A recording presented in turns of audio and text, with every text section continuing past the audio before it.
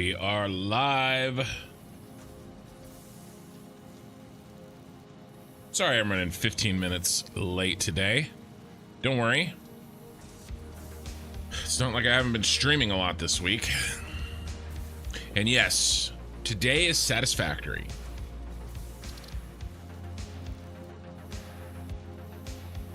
My wife's birthday this week, and we were doing a little thing. The Super Bowl tomorrow, so we got started on our little party thing late, so here I am. Yes, we were playing Satisfactory. Quick little update for anybody that's pretty much just watching my Satisfactory content, which I do get. I am pushing hard to achieve win condition in Factorio. I'm not really building mega bases. I'm not like building like, you know,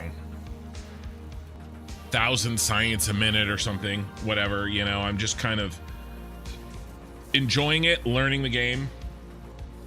But I am pushing hard on it. And the idea is that I will be taking that same push and going after Satisfactory when Factorio is complete, which I estimate maybe 2-3 more weeks. I do have a lot of personal things coming up. I have to go to a meeting on Thursday of next week. I'm going on vacation the week after that, and I have to go to a conference the week after that, so that's like 6 days and 3 weeks that I won't be able to stream. So it's just life, you know. Let's talk a little bit about what we're doing. You know, if it's been a while, or if you're new around here, I am making a city in Satisfactory, and this is the map that I've created. Each cell equates to one in-game foundation. We have completed this building here for the most part. This is central storage. All roads lead to central storage. We have the Fixmas factory here, which is Nakatomi Plaza. And then we're trying to get all the rest of our production set up to where we currently are in the tech tree in this quadrant.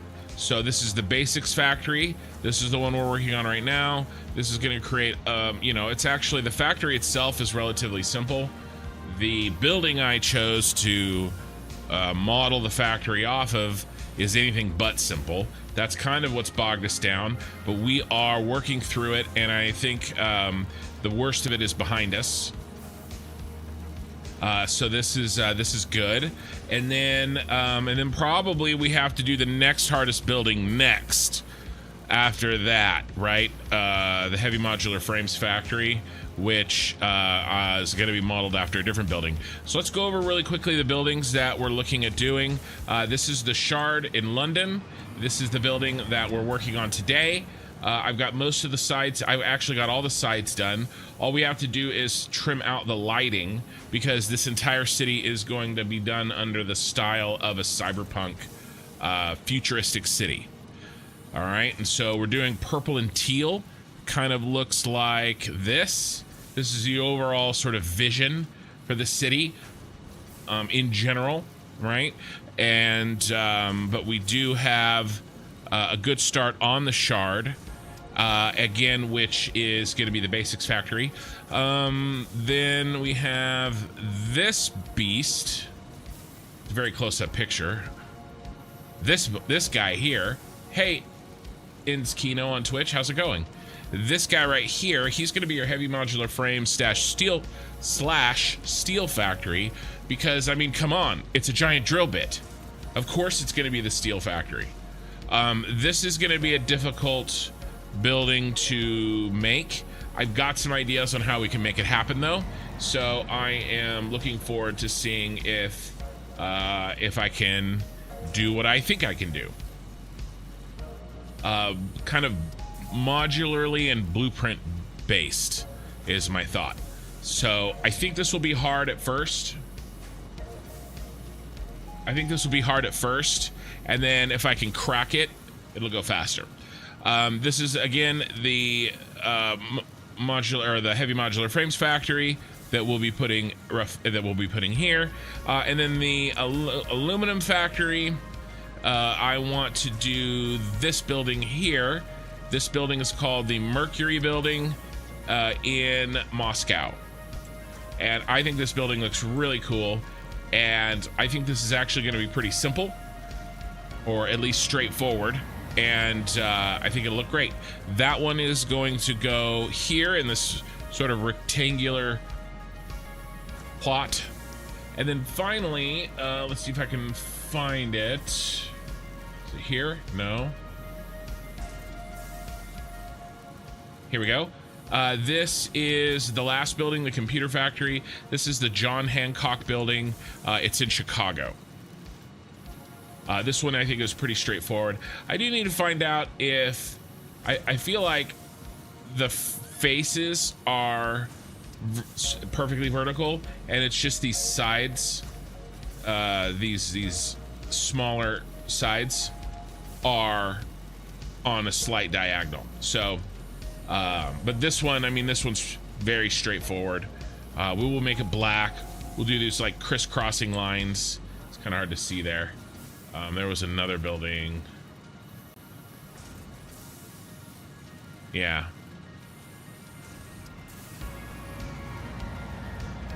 Like, that's a cool building. Right? Like, that's a sick looking building. And I like that it'd be all black, you know? So it is cool that all the other buildings are white and then that was just like black. Cool. I mean, obviously we'll put light, we'll edge it in lights, you know, which is kind of our kind of our custom. So that's the general plan. Let's jump into the game here and see if I can remember what the hell I was doing. Which one in Kino? The drill bit? I think the problem with the shard was its irregularness. Right? I would figure out one side, yeah, the drill bit, right? And like look at this. Where is it? Here. So this right here, the face of the shard wasn't too bad. The problem was this shit. Look at this look how complicated this is. Right? So many different angles, and they're also leaning, right? And so as you like, this is obviously a cross-sectional slice, right? But as you know, of level of floor 23, right? But as you go up, obviously the cross-sectional slice shrinks in surface area because it's tapering to a point. Okay, but like,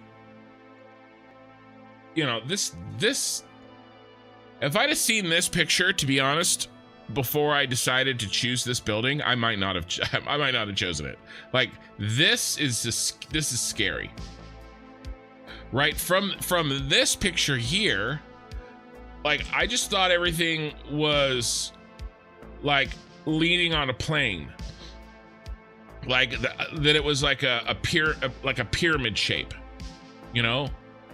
So, you know, I would crack one side, I'd figure it out, and then I'd figure out the other side, right? But then I had to start all over to figure out. I had to basically design 4 buildings, one for each side, and they all had to work together. It was just disgusting, right? I think the drill bit, my general plan for the drill bit here. Let me pull open the. Oh, that's a. Don't mind that. That's a Factorio thing. Here, new. Don't save. All right, so my general plan for the drill bit, I know we're getting a little bit off topic here, but you know,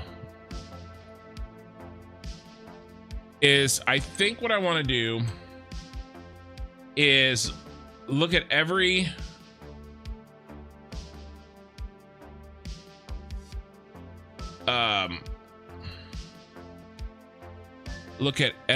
here, come on. There we go. Look at every like slice as its own thing. And I want to make a blueprint for the center, right? And this is like the blueprint box. And then in the center of the blueprint has a foundation.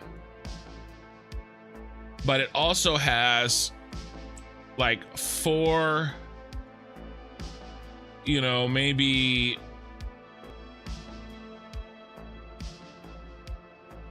pillars sticking off of it. And then I want to make another set of blueprints that looks maybe something like this that we attach, right? And then finally,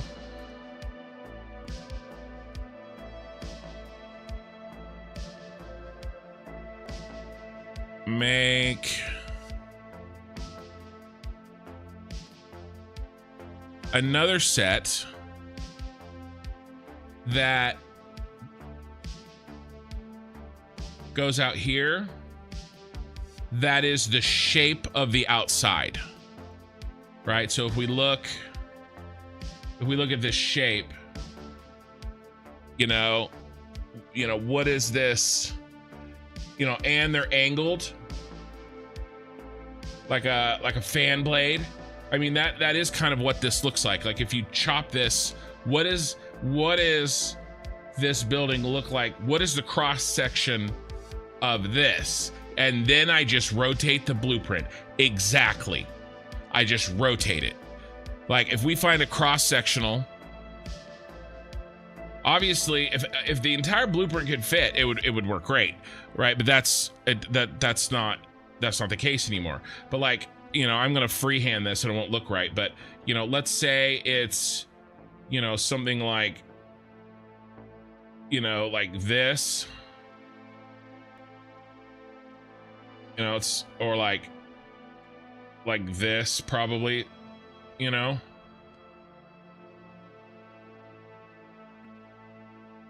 And then we'll probably have to do, you know, another offshoot. And then basically, you know, we build it in pieces that fit together. And if I can find a way to build one cross-sectional level, you're exactly right. Then, so I build this level where those horizontal lines are, and then I rotate it. Like, I think, like in theory, it makes sense, but I mean, you know, easier said than done for sure. But it's gonna be tough. It's gonna be tough. But I mean, you know, nothing worth doing is easy. So, but we're not on that yet. We are going to focus on this baby tonight.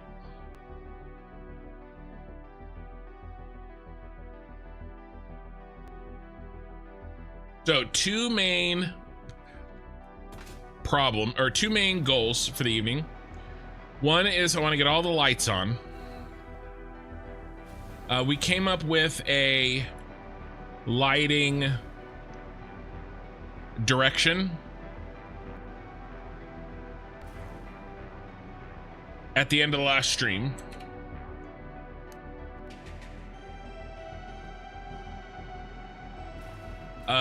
And so we need to apply that to the whole building.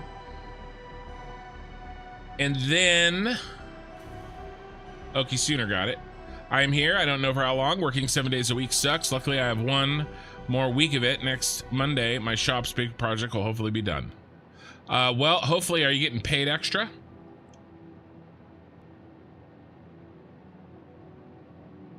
Like, you know, we should all work hard. Everybody should work hard. And then everybody should get paid. You know, hopefully. In a perfect world. It doesn't always have to be money, but you get paid. You should get paid in something. The love and respect of your adoring fan base. You know, I'm just throwing things out there. Looking at you, Okie Sooner. Yes, thank God. Good. Okay, so we gotta get the lights up, and then we have to figure out, construct the bottom. You know, just like we figured out what we were doing over there, you know, and at Nakatomi Plaza, we have to figure out the bottom. And I would like to, I have a general plan for this. I would like to get this stuff done tonight.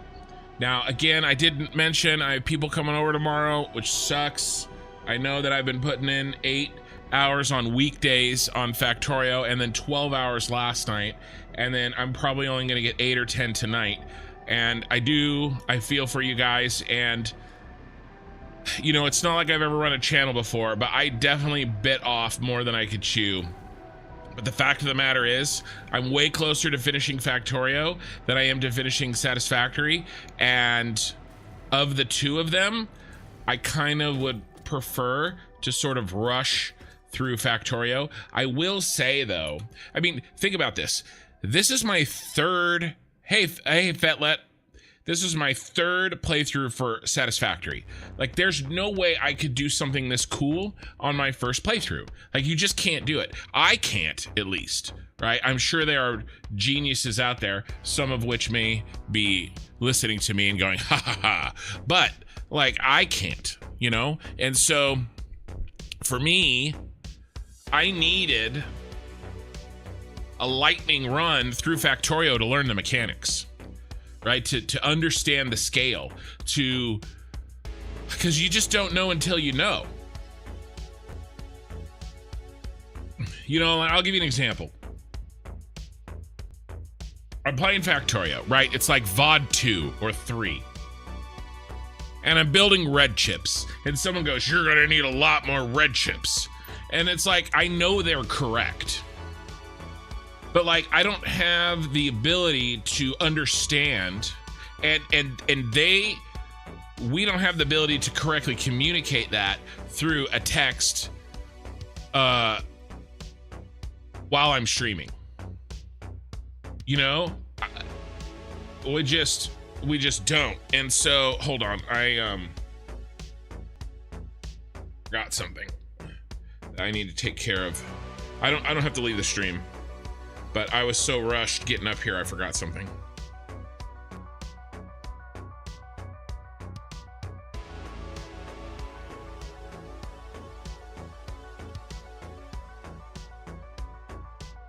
But yeah, so like, I knew that I needed more, but I didn't know how to do it. I didn't know how much more. I didn't know why. I didn't know how much. I tried to leave so much extra space, and I think I did pretty well on my first playthrough, but like, you just don't know until you know. At least not for me. And that's what that's what I mean, Fetlet. Like, I knew that I needed more, but like, I didn't know when the appropriate time to build it is, and like, I just didn't have the experience. It just comes down to that, right? And so it's really hard for me. Like, I feel like I'm pretty good taking something and doing fun things with it, but only after I really understand it. And you know, and I know for you guys, like, I'm not just building regular. Look at this. I mean, look at this. This is stupid. By the way, I want to fix the points of these lights, and I think I can do it while I talk. I enjoy this a lot. I like taking something. Why won't you turn the light off, sir? Oh, because I'm in picture mode. I like doing something crazy stuff like this, but like, it takes me time to wrap my mind around the mechanics to figure out which ones I can abuse, basically, like more or less, right? So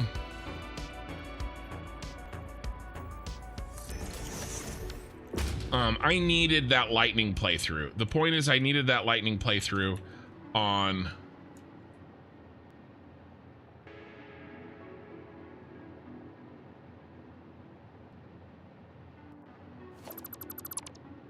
you know, in Satisfactory. Otherwise, or in Factorio. Having said that, what does that mean? Well, this whole conversation implies that I will one day be playing Factorio again.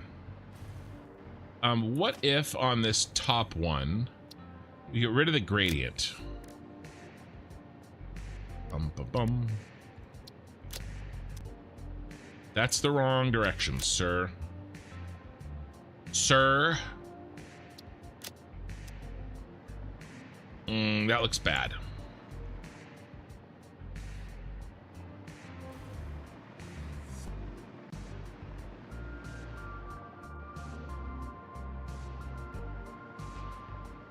We'll see how that looks from a distance. So, yeah, I will be playing another Factorio playthrough. You know, it's gonna be a while, right? I have other stuff on my plate, and again, I've definitely made a mistake, you know, adding too much at once for my channel. So, oh, absolutely, Fetlet, and I like. By no means do I think, I didn't mean to imply that after one playthrough I understand the game. Not at all. Because if I did, let me tell you that, if I did think I fully understood the game, I wouldn't want to play it anymore.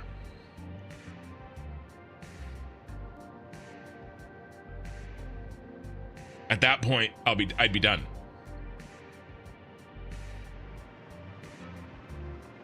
Right? And so I definitely want to get back to it. All right, so what's our rule? Our rule is, wherever possible, make the brightest edges of the lights face each other.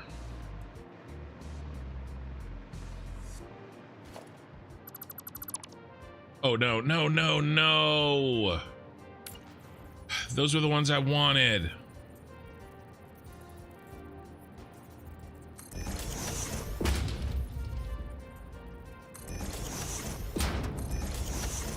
I did this so that I would remember and redo this side.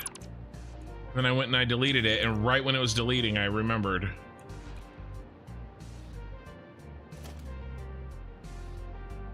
But we want them... Yeah, we want them that direction, I think.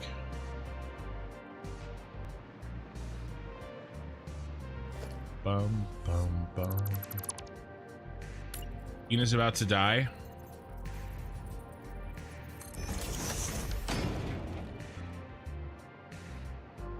I don't like the line.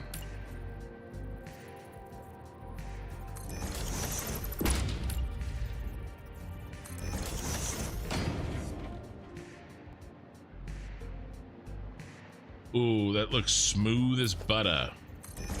All right. All right, let's do this. Let's do the box first. And what we're doing on the shard is working on this box right here, or part of the building that's square at the bottom. Where's a better picture?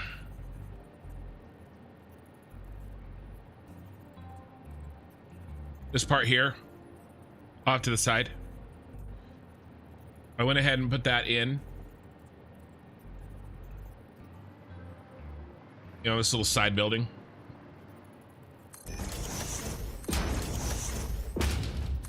I tell you what, the one thing that I really do enjoy about streaming Satisfactory over streaming Factorio is the fact that it's a lot easier to chat with you guys when I'm not like hard focused on like figuring out the next thing on Factorio.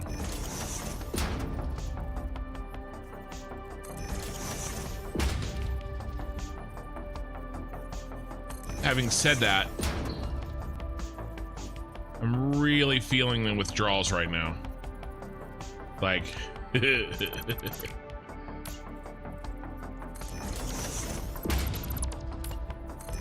I want to finish designing my Aquilo spaceship. Like right now. Or at least, you know, my monkey brain wants to do that.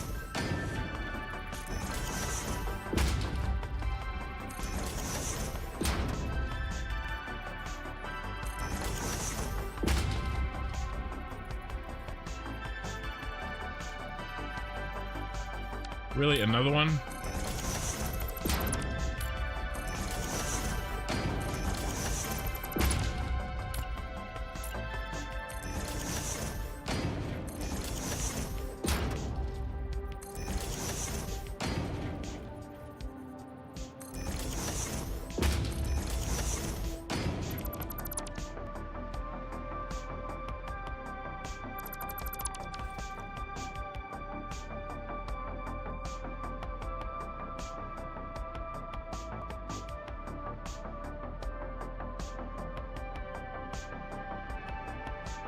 Looks nice and smooth.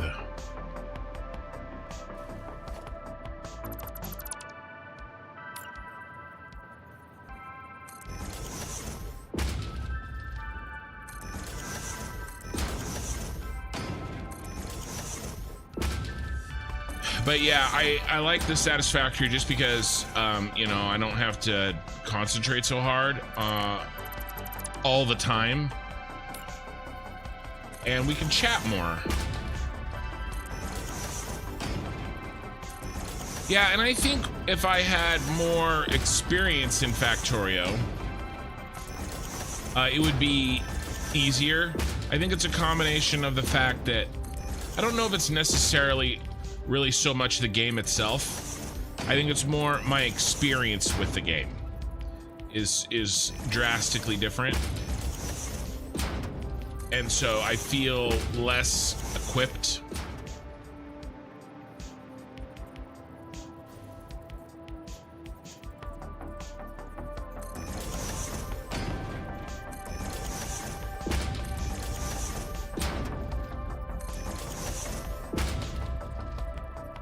You know, and I'm constantly playing catch up and learning mechanics and going back and putting out fires because I didn't understand the mechanic when I first built, you know, this factory or that factory, you know, and then something happens, it starts a chain reaction, like the fact that my, you know, my calcite mine ran out of calcite, and I'm basically making all my metal on all my planets using boundaries that need calcite, and so freaking all production on all planets shut down while I was on the new planet trying to build there. Like, it was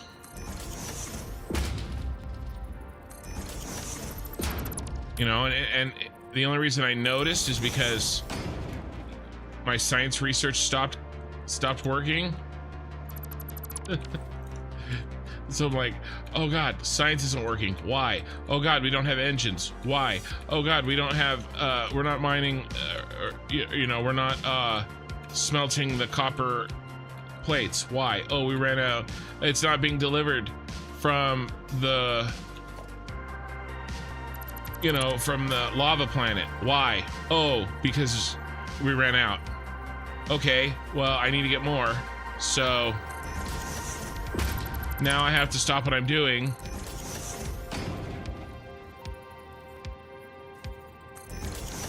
and open up a new mine.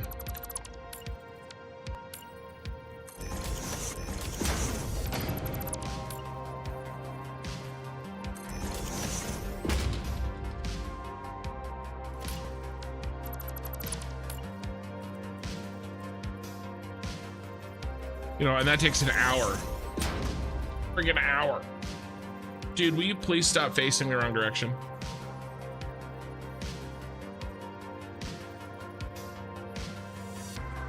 I've always found myself freezing a lot playing Factorio, needing to think a lot. With Satisfactory, I find I'm always doing something unless I'm waiting for some items to be made. Yeah, Factorio can be overwhelming. Okay, what side do we want the nubs on? Are there even nubs?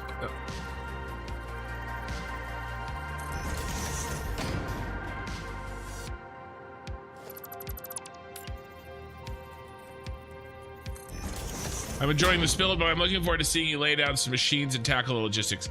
I know.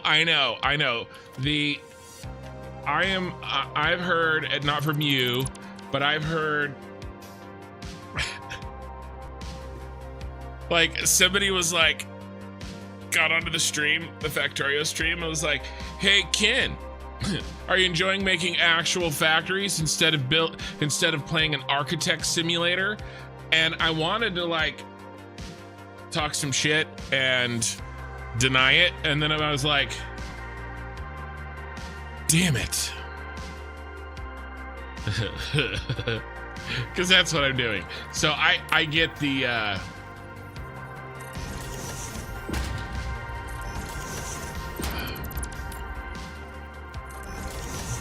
I get it.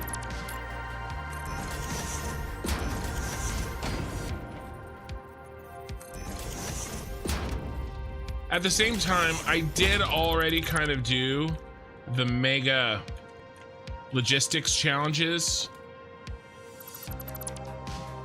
you know, in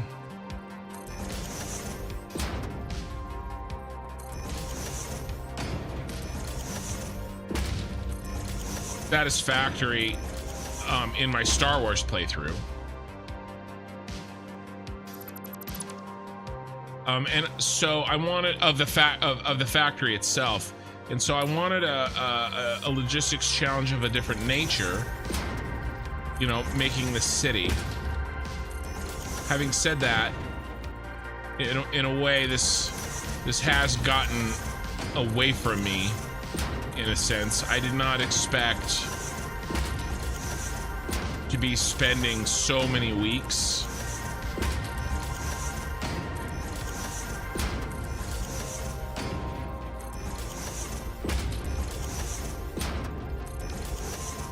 doing architectural design. You know, so I realize that balance is a little bit off there.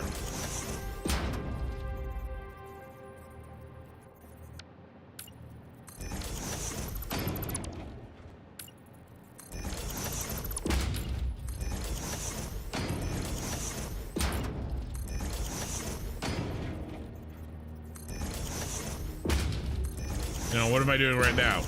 Banging out signs.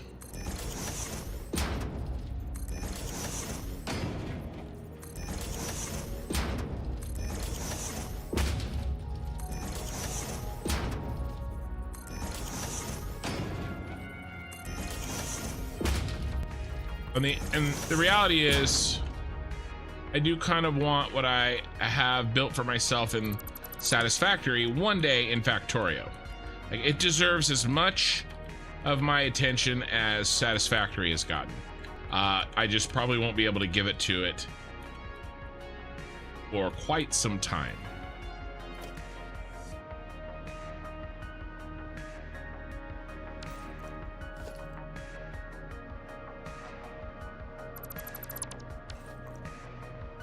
I hate trying to make builds look good, so I suck so much at it. Yeah, I mean, that is one of the big challenges.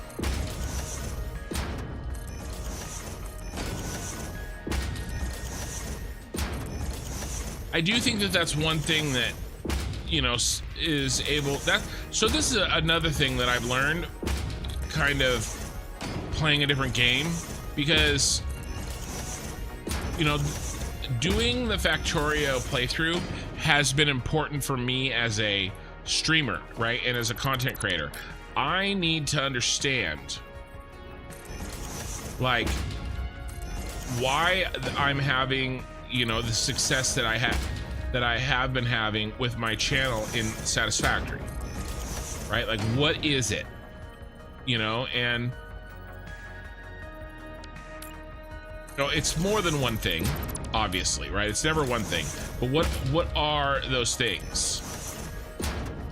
Did I just get lucky? You know, are people here for my wonderful personality? You know, I mean, I definitely do some things on purpose, right? I try to keep a chill stream. I try to be a place where that people can have the stream turned on for, you know, all 8 hours, you know, try to maintain those balances for sure. You know, I don't think I'm really that much more special than any other person that you could be watching. So why do I have 10,000 subs almost? And why do I have the success that I've had? Because if I don't understand it, there's not going to be any chance that I can continue it, right? It's not skill, it's luck if I don't understand it. And so I needed another game because you need to, you know, it's just like the scientific method, right? Like, how do you know something is the cause if you don't do experiments and compare different results with different inputs? Vetlet, I clicked because I saw a low view count Factorio stream. That's I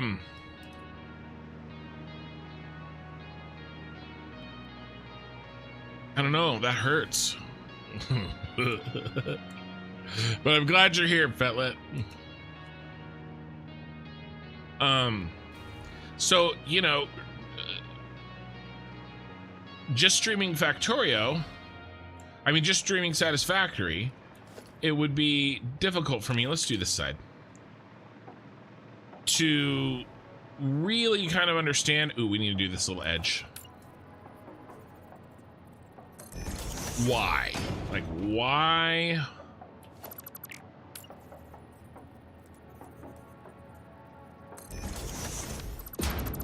Are people watching? How can I repeat it? I think I have a much better idea now that I've been playing Factorio. And I think a big part of it, and I also put myself in that position. When do I watch streamers? You know, what makes me want to spend my valuable time? You know, and I think a big piece comes down to the simple fact, stayed for the chill vibes, nice. I think a big reason comes from the simple fact, yes, the chill vibes. I do try to not be, you know, boring, right? But really, I think it comes down to, with Satisfactory, I've managed to find something in both of my playthroughs that is unique, that nobody can, that you guys can't find somewhere else, that's doing it better.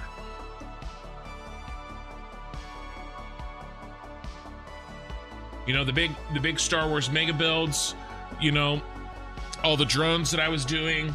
In this case, you know, the sheer audacity and stupidity of trying to do what I'm doing. You know, it's probably like watching a train wreck in real time that takes a year. Like, is he gonna do it? Is he gonna quit?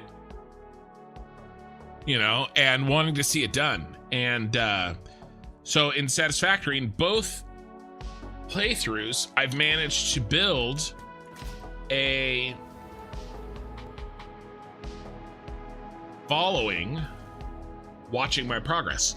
In Factorio, I'm doing absolutely nothing that hasn't already been done better than me 1,000 times before, at least right now, right? So why should somebody watch me if they're interested in Factorio or whatever, when there is, you know, a bunch of other people doing it better? Now, sure, I bring some unique things, you know, myself, that nobody else can bring, and that helps, right? That's why I have, you know, 250 views on a VOD and not 5, right? So all that's good, but I think it really comes down to being able to offer unique value. You know, well, it's always value. It's just, you know, what kind of value can I provide? I think it's your analysis and design mentality. We appreciate seeing you crunch numbers and put things together that way. Yeah, I do try to do stuff live. I also noticed that in the Star Wars playthrough, so many people asked me like, how did you do this? How did you plan this? And in the Star Wars playthrough, I did a lot of that planning off stream. I planned that playthrough for 3 months before I even hit record or hit live. You know, I was planning out factories. I was like, how am I going to do this Star Wars thing? You know, what buildings am I going to make? You know, which factories? How are these going to work together? Like all that stuff, you know, long before I hit live. So the problem with that is that nobody got to see it. And so that's one thing that I tried to change here in this playthrough, is make sure that everything that I do, everything that I plan is done on stream, so that everybody, you know, if somebody really wants to know, they can go find it. You've been a unique way of approaching each obstacle that you approach. Yeah, unique. Oh no, I dropped my pen. Perfect example. Hold on.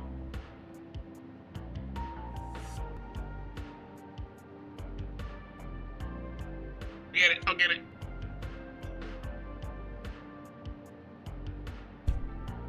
Success. Even though I bumped the mic. The irony of talking about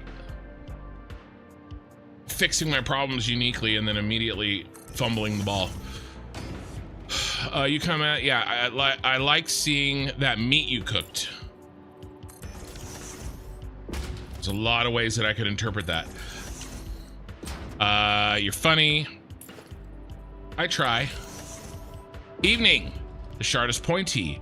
Are you gonna turn it into a you're gonna turn it into a missile? Pointy missiles are scary. I actually have never seen that movie. I have made that reference a couple times. I wasn't looking to be taught anything. I just wanted to see I built Factorio. Right. I don't necessarily think that the only value that I can provide viewers is teaching them how to play the game. However, when one person is, you know, when the stream next door is pushing the boundaries of the game by building a huge ass ship factory, you know, that creates all legendaries on it or whatever, right? And I'm over here trying to learn how to split a belt so that I can get the right items on the right sides of the belt. You know what I mean?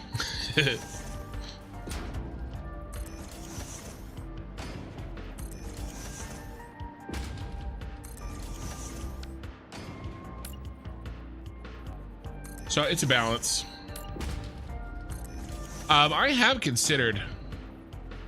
Yeah, I did show the pastrami. I was making a joke. You guys want to see my meat again?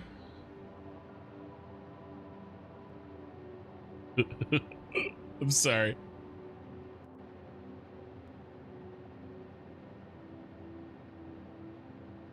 There you go. I made brined brisket for 2 weeks in pastrami brine. Smoked it like a Texas barbecue brisket, and I still have some of this left. Most of the point is gone, but we're making like chili burgers for the Super Bowl tomorrow, and we're gonna slice up some more of this flat and put slices of the pastrami on it. I'm probably gonna have one burger and not eat the rest of the day. This is so filling.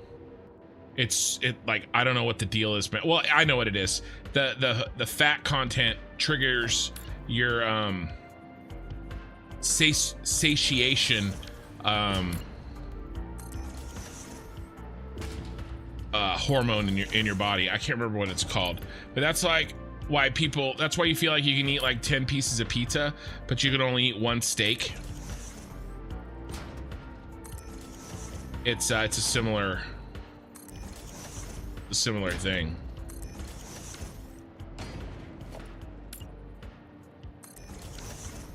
Felon, I thought you'd never ask. Shame on you, Ken. Again.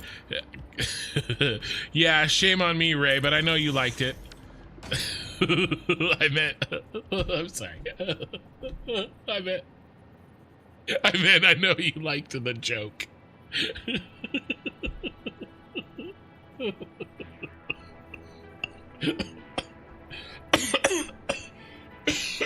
Oh God, I'm sorry. I meant, I know that you enjoyed the joke that I made. Are you still closing down for the night? Are you counting out your, the cashier? Oh my God, I'm sorry. I mean, God, not even an hour into the stream tonight. I'm already making meat jokes.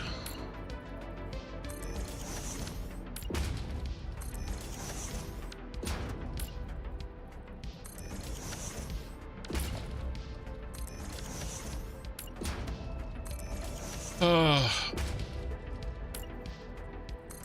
We have a little cold going through the house right now.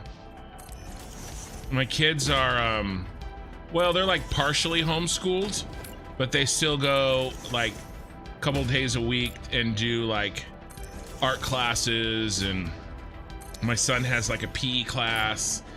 You know, they're still, you know, see other kids.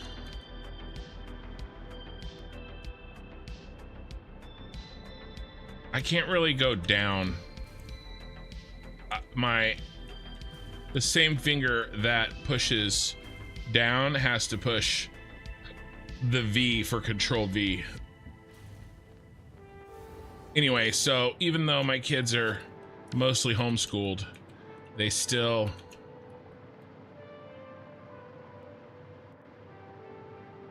bring home the crap that all kids get at school. My oldest daughter goes to high school though.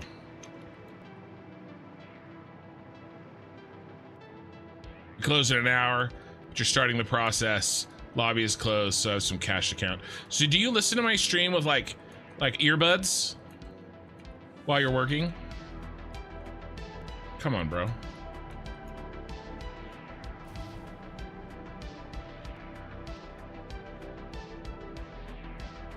Come on.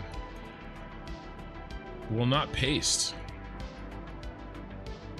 I'm always interested, like, to kind of figure out or learn how people are experiencing the content that I'm making.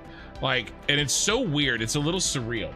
Because, like, I'm just sitting in my bedroom, right? But, like, everything that I say is not only being sent out to, I mean, currently only 30 people, but I did just start the stream, you know, being sent out to the world, but also being recorded. Like, I remember specifically what I was working on too. I was working on the giant train spiral under the Senate building, and somebody was telling me that them and their friends had a giant projector set up in their backyard, and they were all sitting on the back porch around like a fire drinking beers, watching my stream being projected onto like a giant like wall or whatever. Like, that was kind of mind-blowing, you know? I felt like this like extra sort of responsibility, you know. And we got Ray over here who's, you know, should be working, and oh, that's backwards. Listening to my stream on our headphones, which is cool. I don't know, it's cool. I actually, you know, oh my God, will you please be the right direction? I do kind of feel that responsibility.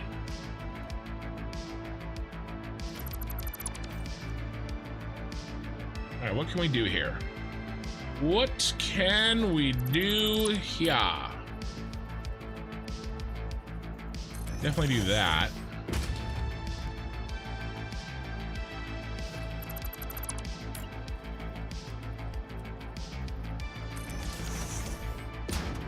But I think it's really cool. Yeah, wireless earbuds. Yeah, when I go on walks, hey Pete and Scotch on Twitch. When I go on walks, I usually listen to audiobooks. The books that I would rather be reading, but I don't have time for. Because for some strange reason, I decided to stream video games and try to make money doing it.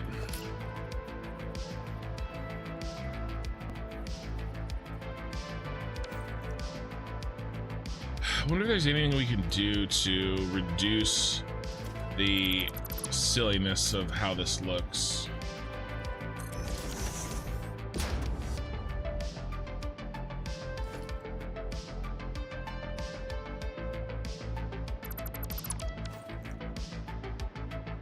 Pretty good, pretty good.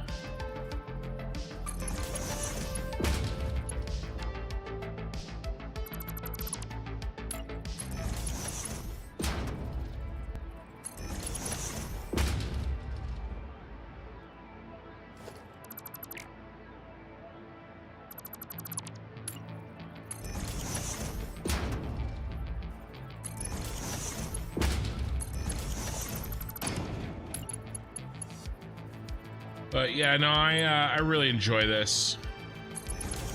As you can probably tell, I do like talking. Shocker, right?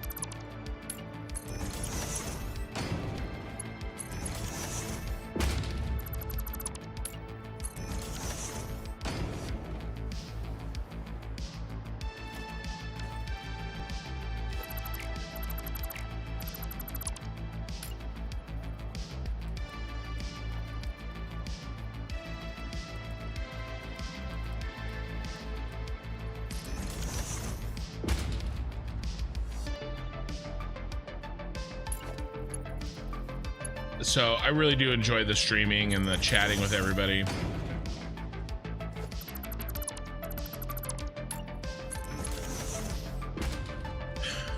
Bang! That looks good. Even if I do push too hard and I'm tired. But mostly that is my fault. I have no self-control whatsoever. And so, you know.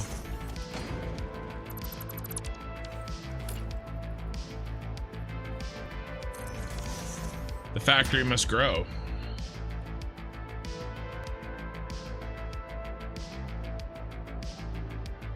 Bum, bum, bum, bum.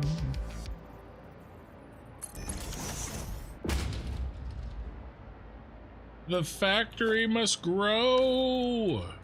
It does inflate my ego. It absolutely does inflate my ego. I mean, the only thing bigger than, you know, my, the number that shows up on the scale is my ego, you know? So I mean,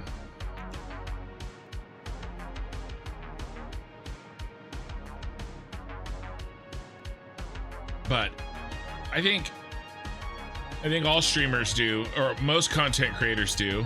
I mean, actually, I think they all do in a way. Like, why do I think that somebody wants to listen to anything I have to say? Wish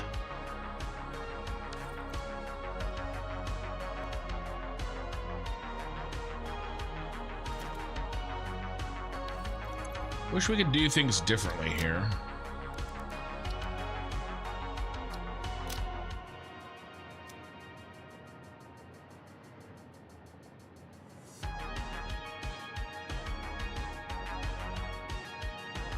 I think we're gonna have to go with that. Like, you know, obviously.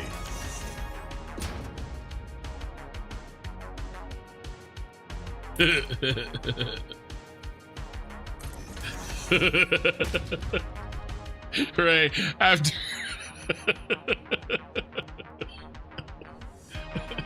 after after the meat joke. That's not where I thought you were going with that. Yeah, the only thing bigger than insert X is my ego. I mean, it is true. I mean, this was like a 17-pound piece of meat. So plus then, you know, I soaked it and it got waterlogged and made it even heavier. So I mean, that is true.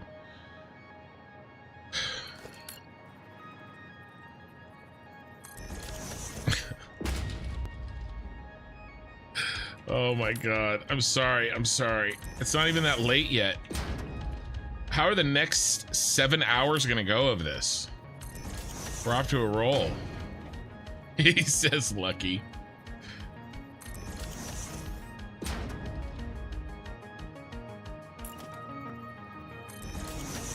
I don't hear any complaints at home, so you know. In fact, I usually get rave reviews.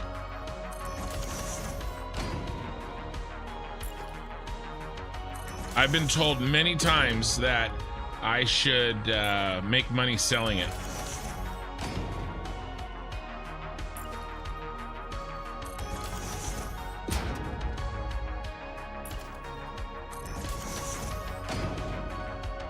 I made some for I made some actually for my my mother-in-law's wedding. It went over really well. I had a lot of good comments asking me why I don't make money doing it for a living. I actually thought about making a channel too.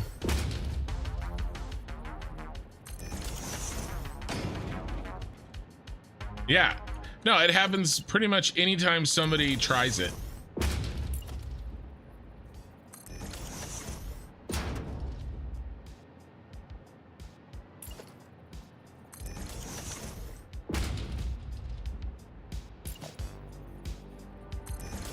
My wife does get jealous that I give so much of it away, but I mean, I can't. You know, you got to give the people what they want.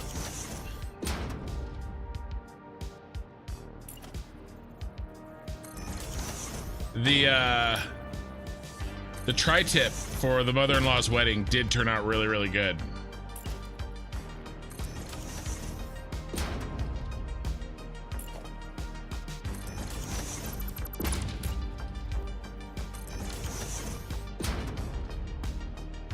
Okay. Okay, I'm done. I'm sorry.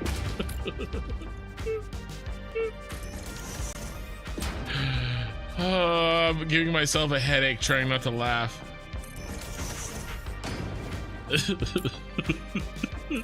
That's my goal. That's my goal, Ray, to make it nearly impossible for you to do your job while listening to my stream.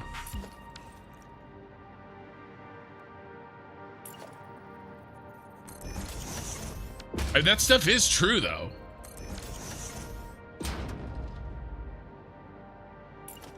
You know, you can only listen to somebody tell you that you should do something for a living so many times before you actually start thinking like, oh, maybe I can.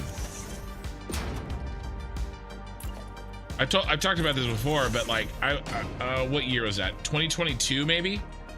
I sat down with the wife and we're like, all right, well, I want to do something more with my time than what I've been doing. So we talked about, you know, what businesses that we could do together.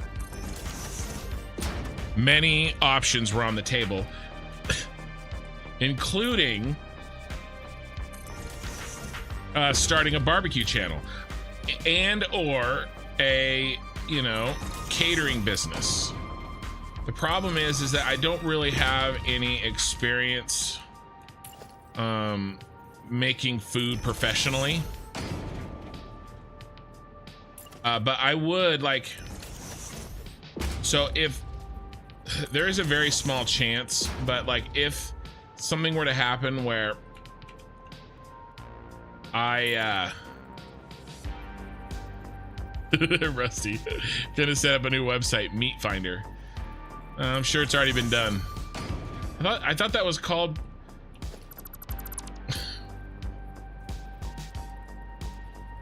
No, I'll just set up one about how to make your own sausages.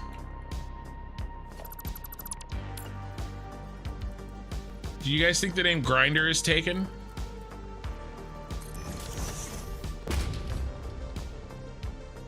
You know, like brisket trimmings?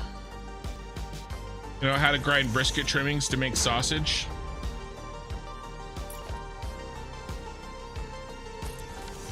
I have to say, the older that I get, the more I am into that.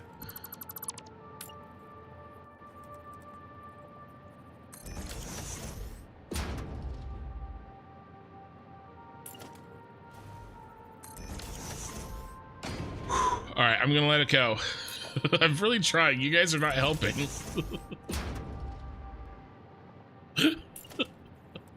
I really have been grinding my own meat, and I can't even do it seriously. And the company that I'm using.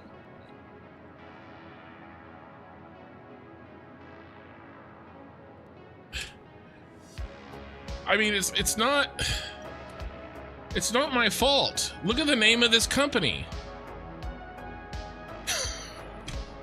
Like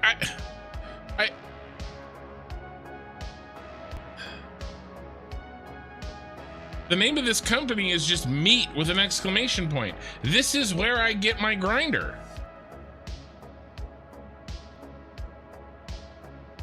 You know, sausage of the month. Like,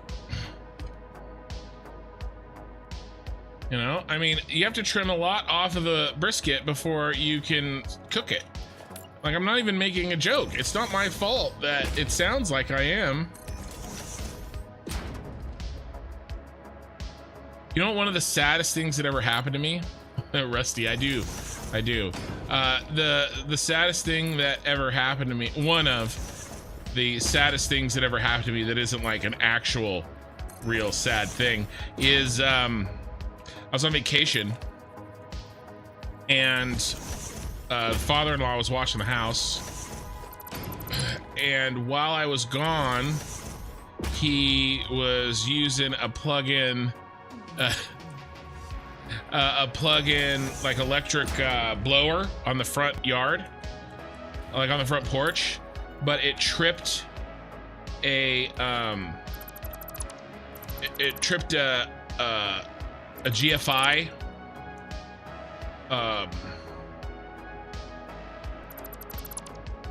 socket, and that shut down like one of my little circuits in the garage where my freezer was plugged in that was storing all of my sausage, and we didn't find out about it till like a week later, and it ruined all my meat.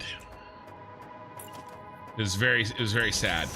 I actually haven't stuffed any sausage since that day.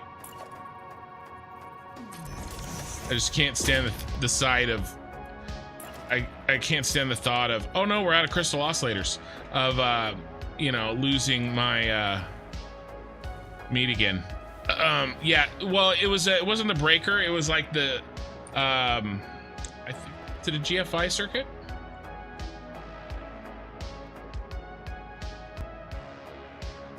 Yeah, it was one of these. A GFI circuit, or ground fault circuit interrupter circuit, is an electrical circuit that includes a GFCI device. Thanks for that, AI. Why don't you say circuit a few more times?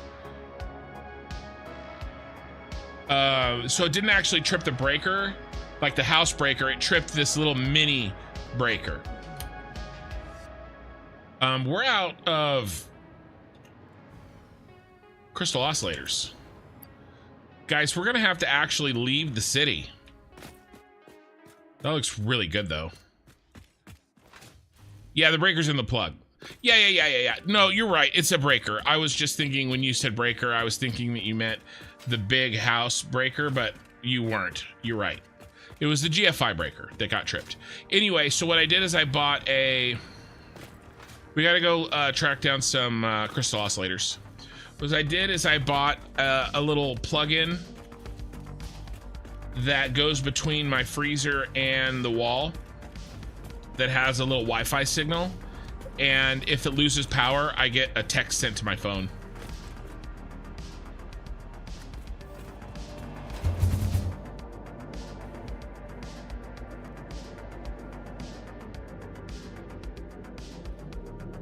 Wow.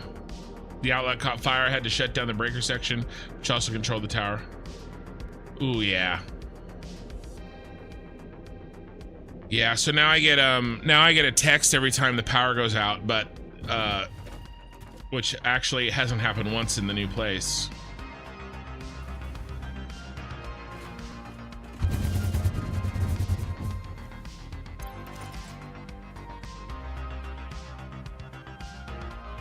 We have to go over here. It's been forever.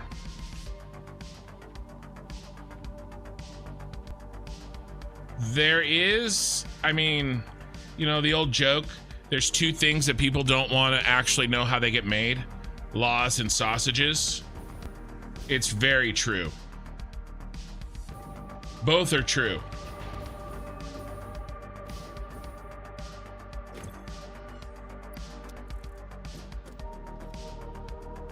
We really need a better solution than this.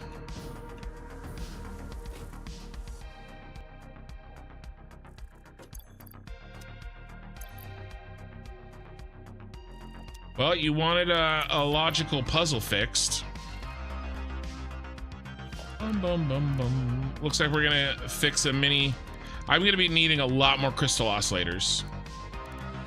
So we need an actual solution instead of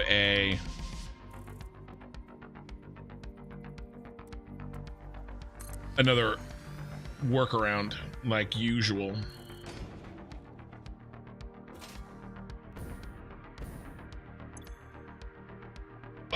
Crystal port. Import. Oh, crystal port. Crystal base.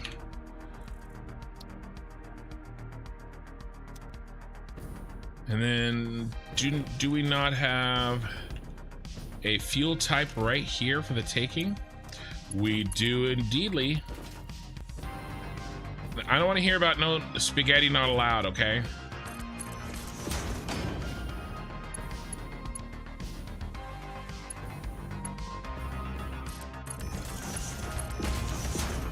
It's temporary and I'll fix it later. The Kin motto. I have to say, I am looking forward. Sweet Money rated you with a party of 13 viewers. Yes, did I hear spaghetti? Oh wait, no, that was 2 days ago.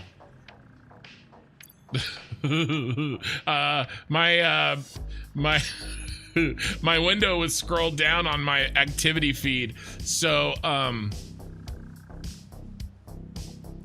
thought I was being rated, but I was actually it was a follow by Rusty Grumps on Twitch. Thank you for the follow. Yeah, that's the way to go. Is there a delay in your setup? Yeah, my setup was me manually feeding it. My setup is these boxes. That's the damn delay. There is none. There is no setup.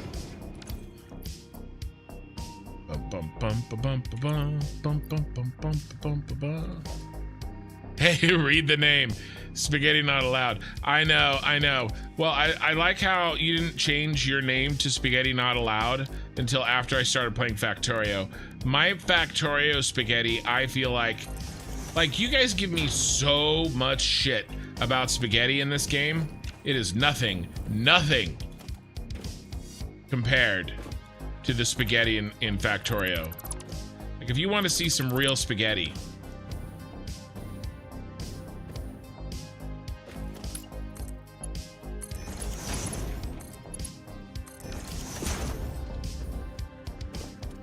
like, I truly do mean it when I say the spaghetti that I build in Satisfactory is temporary. I also say that the spaghetti I build in Factorio is temporary, but I know deep down, way down in my plums, that it is in fact not temporary, and I will probably end the game and never go back and fix the spaghetti in Factorio.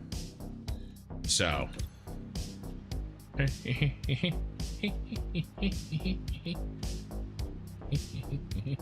Crystal, quartz crystal, and rubber.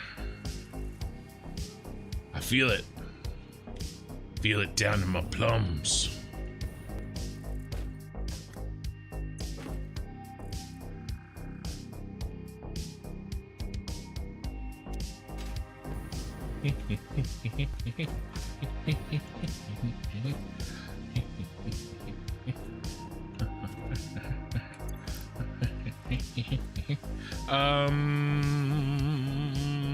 Yeah, that's all we need. All right, let's go to the crystal, and then we will go to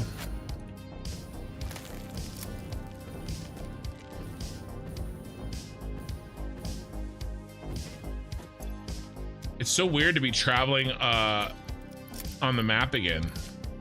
All we've done is like hang out in the city for like 2 months. No, I was talking about your freezer alert. Is there a delay on the setup? No. As soon as it loses power, it's like a dead man switch. Like when it stops losing power, it sends the message that there's a power interruption.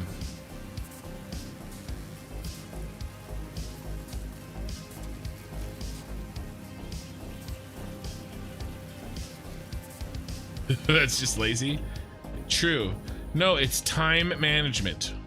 All right, whenever my wife says I'm being lazy, I just say, no, I'm managing my time. Actually, I don't think my wife has called me lazy in the almost 16 years we've been married. And let me tell you, there's definitely some times that I needed to be called it. I'll tell you a story. I know we're like shooting the shit, but I'll tell you like a halfway serious story. Actually, it's not even halfway. It's definitely a serious story. Let's do crystal out. Let's drop some fuel in. Oh my god, we have so much Christmas stuff still in our inventory.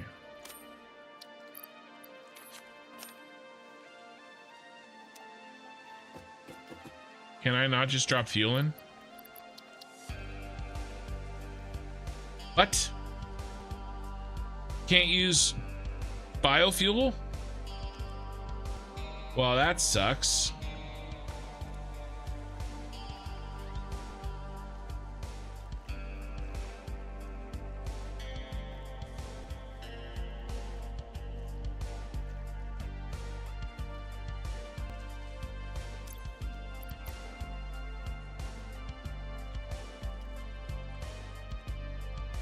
All right.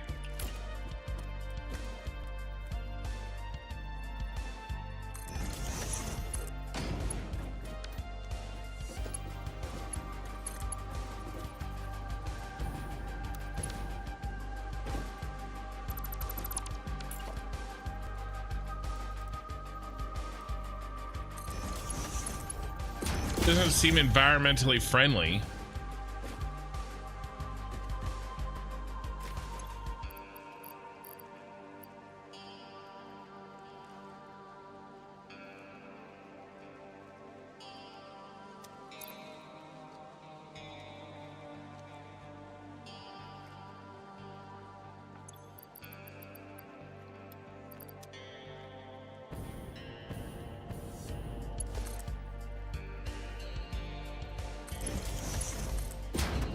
You know, I have a green energy source and it won't even let me use it.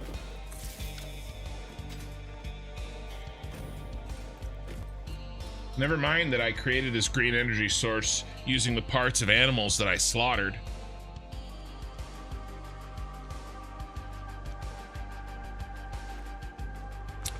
If you get a bunch of power outages in a row, like you get in a storm, then it sends a bunch of notifications, which your carrier will charge you a buttload for.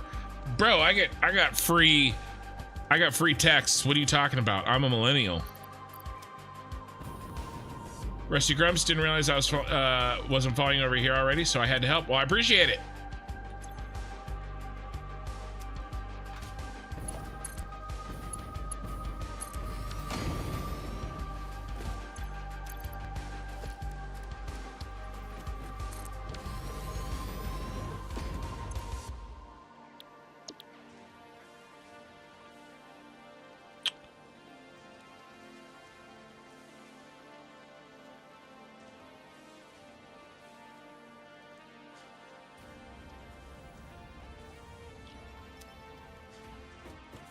All right.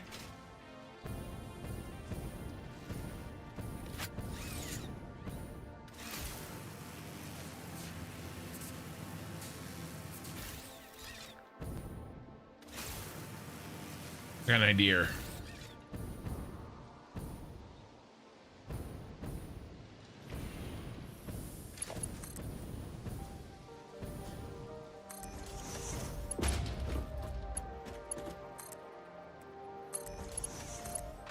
I mean, at least I managed to stop making meat puns.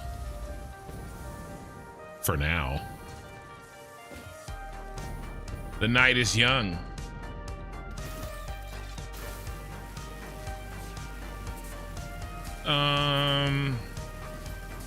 I mean, I play mobile games on my phone. The amount of data that goes on my phone is very minimal. It also may send me an email, I'm not sure.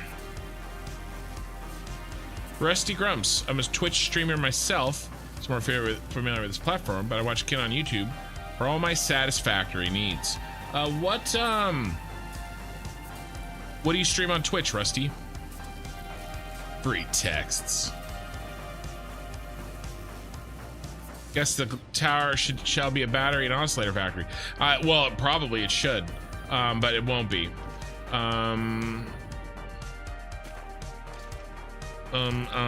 What's my next step? Oh, let's disconnect this.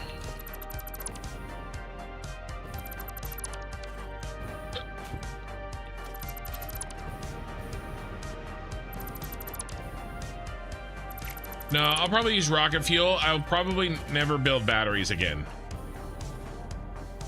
Oh, and then, you know, what is up with this slow ass belt?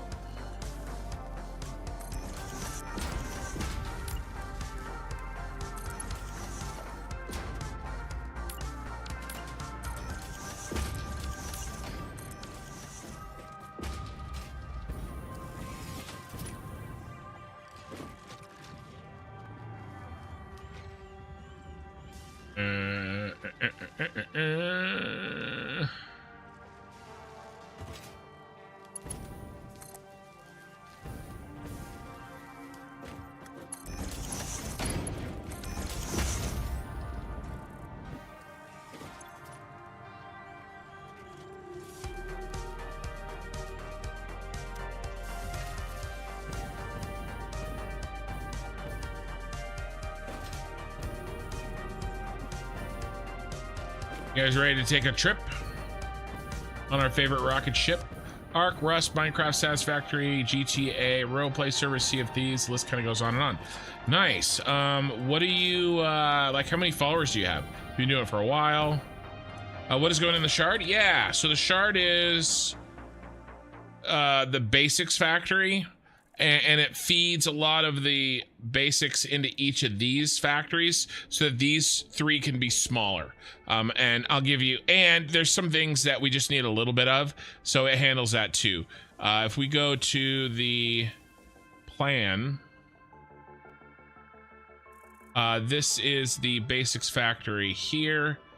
Not a lot. I will say the 3,720 wire, 810 concrete. Those are the big ones. 550 copper sheets, you know, 120 cable. So like not a lot really. It's not like thousands of everything. I'm not trying to build like giant factories here. you know, I want to be efficient, sort of more on the elegant side. I think my Star Wars save was like a brute force kind of construction, you know, but this is, yep, we're going this way. But in this case, I'm kind of being more deliberate and exact. I mean, I was exact in the Star Wars playthrough too, for sure.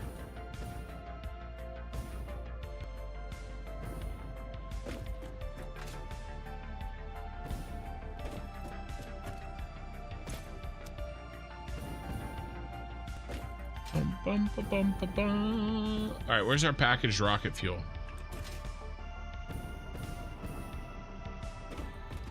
I haven't been here since before Christmas. God, I love this factory. Look at the lights. Like, okay.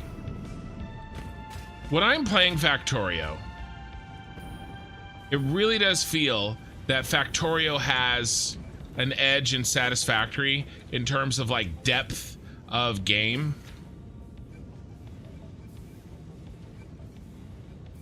But look at this.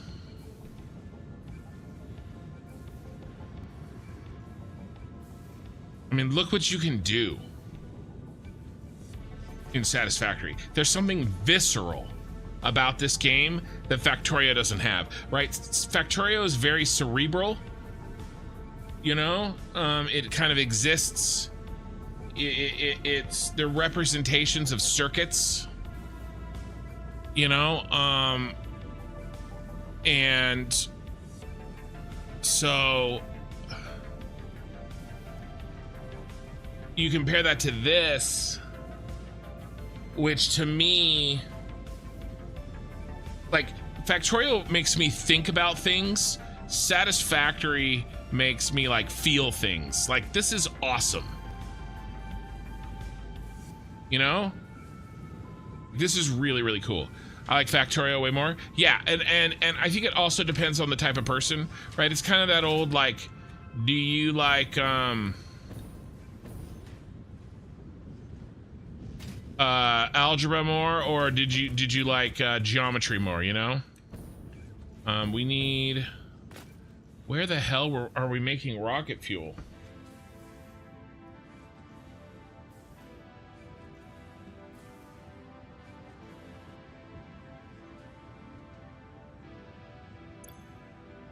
Guys, I can't remember where we're making rocket fuel. Packaged rocket fuel. This filled up. Where are we making rocket fuel? Where are we making rocket fuel? Yeah, no judgment, but that's why I can't play Factorio. Seriously, I love being in the world of Satisfactory. Yeah, and like I said, it's just, yeah, in the world, for sure. Having said that, I love Factorio too. It's just a total different experience.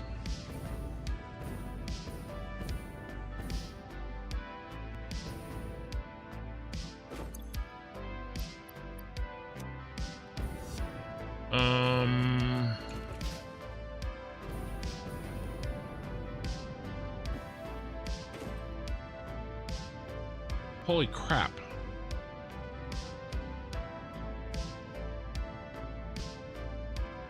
Gotta be here somewhere, because you need turbo fuel to make rocket fuel.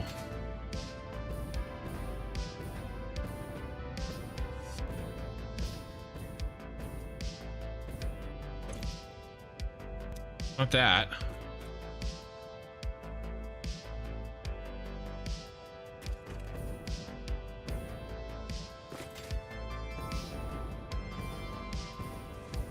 Just packaged. I mean, I guess I'll use this. I know where we're making it.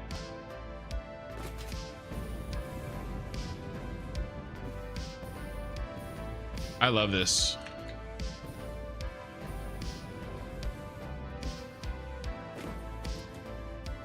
I love this factory.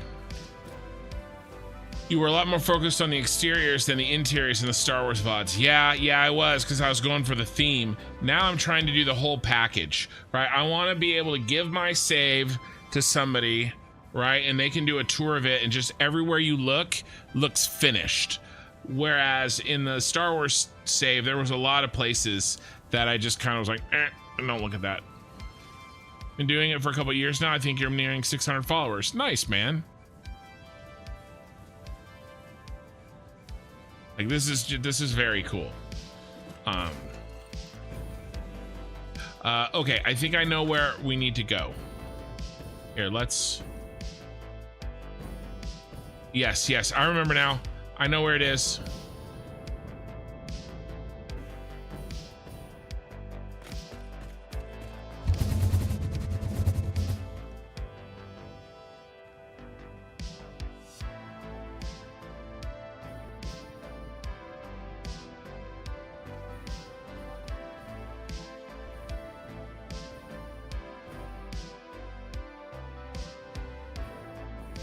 Right there.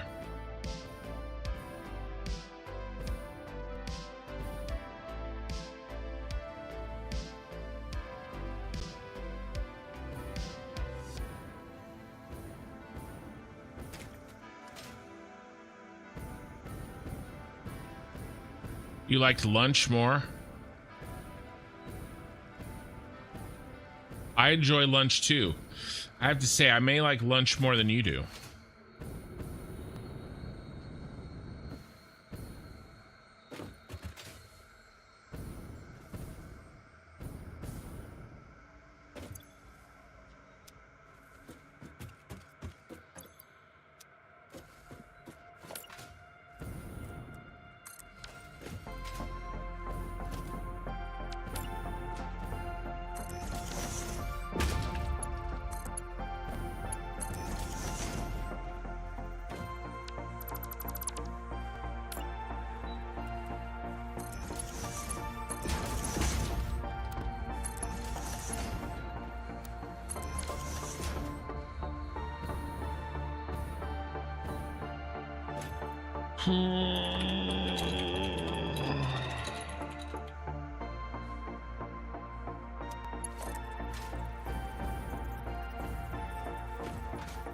Actually, if we're being accurate, my favorite is dinner.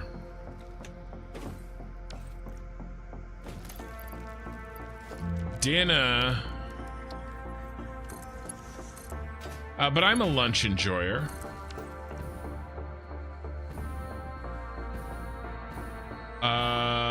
Did I name that other one?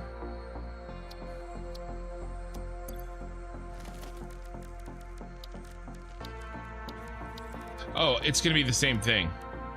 That's right.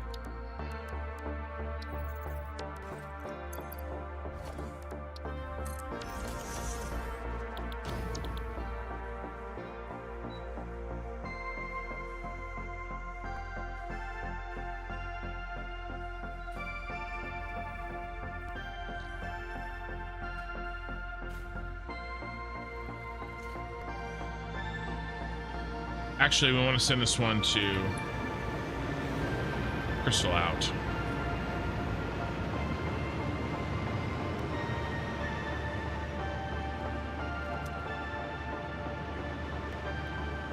And now what?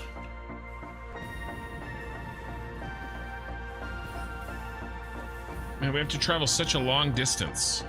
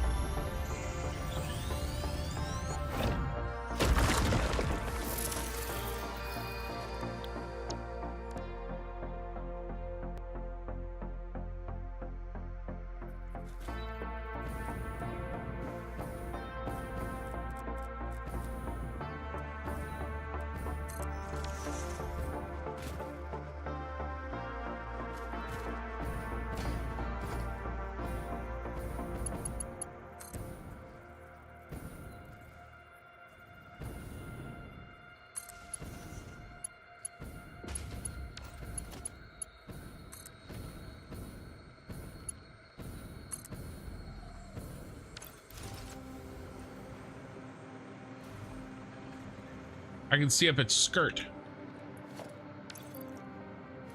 I'm just trying to say things that will make Ray stop what she's doing and have to look at my stream. All right, where are we gonna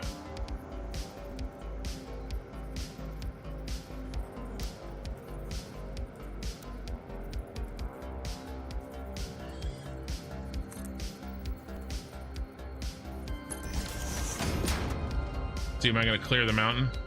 Yep.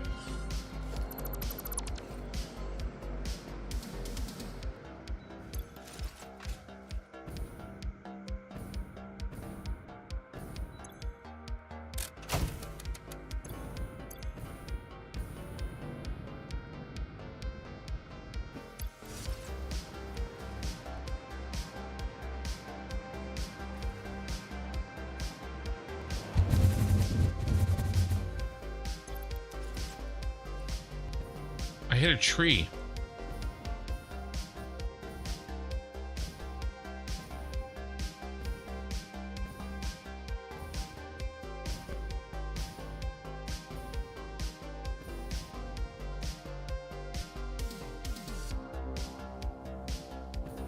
That was fun. You asked if oh, you liked lunch more. Oh, you asked if if you liked geometry or algebra. True. True.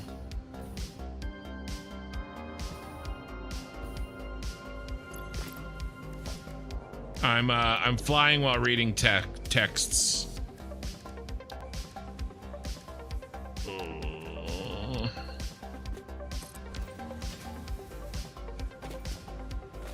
We make drone ports up in here. All right, where's the rubber? Oh, it's not here.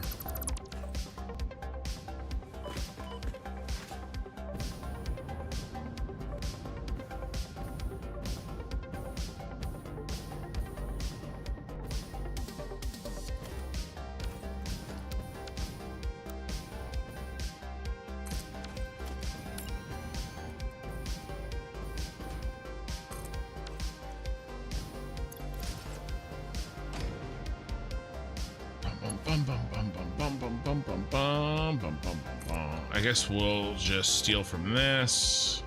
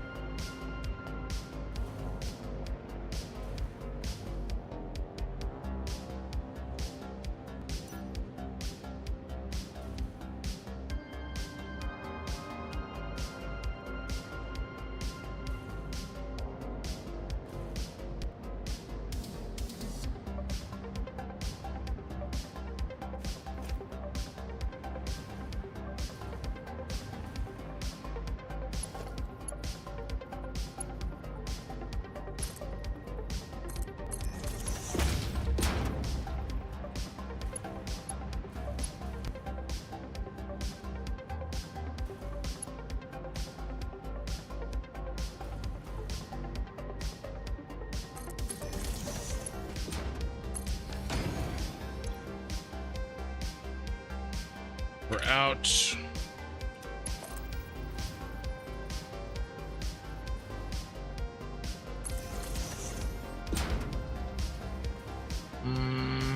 Power. Unlimited power.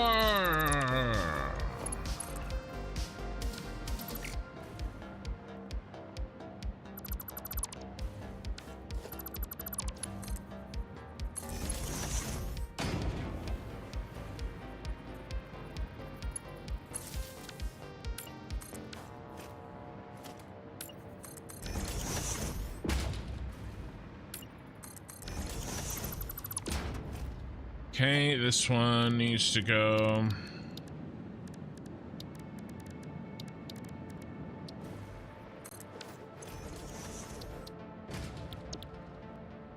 To rubber base. And then crystal rubber base needs to go to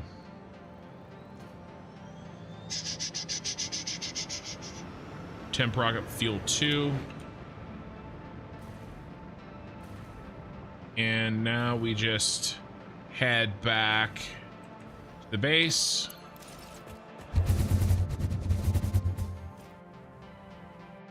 And launch a drone from there. And we're good.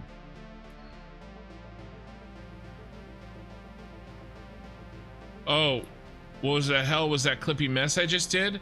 That was a launcher. A blueprint that I made. What's going on? Are you just now landing? Oh my God, Becky, we gotta.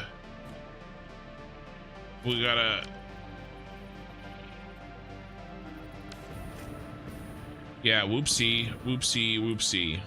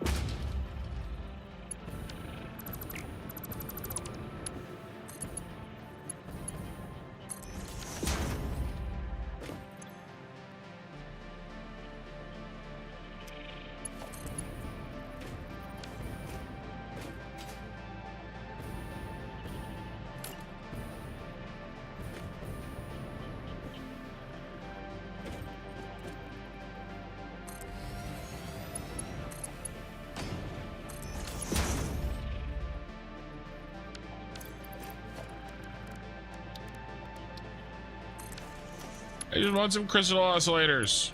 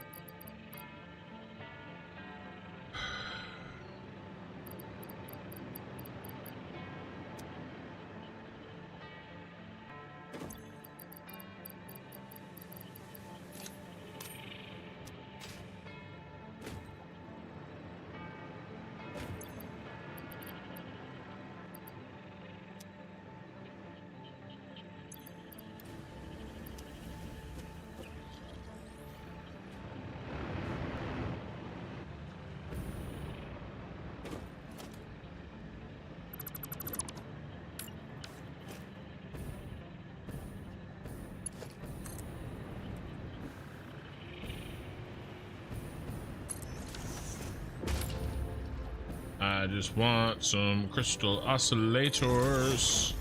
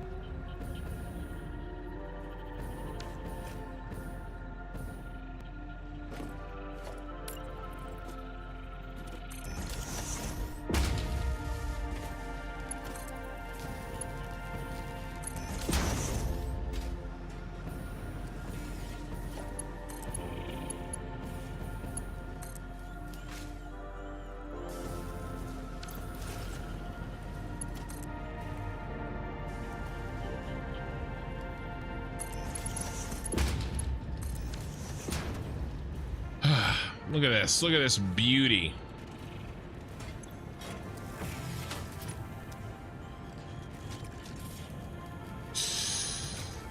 This is also not good enough because what I really need is everybody have their own storage.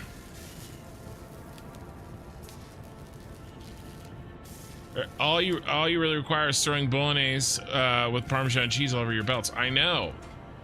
I know, I know, I know, I know. I know what this looks like. I know what this looks like.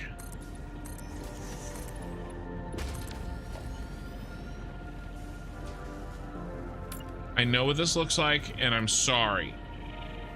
Sorry things got out of hand. I'm sorry that you all had to see this. And I'm gonna make a change. Okay, be the change that you want to see.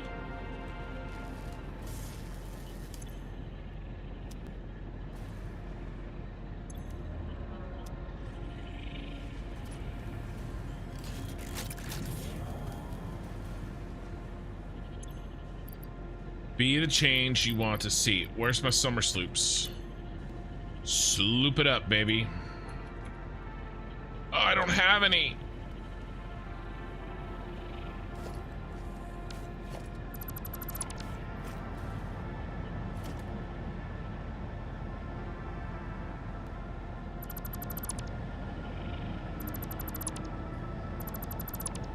Sorry, I'm sorry, I'm sorry.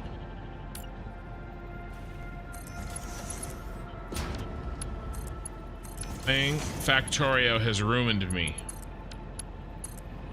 You've been ruined.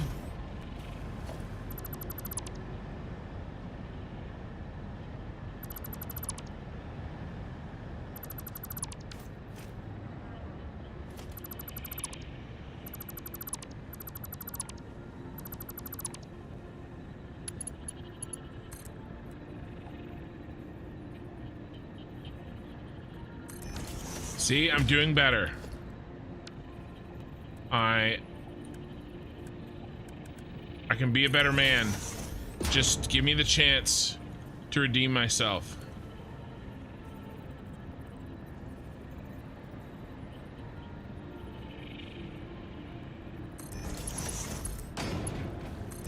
Give me another chance. I promise I won't let you down.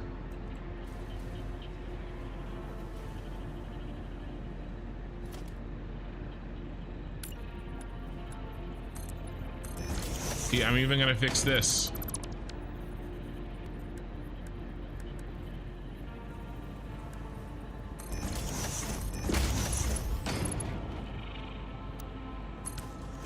See? More clipping than a newspaper editor achievement. There's no clip, there was no clipping. All right, there was a little clipping, but I've already fixed it.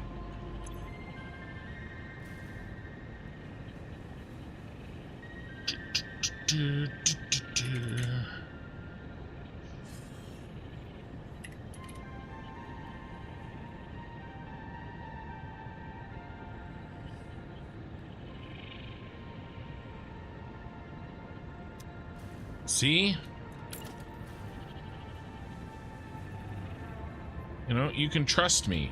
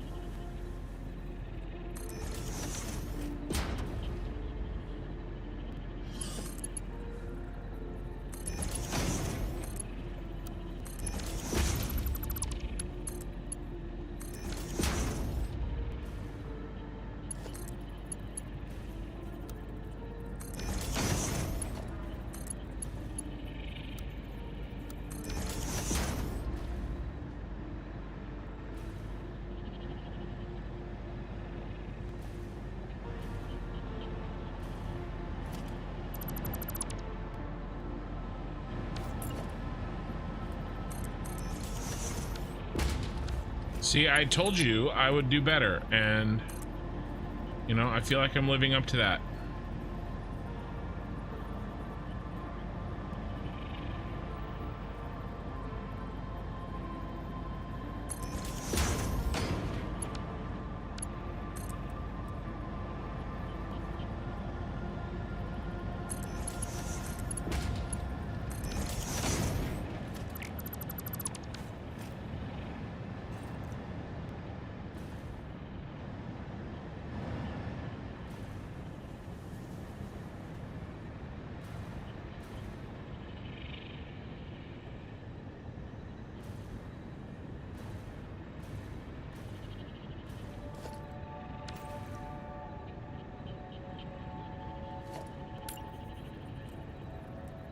I could be a better man.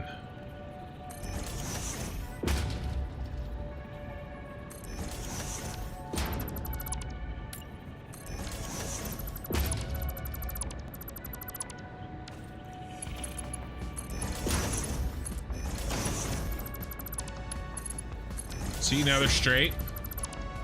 Let me take this one up one.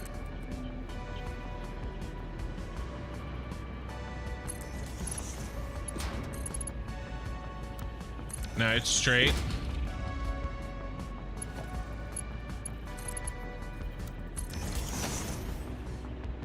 See? Okay, sooner sinner who is eager to repent is only eager to repeat the sin.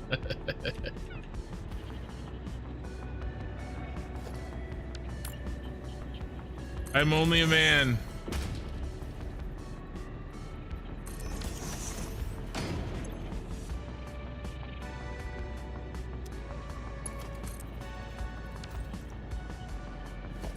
Here, look, watch. I'll even avoid this clipping. Ready?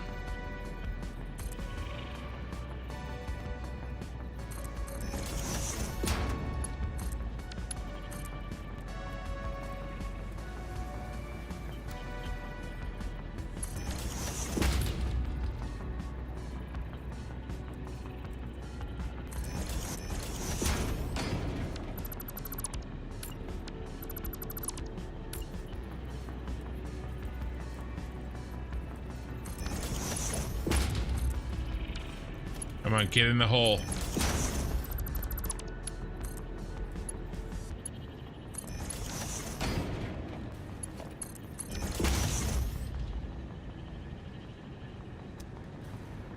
What she said.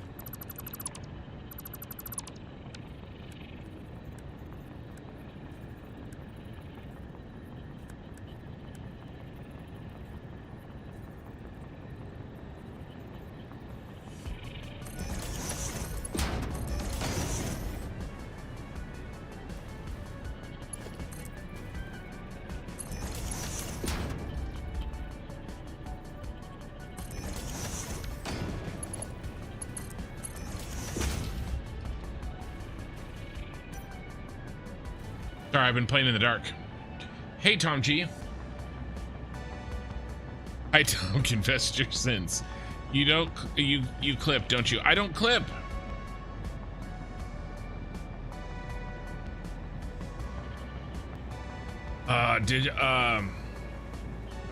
Will all these items be made upstairs later? Yes. This is all just to feed me items so that I can make the city. All of this will be remade and deleted.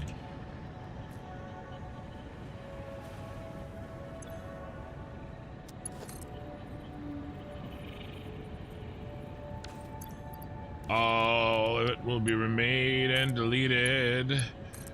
But I have to do a good job, otherwise people start talking shit, and then I feel bad about the choices that I've made, and it makes me doubt my relationships. I mean, it's fine though, it's fine. All right, we need to steal some summer sloops from somewhere.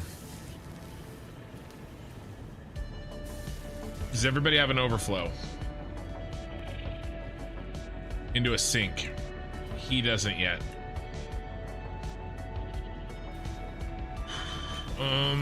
We could add, do we have any dead?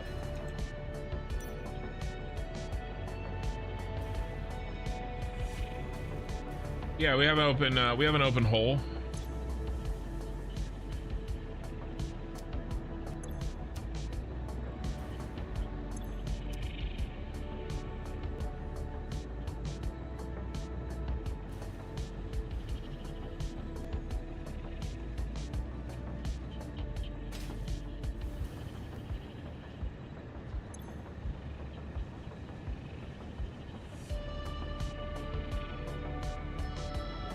Packaged rocket fuel. And then we just overflow into this line.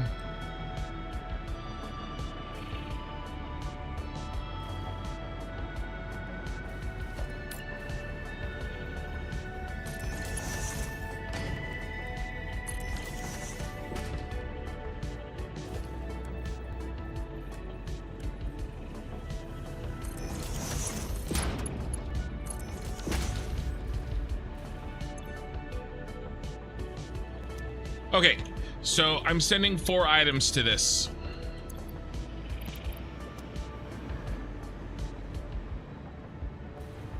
I'm sending 4 items to this. 3. Quartz crystal, rubber, and the fuel to run it. Okay, the quartz crystal and the rubber, they come in here. Well, all 3 of them, they get split here. Quartz goes there, rubber goes there, packaged rocket fuel goes there. Okay, then it's gonna go into the storage container, and then it's gonna go into the machine. If the storage container fills up, it'll overflow at this point, go out to the side left, come down here, enter this line. I'll talk about this line in a second. So just like the rubber, the quartz crystal does the same thing, goes in here, goes in there. When this fills up, it'll stop here, it'll overflow there, go into this line, double check. Nope, didn't set that correct.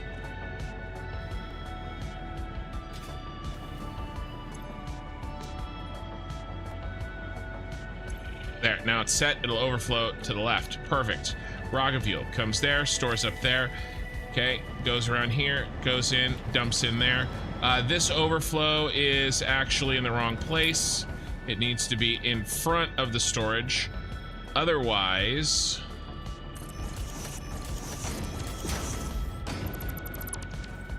you are going to not be stored. It will just...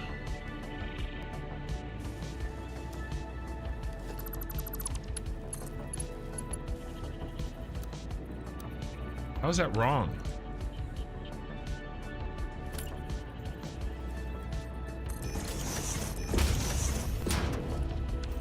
Oh, I know why.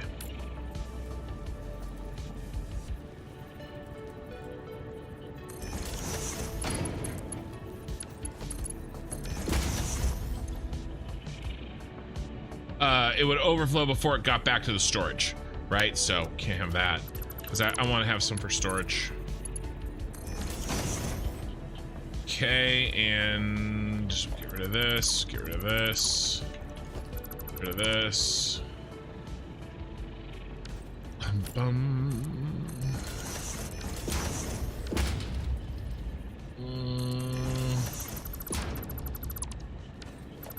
You gonna miss the belt?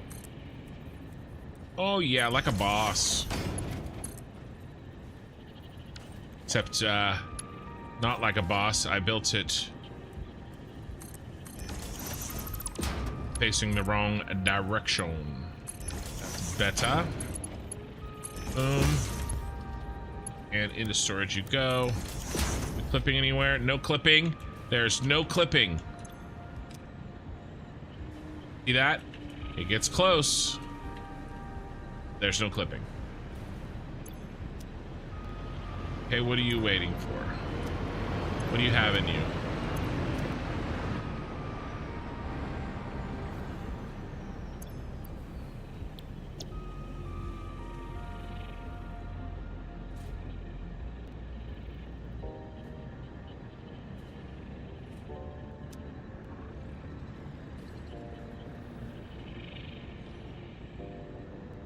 Oh, there are drones up there.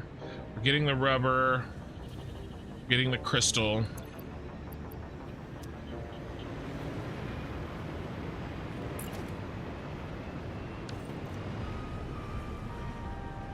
All right, what are you? The rocket fuel?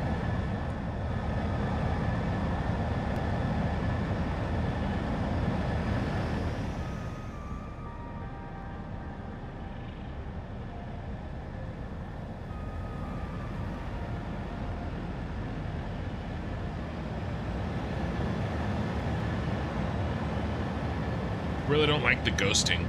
So on this voyage of deep space, can we stop for donuts and a Slurpee? Maybe.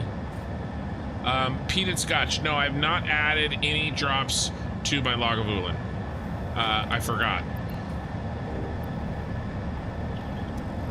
What's inside of you?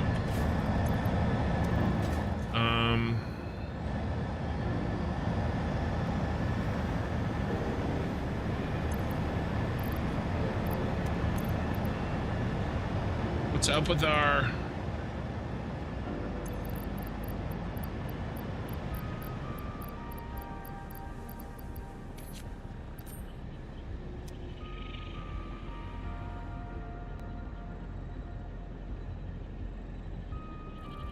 That was sick.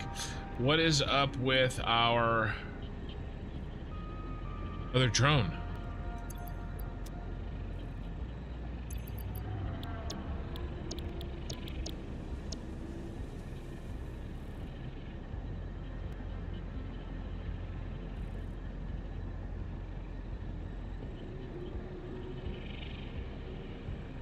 There's something wrong.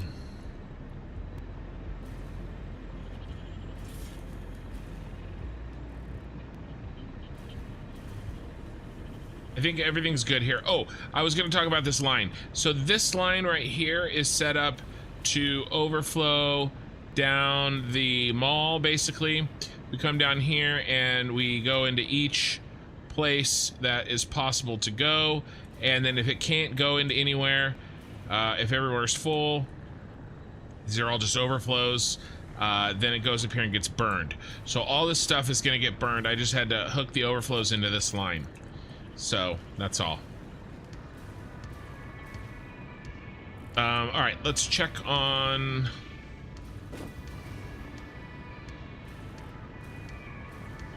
this one first and see what I did wrong.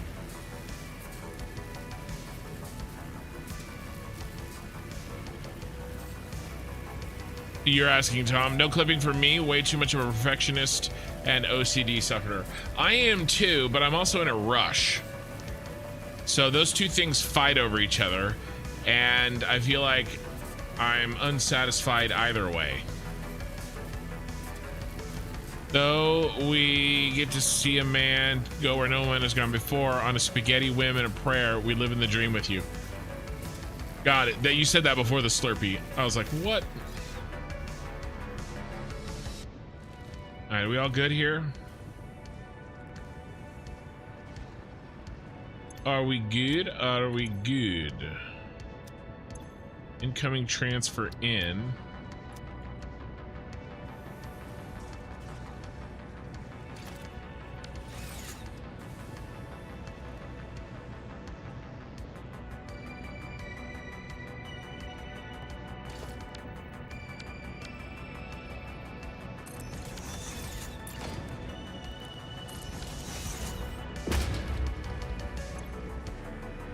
Bum bum bum bum bum bum bum bum bum bum bum bum bum bum bum.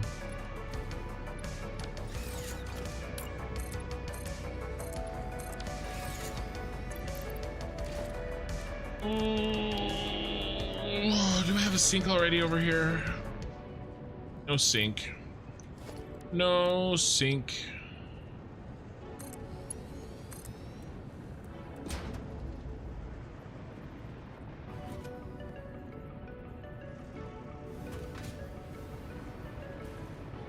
This isn't why we're broken, it's just something I remembered I needed to do.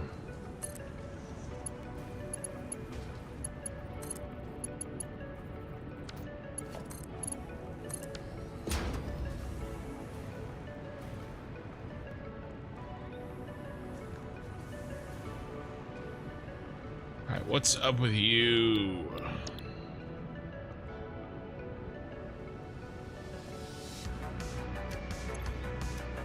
Alright, let's go to the last place.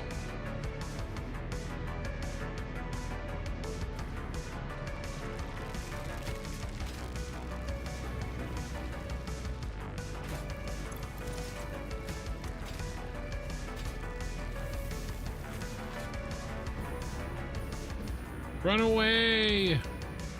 Run away! Alright, we gotta go hit the rocket fuel place. I set something wrong. Or something. I don't know. It should be working. That's a spider.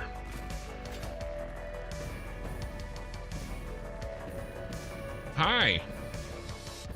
Bye. Whee! Oof. You're never gonna catch me. Oh no. I missed. Papu the Hut, Ken, I'm glad you're on. Otherwise, it'd be a boring Saturday night for me. Well, I I endeavor to meet and or exceed. You're still on my ass? Go away. Thank you. All expectations.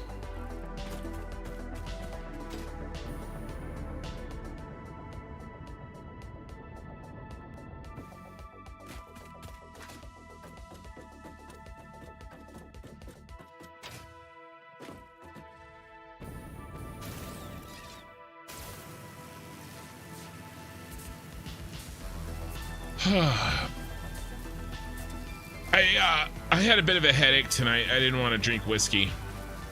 Its name was Okie Sooner.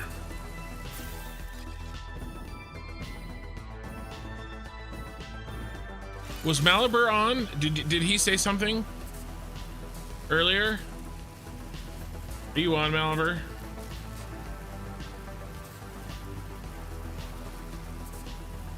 $33 viewers on YouTube and 18 on Twitch.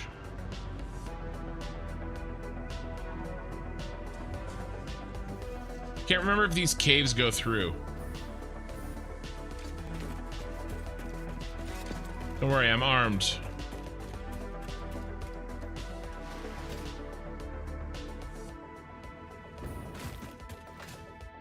Armed and dangerous.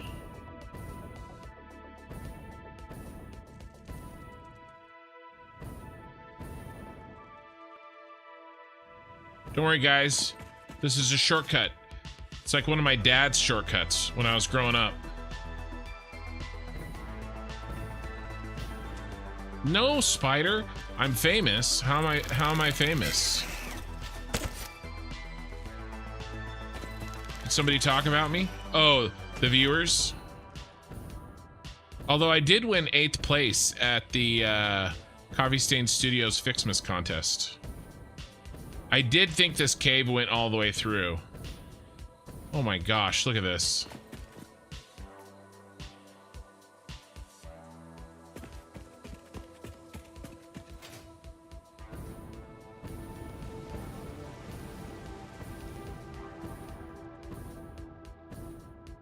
Yeah, the scenic route. My family has a name for it. It's called the Dad Shortcut.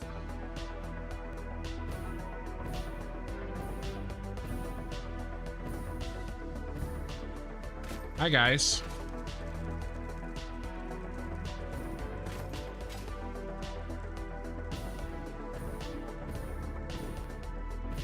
We made it through, you guys.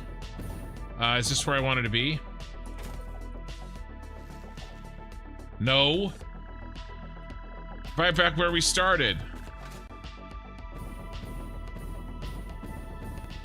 This was a dad shortcut. Oh my god, I just realized I'm the dad. No!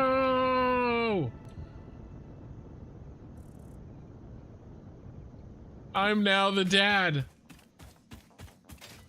That actually did hit me pretty hard. I went through a little mini existential crisis live.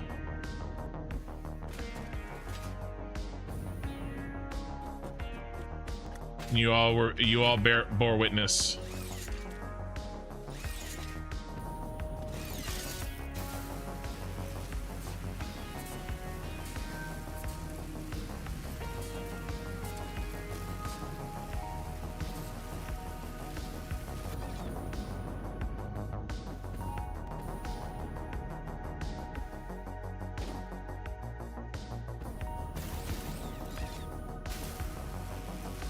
I love how this zipline gives no shits about basically straight vertical. See, this turned into like a little side. This is exactly like Factorio. Turns into a little side project that you got to fix something, and I'm gone from the main project for 2 hours. This is the aluminum factory. Looks very good. I like it a lot.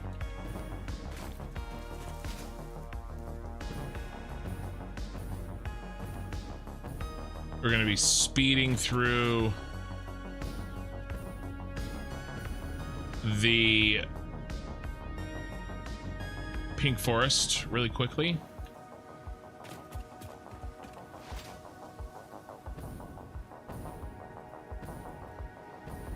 There goes the train. Going up the spiral. There's gonna be so many trains going up that spiral, it's gonna look sick.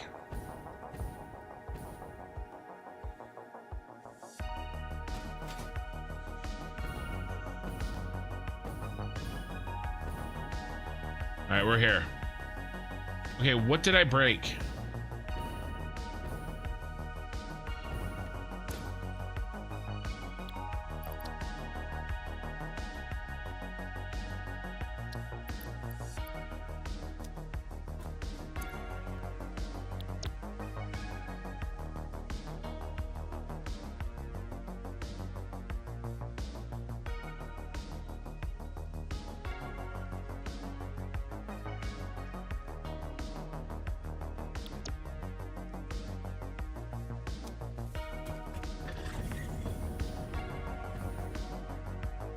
Why aren't you landing and doing your job?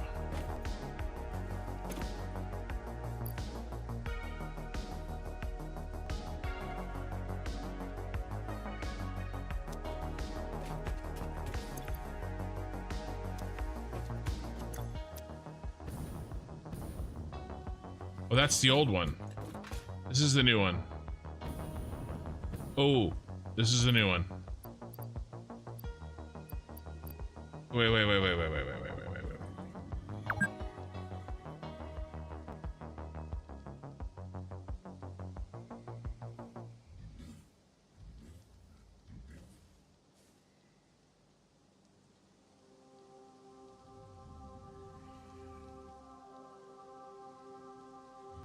Yeah, this is dumb.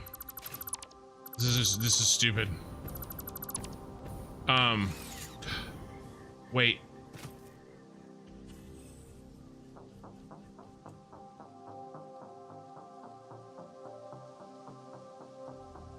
Oh, shit. I mean, I just deleted it so that I could put it up on the foundation where it goes. I wasn't really happy with where I placed it. So that's definitely the only reason that I deleted it. Not because I made an error, because I don't make errors. I mean, look how much better this looks. Obviously, this is what I needed to do.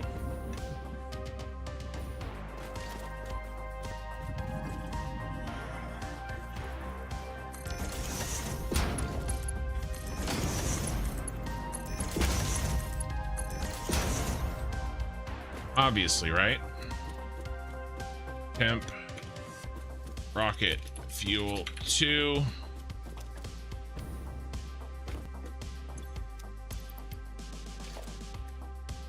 Bum bum bum bum bum bum bum bum bum bum.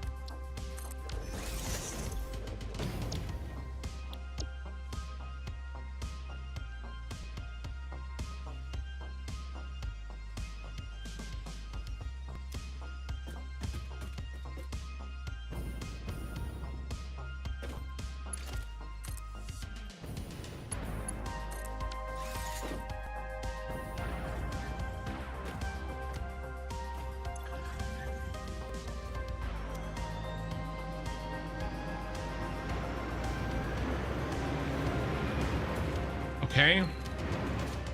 Now I just got to do one more thing.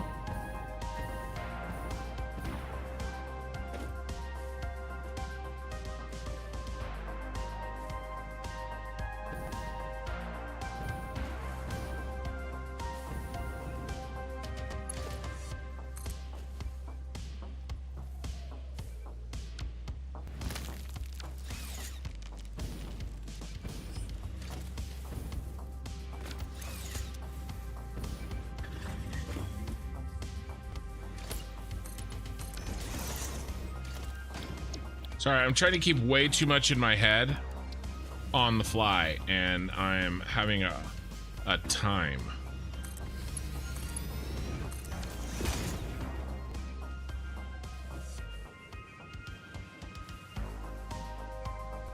Okay. All right, let's take the man cannon. Oh, there's this overflow right there. Oh well.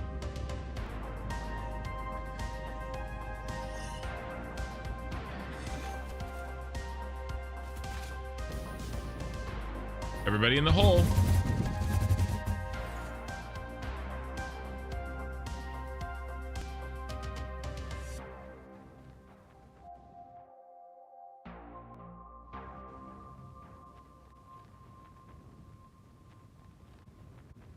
Check on this one.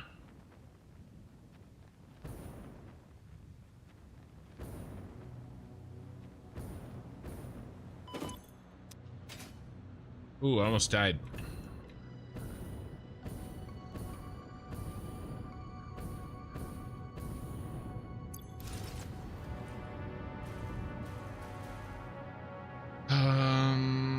This one's gonna get filled up too because life sucks.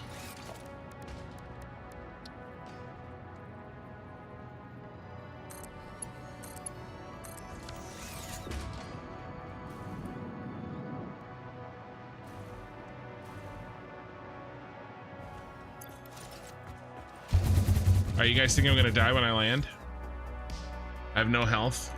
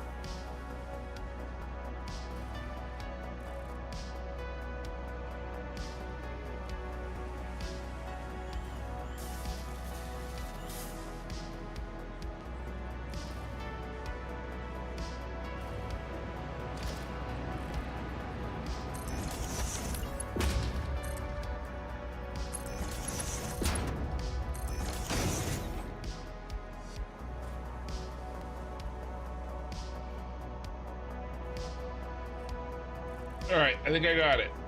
So rocket fuel gets sent to this.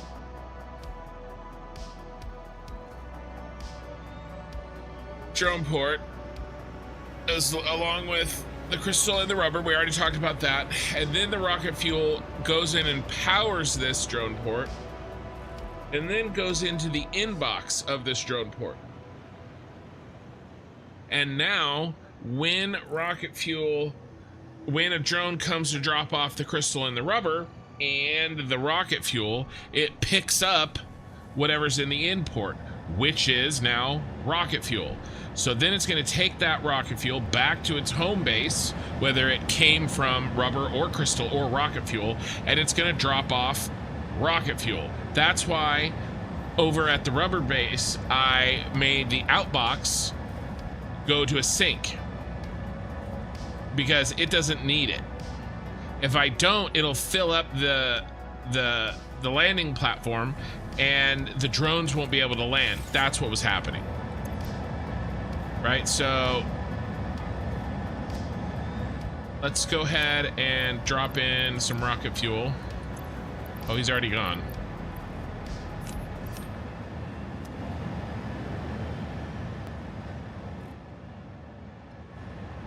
We need the guy that drops off rocket fuel.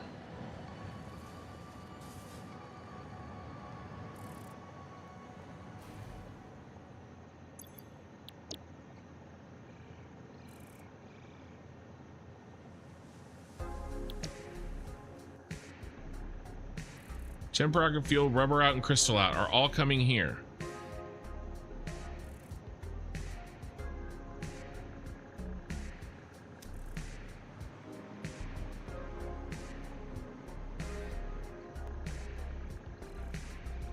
Nobody up there. Where are you guys? It's okay, I need a drink anyway. Hey, Jimmy.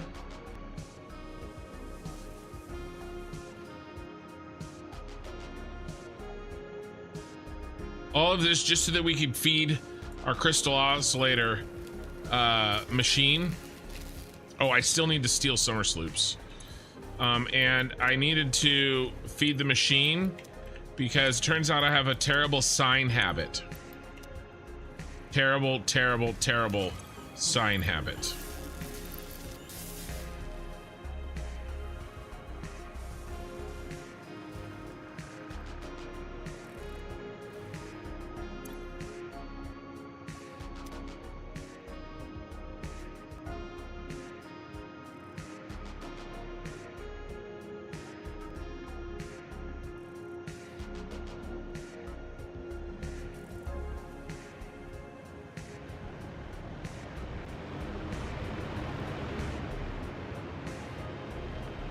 You know, and to be honest with you, I feel like a lot of you are all enablers.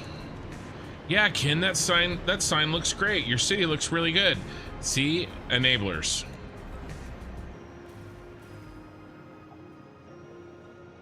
Rocket fuel or crystal?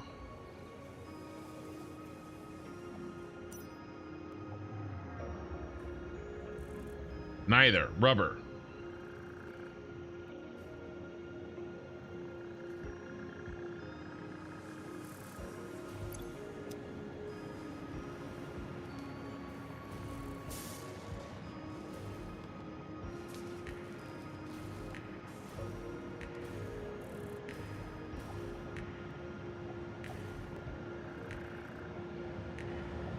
Oh, there you are. All got here at the same time.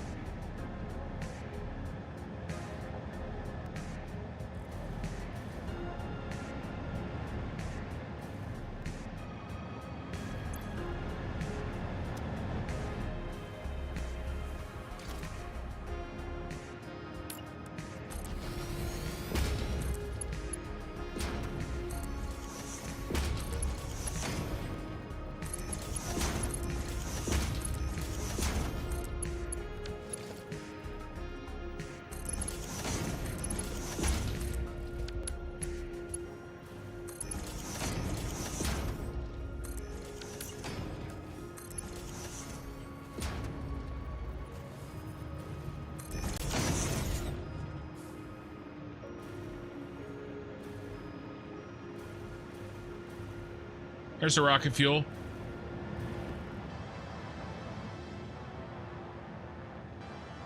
right, so now the crystal this is the big question. Did I set the crystal one up correct? Because now this should. Why do you have? Oh, okay. I thought I was looking at the drone. I was looking at the drone port. Okay, so this should be crystal. And it should pick up this rocket fuel. This should disappear. Yes. Okay, so now let's go make sure that the rocket fuel that this just picked up will feed the drone port. I mean, actually, I didn't even need to do this. Because you only need fuel at one pickup location.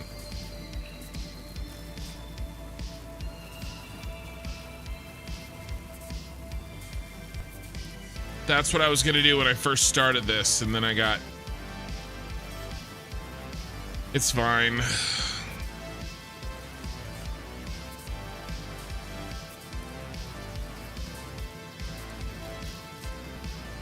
It's fine.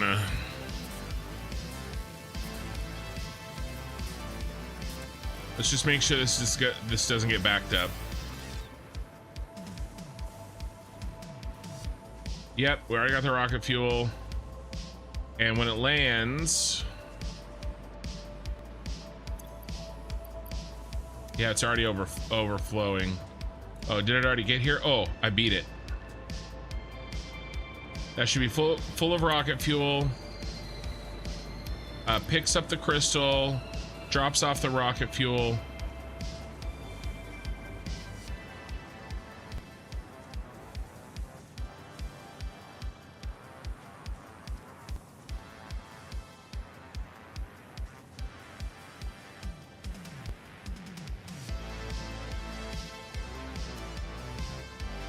Cargo fuel comes out, gets stored.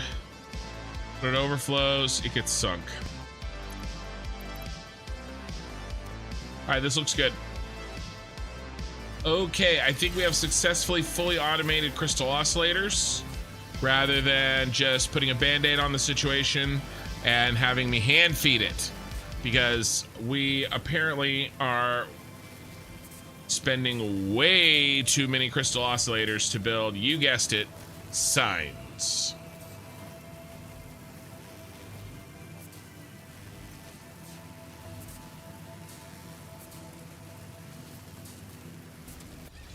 Okay, there's the city taking shape.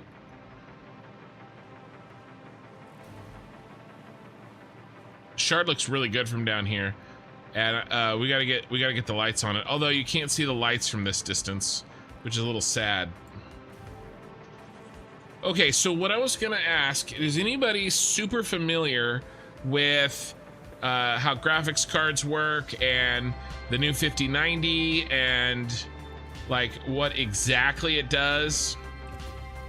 Because right now I have a 3080 Ti and I'm using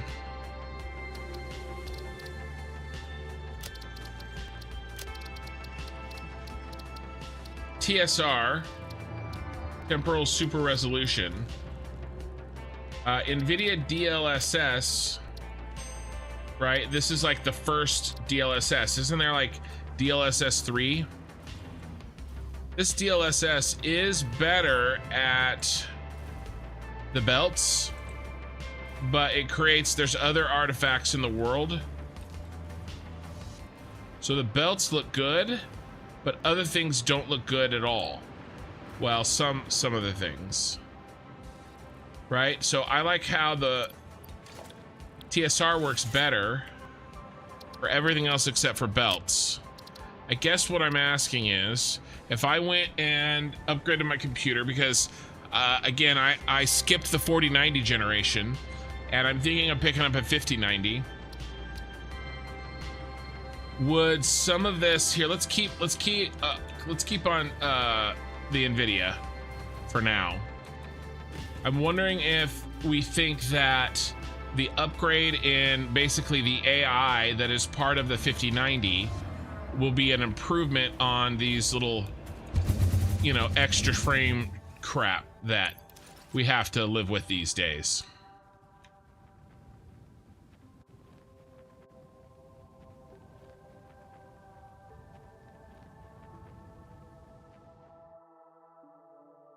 Then, I mean, by definition, I mean, it will, right?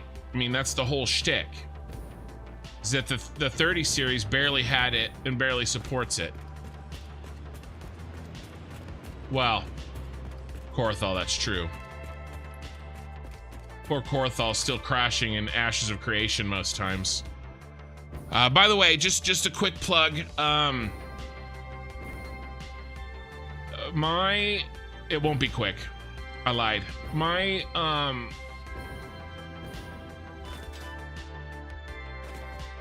content plans are pretty simple.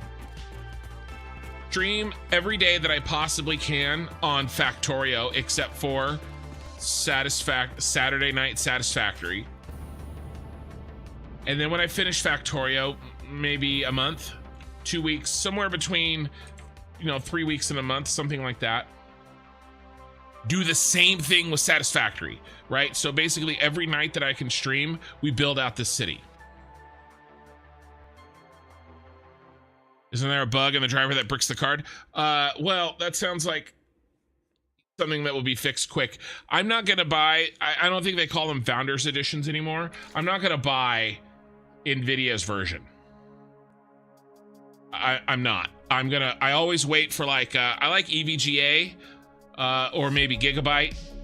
I've done some MSIs. I'm gonna wait for the brands, the brand name guys.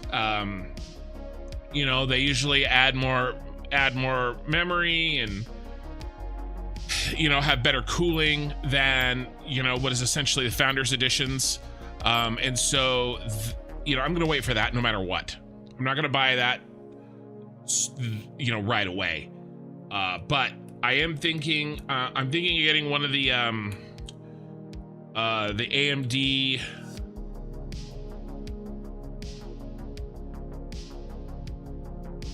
Hold on. I don't want to flash my meat at you guys again. I'm thinking of getting the sorry. There's probably people that have joined the channel that weren't watching then. I was showing off my, oh, not that. That's just a bar graph. I was showing off some brisket that I cooked. So this is what I was talking about, all right? It wasn't anything dirty. This was really good, by the way. It's pastrami brisket. So new AMD chipset, Ryzen 7. What is it, a 9? Is it 9 something? 9800? 9800. I think there's like a 9850. Is it a 9850? Or is it the 9800 that I'm thinking?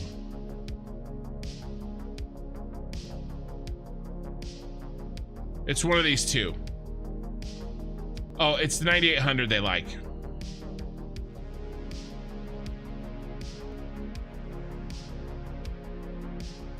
I'm gonna get in that and a 5090 because and then I'm doing major upgrades. I'm also gonna be getting a camera for streaming. Hold on, my web page broke again.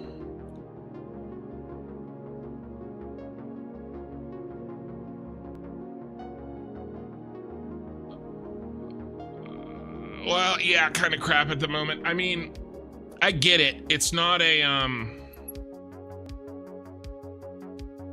right, it's only like 30% faster, but like 80% more power or something along those lines, right? Oh, a Malibu. So, real quick, side note, I just wanted to say I appreciate your help in Factorio, even though sometimes I give you shit. I might have been cranky last night. I mean, to be fair, I think you deserved it, but that doesn't mean that I should say it. So I'm apologizing for saying it.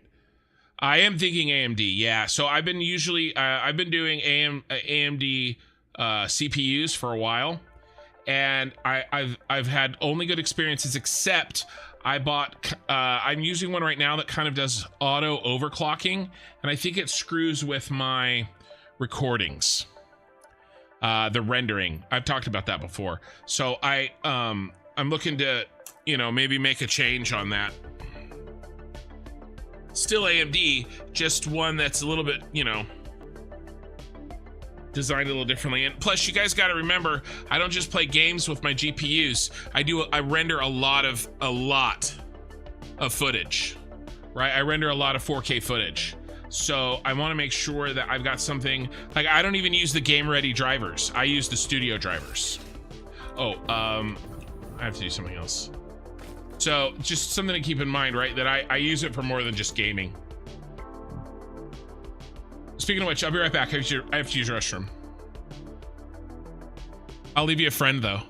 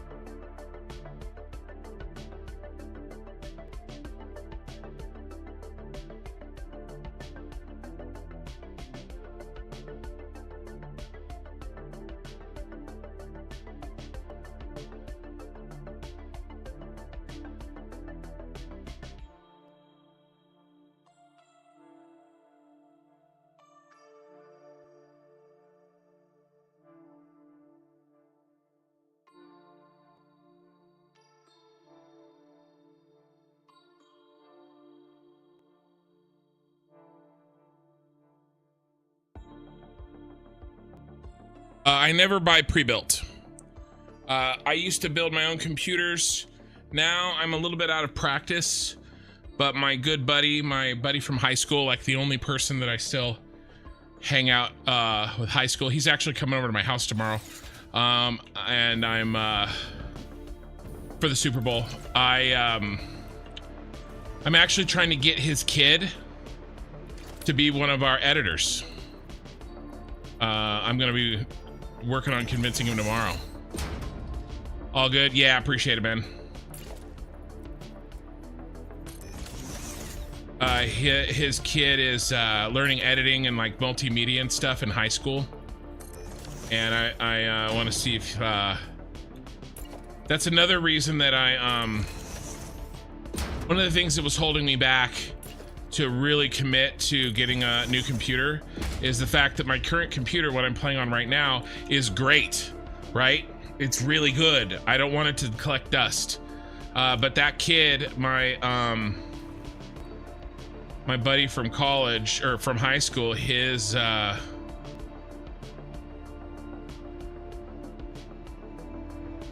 I don't like this. I know we decided on this. I changed my mind. He needs a new computer, and so I'm thinking of replacing mine, and then paying him for editing with the one that I'm using right now. If you stream and game on the same PC, you might get better with a non-X AMD. They're better at multi-core tasks. Well, okay, so that's a complicated thing, Flem. The footage that anybody that is watching me right now is listening to or watching is not being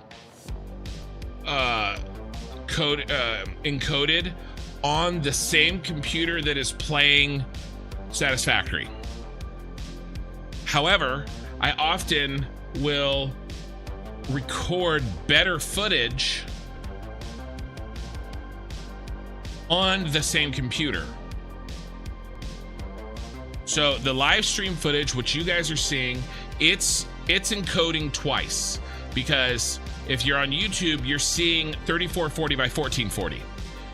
If you're on Twitch, you're seeing 1080p with the widescreen, the ultra widescreen shrunk to fit inside the typical 1080p frame rate. And that's because Twitch does not allow streaming in 3440 by 1440, only 1080p. So that's why we have the black bars at the top and the bottom, where I have the Satisfactory and I have the construction, I have the chat and stuff, right? And so there's far fewer pixels being sent over Twitch than being sent over YouTube of the game, because technically you're not even getting 1080p of the game on Twitch because of the black bars, right? And now I've tried to make use of that and put the other Twitch-like information there so it doesn't cover over the game, right? Like none of the UI on Twitch is covering over the game footage. But so that's even smaller than 1080p versus YouTube, which gets the full 3440 by 1440, which is why, you know, if you watch on your TV, YouTube's better. Because it's just more pixels. Flamballers, you would have to check if your recording software benefits from one core or not. The biggest advantage would be on the encoding, though, is another PC less of a deal. So right. So I do encode on this computer, the one that's playing Satisfactory, but I use NVEC, right? So I use I'm not using, I use the NVIDIA video encoder. I'm not using CPU encoding at all. If I tried to use CPU encoding, I couldn't play the game. Now, maybe that's because it's AMD, but I use the NVIDIA NVEC encoder, the hardware accelerated video encoder found on NVIDIA graphics cards. It offloads video encoding from the CPU to the GPU, allowing the CPU to perform other tasks. So this is why I can use the AMD, play Satisfactory, and record in very high detailed, very large files to make the other recordings that I make. So I'm doing 3 different encodings. the 1080p for Twitch on my second computer, the 3040 by 1440 for YouTube on my second computer, both also NVEC NVIDIA encoding. And then when I am recording on the main computer, I'm not right now, I do a third one, which is NVENC while I play Satisfactory. Okay, so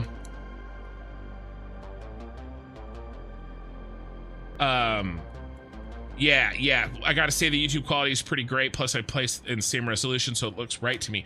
True. I worked really hard to get this 3440 by 1440 to look right. It was very difficult.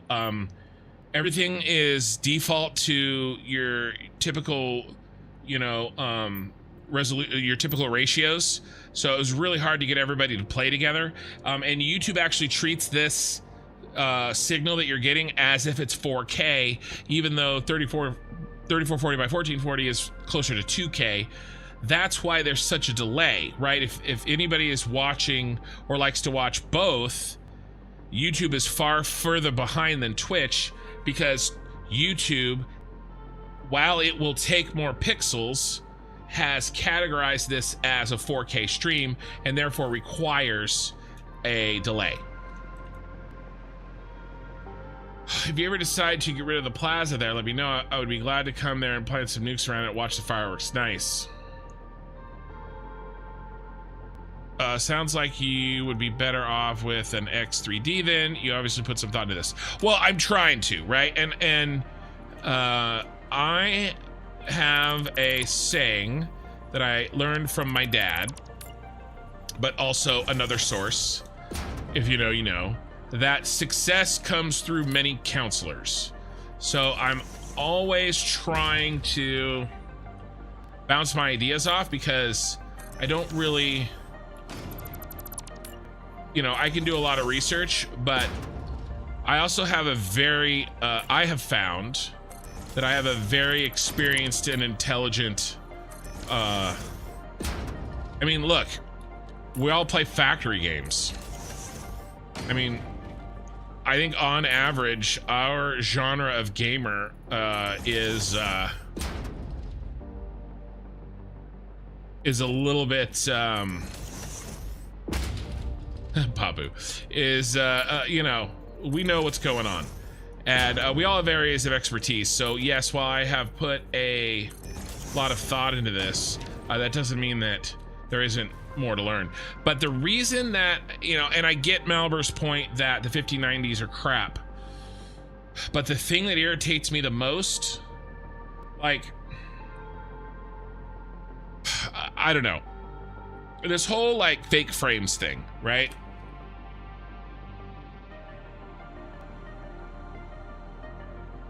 I'm a realist. I live in the real world. Hey, Madrigal. Would I prefer that we had the technology to fully encode every single frame? Yes, I do. Are big corporations being greedy and giving us worse products than they could and giving us fake frames instead? Maybe. But none of that matters. What matters is my options, right? So I'm not gonna cry about the fact that the best GPU rendering that can exist is probably through AI generated fake frames and AI generated resolution. That's where we're going, as that's where technology is going. I can't change that, right? And so what I instead want to do is use the tools we have available to us in the best way that fits me. And so I get that the 5090 is not as good as we would like, but I don't want to wait for I don't want to skip 2 generations when, kind of my whole, it's not like a shtick in the sense that it's fake, but my whole thing on my stream is to give you guys really pretty images. And I've got what is essentially a 5-year-old computer. Not that that's bad, But like, you know, if I have any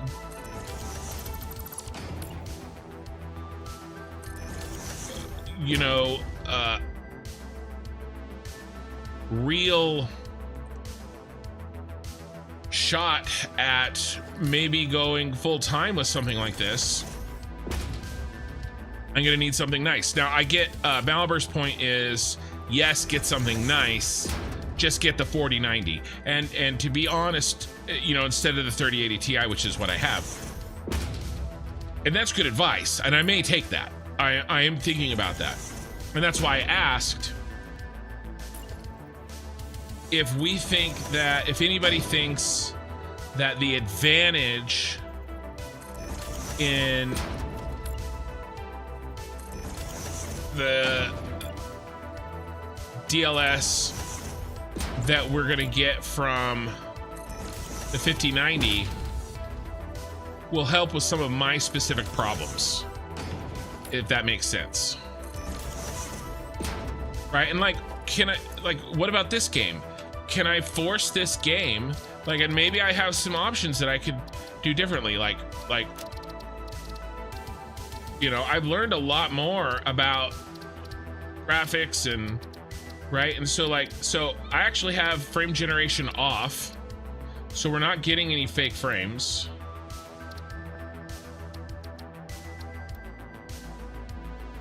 Right? I've got it set to no downscaling. Okay, upscaling preset performance, performance over quality, some rendering artifacts, balance between performances. Oh, okay, performance. Got, those are the 4 rankings. Okay, performance over quality, some rendering artifacts. I'm on no downscaling, only anti-aliasing, not recommended. Okay.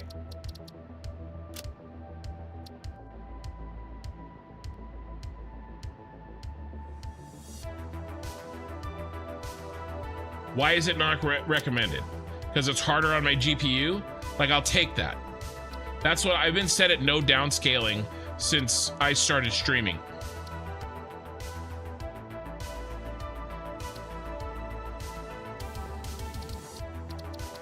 Right? So these are my only options. You know, I mean, we could go to quality and see what this looks like. But I have a feeling it's not going to be as good as, I mean, I think things are, I don't know, maybe now I'm just looking at it. Like, I have a liquid cooled 3080 Ti. Like, I know it's already 5 years old, but damn. Like, I want to make the most of it, you know what I mean? Like, I don't care about the heat. I haven't turned the heater on all winter. Well, that's not true. I turned it on a couple times. I used to mine crypto with a GPU rig that I built. I put it in a big box with a box fan on the front and filters. And basically I made it a portable heater and I moved it around my house and we didn't turn the heat on all winter. And I just mined crypto and heated my house with it. I still haven't sold that, by the way. But maybe this year. So I don't know. You know, like, and then I've got some monitoring software. It sometimes doesn't work very good. Yeah, it should be on. Yeah, so right now I have an AMD Ryzen 9 7950X.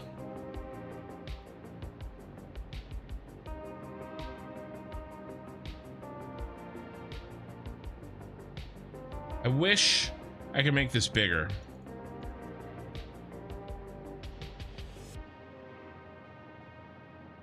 I think it's treated me well too. It has, but at the same time, like if I'm gonna do an upgrade, I'm gonna get a camera, right? For I'm gonna go back.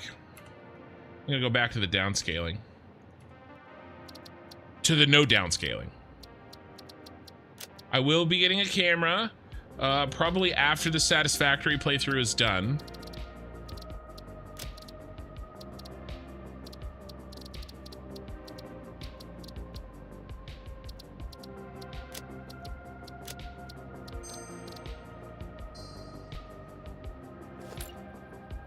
So you guys can see my ugly mug.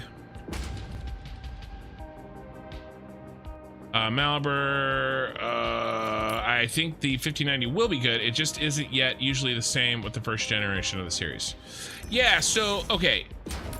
I will say this is one thing that kind of I don't understand and threw me off. So, isn't the 90 of the series the last one? I mean, I get that it's the flagship. Are they doing it differently? I'm kind of still living, my tech knowledge is like 10 years old because I've been so busy, I don't really keep up anymore. And I'm trying to kind of relearn for this new batch of stuff. But like,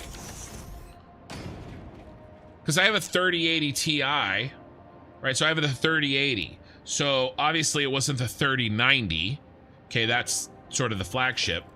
But I thought that the 3080s came out before the 3090s. I know that the TIs come out after, right? The TIs come out like a year later, and they're essentially just overclocks of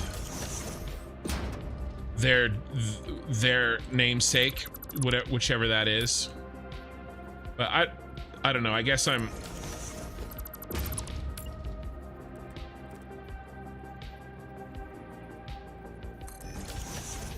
You know, the 3090 is going to be, is the flagship, right?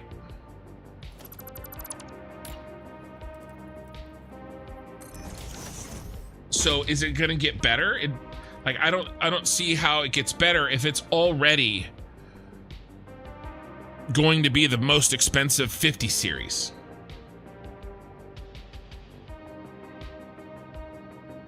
Besides fixing driver bugs, obviously.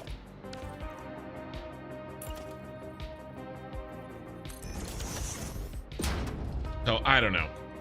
I'm still doing research. My general plan is going to be, well, it depends.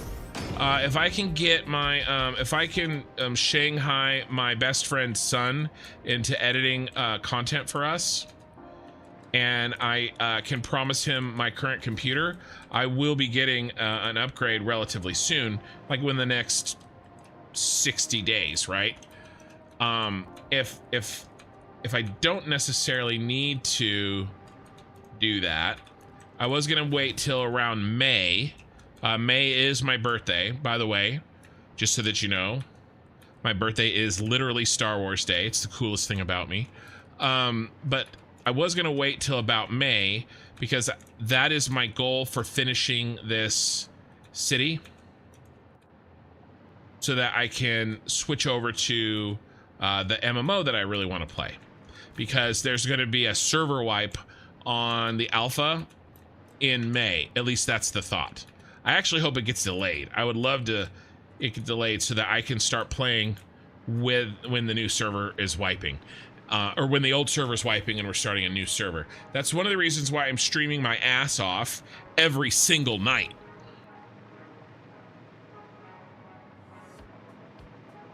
Bum, bum, bum.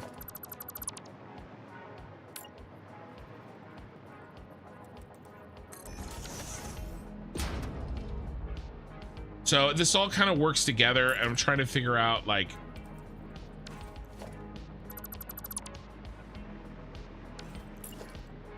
how I want to do this, and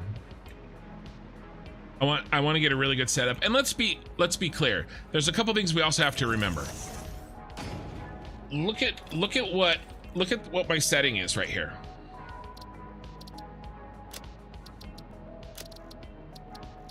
Look, max FPS. Oh, it's set to infinity. It used to be capped at 60.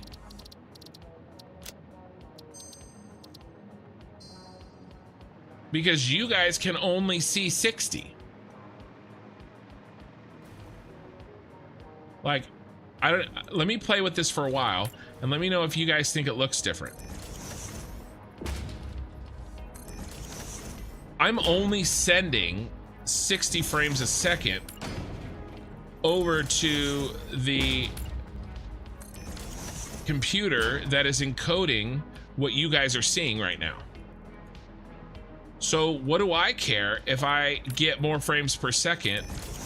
I mean, it doesn't affect my personal enjoyment of the game as much as knowing that you guys are getting the best quality. So if I have to sacrifice frames per second that you guys won't see anyway, then I say, you know, I'll bring it on.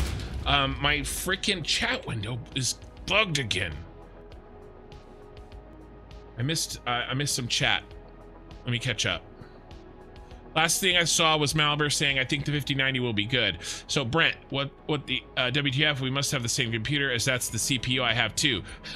Brent, awesome. Here, let's, if I show you mine, will you show me yours? Although to be fair, I did already show you guys several pictures of my meat. Let's see, system. I want you guys to see anything. It's private.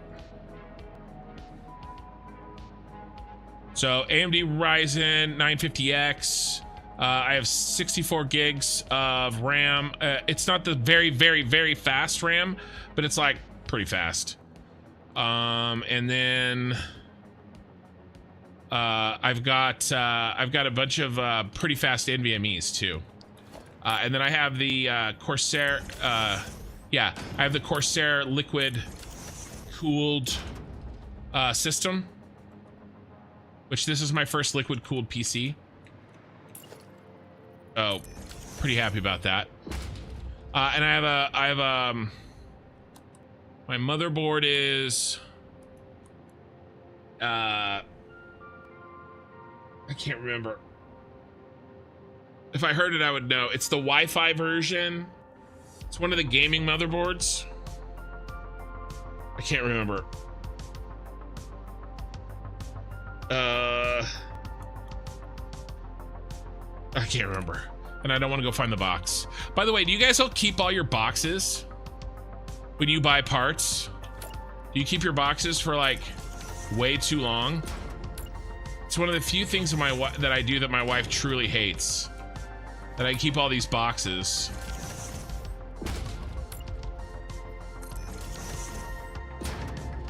Babu says yes. Like, she hates the fact that I keep like boxes from my tech stuff. I mean, we're talking like way too long. Like, I have boxes in my closet and in the garage from parts I don't even have anymore because I can't remember like which ones they went to always, and then I still don't want to throw them away. I don't really know why. Papu the Hut says yes, everyone. She hates that way more than she hates me leaving the seat up when I pee. They'll revise the board. Okay, but it'll still be a 5090. 90 just means, okay. We want to say the same computer. Corthal, it's the front edge until they put out the 59.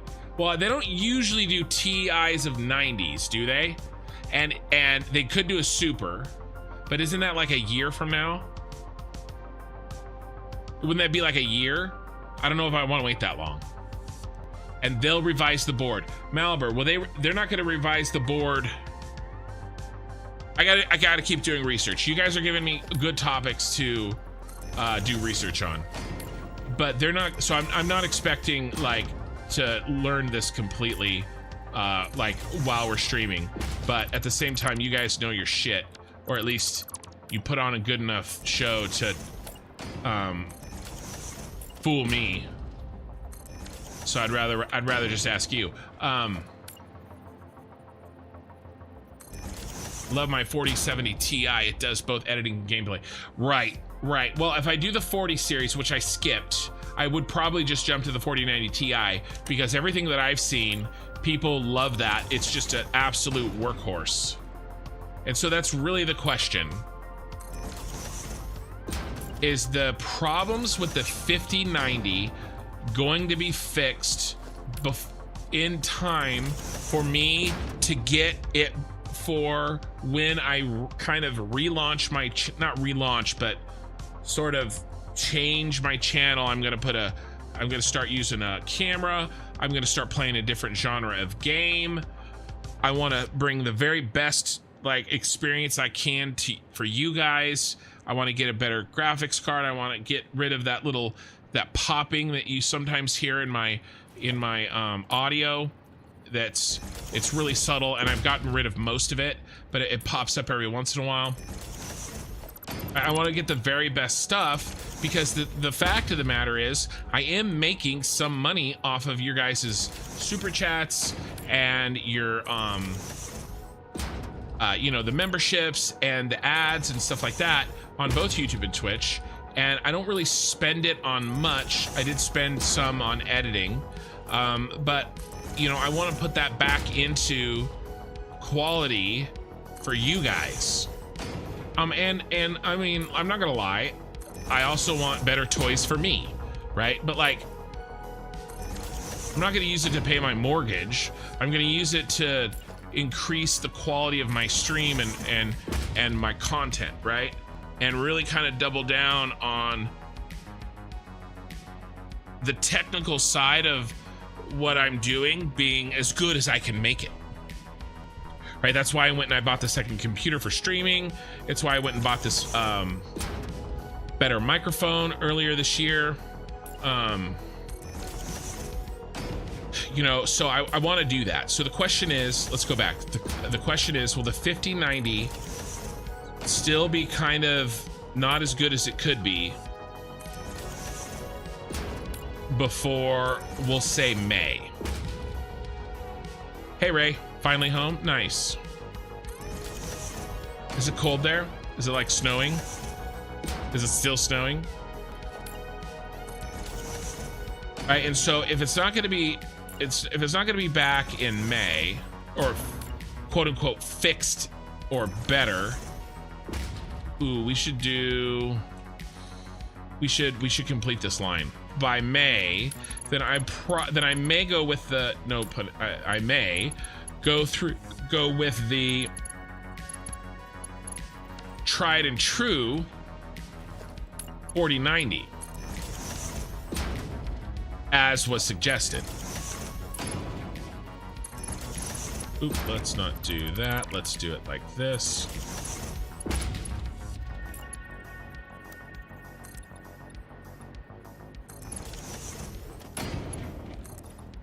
You know, and then probably at that point, I'll probably wait for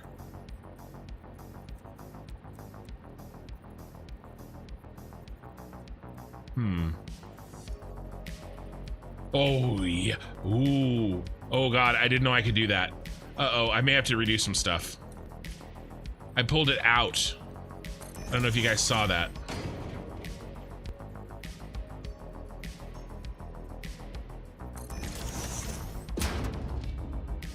You're in t-shirts and shorts weather now. Nice.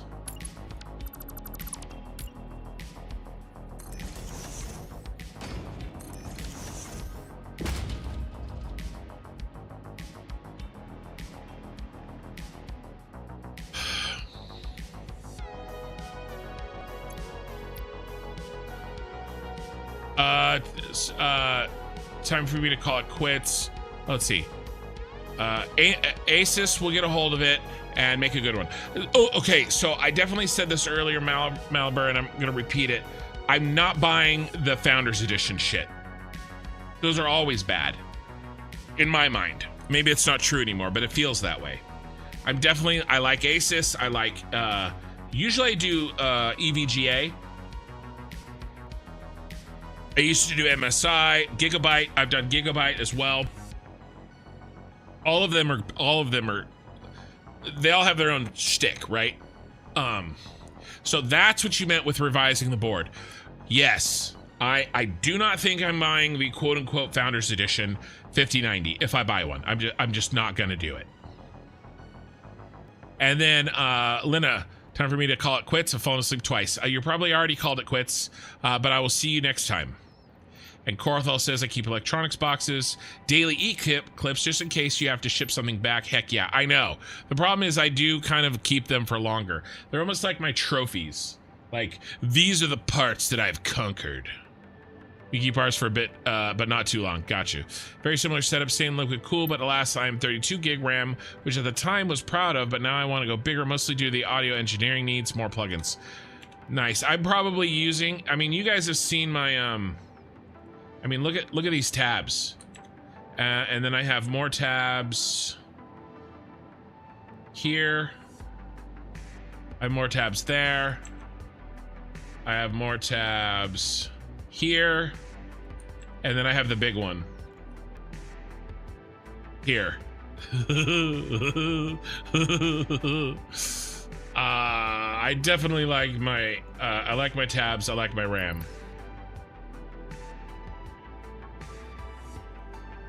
It's a nice RAM you have there, sir. Jimmy, yeah, some warranty repairs require that you use the original box to ship it. Yep. Yeah, at least a year. Alrighty, I'm back now, finally home. Yep, you put a link in the Discord. Ooh, let me look.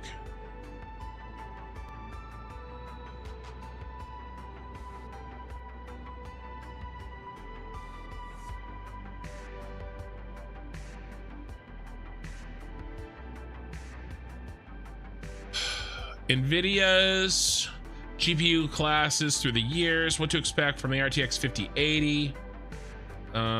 This is October 2nd, so yeah, they're not talking about the 90 yet. So have we been, okay, 10 years of NVIDIA GPU configurations. Extreme flagship. In the first part of this analysis, we'll be determining which model actually fits into each class, because each generation has seen a different lineup. We've ended up going with this labeling scheme. Okay, extreme flagship, 80 Ti. Okay, I have the 3080 Ti. Makes sense. 80, 70, 60. The 60, 70, and 80 and 80 Ti class models are pretty straightforward. Then the flagship and extreme flagship cards at the very top. Granted, determining the actual flagship model is difficult, as some models have come out much later than others. Some models were so ridiculously priced that no one would have considered them the sensible flagship in that generation. So we ended up designating the flagship card as the GPU most people consider the best of that generation. Okay.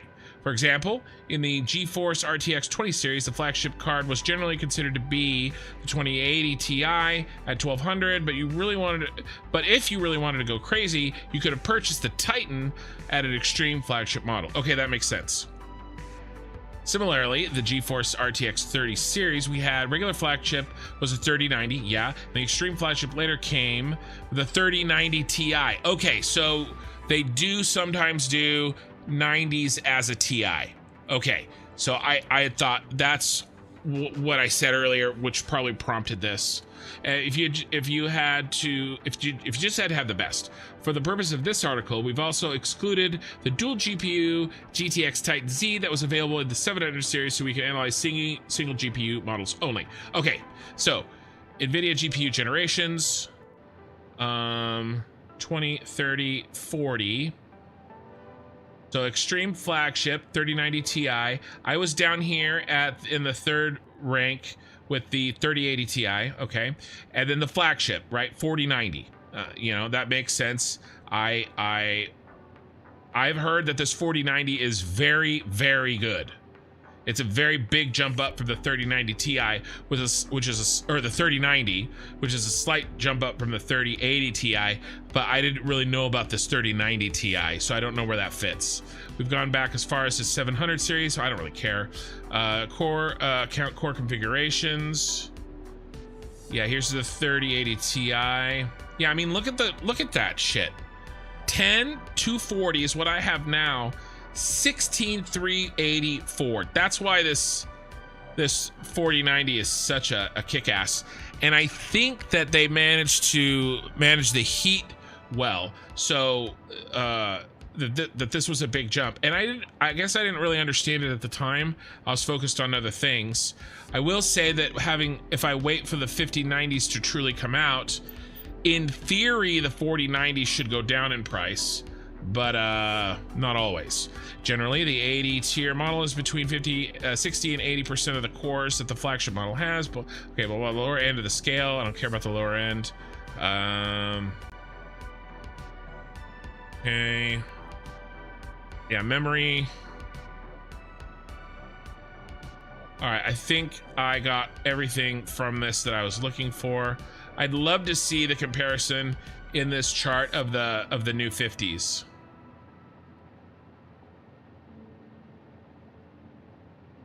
All right, and see what they look like.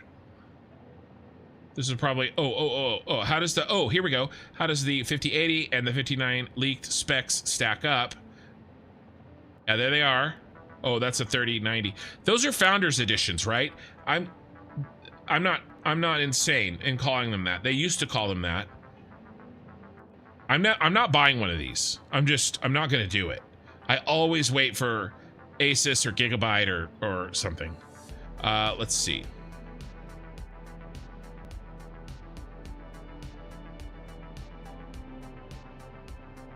Okay, the 5080 is more like a 5070.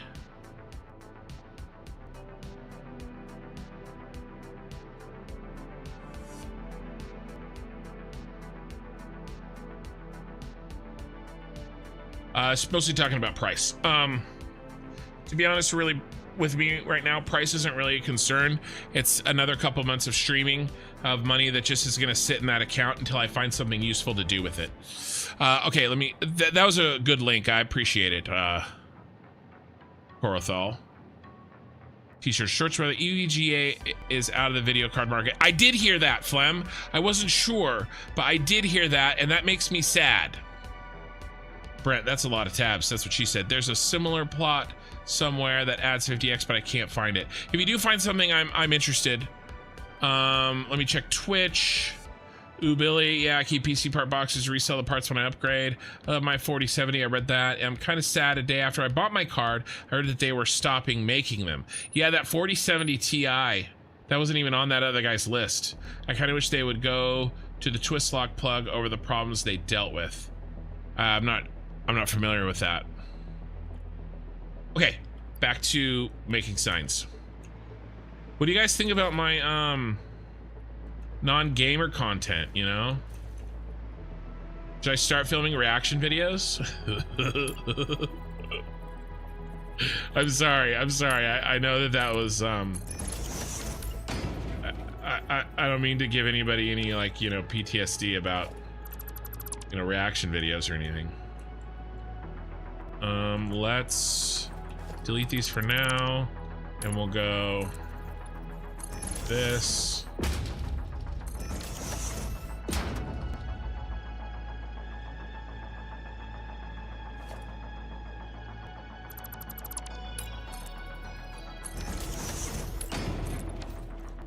Live stream reaction content.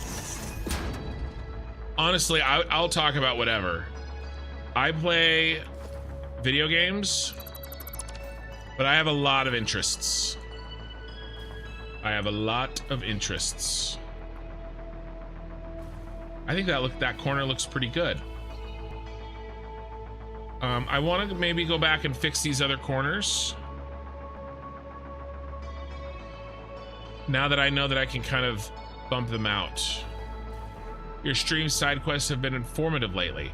It's true. Like, I don't say this to be like quippy or anything, but it really is true. I am really trying to get better at streaming. Like, I'm not really joking about that. Like, actually, I think I'm just gonna leave this alone. That made it look worse.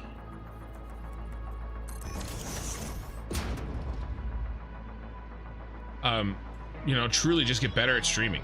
Oh, I know. Can I bump this backwards? Or will that cause a bigger problem?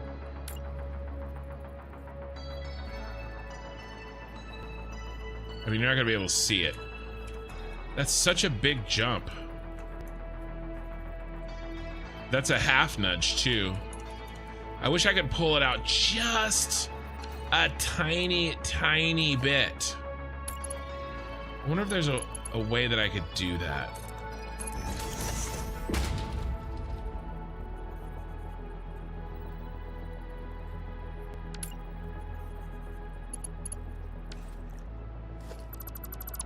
How did I do that with?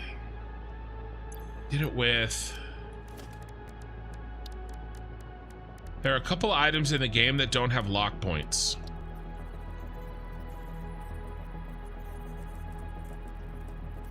I'm not sure this helps us.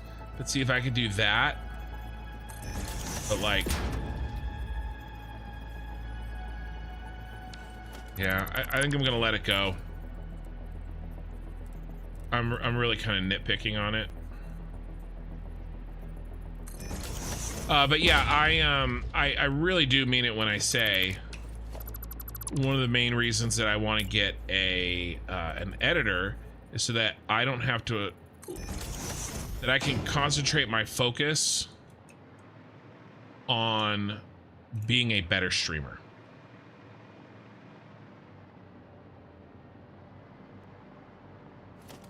I don't like that how much this is hiding under there, but I think I have to let it go.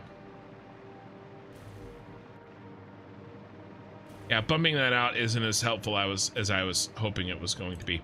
And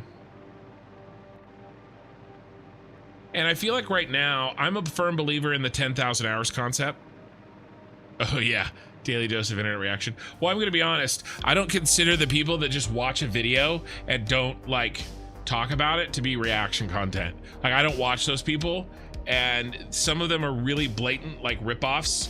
Like, I hate, like, I was watching some internet drama, and I had sort of already watched the live stream,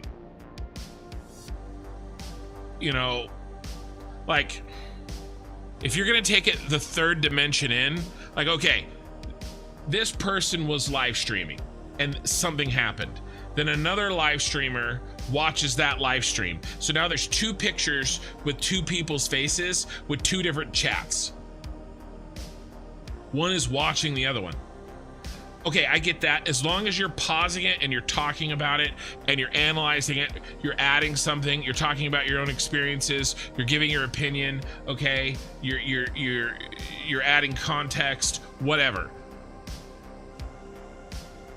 But like, if you're another streamer that's gonna take that first or that second video content that already had two pictures and two chats and then add a third one, that's insane. Like, just stop. You're killing me. Like that's ridiculous. You know, especially when they don't even say anything. They just watch it. You know, and then that video has like 40,000 views. And I'm just like, oh my God, I could do this. I'm not going to because it feels sort of scummy. I think that's, so I'm making jokes about, you know, like reaction, but I kind of think more like that. Like, I mean, you really should, you have to add something to it. My problem is I have a lot of interests. It's always been my problem. Like, for as long as I can remember, it's been a problem, you know? You know, I spend, you know, I'll give you an example. How are we gonna do this? You know, in college, you know, I didn't know if I was gonna, you know, I had a desire to like do things like physics and or even maybe something crazy like astrophysics. But at the same time, like, I really enjoyed economics. I wanted to be a computer programmer more because I like the idea of it. You know, I wanted to do engineering. I should have done mechanical engineering. We've talked about that on this channel. Oh, you suck today. You. Sucking. What happens if we bump you out?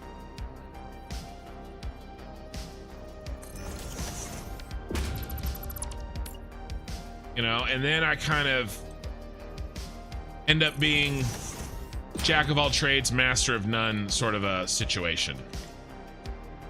But I think that could be an advantage on something like a stream.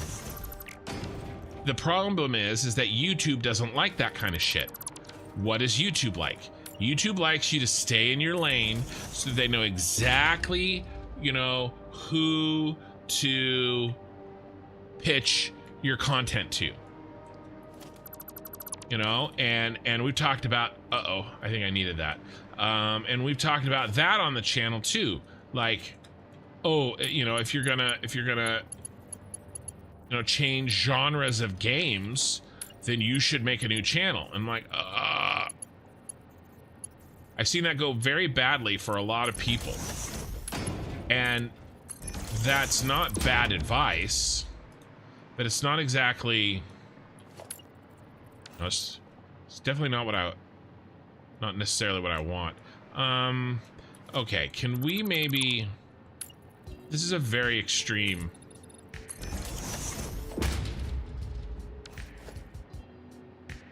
What if we change that whole angle here? This is causing problems. Oops. So it'd be really, so my way of like doing this is sort of becoming more like, I'm still playing my game, but like, I want to talk about shit.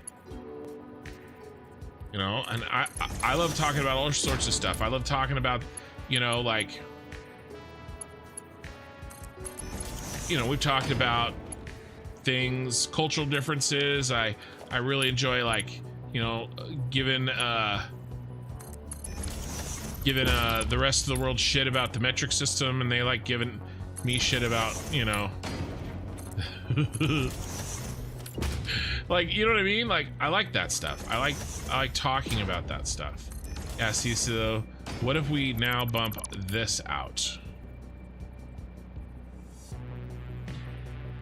And it's gonna look like,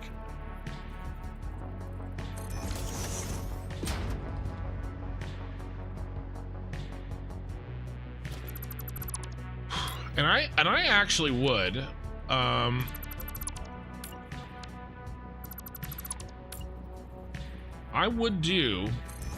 I enjoy talking about, hey Rumpy, how'd the Fixmas contest go? I took 8th place. So I actually would talk about politics. I'm not going to on this channel. I will talk about politics adjacent things, like,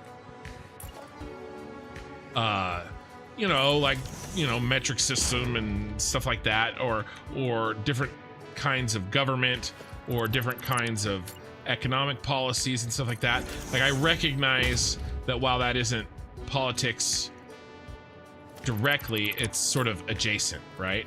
Why are you being the way you are? And so I'll talk about that stuff. Unfortunately, the problem with, unless you're a politics channel where the people are already sort of self-sorting, the problem with talking about politics is that, like, we're all kind of old men. Well, we're not all old men, but like, my channel, besides taking out the fact that my channel is mostly older men, like, by the percentages, there's tons of exceptions. I'm just talking by the percentages.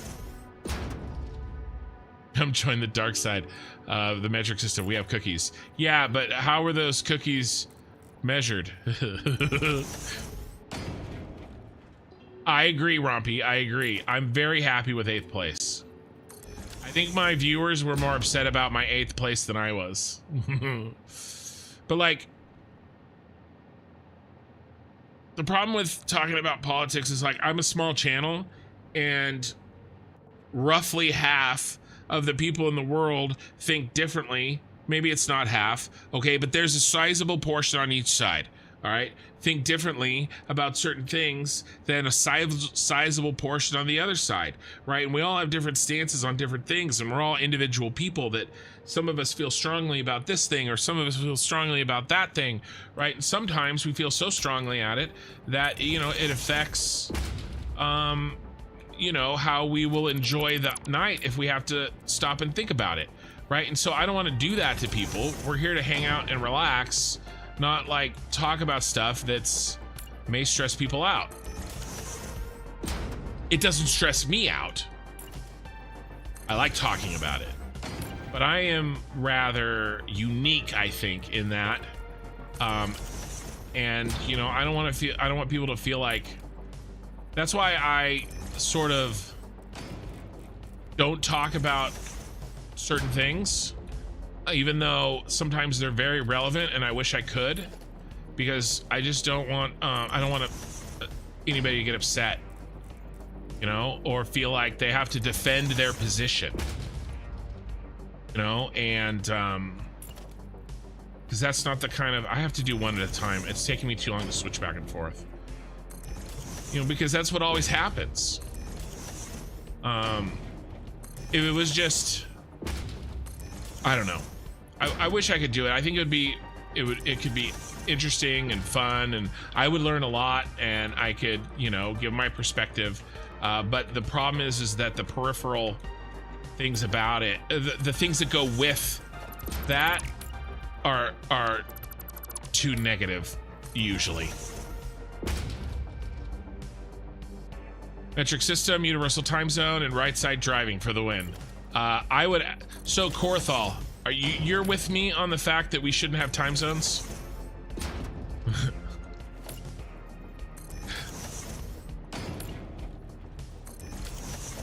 I would give up the metric system if we gave up time zones. We need a solar system time zone anyway. Like, what are we even talking about? Time zones are silly. I'm like only 90% trolling. But anyway, it's like, you guys ever heard the quote? I think it's attributed to Eleanor Roosevelt, but I don't know if that's true. It could be one of those classic misquoted things. But like, you know, and I agree with this in principle, in general. Small minds discuss people, average minds discuss events, great minds discuss ideas. I generally believe that that's true. The problem is, I would love talking about the ideas and maybe even sometimes the events of politics. What I would not want to talk about is the people of politics. But unfortunately, whenever you have a conversation about politics, it devolves into people. This person said this and this person believes that, and right, and like I like the discussion of the greater concepts, but like I just don't feel like that's appropriate with the channel that I have. So that was just an example of like all these interests that these separate interests that I have, and I think that's one advantage that I can bring to being a live streamer is, you know, to talk about different things, and as Ubilly said, have on Twitch, you know, have more live stream side quests, you know, because if I'm interested in it, then I think people who like the same kinds of things that I like, who are similar to me in the sense that, you know, we're hanging out, we're in a game that we enjoy, that we're trying to relax just like I am, right? If I'm interested in them and if I want to talk about them, I think that on average other people will too, you know, at least most of the time. So I don't know, I think that that's an advantage, and it spices things up in times like this, where essentially all I've done for the last hour is build signs over and over and over and over again, and we'll probably do that for the next 30 minutes. Yeah, just don't let the non-metric stuff off the planet. Okay. I agree with that. I agree with that.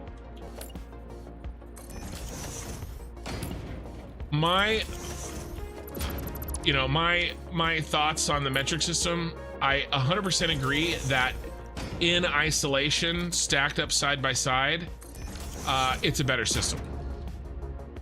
If we had a chance, if I was in the room when it was decided, like, hey,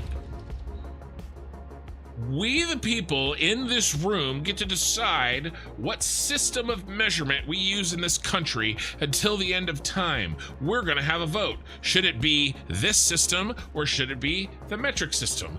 I would choose the metric system. I agree. All right. However, we have not done that in America. And I don't really, at this point, see the need to change, right? That doesn't mean I don't think that it is or isn't better. You know, it's clearly better. Everybody in the United States, and we're still early in the night, so my demographics change as the night goes on, right? It's not even 1 a.m. on the West Coast on a Saturday night. I have probably majority United States viewers right now. I mean, I definitely have majority United States viewers. Over the next 3 hours, you guys are going to start going to bed, and all those dirty Europeans are going to start showing up in my channel, right? Because they're going to start waking up. Some of you may already be here. Okay, and so I'm a big believer that arguments can be settled with servings of lasagna. Yeah, but do you weigh those servings in grams or pounds? That's the real question. So like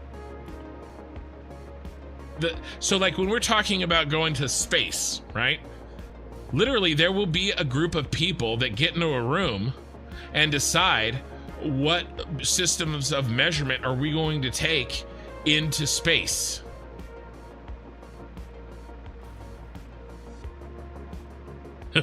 Flam, you're going back to saying things in chat that I can't read out loud. That's so funny. I used to have a joke. So I coached high school wrestling while I was in college. We were actually relatively successful too. I coached the JV team so I coached the middle school team for a couple years. And then I coached the JV team for a few years, and then I was assistant coach for the varsity team for a couple of years, all while I was going through college. And then I got out of college, got a job, got married, and can't do fun things anymore. Also, I got really fat. So I used to have a running joke. We would do basically, you lie on your back and keep your legs straight, and you have to keep your heels up off the ground. Leg lifts. We do leg lifts, right? And it's a good. In wrestling, you mostly do body weight exercises because the person that you're wrestling is your weight, so it makes sense. Plus, it's cheaper and it's safer than putting a bunch of high school kids in an actual gym. Less likely to get hurt, right? And so leg lifts was a classic go-to. And so the running joke was, I would say you have to keep your heels 6 inches off the mat, and then there would always be somebody who, was either, too high or too low. And I'd be like, I basically make jokes, variations of, I don't know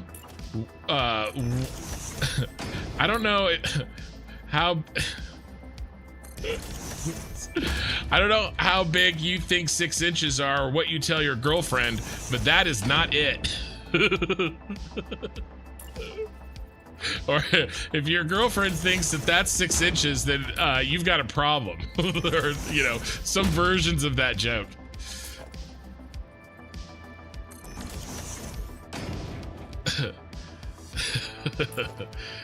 Good times. That was in like the early 2000s. I probably would get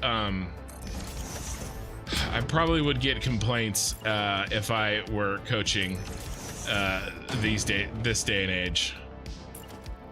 But I was a kid myself. I was like 19 teaching like 14-year-olds.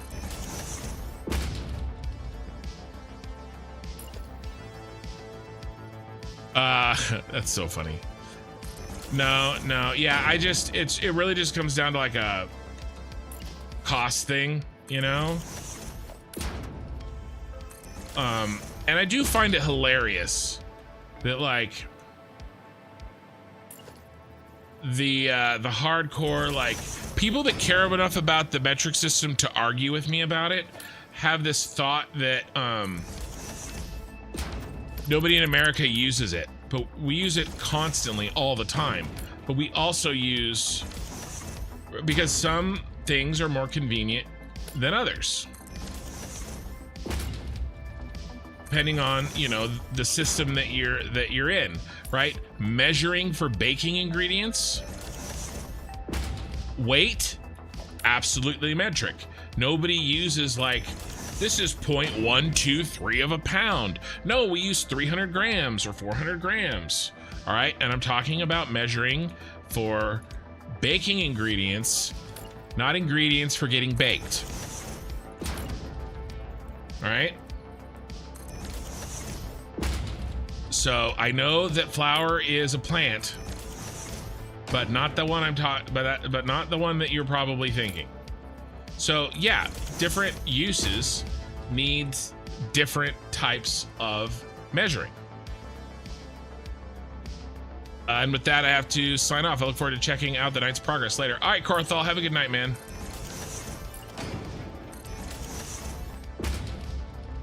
Temperature. I think Fahrenheit works better for environmental temperature. You know? Because similar to the pound, but similar to the gram, but in reverse, there's a finer tune. Fahrenheit degrees are smaller than Celsius degrees. You know, I think it just makes sense. You know, I don't have to use a decimal to describe a degree. You know, and then if you're doing anything in science, the metric system works, right? What's a mole? I'm not talking about, you know, what's on your face, right?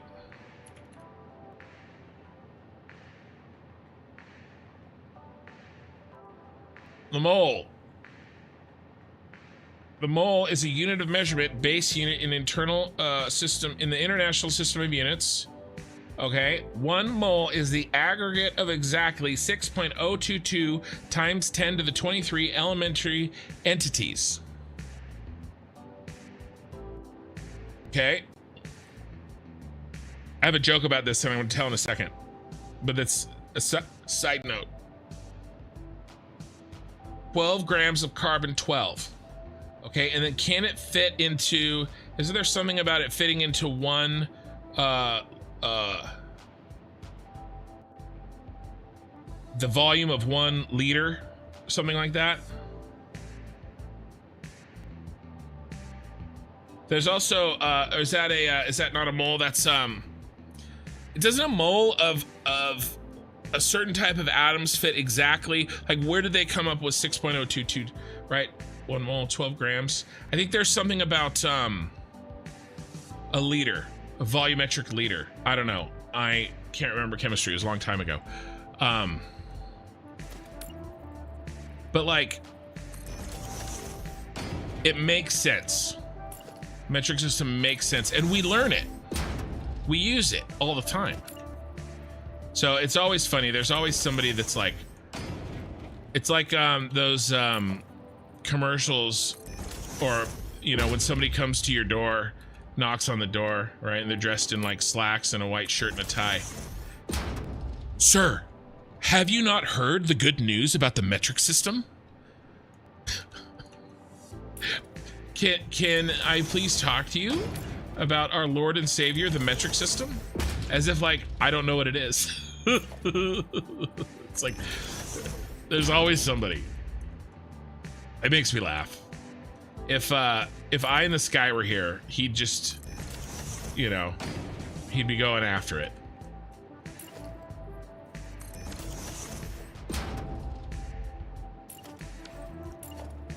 All right, so my chemistry joke. This is a very niche. The very niche joke. You ready?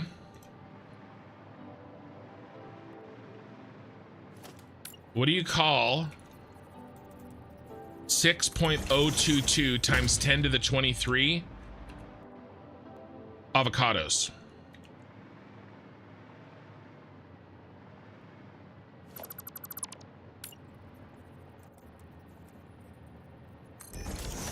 And I will give some time for someone to answer.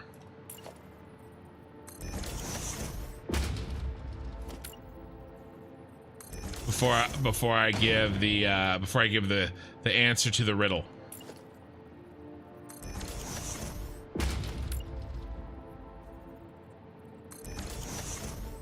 To reset my my window because it crashed again.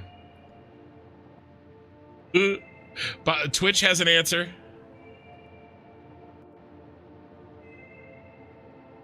Mole is one of the most confusing things in chemistry.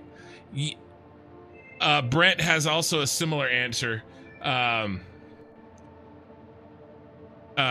It is, but it's super useful.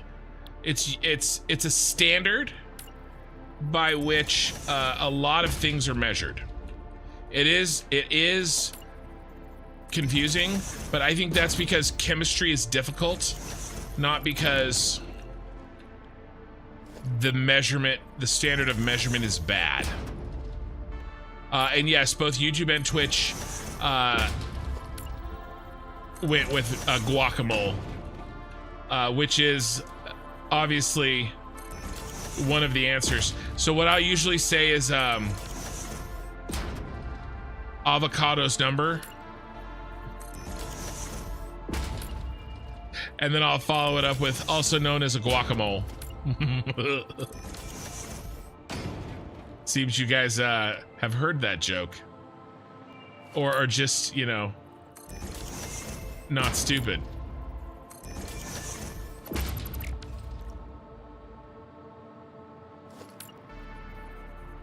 Avocado's number. It's even spelled the same. It's so funny. It's such a nerd dad joke. That's a really small Venn diagram overlap. And yet 3 of you answered it. So that is, I mean, you guys, I definitely have sort of curated an audience. Right, yeah, you just put 2 and 2 together. Exactly. I've just curated an audience that is very similar to me over the last 2 years, which, you know, makes sense.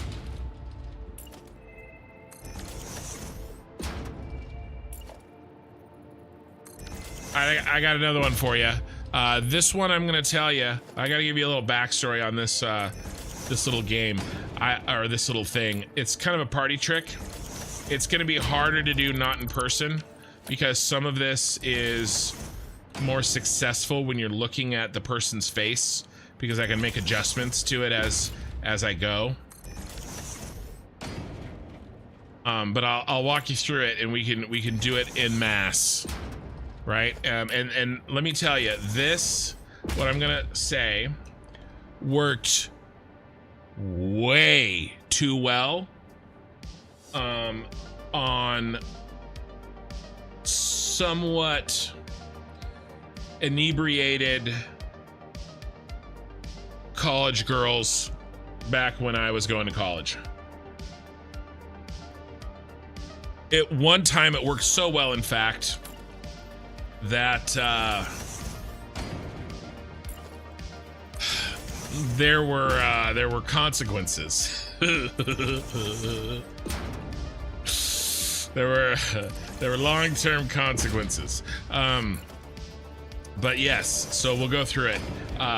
For the more reasonably thinking and math conscious of you, it won't be quite as fun, but it's a fun one. So what you have done is found your people by putting yourself out there. Oh, for sure. Even little things like the movies that I quote, like people my age or around my age, we grew up watching the same movies. When I quote Happy Gilmore, you know exactly what I'm talking about. You know, when I quote Jim Carrey, you know exactly what I'm talking about. When Dumb and Dumber. Right? And so those are the people more likely to stick around. And so over time, that's my audience. All right, so we're gonna do a little math, but it's not scary math. You can do this. And we'll do it together. Lena has already done this. No spaghetti allowed. The artist formerly known as Losing Control. That looks interesting. I don't know if I like it, but it definitely looks interesting.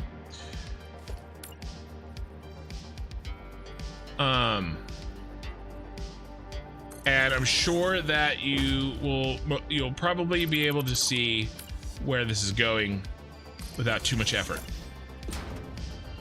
Okay, so I want you to pick a number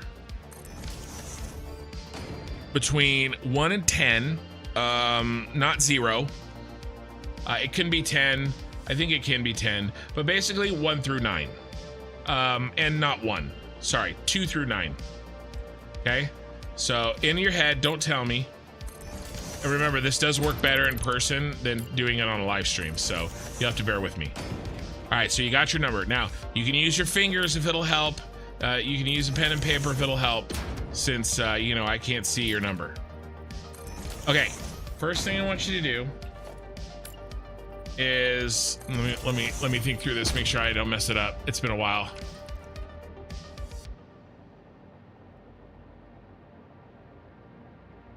Yeah, okay, I want you to multiply that number by 9. No, I can't, Brent. I've tried. The reason that I can't is that all these angles end up being custom, and the blueprints stop being signs and they start being blueprints when you put the signs in the blueprints. So this sign is exactly lining up to the custom angle of this small metal pillar. And if I make this into a blueprint, it stops doing that lineup thing and it becomes a square box that doesn't want to do what it needs to do. And so if I could get one placed, I could definitely line them up on each other all the way down, but getting the first one placed exactly where I want to, it's pretty difficult. Having said this, this is a shit ton of signs, and it might be worth, it could be worth experimenting, but at the same time, if I'm gonna spend an hour screwing around with a set of blueprints, I could have probably already done it. And those blueprints would be only applicable for this job. I hate making blueprints that can only be used once, unless they can be used really, really fast. Like I made blueprints for these because the way that they kind of repeat worked. But this one is a lot harder. Get in your mole. Get in your mole. Oh my God, Edge, that was a good one. Ooh, all I can do is sit back and admire the artwork that was that joke, Edge Dweller. That was great. That was that joke. Ooh, it's a good one. Yep, I was just thinking about that. But the end of Dumb and Dumber, no matter how dumb I am being on any evening day, I would not say. I would not, I say, not miss that bus. Usually from Dumb and Dumber, I usually say it with I like it a lot. Okay. So you got your number, you multiplied it by 9, right? So I want you to take the 2 digits of the number that you have multiplied, and I want you to add them together. So if your number was 14, I want you to add the 1 and the 4 and make 5. Right? And so this is usually where I'm watching the other person's face and trying to figure out if they can do simple math in their head or not, because not everybody that gets to college can do that. And I have a feeling that it's probably worse now than it was 20 years ago. So I want you to take the 2 digits, add them together. All right? Everybody with me? Now I want you to subtract 5 from that number.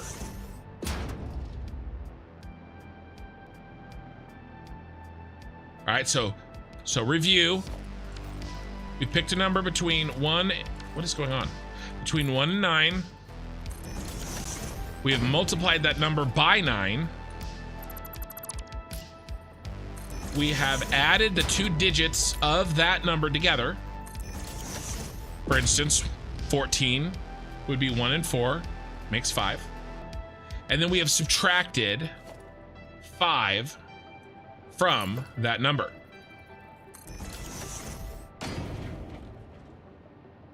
Okay, so now I want you to think of the letter in the alphabet that corresponds with that number.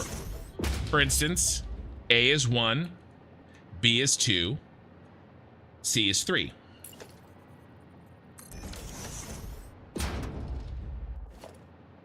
All right. Does everybody have that?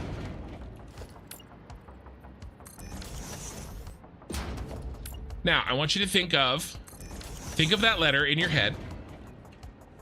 And I want you to think of an animal. No, I'm sorry. I want you to think of a country. A country, not a state, not a city, a country that begins with that letter of the alphabet.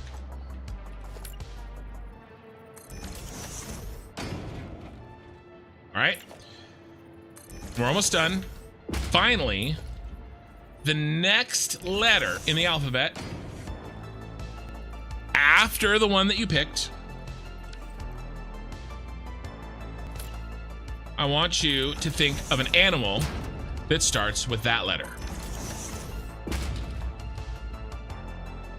And then right here, I wait until I can see the look on their face from when they stop thinking to the instant that they have settled on an animal that starts with that letter. And then I immediately say, hey, there are no elephants in Denmark. And you would not believe how many people I have made lose their effing minds with that. At least, 20 years ago. It helps, like I said, if they're partially drunk. Just drunk enough to where they can still do math, but not drunk enough to think of anything, but not drunk enough to think of a country other than Denmark that starts with D, and an animal other than an elephant that starts with E. I will sometimes get emus or eagles, or occasionally the Dominican Republic, but it's almost always Denmark and elephants.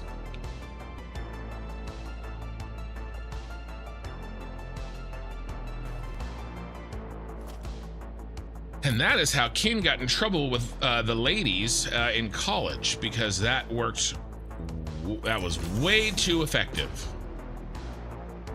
Let me tell you. Several times. So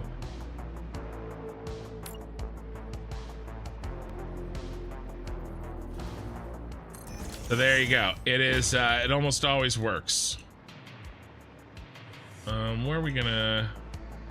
Yeah, probably here, but not there.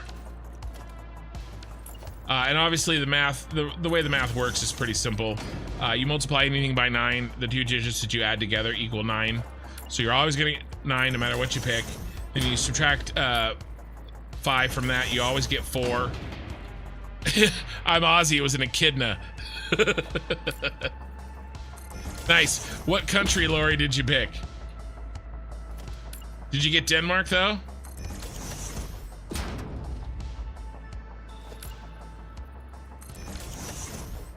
But yeah, so it's always going to be 9 because you add the 2 digits together. Anything multiplied by 9 with the digits added together always equals 9. You subtract 5, it's always 4. So you're always going to get D. And you ask for the country. You usually get the Danish zoo has some elephants. Good point. That's a good point. You know, so you're always going to get D, and then the next letter in the alphabet you're always going to get E. What when I originally heard that, the way it was done was pick the second letter of the country and think of a letter that starts with, think of an animal that starts with the second letter of the country that you picked. But the problem with that is if they don't pick Denmark, then you miss both. So I just started doing the next letter in the alphabet because that's always going to be E. And then that way, if they don't pick the right country, you still can maybe get them with the animal. Maybe my math skills or ability to follow instructions is failing at 3 a.m. Very possible. Maybe you're not maybe you're not inebriated enough. What is going on?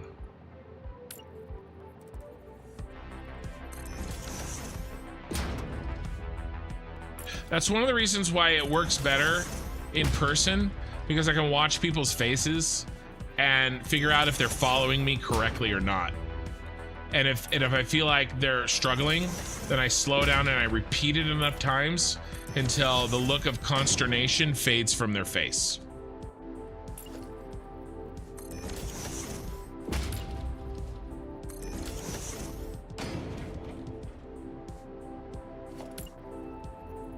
Off by 1, just like when you code. Well, you know that were you not taking into account 0, or were you? Maybe that's the problem. Did you think A was 0?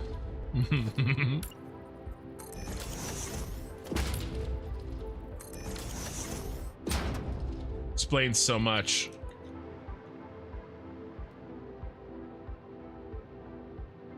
You also have the ultimate think of a number. I can tell you what number you thought of after answering a few questions. No one has been able to tell me how it works. All right, Lori, give it to me. I want to learn a new one. I've taught you guys one. I'm going to get taught one, and then I get the added benefit of the challenge of trying to figure out how it works. So if you don't mind typing it out, I will read it.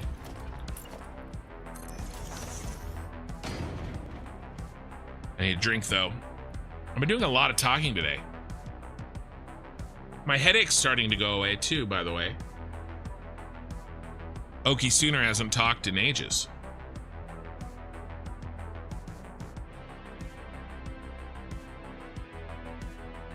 Okay.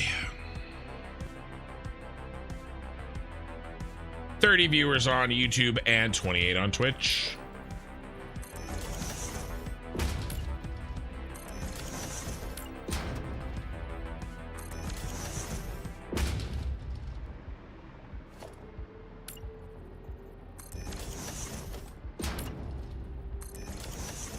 I failed Chem 1A because of a girl. It's actually probably why it was definitely a contributing factor to why I changed my major from computer engineering to economics.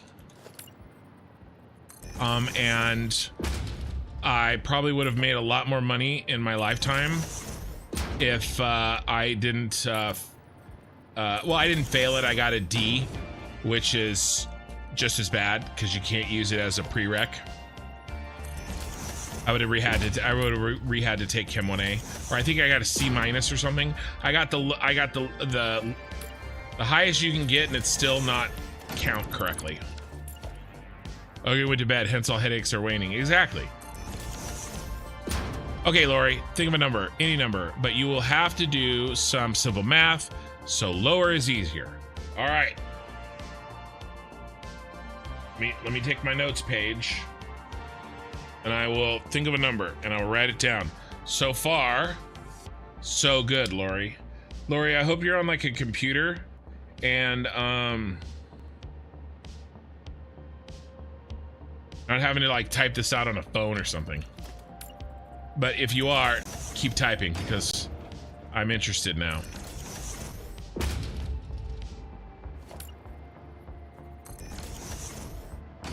But yeah, imagine that. Imagine like, I mean, it happens all the time, right? But like the bad choices of a hormone-induced, you know, 20-year-old affect how much money you're gonna make the rest of your life. Like, it's really kind of crazy if you think about it, and how stupid we all were at 20. And like, if you're 20 and you don't think you're stupid, I'm not calling you stupid. You will know you were stupid in 20 years. Another 20 years, or even like 5 years. You'll look back and you'll be like, God, I was an idiot 5 years ago. Just like you look back and think of yourself at 15 and you're like, man, I was an idiot at 15. But that's okay, because I think I'm smart right now at 40, and at 45 I'll look back and go, man, I can't believe all that time I wasted talking to those losers online while playing Factorio and Satisfactory when I could have been doing something else. Then multiply that by 3 and tell me if it's odd or even. Already yours is harder, but I like it.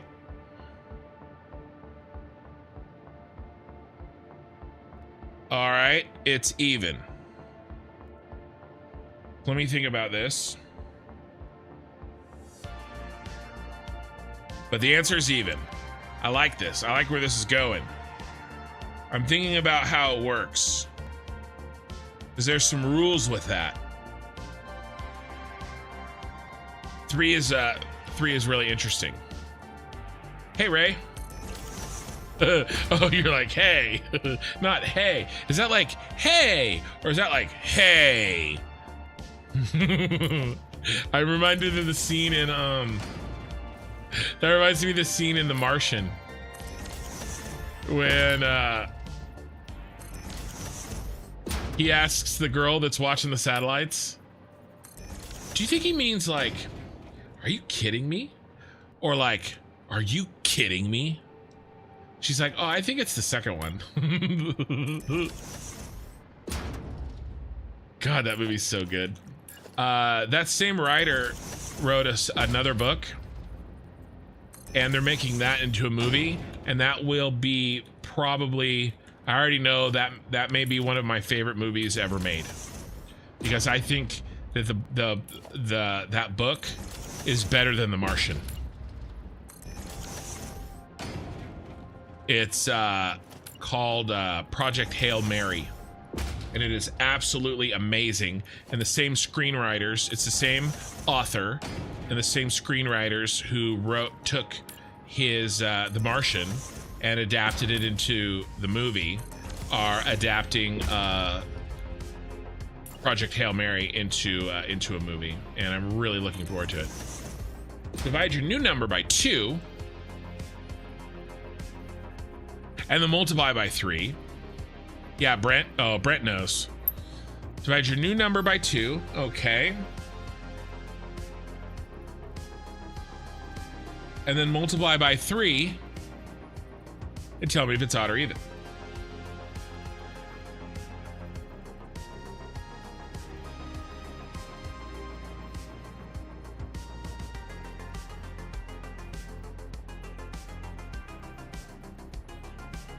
All right, it's odd.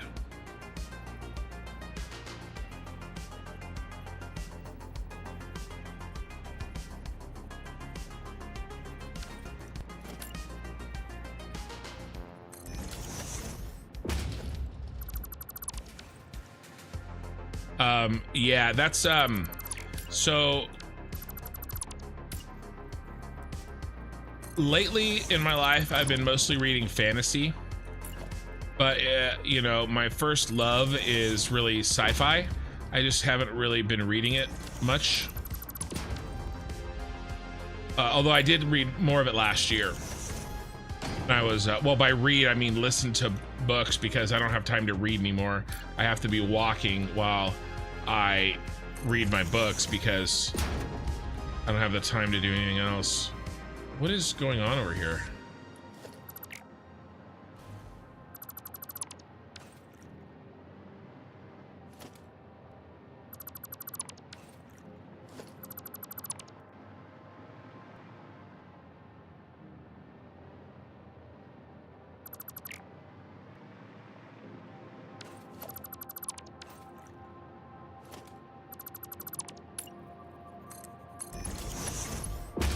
Can't believe I didn't fix that when I was over here.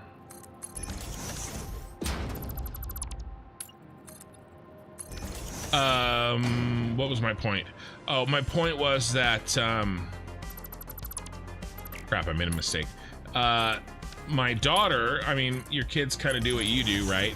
And so my kid has mostly read fantasy because I've been mostly reading fantasy. Oh my God. Yes. Yeah, we're okay. And so Project Hail Mary was the first like true science fiction that I think my daughter has read, my 14-year-old daughter, and she's like, that's my favorite book. You know, so I got to get her into some good, solid sci-fi. I'm thinking she's never read Ender's Game. I'm thinking Ender's Game is a must. We'll pretend the movie doesn't exist, just like we pretend the movie Aragon doesn't exist. Just like we pretend the movie for Avatar: The Last Airbender doesn't exist. Just like we pretend that the vast majority of Disney Star Wars doesn't exist. Sorry, did I say that out loud? I was just coughing. That was a cough.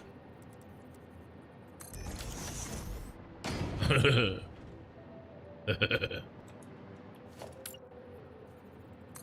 not my fault. I feel the way I feel and I can't change my emotions. I don't love you anyway. I don't love you the way I used to anymore, Star Wars. It's not me, it's you.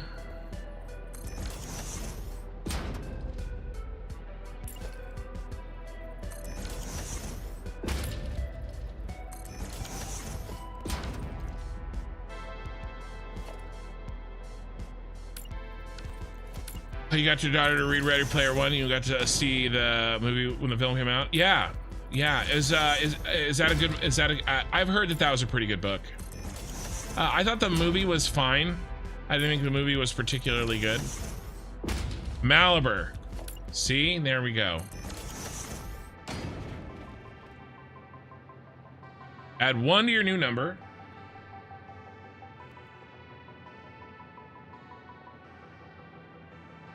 Okay, divide by 2.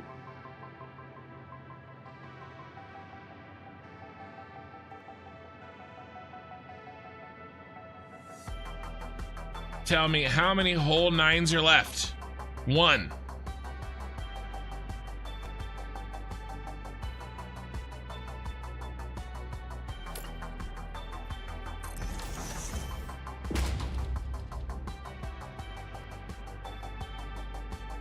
Movie is fine, book's exceptional. Nice.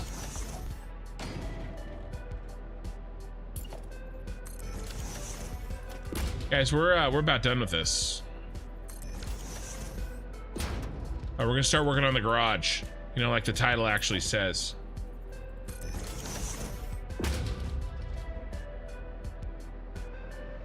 I keep meaning to get to Andor. I haven't gotten to Andor yet. I want to. I started it back when it first came out and I got busy. Correct, that is the number. I like that. Okay, so let's walk through this.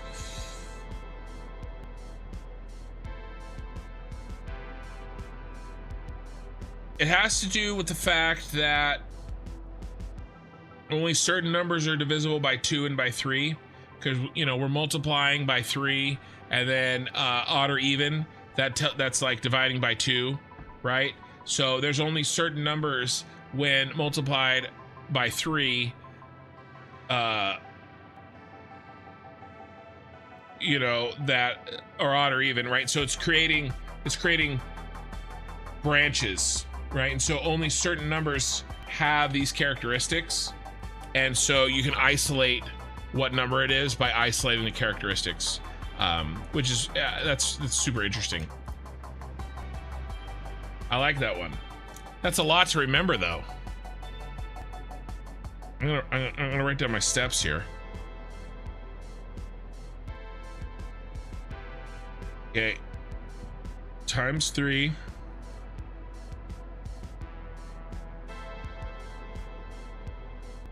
Odd or even. Divide by 2. And then times 3 again. Yeah, it's the trick is in there. It's pretty interesting. Plus 1. Divide by 2.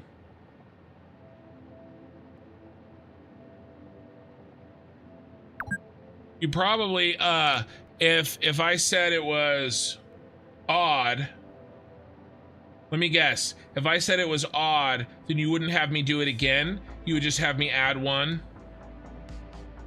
You had me do it twice because it was even. I have to keep doing it until I say odd. And then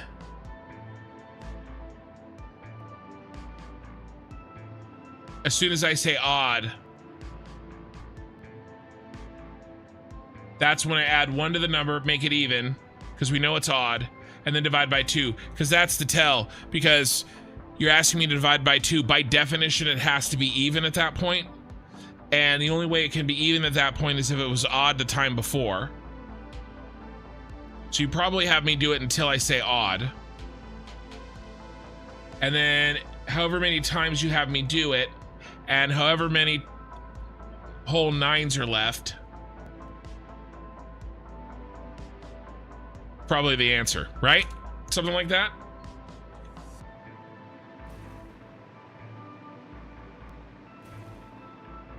So it's maybe like,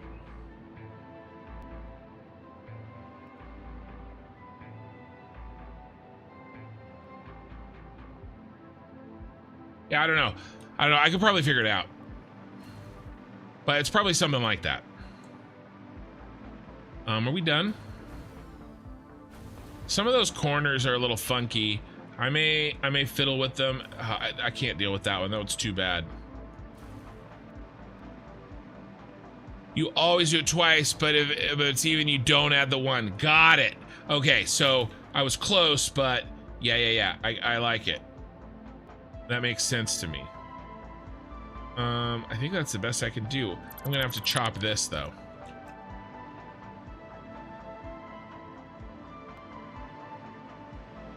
Bum, bum, bum. Bum, bum, bum, bum. Yeah, then you don't add the 1. Yeah, that makes sense. You always do it twice. Okay, so you always do it twice. You always do it twice.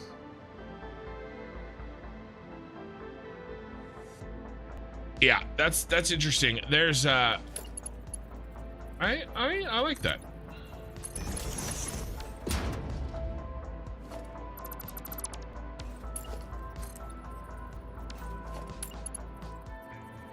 That is a perfect example of one of those things that, like, I'm just smart enough to appreciate, but not smart enough to understand.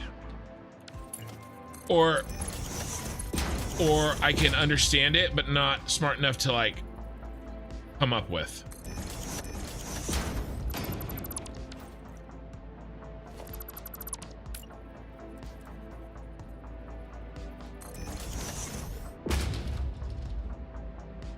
Odd in the first position, count 1. Odd in the second position, count 2. For every 9, count 4. So you went, I went even.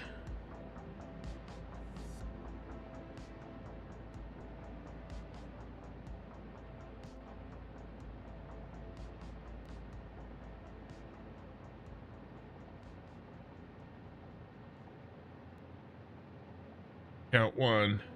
What do you count if it's even in the first position? Mine was even in the first position. Sorry, we're getting bogged down with math tricks.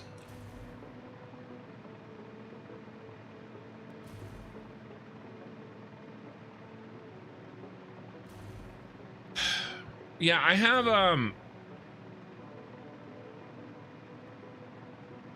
an idea of like kind of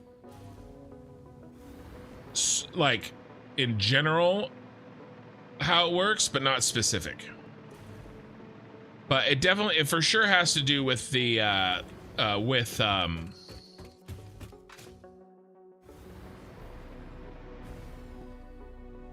you know, numbers that can be divisible. What are those called? Prime factors, right? Like 2s and 3s. Like how many numbers? Now, what would be interesting is like a 5, right? But it's always going to be a 2 or a 3, unless it's a prime number. So that was interesting. Like, what if I pick 17, right? Or like 11, right? A prime number would have some fun things, I think, in it.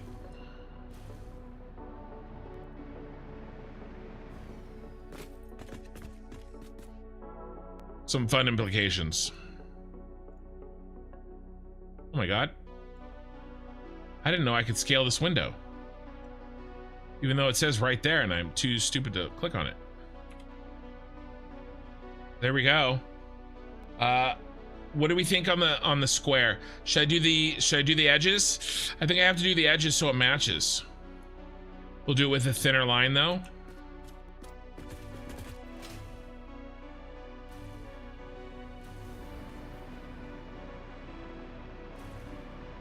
Evens don't count.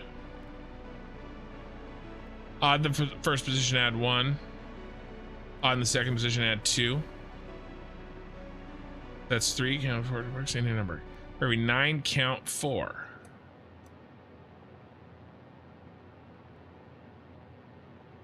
Oh, I was even. I see. So you didn't count it. And then I was odd in the second position, so you count 2. 2 plus 4 is 6. Let's do it with 11 really quick. Okay, so times 3 is 33. Divide, yeah, odd or even. It's odd. Okay, so that's a +1. And then divide by...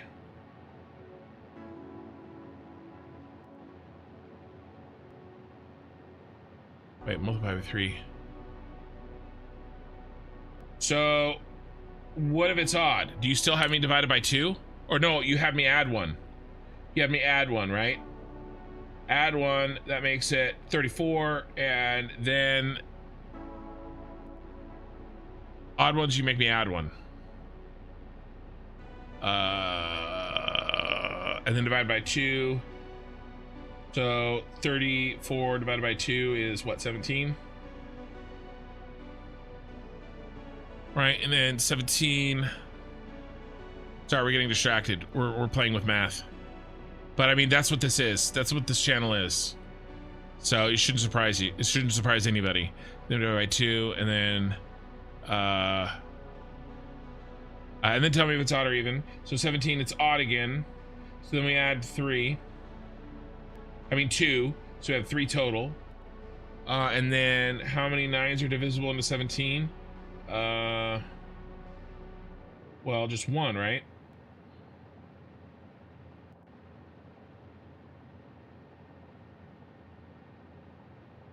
So that would be 9 plus 3, which I must have messed up because it's on 11. It's odd. Oh, the 9 is for every 9 you count 4, so it's 4 plus 3 is only 7. So run 11 for me. Maybe I must have messed it up. Run 11 for me.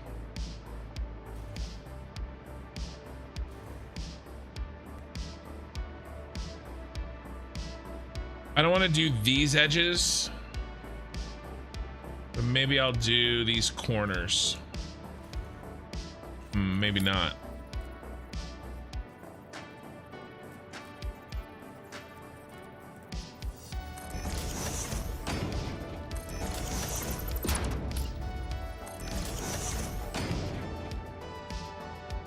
Cimmerian just turned into count. Okay, so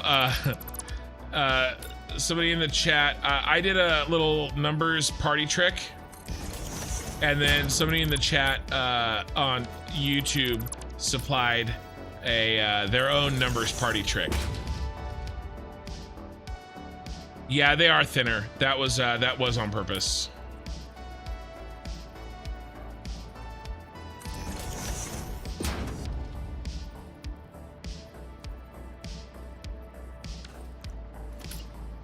It's close. I figured it was kind of closer to the ground, so it was okay to.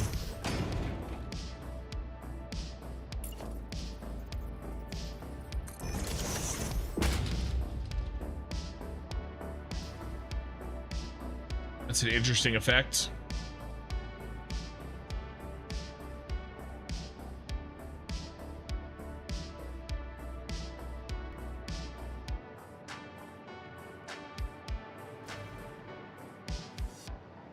I don't know. I'm gonna leave this for now. We might do something with that later. But I think we're good enough to move on. All right, so the lighting is done.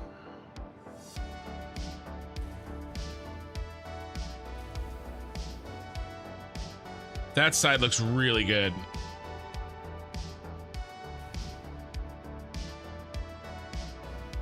And I'm really glad that we spent so much time making sure those lines were parallel where appropriate, because it really works.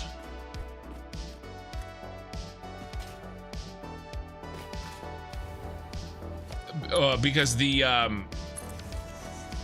lights accentuate those edges, right? Which is what we want. We worked hard for them. So let's show them off. Oh, that's what I don't like. Okay, remember when we were talking about GPUs like forever ago? And I switched to the DLS. I don't like the ghosting.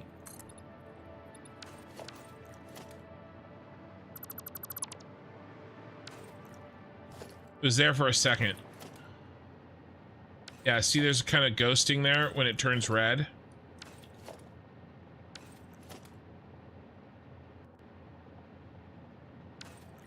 Versus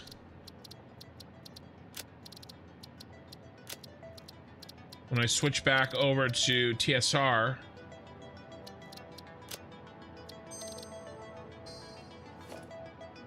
it's crisper. You don't get that ghosting. And I do most of my work like doing this kind of, you know, selecting and stuff. So that's why I have it on TSR most of the time. But having said that, if we're looking at a belt, the TSR kind of sucks.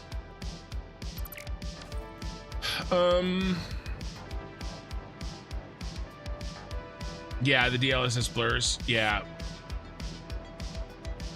But if we look at a belt,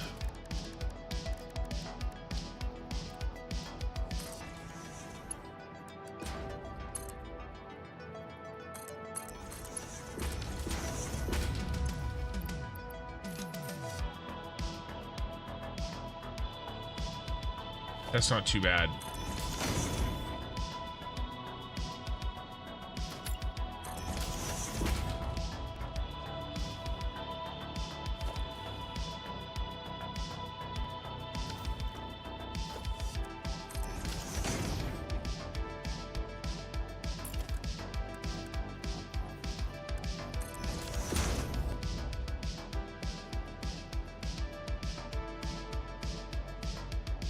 I guess it's not too bad right now. Sometimes it does this really weird ghosting stuff on the belts. I was seeing it.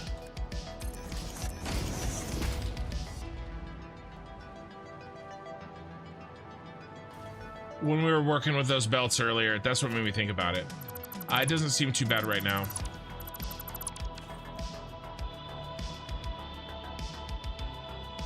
I have it switched off, TSR off also. All right, so what would you suggest I try? Right, so none, right?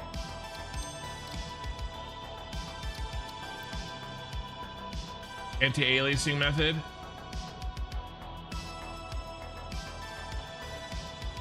So no upscaling. I need to do some sort of anti-aliasing. Let's try TSR, right? Oh, will it not let me? Yeah, it won't let me.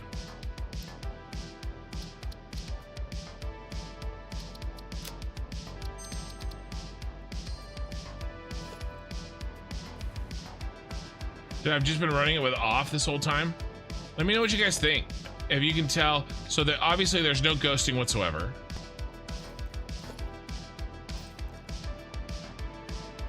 I wonder if my is my card gonna get warmer? Which I don't care.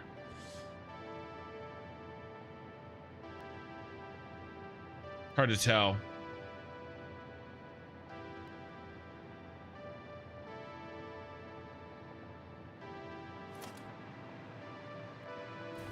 Maybe I should have been running it with off for the last year and a half of streams and recorded videos.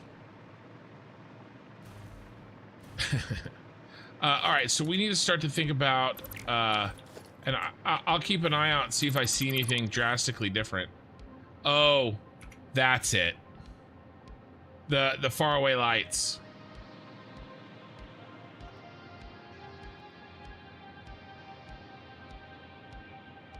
Better when zoomed in, but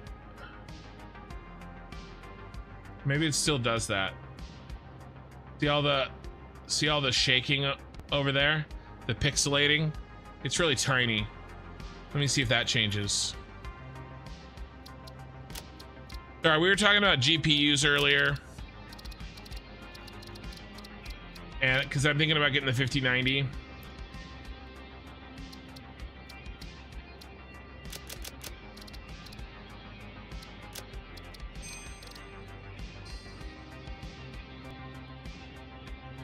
Yeah, it still's doing it, but it's doing it a lot less.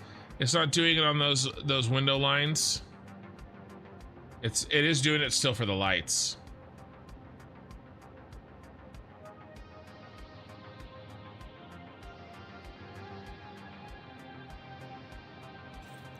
Yeah, interesting.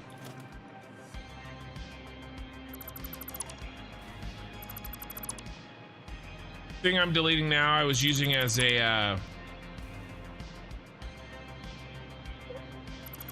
yardstick for the height that I wanted all of the walls to reach, but I think we have outlasted it.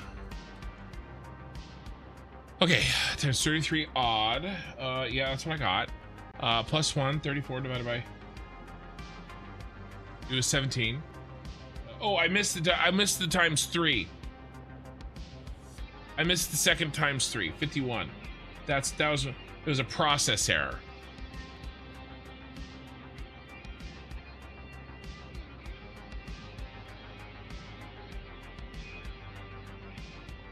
Right, so yeah, so 51, odd plus 1, 52, 52 divided by 2 is 26. 26 has 2 whole 9s. 1 plus 2 plus 2 times 4 is 11. Yeah, no, I wasn't doubting your assertion that it works with any number. I was just trying to figure out how, when I did it, it didn't work.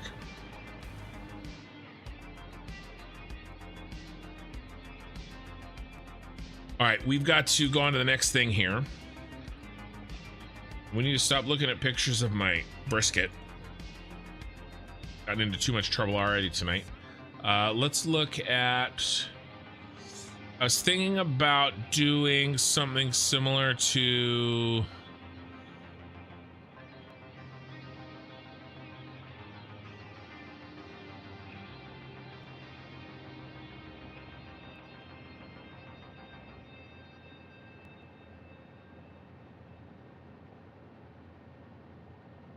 I like this bi-level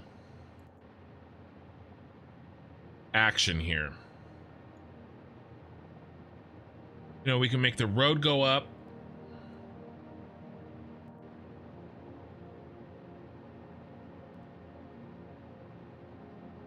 And then come back down on the backside. What is going on, bro? Permission to freak out.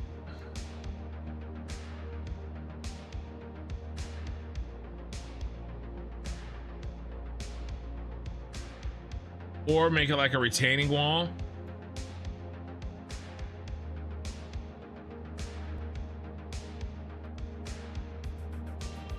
And the road stays at level. I kind of do like the idea of a level change in the road.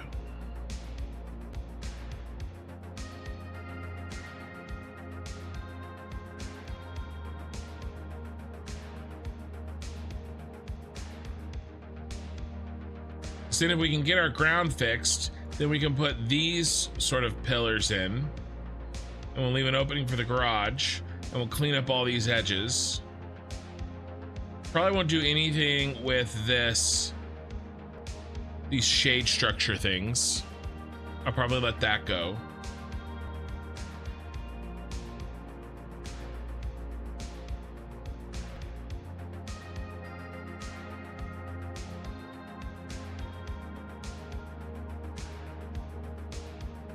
All right, let's see if we can figure out some kind of multi-level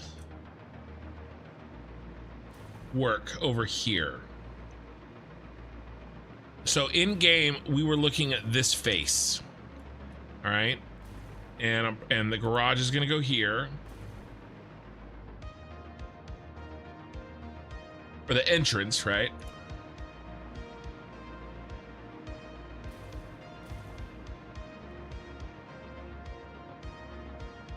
So where would the freeway go, or the road go in theory?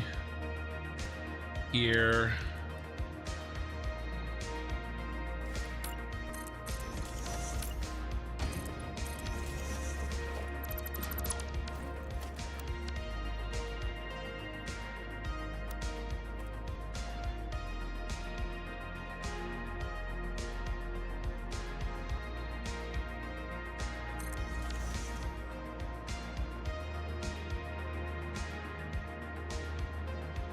That's how much space we have to work with.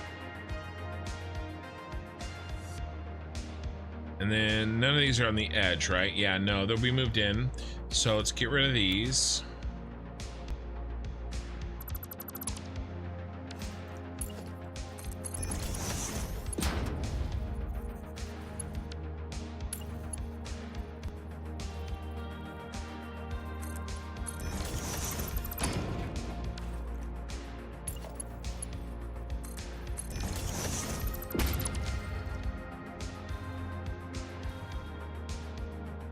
Actually, we need to probably get rid of this. We need to go off this angle here.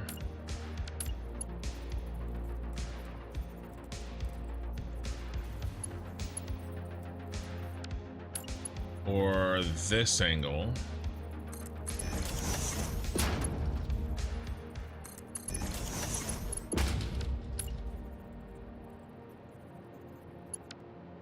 But it needs to be straight in the other dimension. So let me think. How do we do that again? We do this.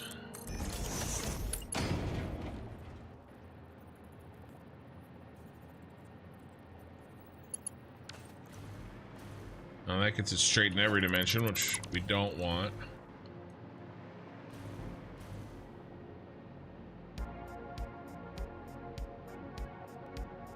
I want a 1592 Had my odd canceled and refunded due to stock shortages. Aussie stock diverted to the US to beat tariffs. It'll be months before I get one. Well, I'm sorry to hear that.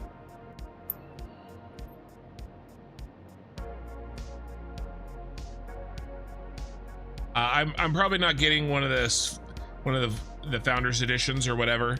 I'm probably waiting until the brands, you know, Asus, etc.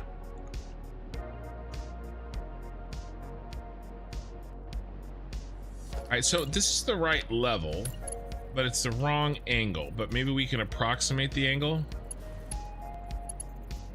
or maybe we remake the angle.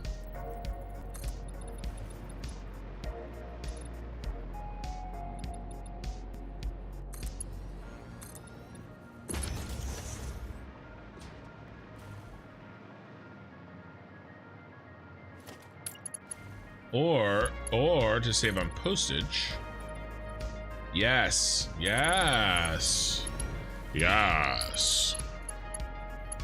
Everyone. Every other one.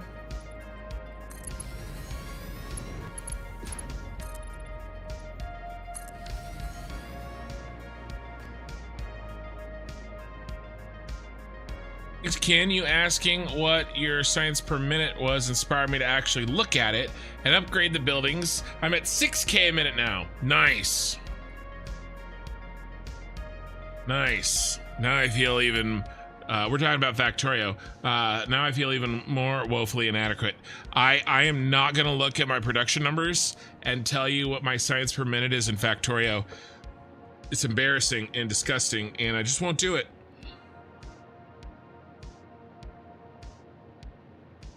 It's bad.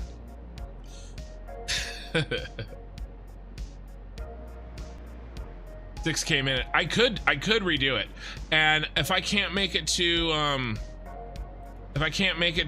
the outer solar system, I will probably be forced to redo it. You know, and pop some.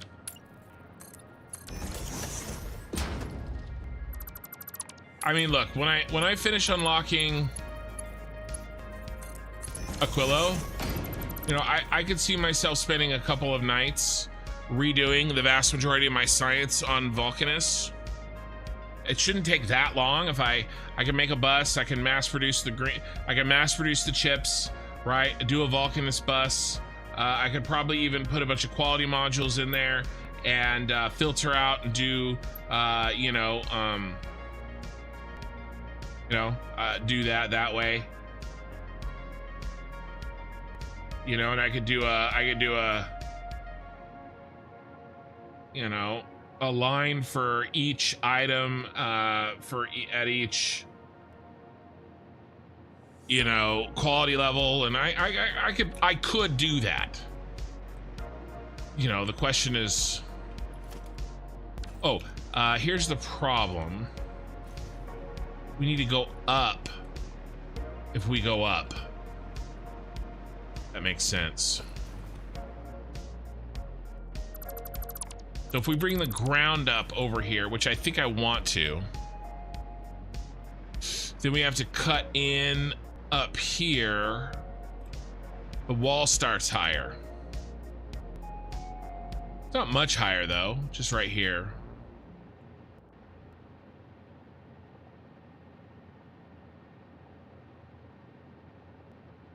And then the amount we go up is about what we cut. And so, how many meters is this?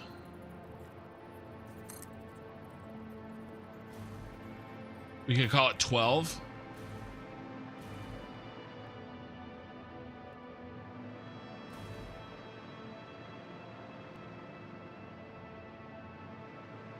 Well, our road is going to want to go up. Let's see. So what would 12 be? 1, 2, 3. That's 12. And we can go up a 2x2. Oh, not that, you sucker. It's a 1.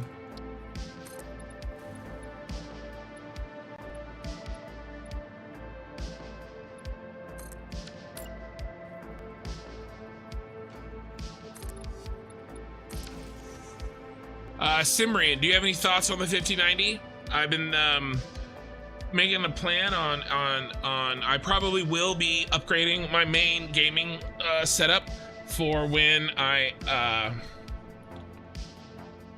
kind of in preparation for the change in direction my channel's gonna take after I finish the city. But if I upgrade the computer sooner, obviously I you know, will enjoy the new computer in Satisfactory, of course.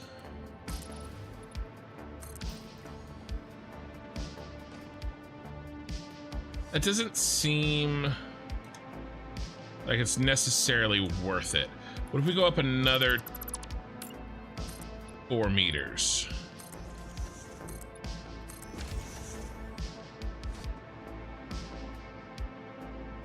Right, and so if this is our new road,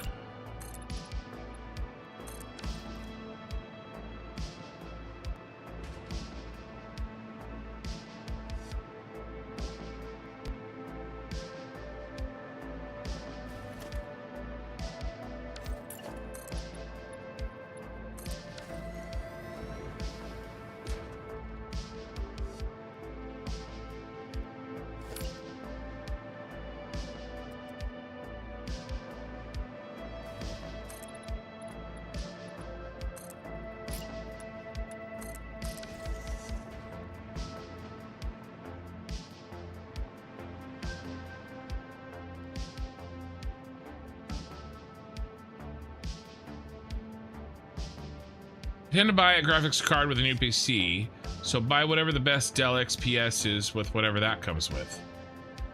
Current is an RTX 4080. Dell XPS. I want to make sure that I know what you're saying there.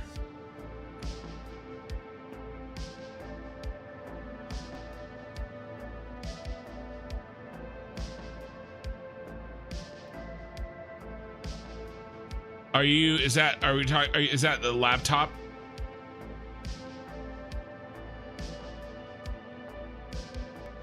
I'm obviously going desktop with my setup.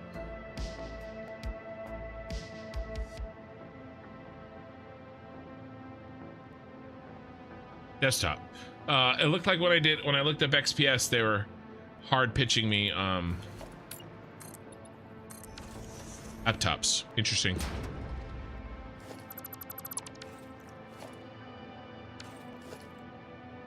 Let's try to do a little cleanup here. Stuff is distracting me a little bit.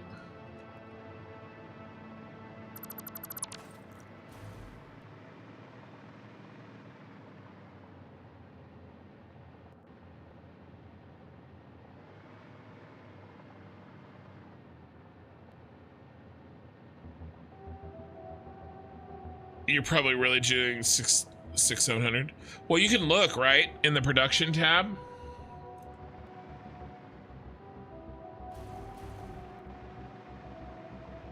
So what would this look like? The sidewalk would need to come up as well. Let's finish the street off.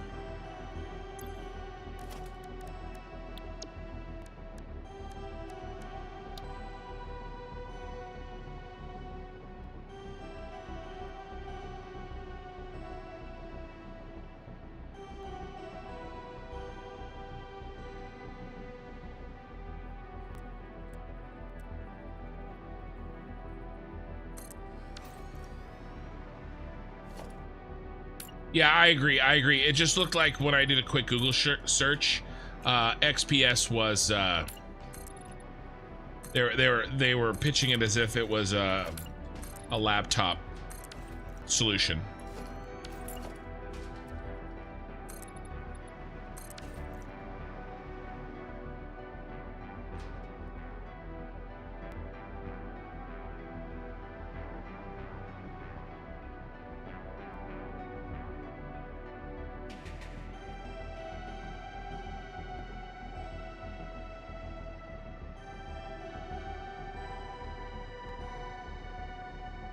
if we do this, I'm gonna want to have an exit over here that's on the higher level.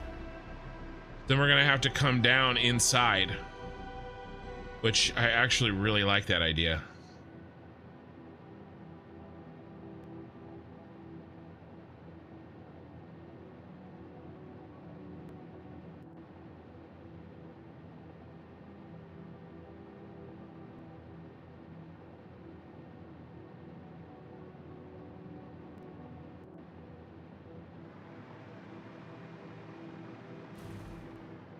Alienware came with a 2080 Super, so based on that, we're have the next generation. Yeah, I'm trying to figure out, you know, how much, if any, advantage I will have to the content that I can provide to you guys if I upgrade from.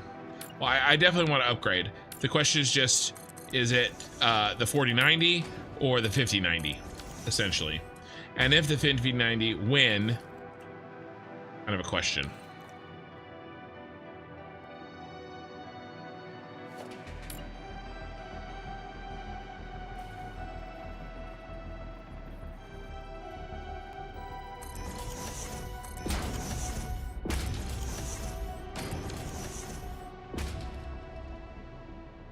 All right, I think that looks acceptable. What you guys think?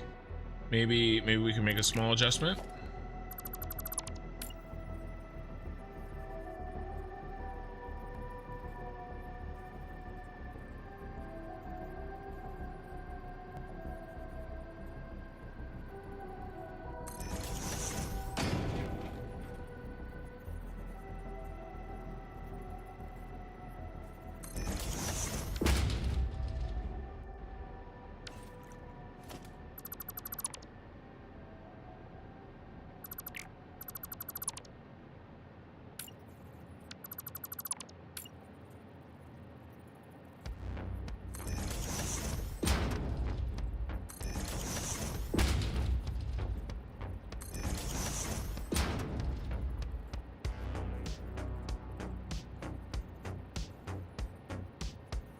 I really don't understand going on with my chat window. I have all my components ready, just waiting on the 5090. And so you're going with the 9950 X3D. Lori, can you explain to me why you picked the 9950 X3D versus the 9800 X3D? Right, because it feels like everybody's like, you know, wetting their pants over the 9800. I have two. The encoding that you guys are watching is the streaming PC and it is encoding to. Yeah, that looks good. We're doing that. It is encoding two streams, or two feeds, right?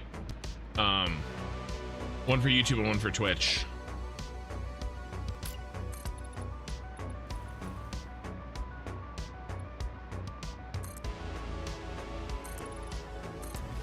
And then, but I do sometimes do recording with the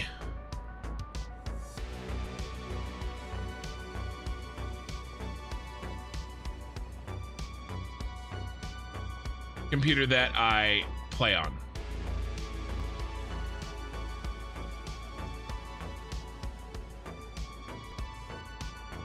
Nice, Cimmerian. Good to know. 5090 is an average 27% uplift over 4090. Yeah, I saw that, but at a significant heat increase. Do you think that that's a big deal? Plus, the 4090s are pretty rare now as production has stopped a while back. That's a very good point. Yeah, and then like I said, I've never bought a Founders. I always want to, I always wait for the brand, right?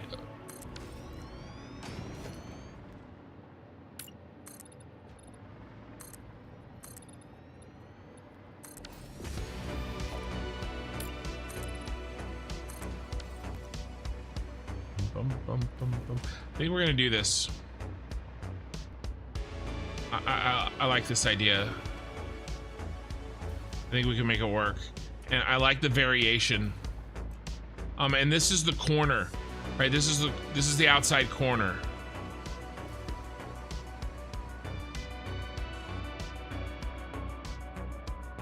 Non-er gamers productivity, bragging rights.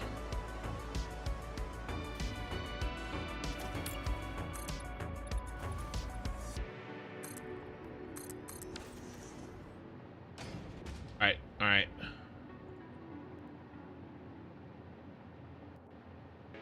All right, 90, R7, 98, 100, X3D versus R7. They're both the R7s, right? Or is that an R9? 9950 X3D.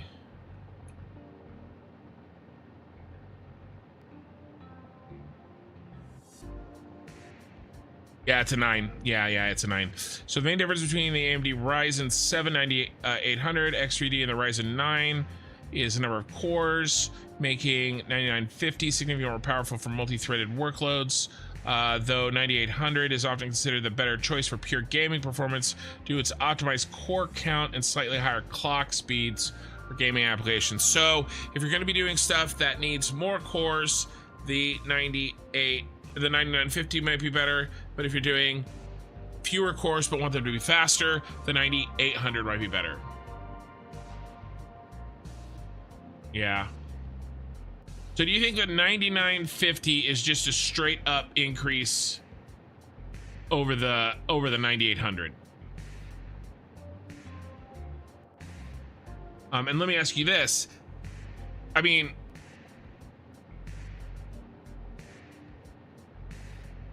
because everybody's freaking out about the, you know, the 9800 lately. Because I've got a 7950. Currently, I have a 7950. So, sorry, we're talking computer parts. I need to be working on my Satisfactory. AMD 7950 versus 9950.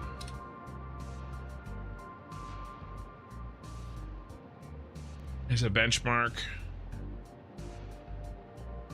Just give me a graph. Give me a visual. Core frequency blender. 3950.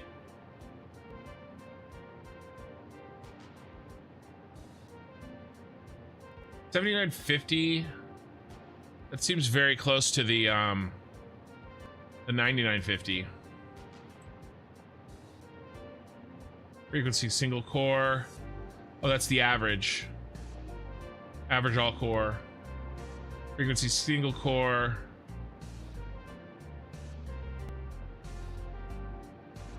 $79.50 is faster. Ron, you have a 5950? The CPU benchmark.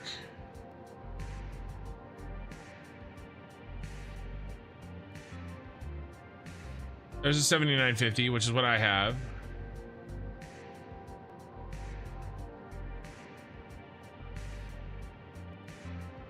Oh, that's power.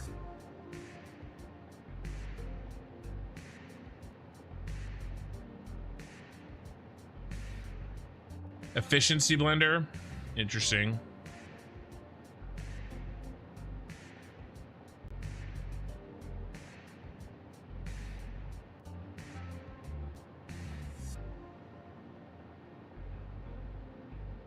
There's our 7950. That's what I've got. 19.1.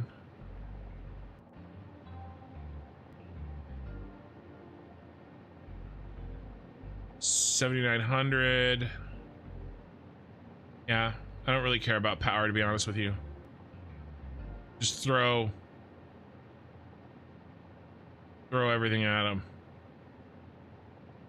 Yeah, this isn't exactly probably what ooh, Stellaris. I play Stellaris. Stellaris is a very cool game.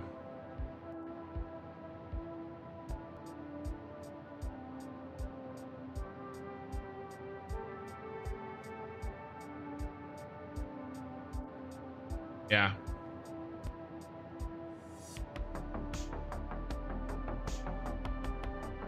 Yeah, that's a 7950.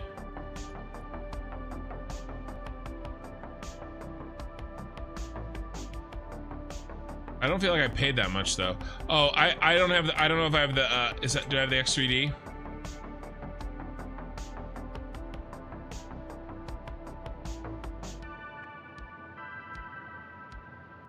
I have the X. I have the X. So I think that's different, right?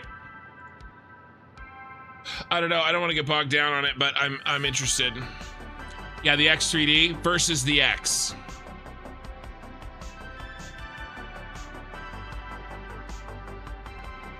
I have the 7950X. Now let me ask you this.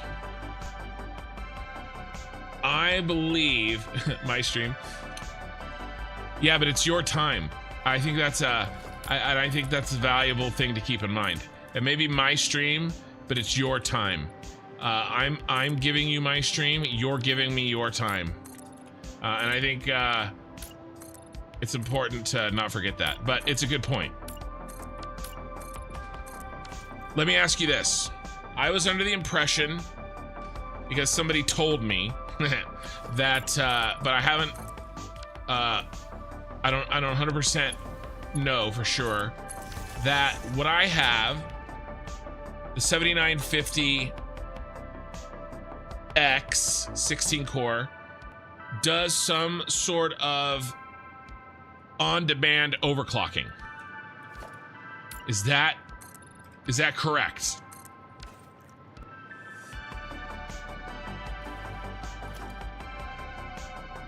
Where is our corner gonna be? Is it really right there?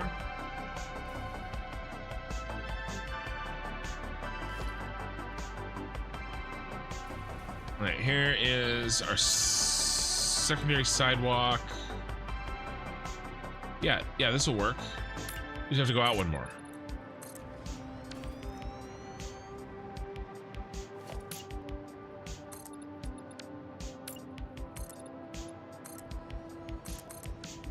But I get it. Most people that are probably watching me are just hanging out, right?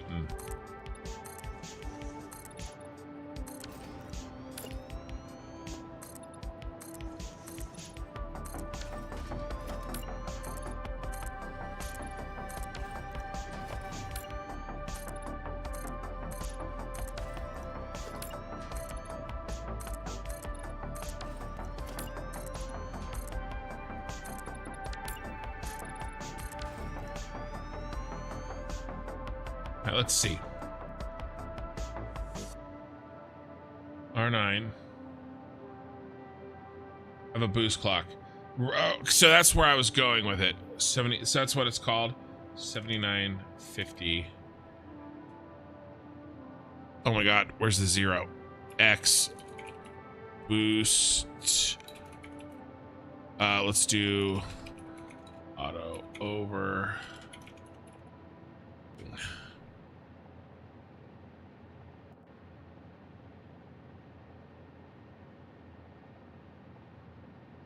Or let's try variable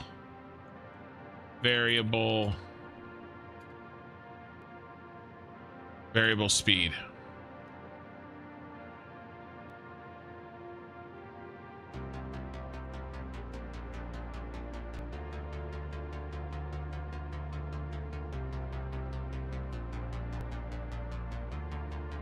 Yeah, okay. That clocks between 4.5 and 5.7 depending on the load. Okay.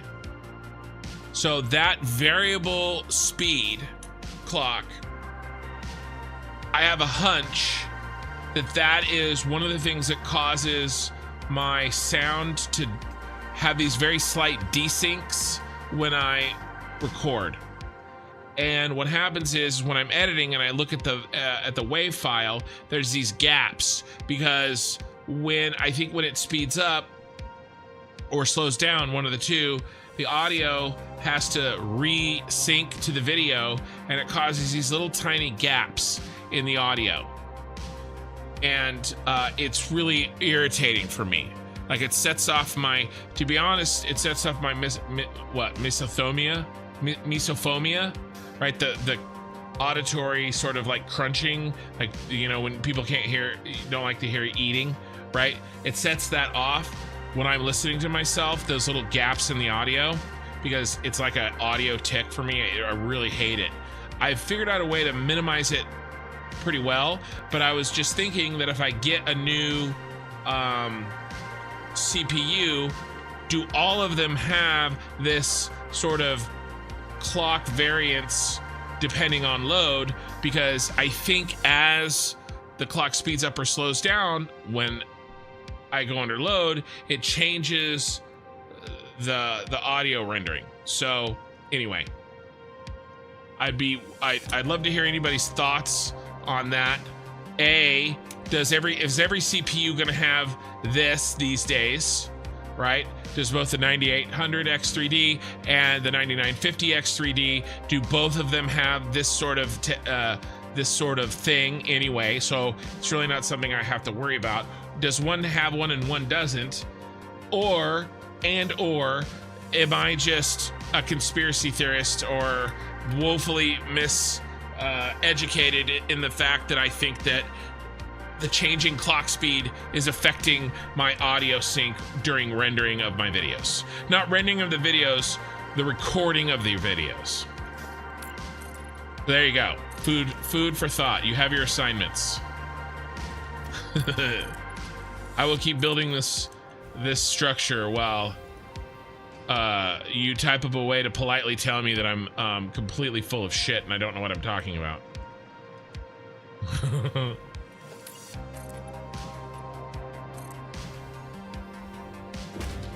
I need power.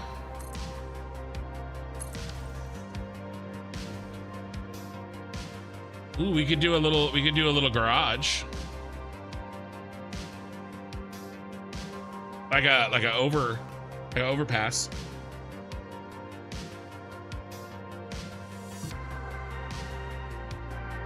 What if the road stays down here?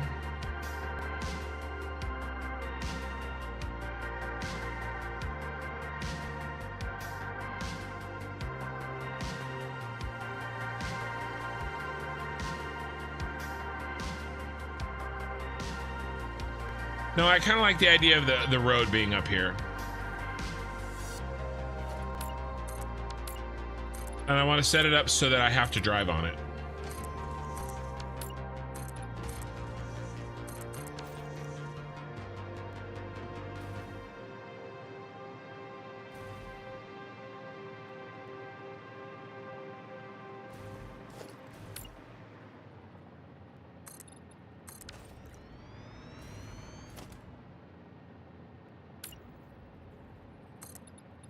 So let me tell you what I've been doing to drastically reduce this sound issue, and maybe you can help. Maybe that will help give you an idea of what the cause is. So what I've been having to do is whenever I do a recording, I have to reset my computer. That's the number one thing that helps. But in addition to that, look at all those Brave browser tabs or processes. In addition to that, I take the audio. Can I zoom this in? Driller, watching some other live streaming, some run a laptop for Twitch, PC for game, and for YouTube. Oh, to render it out? Well, I have a second computer, Edge Dweller. What you guys are hearing is on a separate computer, and I don't think that audio thing necessarily happens there. I know what happens when I record on the same computer that I'm playing on, which is separate than what you guys see. So again, I have 3 rendering. When I record, I have 3 renderings. I have YouTube, I have Twitch, and then I have what I'm recording. Not rendering, encodings. I have 3 encodings. And it's the encoding that happens while I'm playing Satisfactory that has the audio gaps.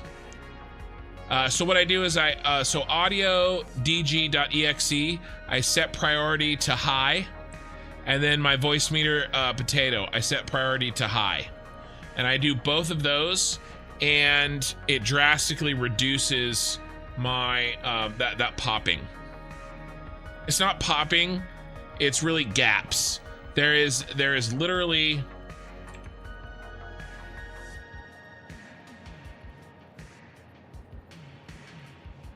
right, there is a if the you know, the WAV file looks like this, you know, here's the line. The WAV file looks like this.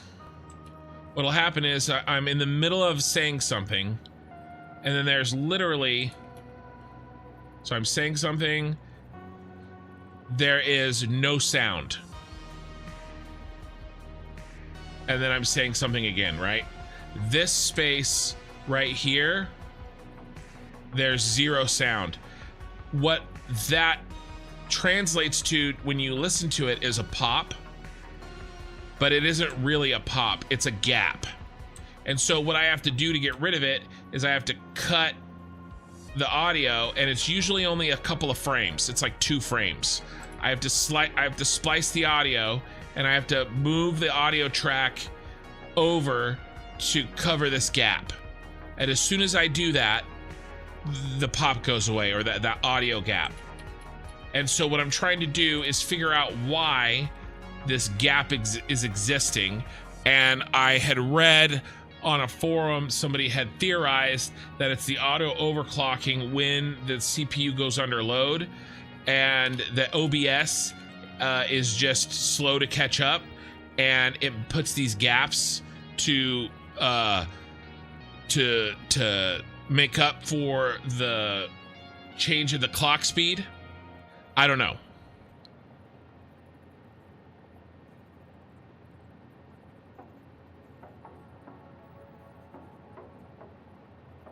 Well, like I said, it's literally a gap in the audio, and all the data exists.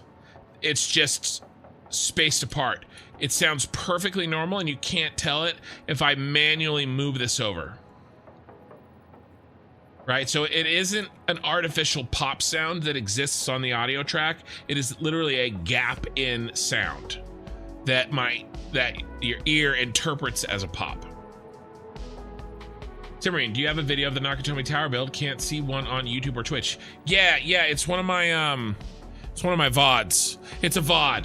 I don't have a shortened video. I don't have an edited video. So it's a recorded VOD of me doing it live.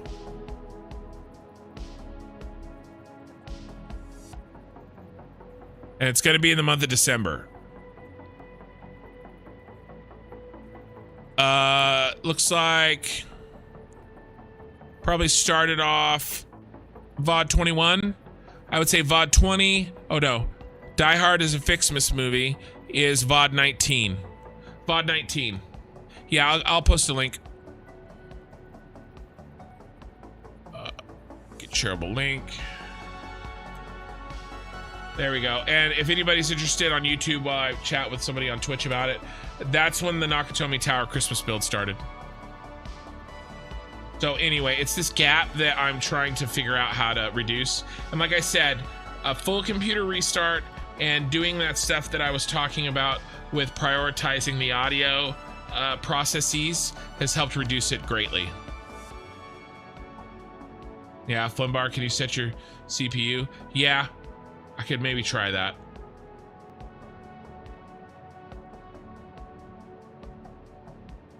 The advantage to the auto adjust is obviously the fact that when you don't need the load, you're spending less power and therefore less heat. Right?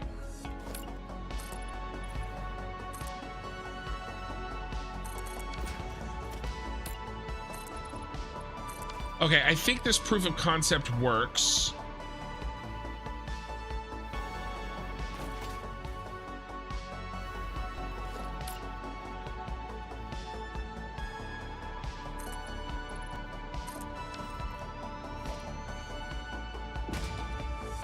6. That's 6, good.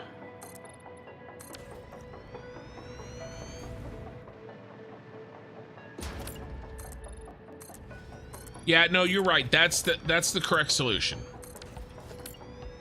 I guess what my thinking is not necessarily finding a way to fix it now. I'm just wondering as I go and think about purchasing something in the future, if there's something that I can keep in mind to make it easier. Oh, wait. We're going to do the opposite over here. I extended this too far.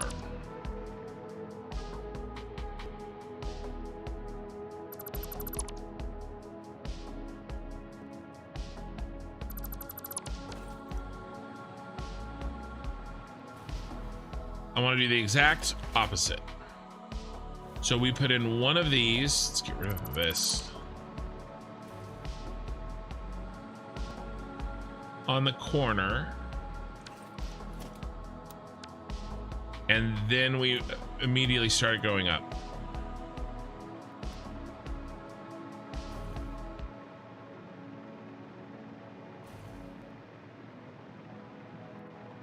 But I think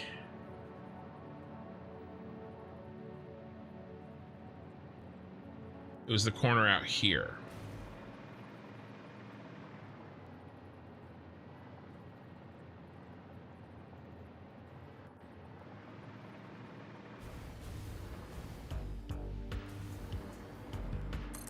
Yeah, and we do the same thing here.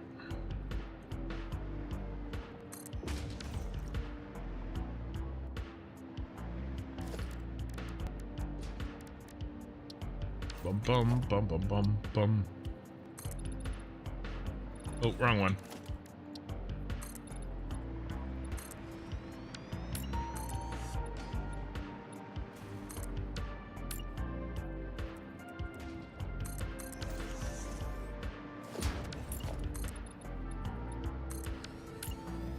So I guess though the answer to the question is that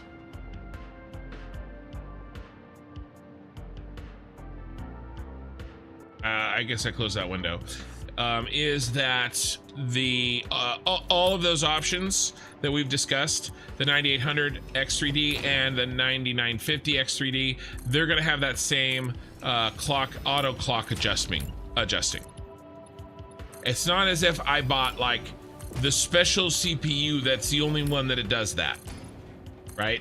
It sounds like it's standard, pretty standard these days. Oh my God, Becky. That was partially my question too. You know, are we talking standard stuff or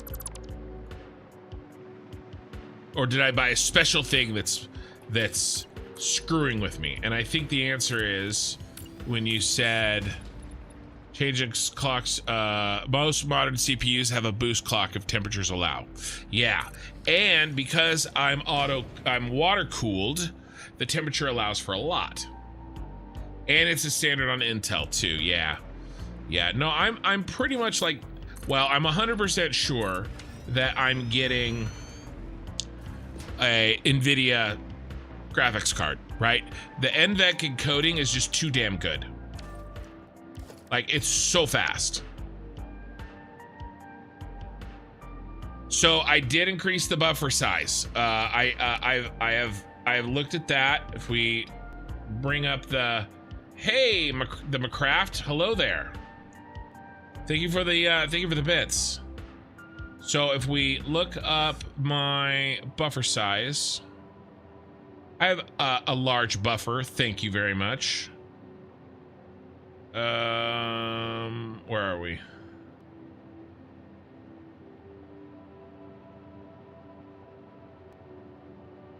So I upped my MME to 2048. The default was 1024. This helped too, and I have most of my shit on MME because it was way worse and there was a lot of popping. Let's see, what's my mic set to?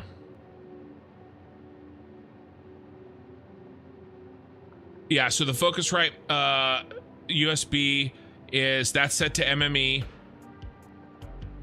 So that's what you guys are gonna hear, right? You're gonna hear the mic. So the mic is set to MME, and that's got a buffer of 2048. I suppose I can increase it. When it was lower, it was really bad. Like, it was really bad. Let me ask you this. If we're okay, so dropped audio packets, there's a slight delay in processing. If I get one of these faster, do you think the nature of the fact that if I upgrade my CPU from the 7950 to the, oh, not that one, to probably, I probably won't do the gaming only one, that you pitched as the gaming only one, right? I'm probably the 9950, the R9. You know, what is the price on that? Am I like, you know, 9950 X3D price? I mean, $700 I don't think is really that bad. Not when we've been discussing a $2,000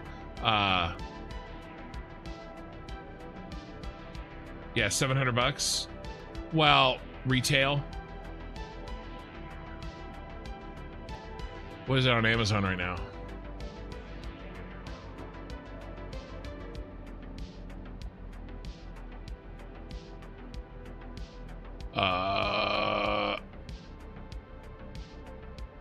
Here. I don't want you guys to see what might show up on my Amazon. Oh yeah, no. Definitely tells. I would totally show you guys, but yeah, there's some things that I would prefer you not necessarily know about me on my Amazon screen. I mean, not that, you know, I don't trust you all, but the fact is I don't trust you all. AMD R9 9950 3D. The 9950X is 506. Are they not even for sale? Are they not even out? They've got, I think you said you already found one. Okay. I'm only seeing the X's.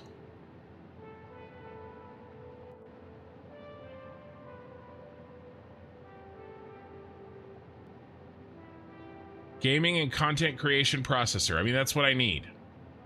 So I'm with you on the 9950 X3D. I've been sold. Here, this one's safe. So the specs, the key features. Yeah, I don't really see a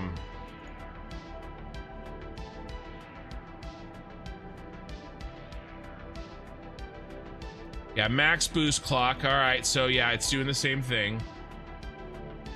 Moles everywhere, Edge Dweller. That's the 4th mole reference we've made tonight.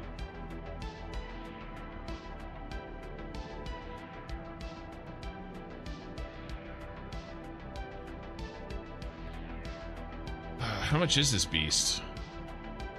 Release date end of March. Okay, got you.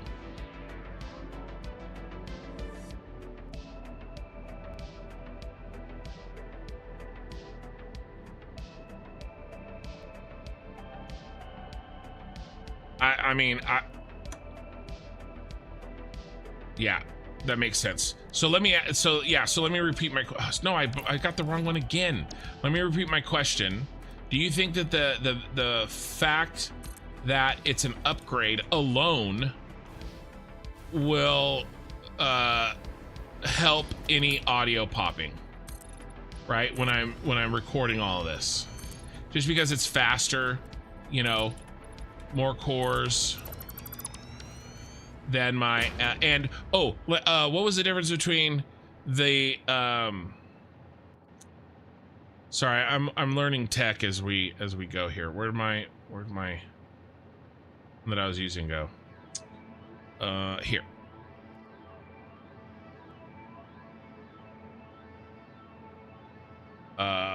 Difference between X and X 3D.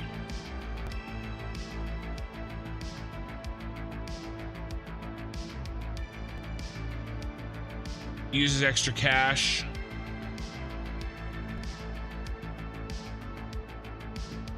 The X3D CPUs introduce 3D vertical cache compared to their X counterparts.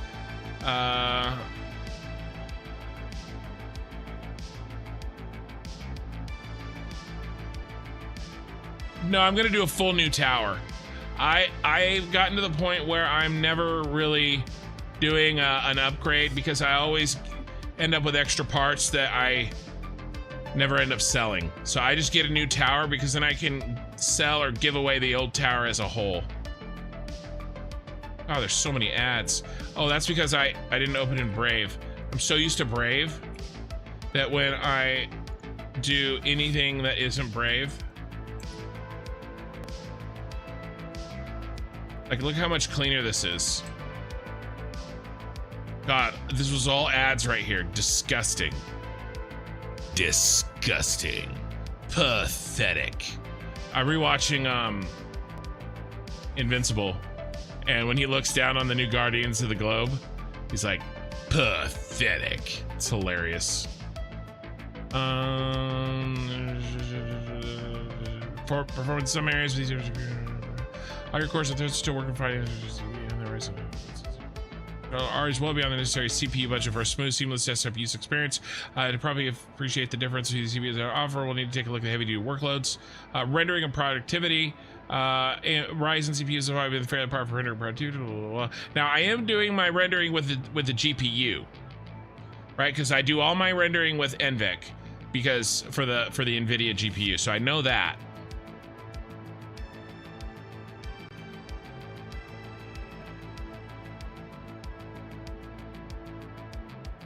So, okay, so the X3D results in an overall performance loss for rendering and productivity applications relying upon raw multi-core throughput. So I don't rely on the multi-core throughput because I'm rendering with NVENC.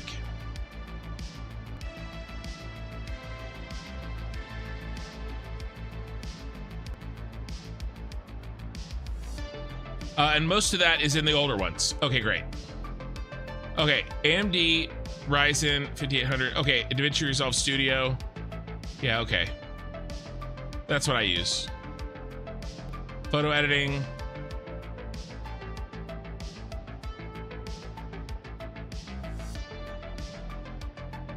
They're tailored for gaming specifically with a huge boost to L3 cache, targeting improving the per core performance. Okay.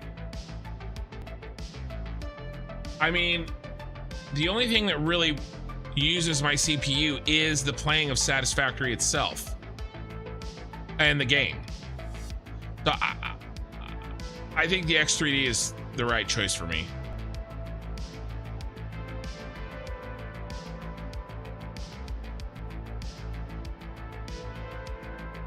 At the end of the day, these CPUs perform nearly the same in most workloads, especially if you opt for a newer gen that does more to mitigate the multi-core downsides of the altered architecture. Okay, so it's saying that the newer ones, there's barely any difference between them anyway on that type of rendering workload.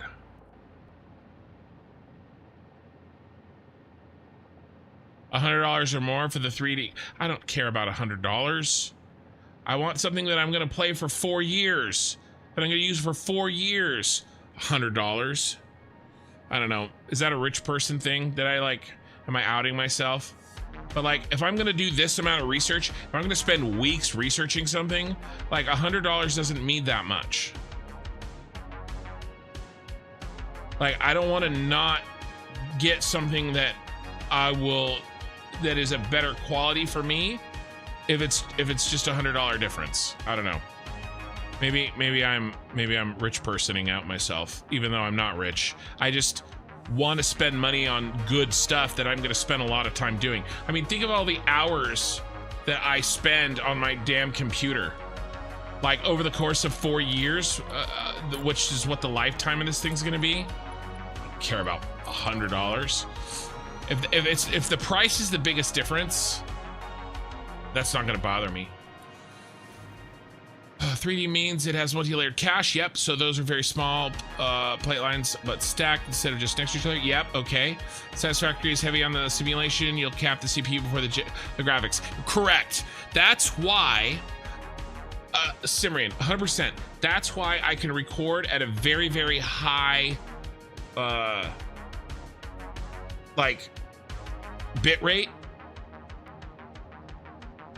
while still playing Satisfactory, because the recording is happening over on the NVIDIA hardware encoding and the CPU isn't really doing any of it. The CPU is instead banging away at the playing the game itself. Yeah, best bang for the buck. Yeah.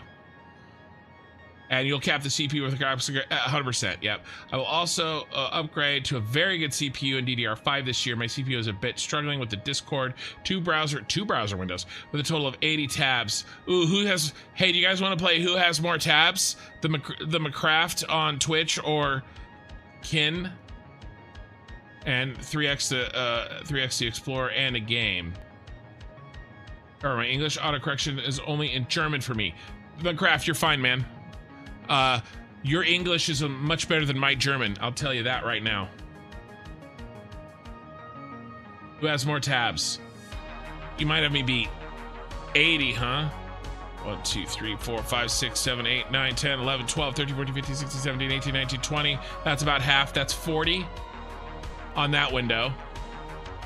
I've got 5 here, which you can't see above. I've got 4 over there, so that's about 50. And then I've also got this one. 1, 2, 3, 4, 5, 6, 7, 8, 9, 10, 11, 12, 13, 14, 15, 16, 17, 18, 19, 20, 21, 22, 23, 24, 25, 26, 27, 28, 29, 30. We'll call that 35. So we were at 50. I'm at 85 right now. And I also have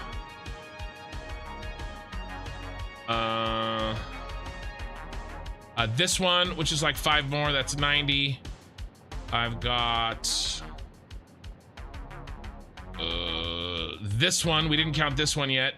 This is probably another 15. Yeah, I'm at like 115, 120. They all have a purpose. Most of them have a purpose. Many of them have a purpose. Okay. Let's continue to think about Satisfactory here. I learned a lot. I really appreciate it, you guys. And I will have a better computer for the bouncing my ideas off you guys. So something like this.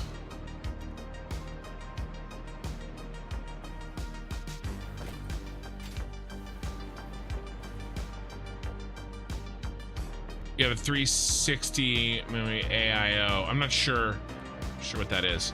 All right, let's get rid of these. All right, let's focus on progressing the build for the next little bit.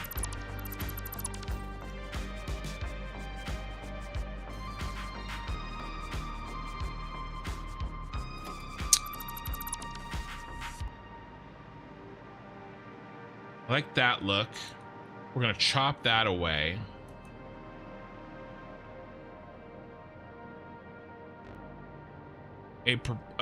Proposed 3 weeks ago. Yeah.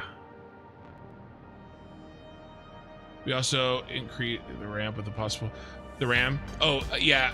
I think I said that, right? I think I answered that. I'm getting a whole new tower.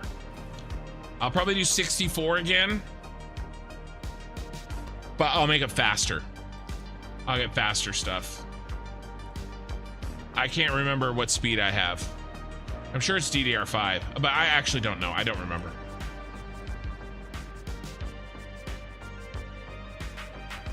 Okay, so here's what I'm thinking.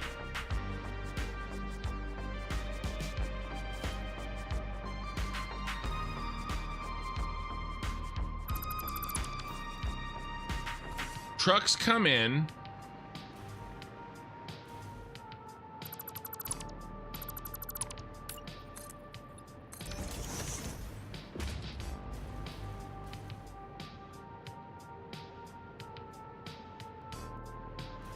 I think trucks come out here. Trucks come out here, and then when they come back, they come back in over here, and then they turn in, and then inside the lobby, they'll come back down, load, and then leave again. Right, and then they can enter through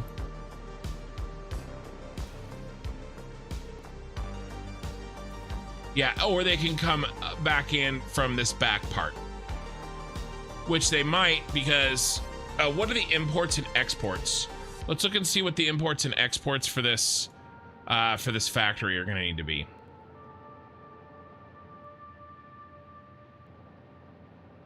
So import rubber. All right, so we're gonna have a truck that is coming from the rubber plant, which is over there. Okay, so it's gonna be coming along a road right here. It's gonna stop and get gas, or it'll get gas on the way back. The gas station's gonna be right here. So we're gonna have a truck, the rubber factory is gonna be there.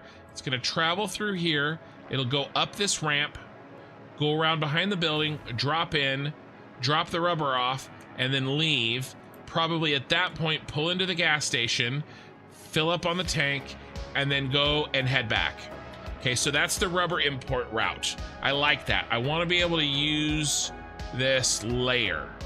Okay, so that's the rubber. What are we exporting? We're exporting all of this, but the question is, where's it going? Oh, the size fans. Oh, yeah. Yeah, 360 millimeter. Yeah.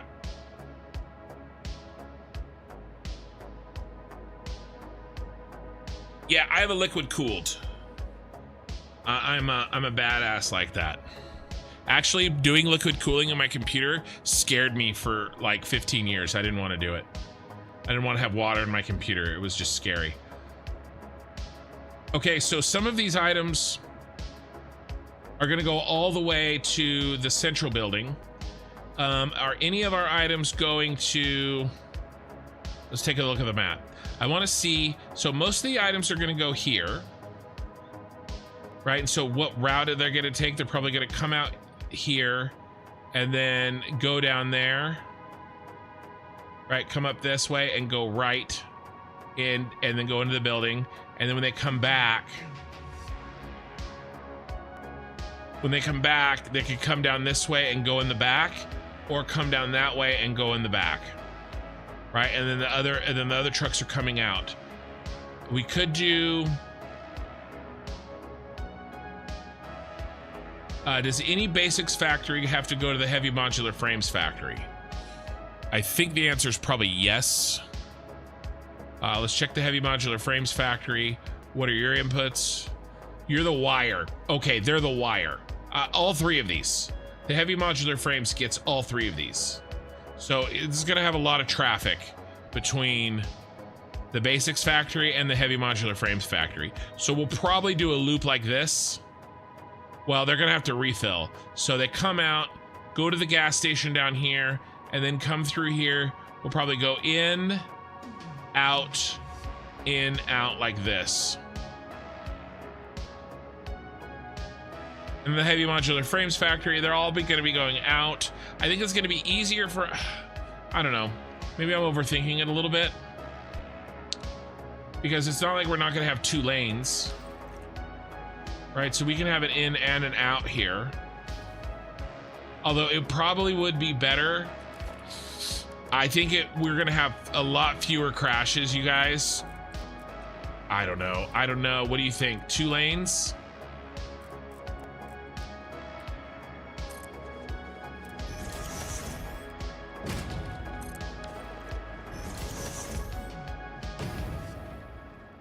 Versus we just make it a one-way. So all traffic. I think I want to make it a one-way. I want to make it a one-way. I've never seen someone using Excel or an equivalent to do visual graphics like you do. Is that a good thing or a bad thing? For me, first of all, I just love Excel, right? Because it's so, and I know what you mean by the equivalent, right? This is of course Google Docs, but it is essentially a free online Excel, right? For me, I needed graph paper, but I also needed a way to show you guys what I was working on. I actually researched, my wife and I had my wife look on Amazon for large graph paper so I could plan this stuff out, and I couldn't find something that I wanted. And so I just figured, well, I'll just build it in Excel, and then turn it into graph paper. And then it has the added benefit of being able to really quickly and easily show you guys on a live stream. So to me, it's very natural. Did I spell? Oh my God. How long has this been spelled wrong? Like that's spelled wrong, right? And now it looks weird because I'm thinking about it.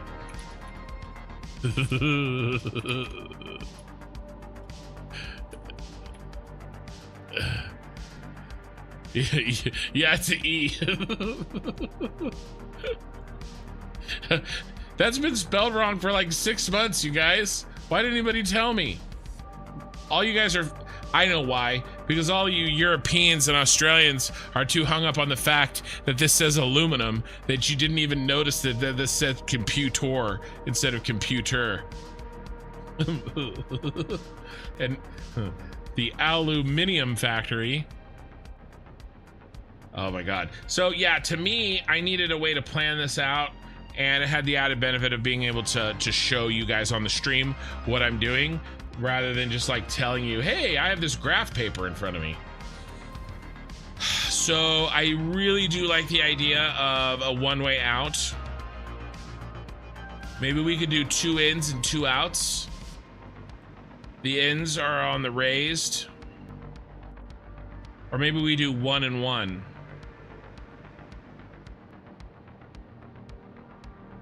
Like this is an out and that's an in. That's what we're doing, because then we can refuel easily. This is what we're doing. Let's mark it for reference. Okay. This is what we're doing.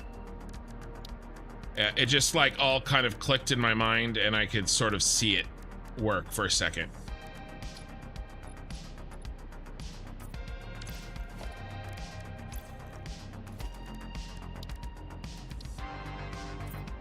Okay.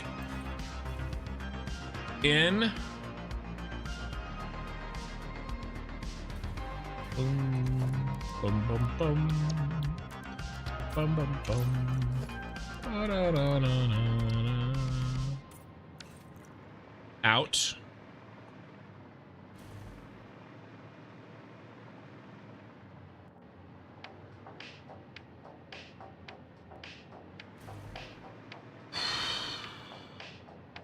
I think this has to be out.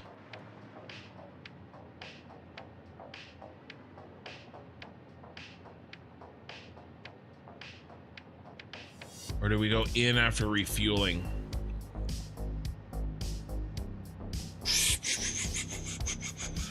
Let's see, if we're going out there, we don't probably need to go out there and come in here. And then they're on opposite sides.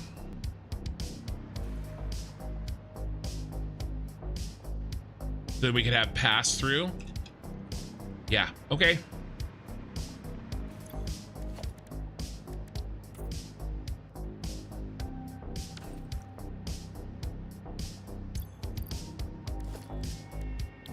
So is anybody else watch Invincible on Amazon Prime? I just watched the first episode of the new season tonight. That's actually why I was late to the stream. We got started late. And then this has to be another in.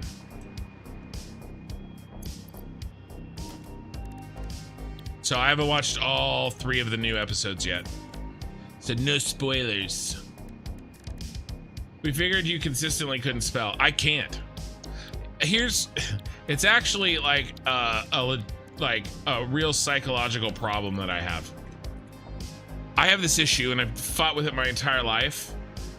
In my mind, if I consider it something a detail, like, and I don't mean something that's an important detail. Like, I mean something that isn't important. If I categorize as something as not important, I don't ever think about it. There's not, like, I don't put any brain power on it. And that's fine as long as I categorize things accurately. But there's been times in my life when I have put something aside as unimportant that in fact was very important. Then I don't even think about it. And so, and those things aren't always universal, okay? Let's take spelling. When I'm typing out a message in Discord to somebody, I don't care about my spelling. It's immaterial to what I'm doing. When I'm writing a work email, that's important. It's still spelling at the same time. So like, it depends, right? Like on the situation. Are we keeping that line in? Yeah, we're definitely keeping that line in. But yeah, I've had a problem in the past making the correct choice on whether something is or is not a detail that requires appropriate amounts of attention.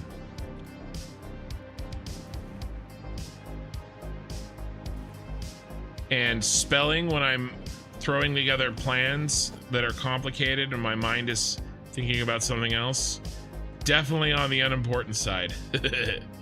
Okay, we getting rid of this? I think we have to. I think we have to get rid of a notch. A full, oh, that's gonna be a little bit irritating. Ooh, how are we gonna solve this? Need to have an exact locking point. So I rebuild it here. Now I have an exact locking point. Take this.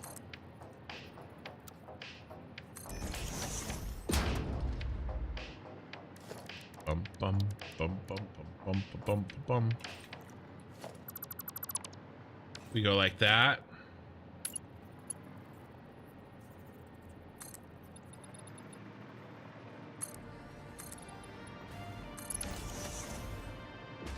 Now I can delete this.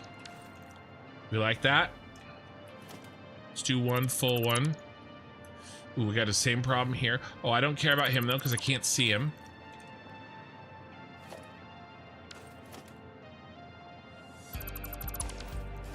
So the answer is I can spell, I just choose not to.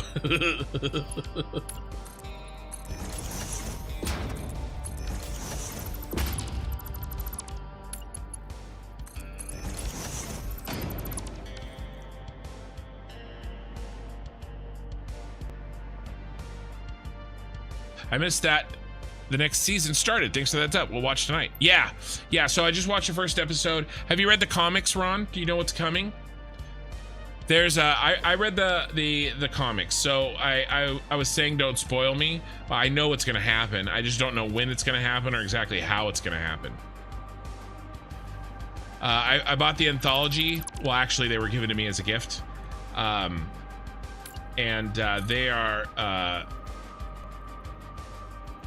they're very enjoyable.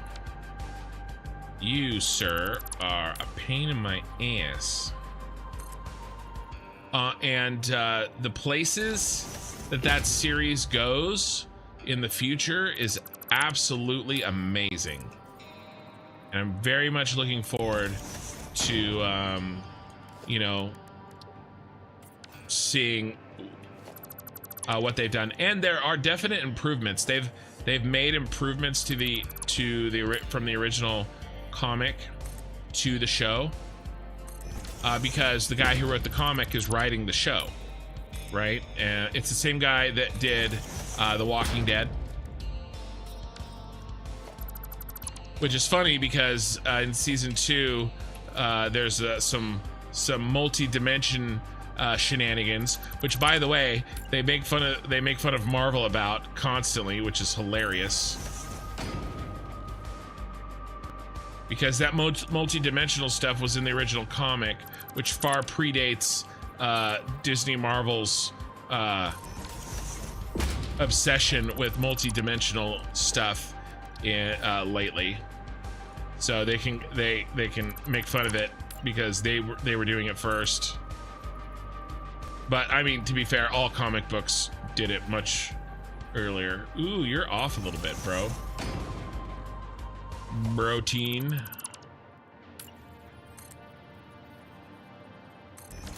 But yes, the stuff they're doing, I'm really looking. Oh, I was saying there's some multi-dimensional shenanigans, and so they end up showing up in the Walking Dead universe, which I thought was great since the guy wrote both of them. Big comic book reader, but I never read those, so the cartoon is fresh for me, which is also nice. Yeah, well, there's some differences, like, not all of them are necessarily better. I mean, I think they are, right? Because, like, I'll just say that Amber is, like, one of my least favorite people. She's better at the very last couple of episodes of season 2, but, like, for a while there, she's, like, very insufferable. Like, it's really irritating. Like, we're not talking the levels of, like, the wife from Breaking Bad or anything, but, like, I was just like, oh my god. End of season 2, though, she's very justified in, like, the argument that, you know, that happens. But anyway, she's much different in the books, or in the comics, and in not necessarily a good way. But I will say, I think a character that irritates you is better than a character that's boring. So I think from a writing perspective, I enjoy what they're doing. I enjoy what they did. I don't have to agree with a character for it to be a good character.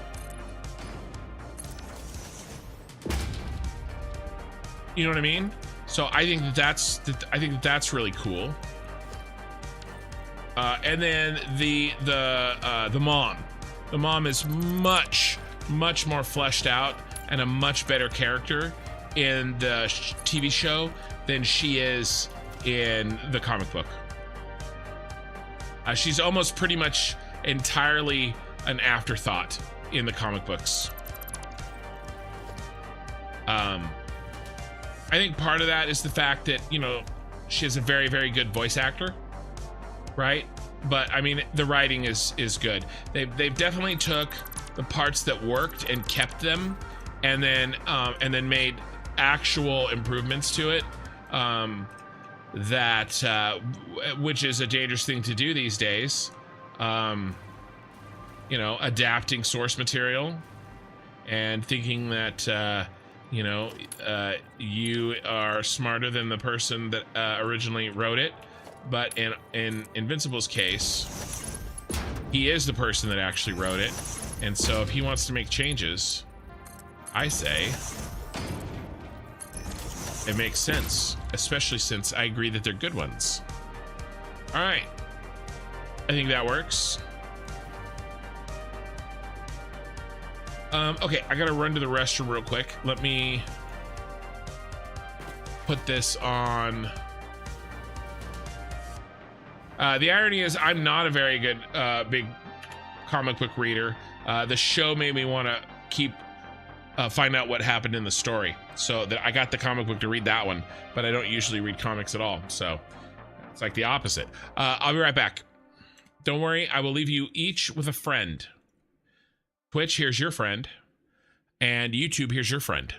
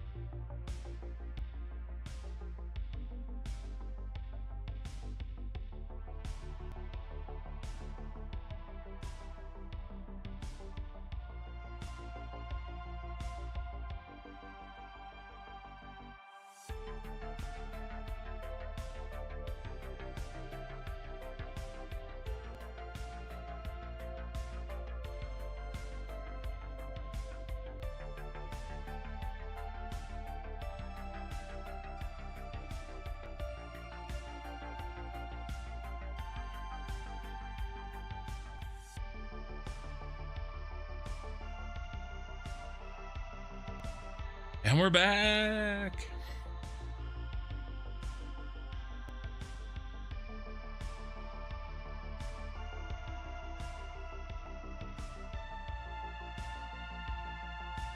You know, I missed only one day of streaming. Hey, Jingle Nuts.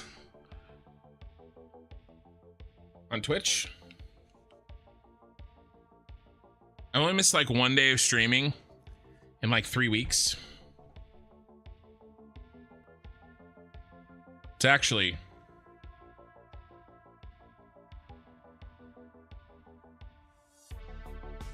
kind of a problem.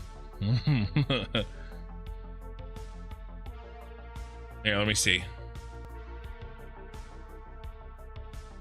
Yeah, look. This is my month. So I didn't put anything that day, but like every single day there's a stream. This is the one. This is one I missed though, because there is something there, but I published a short. And then there's 2 things there, so I guess that makes up for it. No, that's part 1 and part 2 because I crashed that night. Anyway, there you go. Okay, dude, your buildings so far look so effing awesome. Thank you. Thank you. This is the current work in progress. And, yeah. And we're trying to, right now, figure out what we're going to do with the parking situation, like the road situation. But I do think I'm pretty happy with the decisions we've been making. So, yeah. What were we doing? We were trimming this by 1 section everywhere there is where it's raised. So I think to here. So we're sort of hemming, we're hemming the dress, as it were. And we just did that wall, so let's keep on keeping on. And the reason that we're doing that is because we increased the floor height here. And what gave me the idea to do that is this 3D rendering where on that side of the building you have this sort of raised area. And I don't know if this exists in real life. I have a feeling that it does. You know, obviously we have a road right here.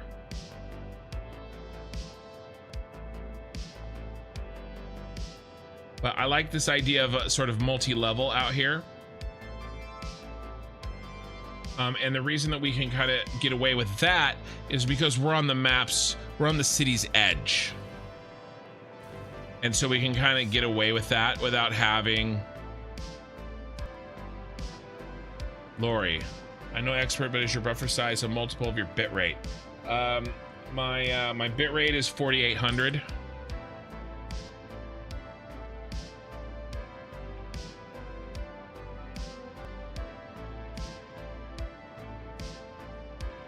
Right?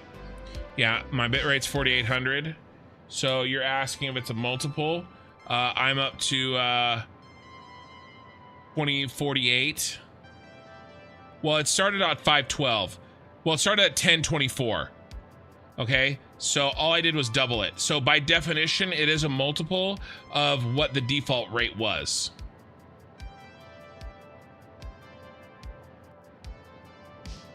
It is a multiple of what the default was. I didn't like add 500 randomly or something.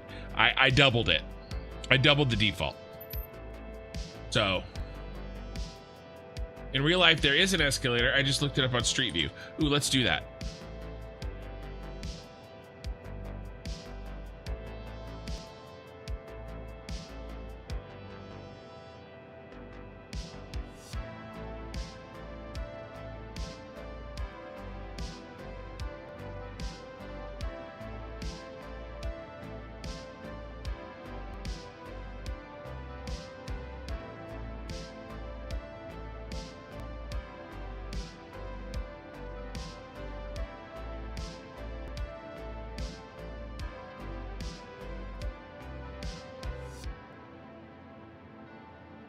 Is that trains?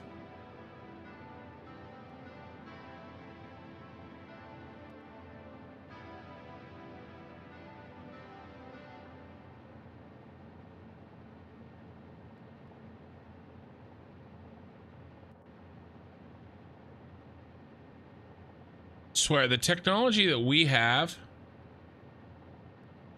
access to is absolutely ridiculous. Can I rotate?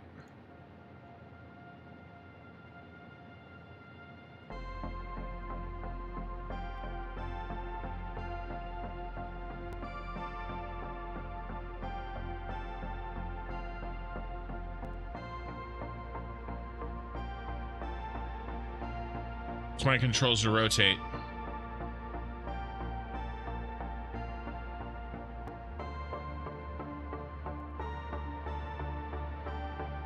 Middle mouse button.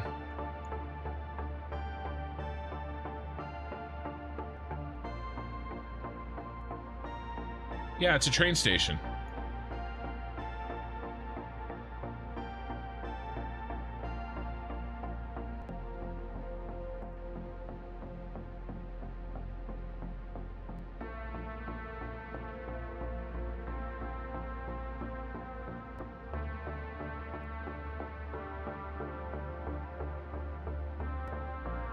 So there's this other building over here. I'm going to be doing this for all the buildings from now on. Is that a connected train station into it? I think it is. In the little alley.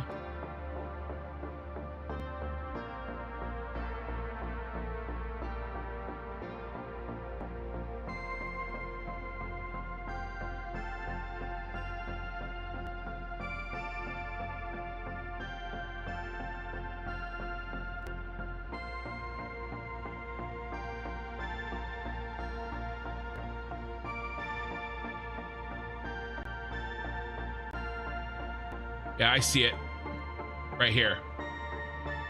And that is what we're talking about because it does go up.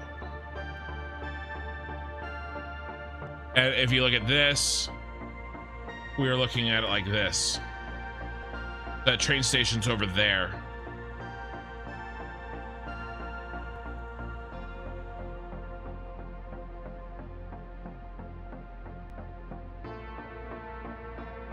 So what I'm essentially doing is putting a raised road around this corner. Maybe go to Street View. Oh yeah. I got distracted with this 3D view. Yeah, I know you originally said Street View, of course. You drop a little man or woman. Oh yeah.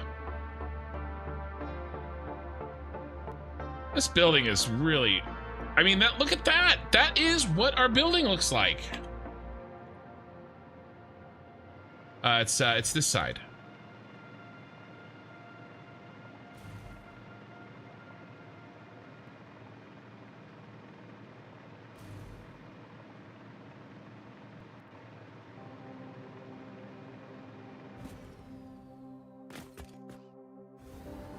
Fell in a hole.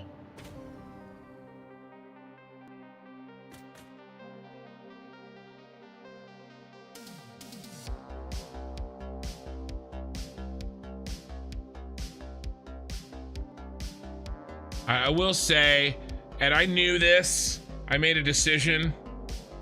This goes straight down and matches the contour of this line, whereas mine matches the contour of the one to the right. I kicked it back so it was parallel with that one because it not being parallel was it was kind of hard to make it look right. I went with that because it was easier to make it look right. But I mean, it's pretty ridiculous. We have to use this tool earlier. On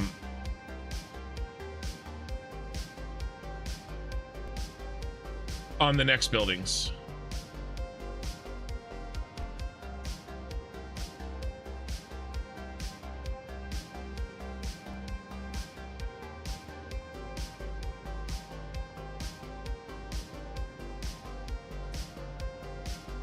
I'll definitely do a ramp or something there, like a pedestrian ramp, to go with my raised road.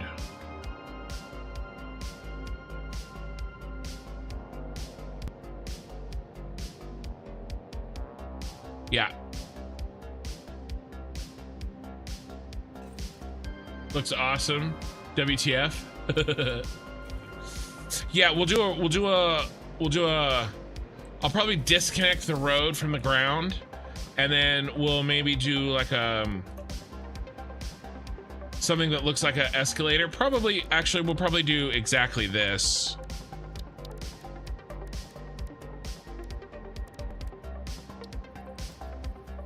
Like a double catwalk.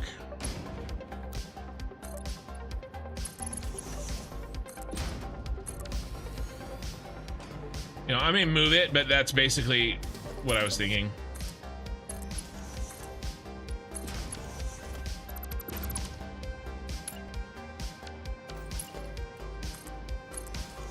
All right, something like this.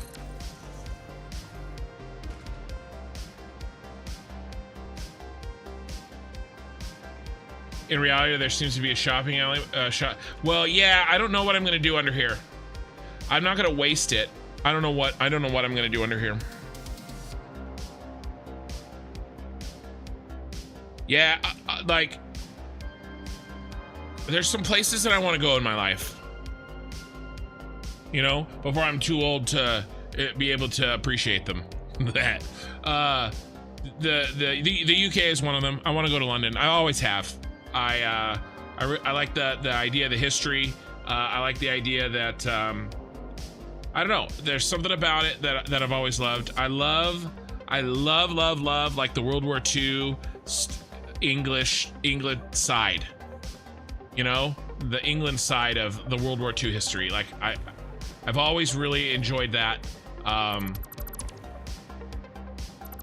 You know, the wife loves British, the British, the BBC productions of various, you know, various types. Obviously, she's a Downton Abbey, you know, but also the, you know, all the Regency, you know, the Jane Austen novels, right? She's a huge fan. So the whole, like, it's, you know, Sherlock Holmes is like her favorite, one of her favorite things to watch. We do regular watches of the new, oh my, what the F? That's not what I wanted. Anyway, it's just something we would both really like to do. I would absolutely do like World War II tours and stuff. Like the landing of Normandy tours that I know exist in France. I think that would be really cool. I would love to do stuff like that. I have been to Europe. I didn't go to France or the UK. I went to Germany, Austria. The stuff in Switzerland, the Alps, seeing some like real ass castles.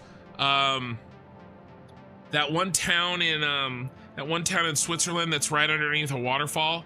I would love to go there and see that stuff. You know, places like Italy, like that would be cool too, but it's not, I don't have as much of a desire as like Northern Europe, but basically the Alps, really, Switzerland, the Alps, that kind of stuff, and in the UK, London, you know.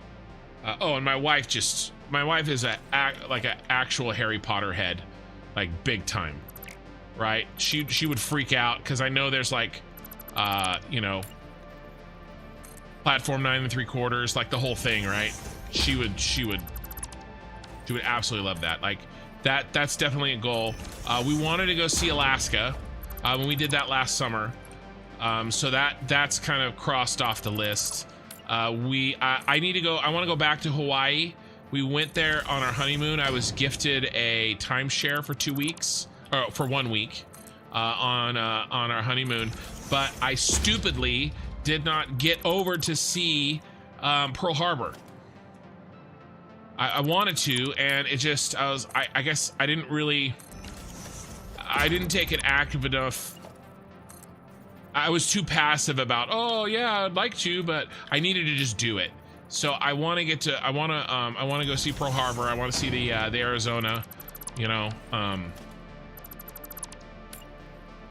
and then there are some, and I have been to China. I've been to the Great Wall of China, so I've done that. That was really cool.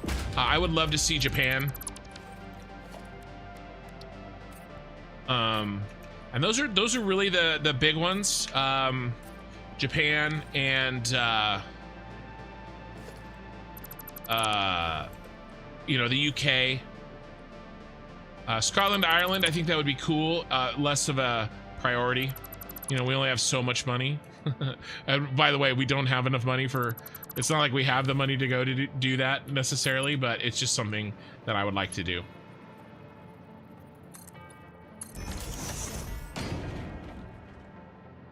If you want to experience World War II history, come to Norway and take the Festing Norgen from north of Norway to Trondheim. Is there like a YouTube video or something that I can watch about that? I don't know much about that. Anything planned for Germany? I'm from Germany. So probably not necessarily, only because I've already been there. You know, I was there. Have I talked about my Germany trip? I think I have 2 Germans watching right now. Jingle Knots, which I'm not, there's no way I'm saying that correctly.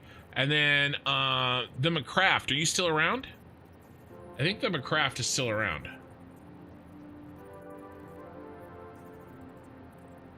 I think he said he was German as well. And then have I told my have you heard me talk about my trip to Germany when I was in college? Because if not, I'm happy to chat about it again. I'm gonna write that down.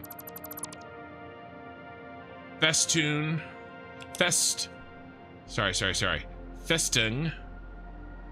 There's no way I'm saying this stuff right. I'm a uneducated American. America. I know how to barbecue meat though, and I know how to light stuff on fire and blow stuff up.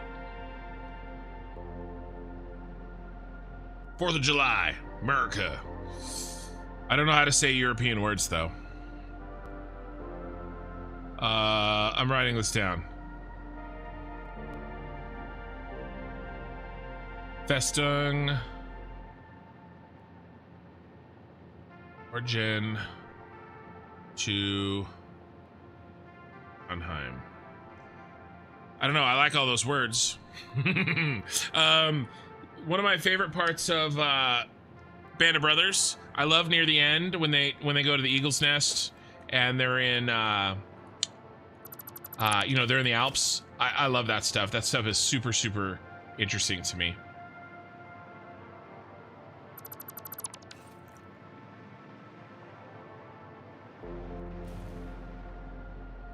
You actually pronounce it very well. It's inspired by a German poet named, that's Joachim, right? Joachim. Sorry. And then Ringelnatz. Nice. Can post YouTube link if I'm not. You're not, Professor. You don't have my Discord, do you? If you did have my Discord, you could pop it in there. You could do exclamation Discord if you wanted to pop over there. Ron plus me, I'm living in Germany. All right, so I'll chat a little bit about my my Germany trip. Been playing for 6 hours. Exhaustion is not covered by the Fix It Pioneer Health plan, nor is Pioneer Health. So I when I was in high school, I was in a for a high school, I was in a very competitive choir. And I was also the team captain of my wrestling team. So as you can imagine, I was a bit of a Renaissance man, and I had a very different set of I had multiple very different sets of friends. I also had sort of the nerdy, like, academic friends as well that weren't that weren't the same as in choir, right? So there's some overlap there, the choir and the oh, why do you suck? I have missed that one. I gotta fix that. So we oh, there's a point there. Okay. We worked very closely with the college in my city. It's called CSU Sacramento. It's, you know, it's not on any lists anywhere, but it was the local college. I was able to get in, and I did fine there. It has a couple of pretty good programs. You know, nothing that's like nationwide known or anything like that. It's just a small state college, no big deal. But they had a very good choir. More specifically, they had a very good conductor, and he was an old pro, and he kind of he was been around forever and ever and ever, and he's sort of a pride of the city kind of a conductor a little bit. And he also did conducting for the and I'm gonna try it here. I'm wondering if we can just go to there, and then I don't have to do that extra step that I was doing before, if this looks good. Yeah, I can't tell the difference. That looks good. So we can go a little faster. And so he had an adult choir as well, and we sang at a very nice, very, you know, for America's standards, old church in Midtown Sacramento. And he was a conductor, like I said, he was the conductor for the college.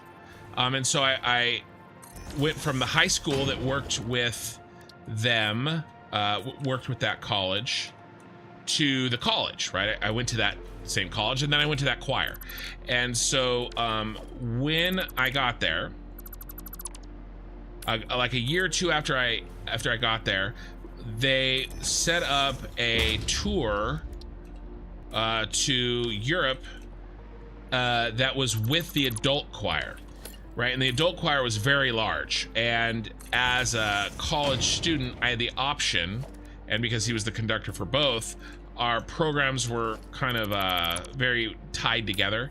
And so I had the option of going on that trip, and it was relatively inexpensive because it was at such scale. Hey, oh, hey, the McGrath, I see that.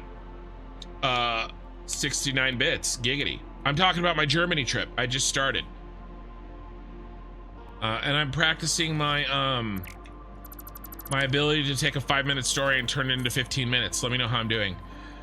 So yeah, so that's my so we were able to go with like 250 people, right? It's one of those big choirs, the adult choir. And I mean, I think I paid like $2,500 for 2 weeks in Europe. Doing well so far. And so again, you know, like I'm 20 maybe. What's the drinking age in Germany? Or maybe better question, what was the drinking age in Germany 20 years ago? I think I might have been just 21. I hadn't really had any beers. I remember that because I pretty much started drinking beer while I was in Germany. Okay, 16. Okay, so I might have been... let's see. I think I looked this up last time. What year was the World Cup in Germany? This is what I did last time. Maybe it wasn't in Germany. Well, I guess what year was the World Cup? The World Cup was happening while I was over there. 20 years ago, same as today. FIFA World Cup. 2006. It must have been 2006. Is that right?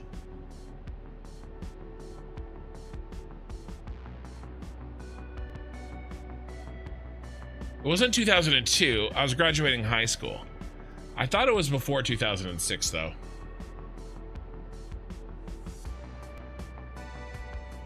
Thought it was 2004. But maybe it was either 2004 or 2006. It was one of those two.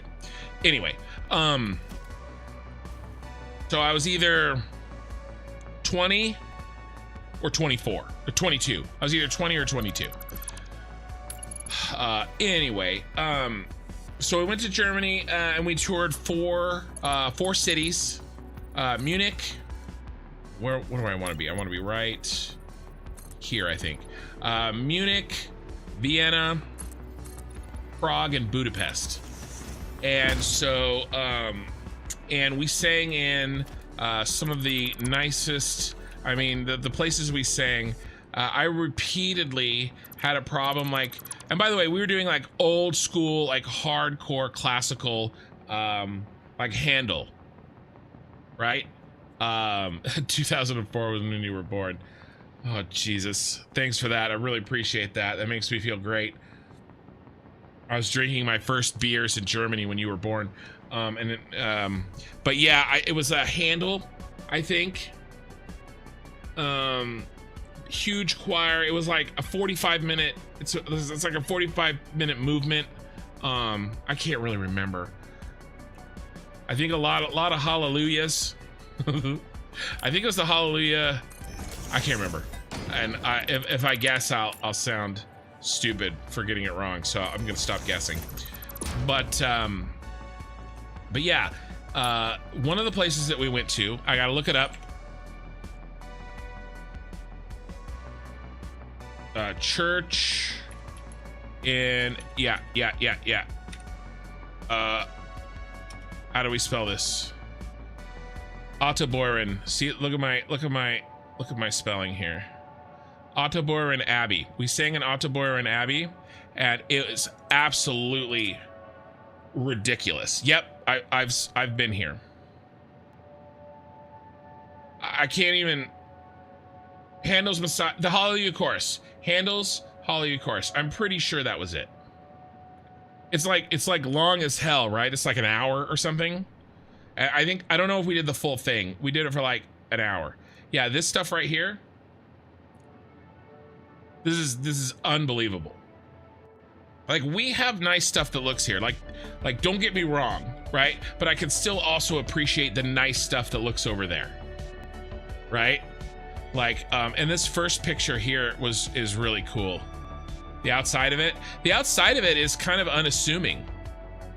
You know, I mean, it looks nice, but then you go to the inside and you're like, holy shit, like, you know.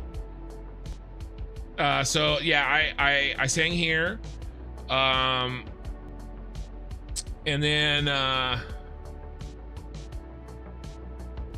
gonna switch to music and clean up the place here. I'll be back. If you still stream at that point, I'll be streaming for another 2 to 4 hours, somewhere around in there. So this is where we sang in Germany. We sang somewhere in music hall in Munich. I think we sang in Munich. It didn't look like this. I think they were mostly churches. It might have been something like this. Hard to remember. It didn't make a lasting impact as the Autoboyron one did. I can tell you that. I don't really remember. And then, just really quickly, the Vienna Music Hall. And then we did a place in Vienna. It might have been that. The Schubert? Yeah, it was a Schubert in Vienna. So we sang here too. This is absolutely ridiculous. And then I don't really remember where we sang in Prague or Budapest. But I think we did, I want to say 6 concerts in 2 weeks. But yeah, I mean, you know, I did some things that were new for me, and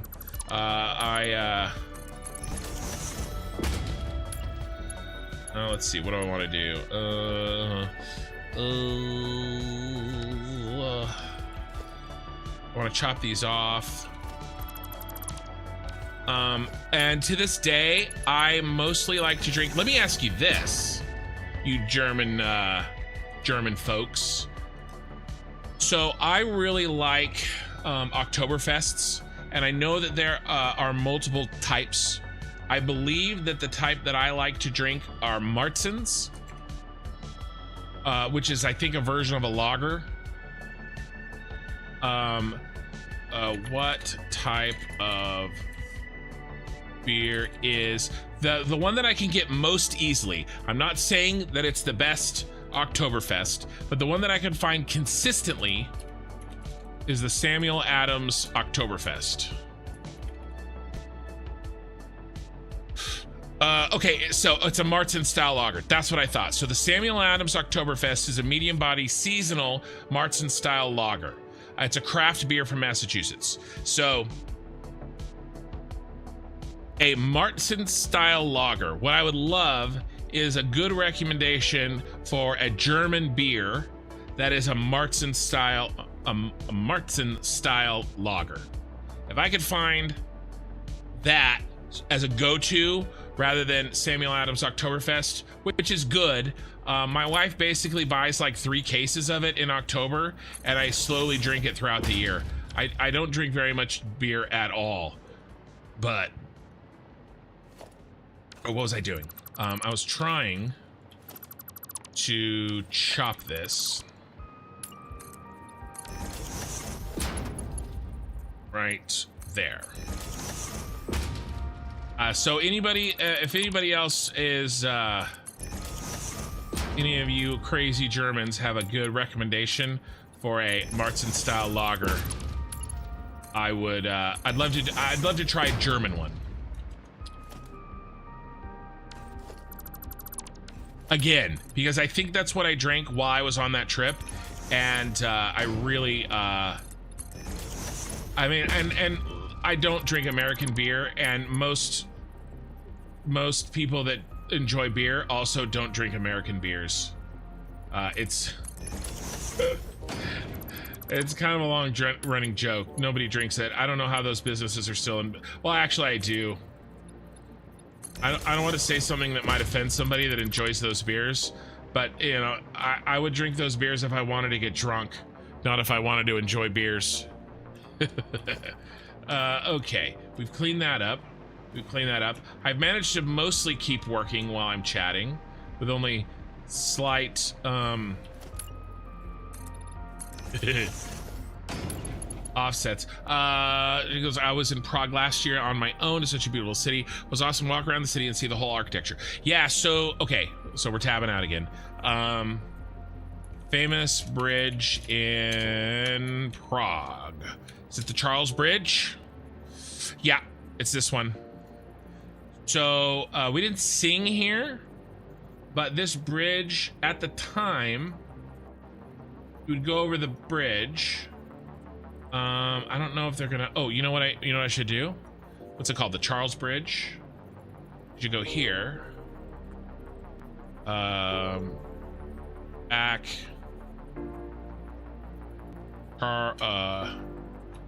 Charles Bridge in Prague. Whee! Yep, right here. Okay. Let's see if I can get my bearings. Where's the really tall, where's the side of the bridge that has the very tall, like, chapel and stuff? I think it's... The controls on this are whack. Yeah, so the tall hill and stuff is here. I think we might have sung here. Is that a place that I might have had a concert? Is that a church? Where's my cursor? There it is. I feel like I don't know if that's a place we might have sung. But it was very, very cool. And then you come down here. This is very like steep streets, cobblestone. It's really cool. And then where'd the bridge go? Right there. Oh my god. These controls. Okay, so you cross the bridge. And then I want to say that one of these buildings right here, one of these older buildings, there was a nightclub in it. I want to say like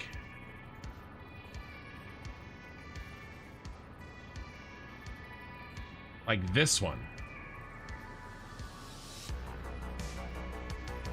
We spent like all nights at this place. We were here like a lot. Basically a bunch of people obviously from the college. I think it was in one of these buildings. I think we came in, we walked down. I want to say it was literally this building right here. Be honest with you, I don't remember much of Prague except for this bridge and that building. So, you know, and Budapest also has a very like famous bridge as well. Yeah. We took a boat. When did we take the boat? Probably took the boat from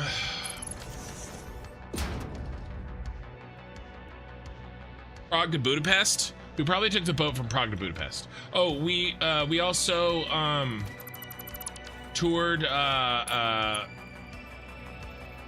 Pilsner. What's up, famous Prague, a famous Czech beer. I know I spelled Czech wrong. This one, Pilsner Urquell. We toured the Pilsner Urquell brewery while we were there. Pilsners are fine. They're not my favorite. Like, I'll drink it. I'm not gonna, I'm not gonna like pour it out. But my favorite beer I think in my modern, you know, my adult life, the beer that I have enjoyed the most, a restaurant had, I think, a German Oktoberfest, or their version of an Oktoberfest, was very, very good. Weizen or Weber. Those are your favorite type? Yeah. Yeah, no, Prague was really ridiculous. It was really cool. The whole city is very, very interesting. Okay, let's try to focus up here. So yeah, I mean, we sang and you know, and we toured, and it was really nice. I really enjoyed it. And I would love to, you know, have some of that experience with a little bit more control over my time. Like, obviously, you're in a group of 250 people, you have some free time, but, you know, things that you can do on your own are fairly limited.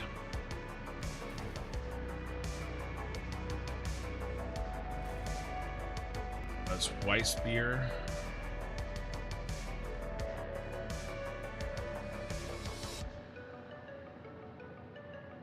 That's a wheat beer. I'm okay with wheat beers. They're not my favorite. The Hefeweizen. Yeah, I've had Hefeweizen. I had a time when I really enjoyed Hefeweizen. But that's going to be different than like a lager, right? Like the more brown lager of like of a Marzen lager, I think. Yeah, wheat beers make me burp.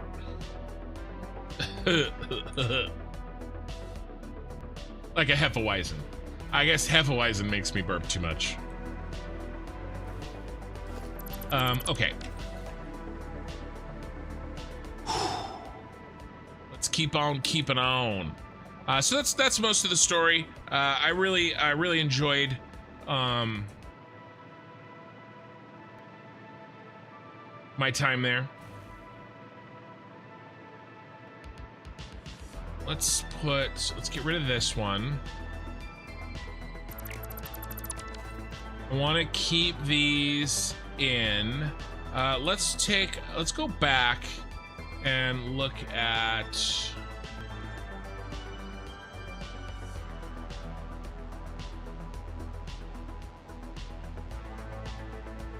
what happened to my Google.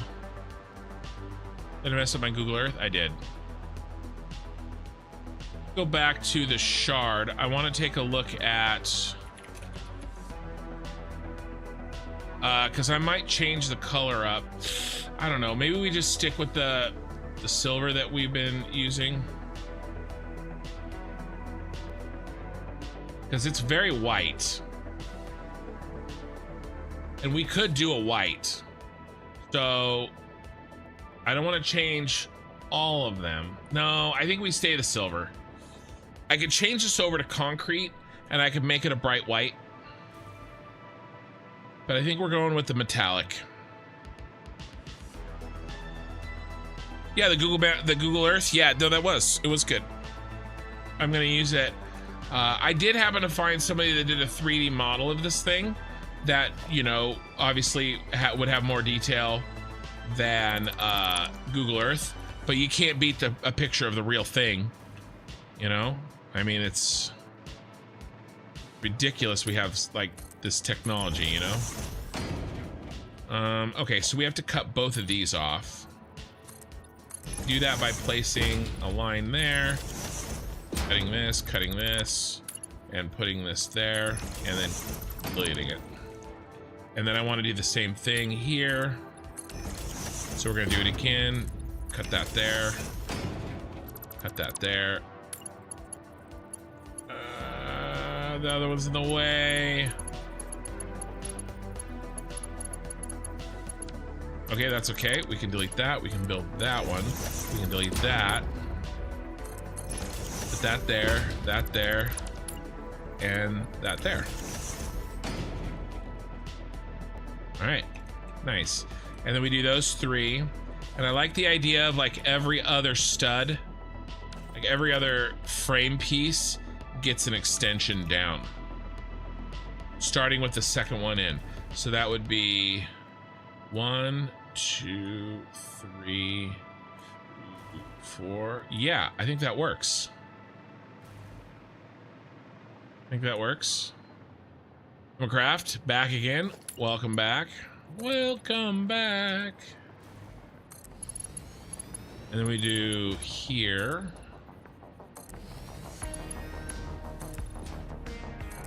And then I also did a similar trip to China, which was also awesome in, of course, different ways.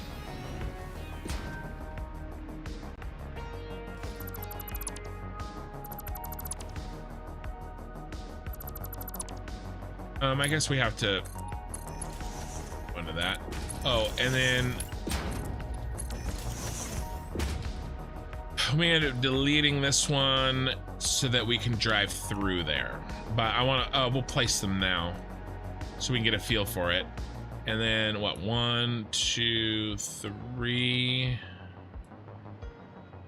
1, 2. Yeah, I don't know. That one and that one. That's a little bit of a change. You go this one, this one,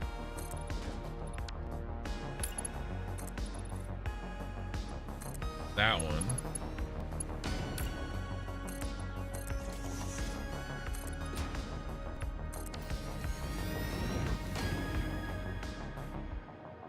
Oh, okay. And then what are we gonna do here? Probably 1, 2, 3, 4. Yeah, I think that works.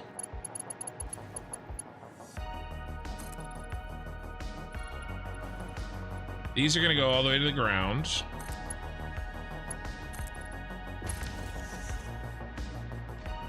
I think. We'll do trimming later, but I want to get a feel for how this works or how it's going to look.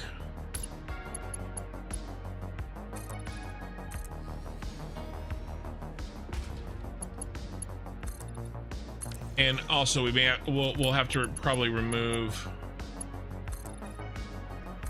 Ooh, unless we want to take advantage of this outcropping.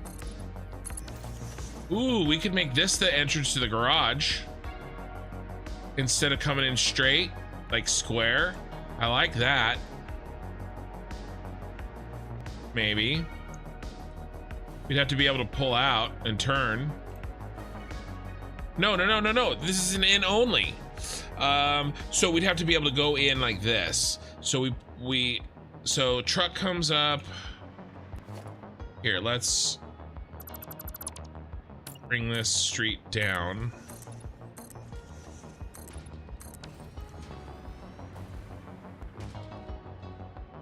We'll keep, here, let's move this.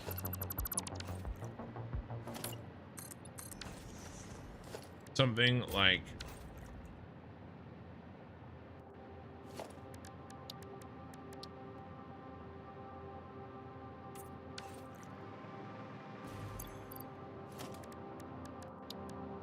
so. Truck comes up, and by the way, right side of the street driving.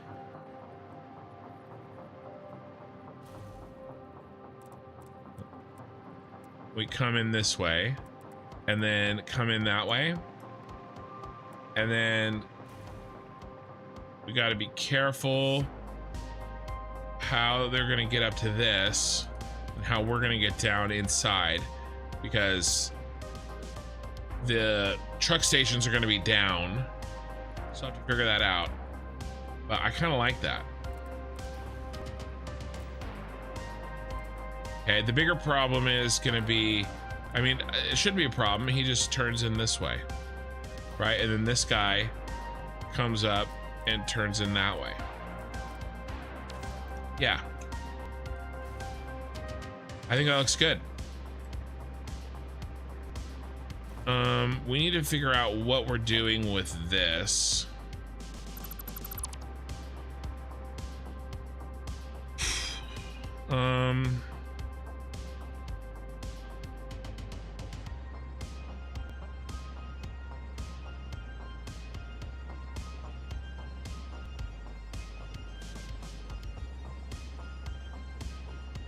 Now my two buildings don't look really the same. I couldn't make them as long because I have a street under there.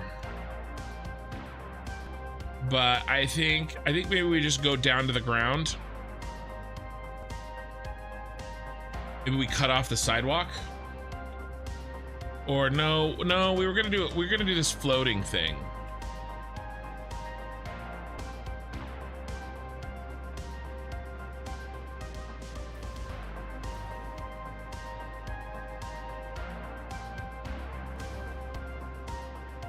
I think we just build up from the edge of the sidewalk, most likely. We don't need this anymore.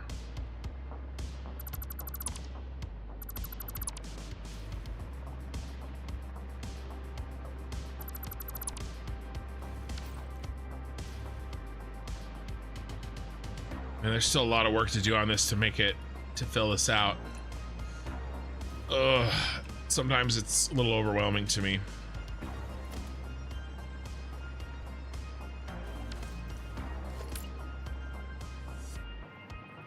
But the nice thing is that, you know, I get to hang out with you guys. Well, you know, some of you guys. It's nice hanging out with. Ron, I apologize. My window freaked out again, and I missed some of what you were saying. Plus, me living in Germany, same 20 years ago as today. Yeah. 16. Yeah. Okay. So I didn't miss much. 16 for beer and wine, and 18 for the harder stuff. Okay. Yeah, we don't make that distinction, I don't think, in the United States.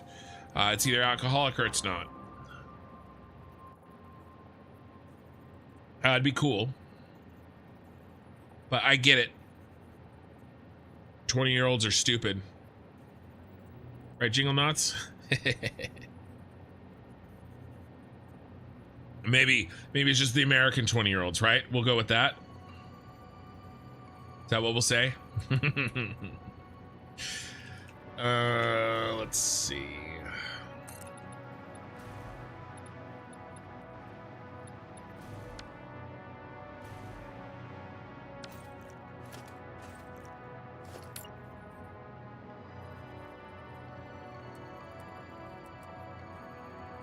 On average.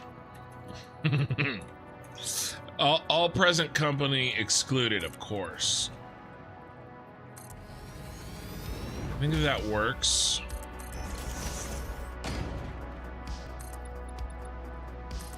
Unless I'm poking out the front. We poking out the front. Also, the stuff from the 16 only can sit with a parent or someone else in your garden. Okay, good to know. Good to know. Which makes sense.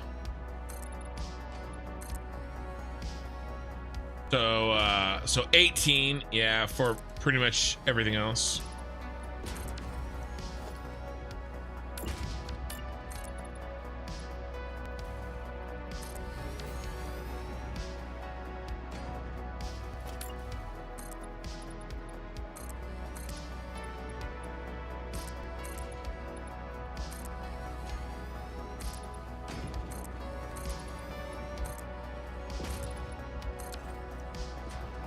I'll come back to this side. I want to finish getting all these pillars in.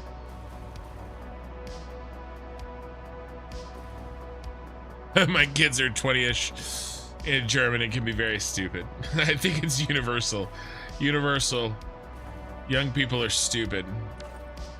I mean, we're all stupid too, as the older people. We just like to think that we're not. It makes us feel superior to those damn young kids and their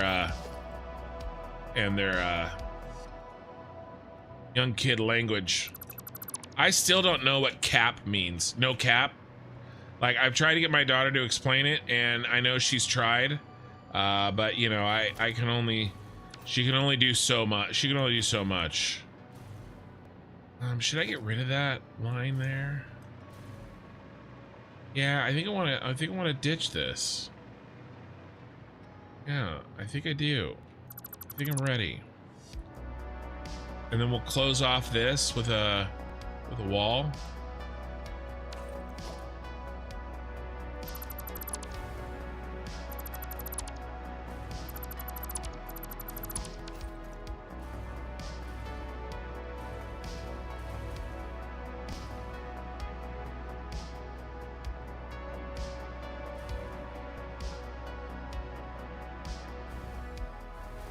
Yeah, we have to figure out what we're gonna do about that gap.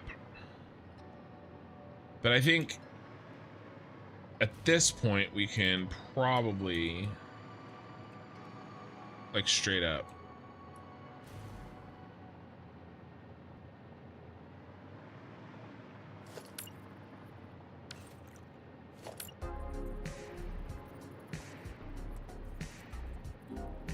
Bum ba-dum, bum bum, ba-dum bum.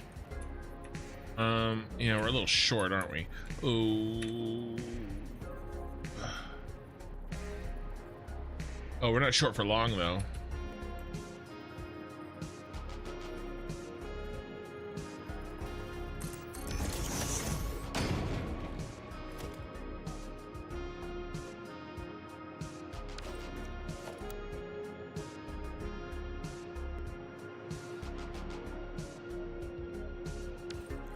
I think I just build this by hand. It's not worth doing any blueprint shenanigans. I just need a wall here.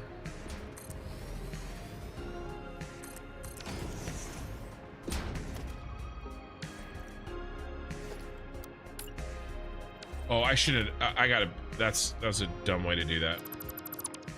Do it down here and do it up. It'll be cleaner.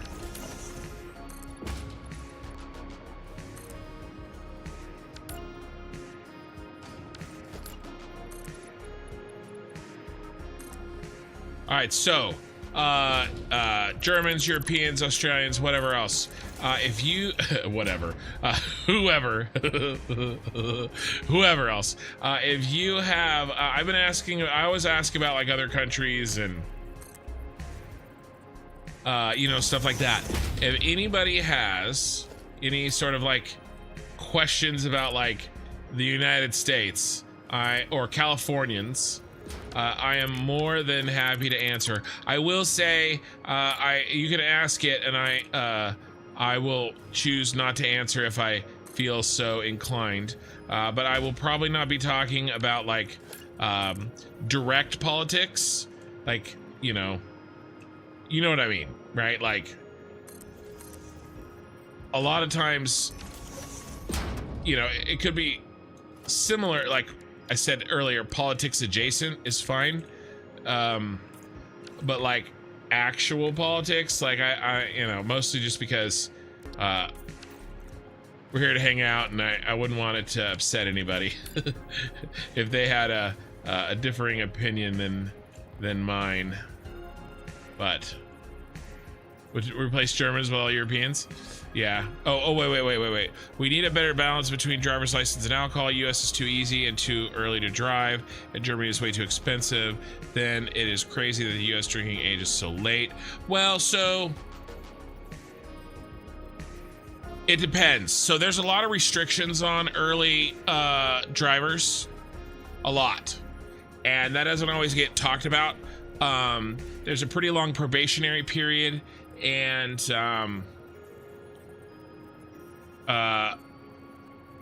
I agree with you, the later statement though. Europeans learn to drink and then to drive. Americans learn to drive and then take their car to learn to drink. I don't disagree with you there. I don't know. I agree with you in the fact. I don't know if I necessarily agree with you in the conclusion. But yes, I hear what you're saying. Why don't you go on to the end, sucker? I need to attach to the end piece. Is there a way that I can do this? A way that I can cheat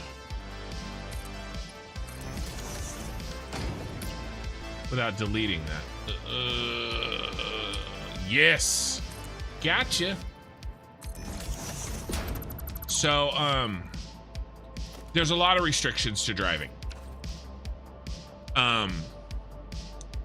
My daughter is going to learn how to drive at 15 and a half. She will have a driver's license, I think, at 16. But for at least a year, she's not going to be able to drive anywhere with anybody else that is under the age of 25 that she's not related to. So, and she can only take somebody who she's related to if they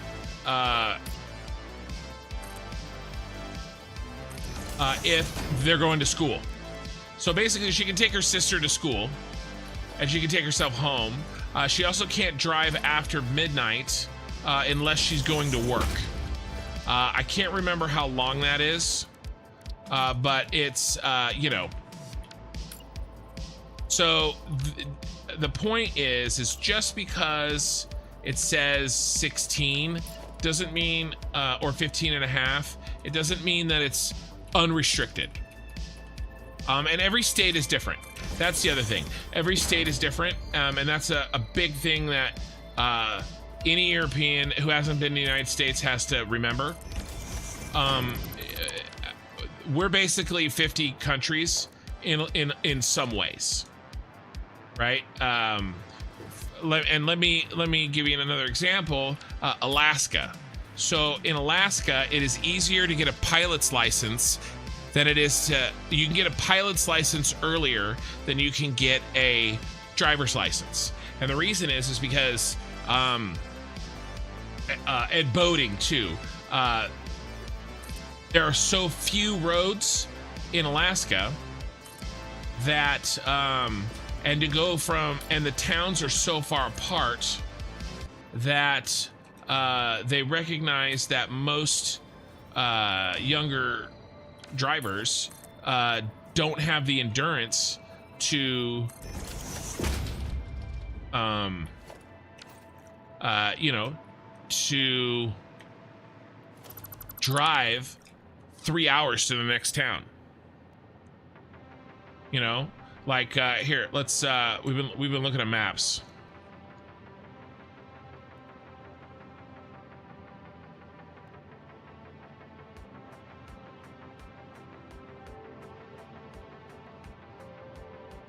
Right, so let's see. We have layers on. You're gonna give me cities? Yeah. So like, where's I was in Fairbanks over the summer.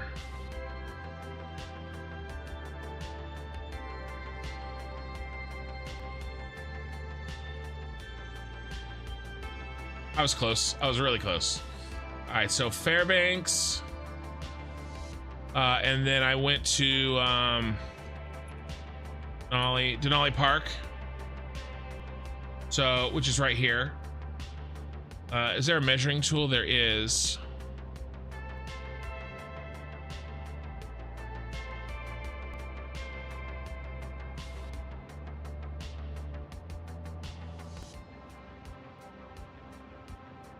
So this is 170 kilometers. And I know from Fairbanks to Denali Park, right? What is it, 170? Yeah. So, and that's at the beginning. Denali Park's actually really big. Like it's all of this, right? That's just the entrance, right? I drove on this, or oh my God, turn that off. I drove on this road. I know that there is like, this, that's the town. I mean, there's like 20 streets. That's the named town that is this. There's nothing else. Like there is nothing in 170 kilometers. I mean, it's crazy. There's nothing out here, right? And so, you know, I'm not really joking when, let's say, like 2 hour drive to get to the next town, or the next place where there's people. So America is like that in general, but Alaska is like that times a million. It is unbelievably crazy. And so you gonna let me line up again here? Ooh, do I want to do that? I don't think I want to do that. I think I just want to, yeah, no lights. And so that's what they've come up with, because they found that there was a lot of accidents in, you know, younger kids that don't have, or younger people that don't have the endurance or the stamina built up to, you know, to drive those distances. However, you can't really go anywhere without a plane. You basically need a plane to go anywhere. There are, I can't remember the stats, but there's a shocking number of people that have airplane licenses in Alaska. Is that too far?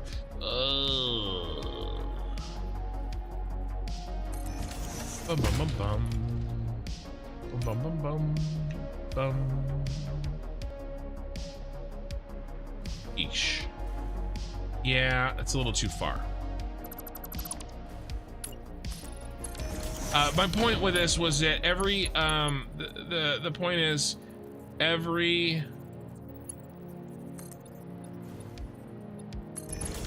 state is different.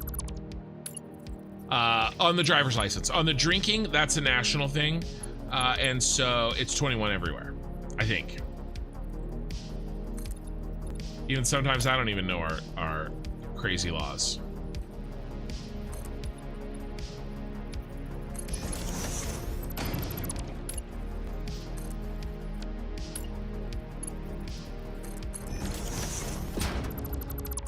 Does that look okay? I think that looks okay.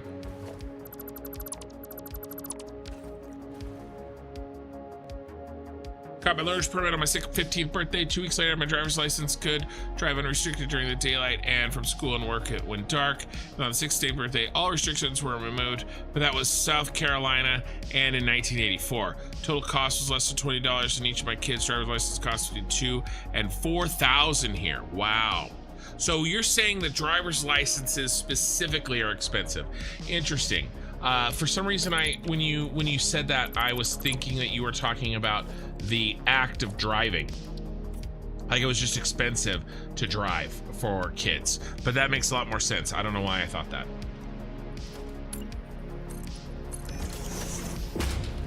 Yeah, I mean, in California's the restrictions that I was talking about earlier. I mean, it's not cheap, but it ain't no $2,000 and $4,000, that's for sure. I mean, the United States has a car culture. We do. And we have a car culture because we're so big. Both those things are true. Like, I absolutely 100% agree. We have a huge car culture, and it's because it's needed. Many of us go on our vacations.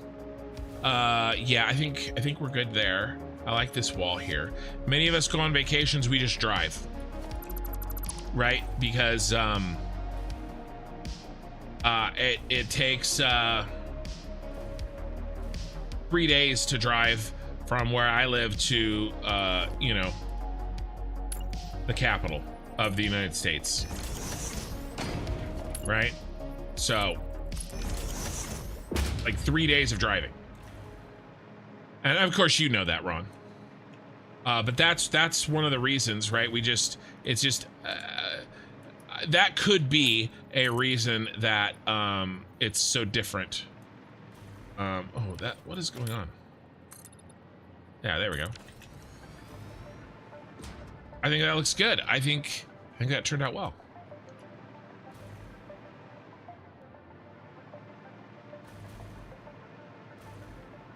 Okay, let's finish getting our pillars in. What do we go? There, there, there.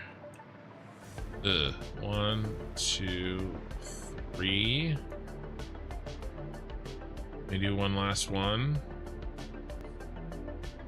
1, 2, 3, and then we do this one. Extension of that one. Bum, bum, bum, bum.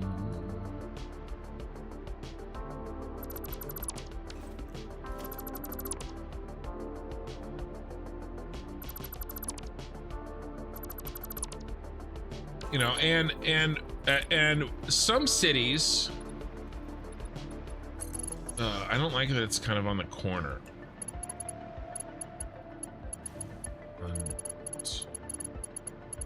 I'd rather do that. Some cities have pretty decent, you know, public transportation. But if you don't live in the city, there's nothing. So, I mean, you know, you have to, I mean, you have to have a car.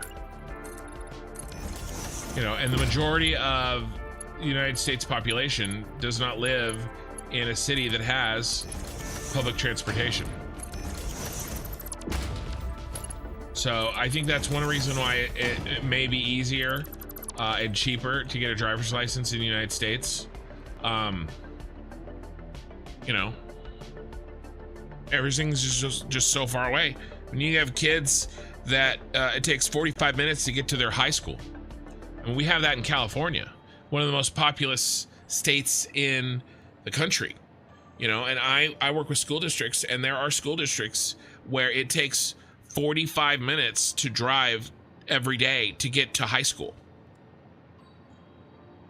You know, or where they live and where they work is so far, like you have to, you know, you have to do something. Let's put in, yeah, let's put in this. You know, and it's not really like all that isolated. It's very common. So, but I get it. You know, it's a big difference, and but I wonder if that has something to do with it. Okay. Pillars. What are we gonna do? 1, 2, 3. I think we have, oh, let's keep in mind, oh, this will help actually.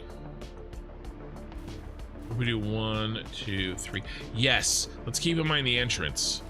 That makes, you piece of garbage.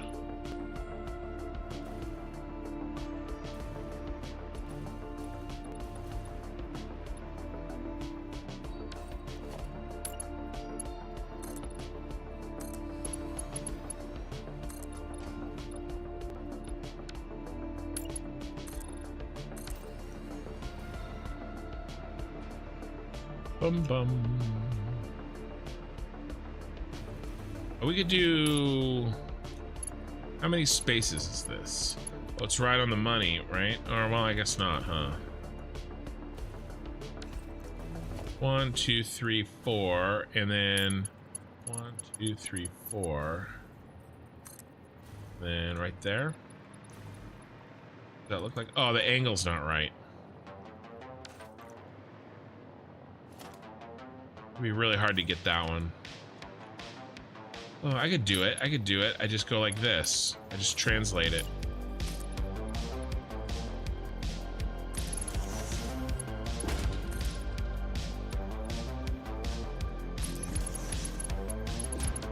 One, two, three, 1, 2, 3 and a half. 3 and a half.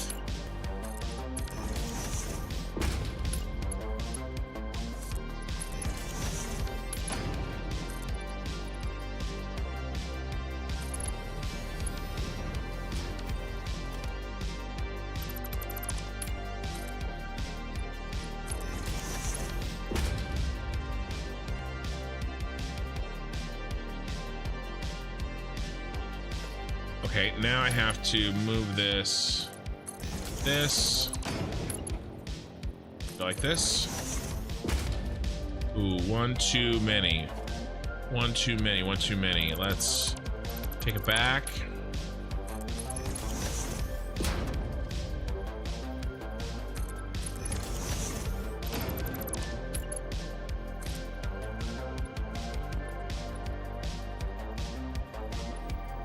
Oh, I screwed that up.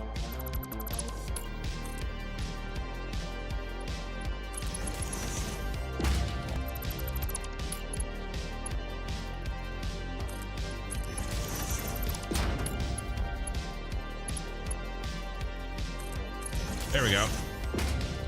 That's the money shot.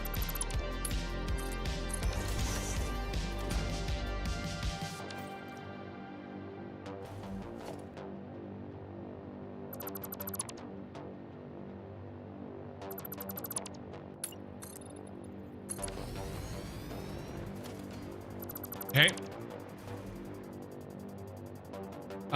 The road, I rode the bus for an hour each way to high school, and I live in a valley. There you go. Malabar's living proof. Rode a bus for an hour each way. I assume you got your homework done while you're riding the bus?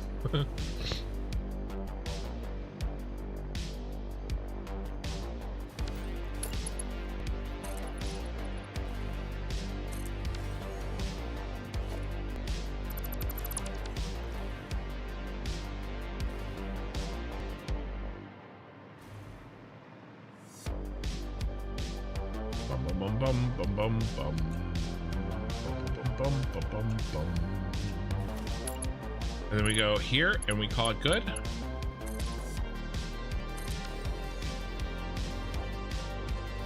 right, I'm gonna go ahead and pull some of these markings that I was using.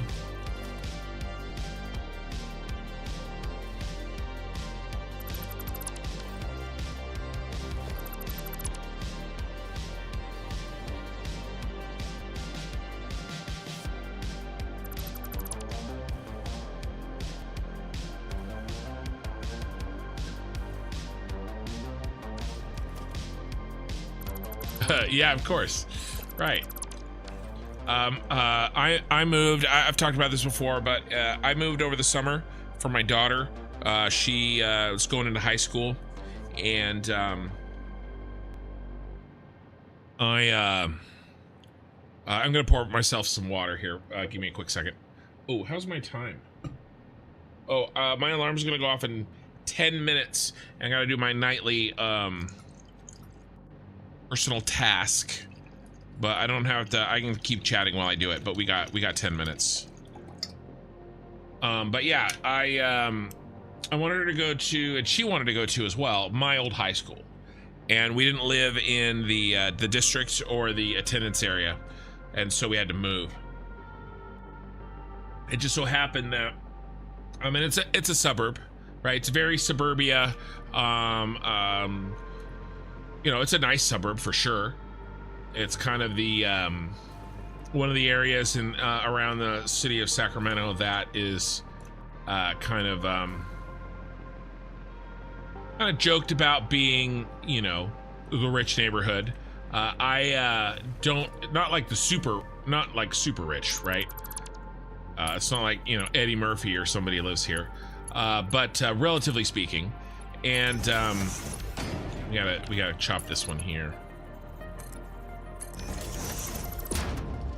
We got lucky in that we found a place that it's a 5-minute walk for her to get to my school, for her to get to her school, which of course was my school.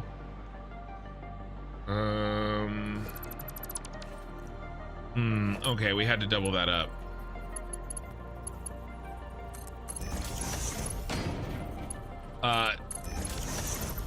Where I grew up, where my parents still live, actually, ooh, that's too short, is about a 10-minute drive, because I didn't want to go to the school that I should have gone to. It wasn't as good of a school, and my dad also went to, oh, we're not going to do that. I don't like that. My dad also went to the this high school that I went to. And so I did, there was no bus routes for me. And so most of the time my parents drove. You know, I mean, it's a 10-minute drive, little far to walk. I had to walk home sometimes. How far is it? Maybe, I don't know, 30-minute walk, 25, 30-minute walk, on some pretty busy streets, right? So, you know, my parents didn't want me walking home most of the time. I did bike to school. Sometimes, I remember one time my car, after I'd gotten my license, I had a problem with my car, and I ended up getting on like an old Razor scooter because I didn't have a good bike at the time.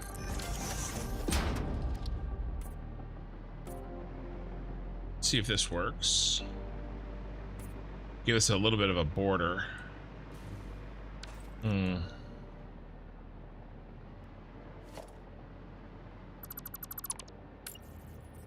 much better.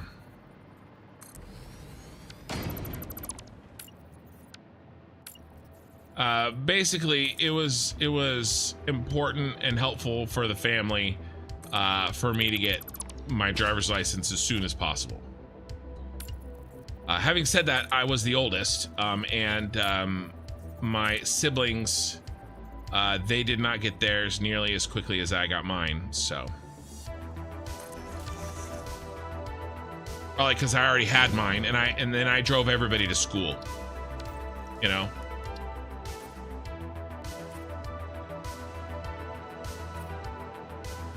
And then me and my oldest sister, we went to that same college, and was in the same music program, actually. Me and my, not older sister, but I'm older than her, but she was the next oldest kid. Yeah, that's cleaned up. I like that. It's looking good. So let's think about these roads. Let's think about these roads. Let's kill this for now. Well, actually, I do really like this idea. Should we finalize the look of the roads outside? Thinking yes. And that'll help us make decisions on how we want the inside to connect to the outside. I think we go outside roads, lock those down,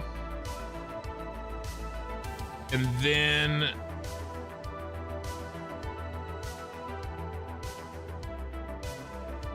we see how we did some of the translations from the outside roads to the garage over there. I'm okay with doing different things because we're in a different building, but I want to handle it similarly.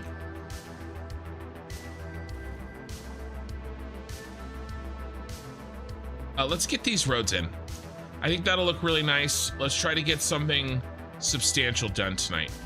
I can make a blueprint for those. Let's get these ones done up here. How many tiles are we talking? 8. What does 8 tiles look over here? That's 6 between lights.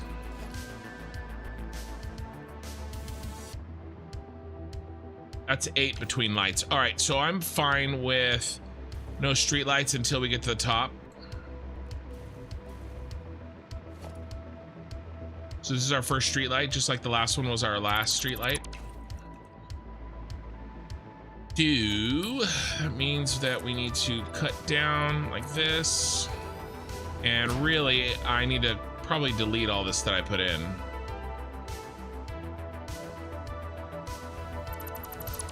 I was trying to put it in so I could visualize how it's gonna look and make sure it's something I wanted to do, but I wasn't really thinking about what it's gonna take to construct. The nice thing about Satisfactory is that, you know, it doesn't cost you anything to delete, so like, who cares? Time is the resource that you have to guard, and so if I can quickly throw down like a model or a way to visualize something to help me make decisions, I'll do that, because if I can, it's better to do that than it is to build it out fully and then realize that you don't like something, or it's not working the way that you were hoping that it would, and then you have to make changes after you have spent a bunch of time putting in details, rather than just throwing some shit up there so that you can kind of figure it out. That's kind of what I ended up doing here.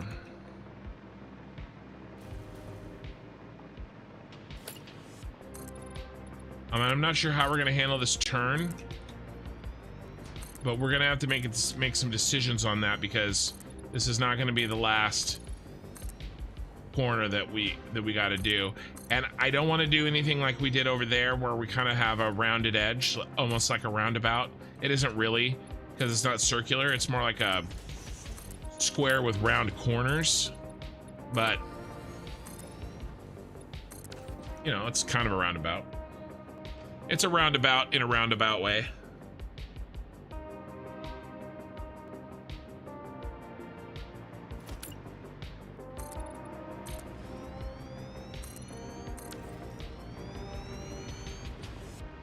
Let's build this out. Start throwing down our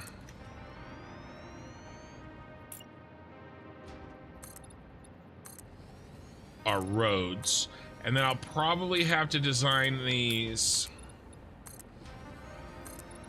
I'll cut in these angled roads by hand, you know, without the blueprint. Oh, ouch. We also have to do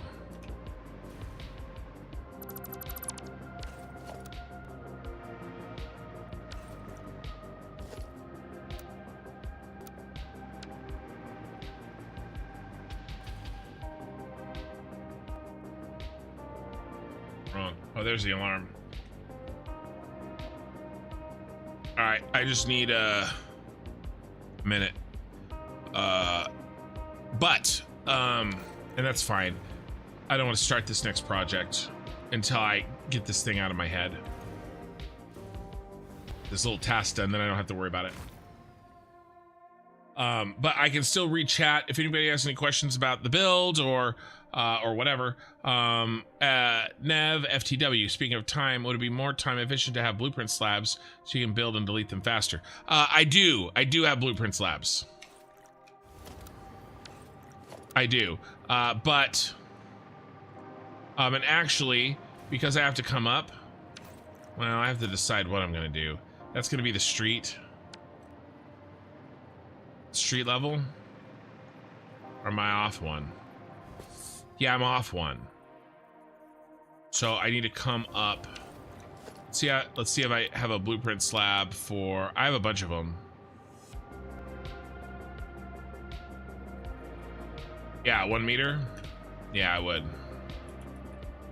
The only problem with this is, I mean, this is good.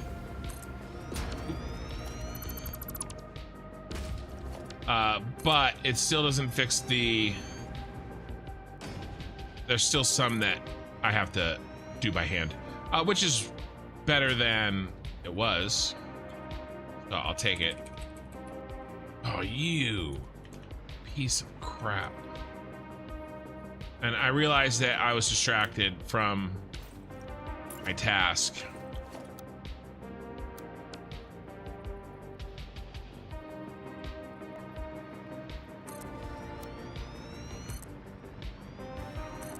And I have to do that real quick. But yes, I do have blueprint slabs, and you're absolutely correct. Sometimes I forget about stuff like that because I'm thinking about other things, so I appreciate the reminder. But yes, questions welcome.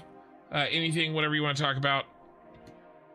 I just need 5 minutes to do this thing on my phone while I can still watch chat.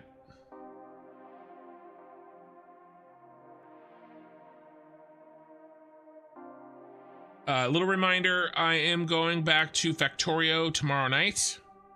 I am doing a push to finish the Factorio playthrough.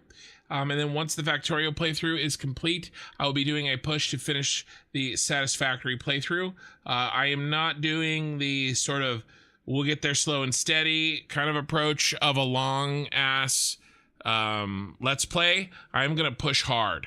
I was going slow because I was making those edited episodes for the channel, but the time to value equation that I was providing to people, it was harder and harder and harder to maintain, and it was causing me to not stream.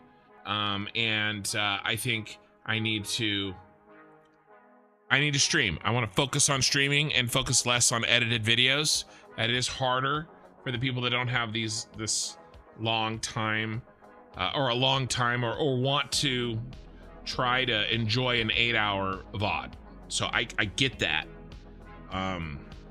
which is why I'm working on some solutions for some editors to help me sort of pare down some parts of my VODs into more digestible, chunks that can be uploaded on my channel. So I am working on various possible solutions for that.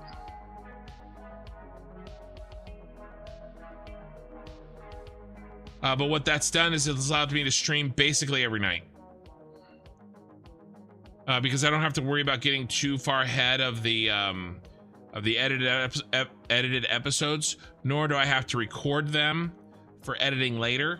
I was recording them while I was live streaming because that allowed me the ability to record separate audio tracks versus just downloading, the footage straight from YouTube with a YouTube video downloader, which is kind of what I'm doing now. When I want some footage of a past thing, like I had someone help me make a YouTube short from a moment in Factorio that I think is really funny and turned out well, and I didn't have to record that, nor did I have to give that person the footage. They just used YT, I can't remember what it's called, but the little YouTube downloader program.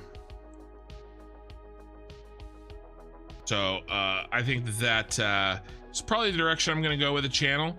Focus on more live streaming and try to get videos out, but not at the expense of streaming. So having said all that, by the way, I'm about halfway done, so appreciate you guys' patience. Having said all that, I'm really looking forward to spending more time in Satisfactory. And making it so that I don't have to spend like an hour every time I stream figuring out what was the last thing I did in that game. That was extremely detrimental to me on Factorio because it's a first time playthrough for me, and so it's a game I was learning, and so I was only playing that once a week, and it was really, really difficult to try to figure out what the hell I was doing the week before. It's bad enough in Satisfactory, a game that I am much more familiar at, having had 2,000 hours versus having very little to no time in Factorio. And to be honest, what I'm doing in Factorio will take much less time overall than what I'm doing in Satisfactory, and so I wanted to sort of focus on that one and get it sort of out of my head and off my plate so that I could really focus on what you guys are probably enjoying more, which is this Satisfactory build. So for all those reasons, I'm hard pushing Factorio. And I do enjoy it. I really just enjoy it. I probably enjoy it too much, if you know what I mean. Bum, bum, bum, bum, bum. Almost done. Almost there.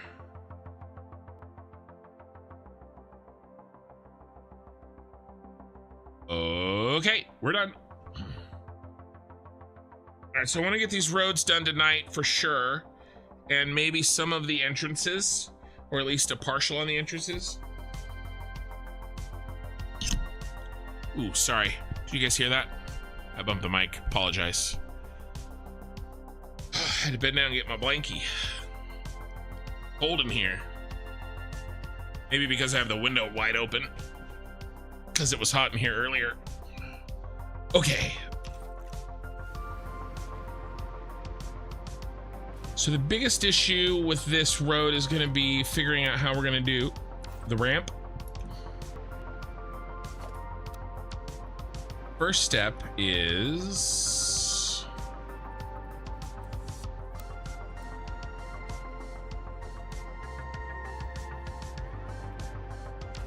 okay, so I think we get rid of this.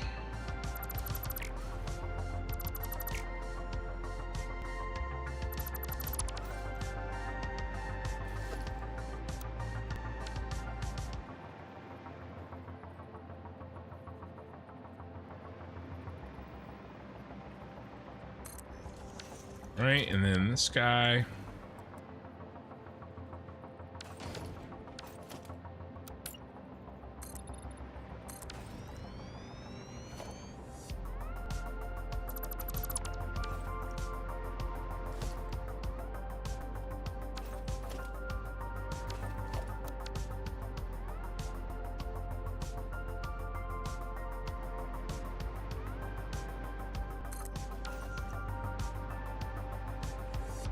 I think that looks good.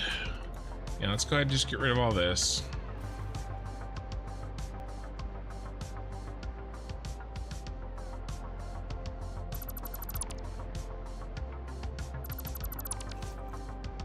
All right, so let's take a look at our pattern. Actually, let's take a look at what we want to do. I want to end with lights. Probably just do these two lights. All right, here.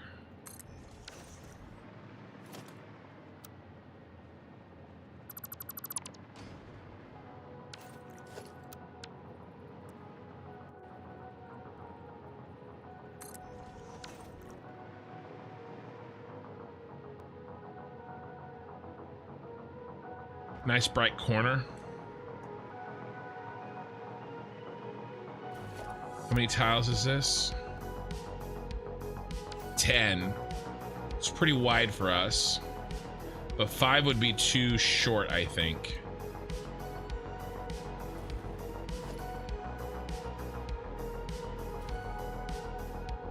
Six. I think I'm fine with a wider light. I think this is gonna look good. So that means I need really this piece. So let me ask you, Europeans, and I think I know the answer to maybe Ron, because he sounds like he grew up in the States. But let me ask you this. Is there anybody who is not a native United Statesian? I almost said Native American, but that means something else. That is going to be watching the Super Bowl tomorrow. I think I know. I have a feeling that pretty much nobody outside of the United States watches the Super Bowl. And I'm sort of asking the people that watch sports. Okay, if you don't watch any sports, then of course you're not going to watch the Super Bowl.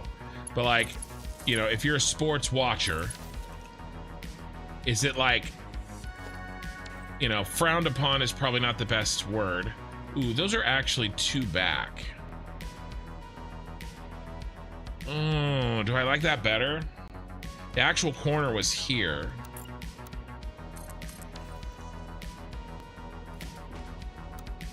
was actually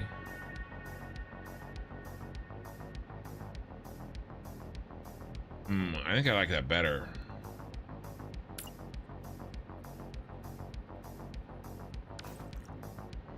Everybody's back one. Yeah, let's move that.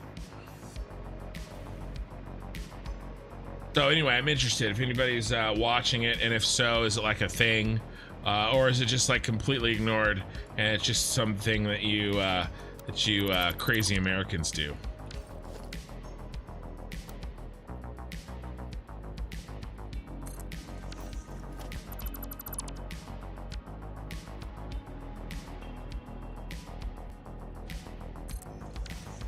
You only watch F1? Yeah, I respect that. Super Bowl is big in groups over here. Nothing like back home, but plenty of Super Bowl parties. Yeah, well, even, I mean, there's plenty of groups that don't even really do it, you know, or only do it casually, or not at all. In the States too. It's not like, so I heard a comparison once, right? And I don't know. Oh, time difference. Yeah, that makes sense. AFL, NRL, and the Big Bash cricket are better pass for me than 4 hours for a 1 hour match. That makes sense. And to be fair, I enjoy watching sports, but it's pretty low on my priority list. So I'll watch a Super Bowl, we're gonna have a party, but it's mostly an excuse to have a party. It isn't like, oh my God, we have to watch the Super Bowl. I don't know if that makes sense. It's not really about the Super Bowl. Like, we're gonna like talk through it all the time. Now, having said that, my mother is from Kansas City, and the Chiefs, she's been a Chiefs fan for 60, well, probably 50 years, right? You know, so she's definitely not a, you know, fair weather fan or anything like that. Because they've been just really, really dominant. And there's a bunch of actual, like, kind of controversy about it, which is, oh, that's the wrong one, damn it. Which is kind of funny. But yeah, no, we're watching it. She was gonna watch it. And we almost always do. There are some years where I just have so much going on that I just don't watch it. So I'm actually much more likely, although again, I've missed some years. I enjoy this. I enjoy the baseball World Series probably more than the Super Bowl. Like, if I had to choose between, I could only watch one or the other, I would absolutely choose baseball. But I'm just a baseball fan.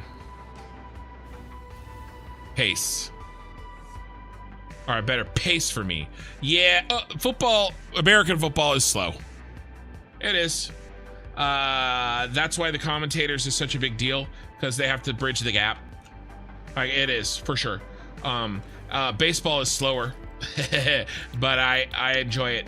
Again, it's more of like, what blueprint do I need? I need the no center divide version. No streetlights with center divide. With center divide. Where's the 2x? This one. I need this one. Oh crap. Not yet. Not yet. I don't. I gotta build this one, and I gotta connect the electricity.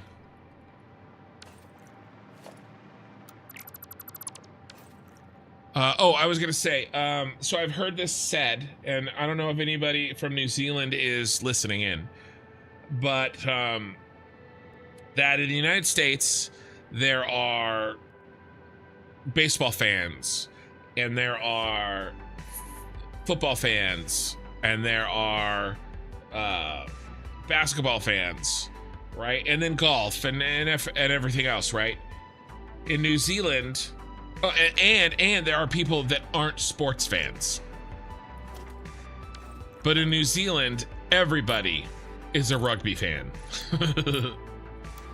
The entire population. So it was said kind of as a joke, so I don't know how true that is.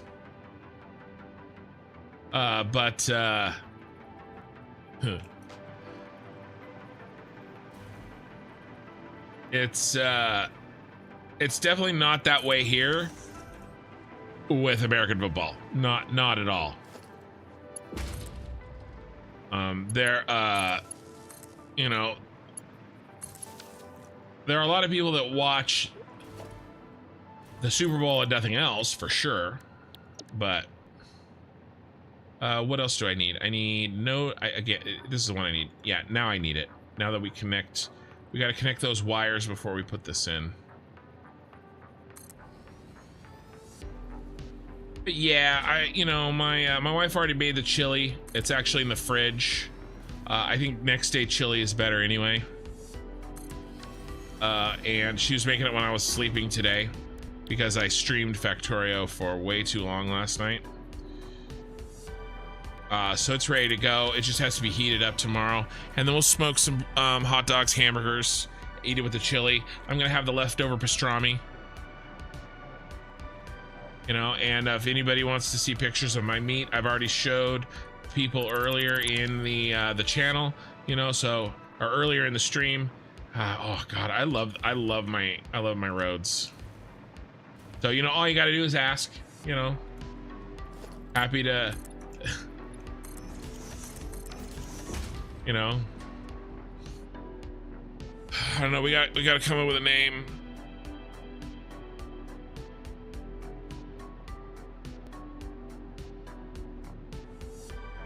You know, only brisket, I don't know. It's a work in progress.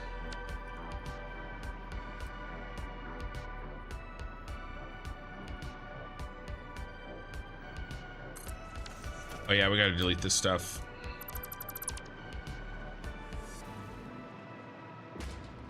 But I did smoke some pastrami, and it's mostly gone, but there's a little bit left, so we'll have that on the hamburgers tomorrow as well.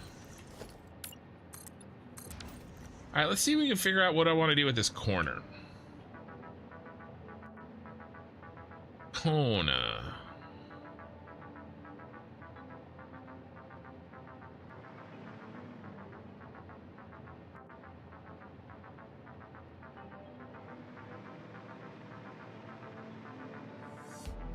I wonder if we can do some sort of diagonal. I wonder if we can make that look good. Let's try.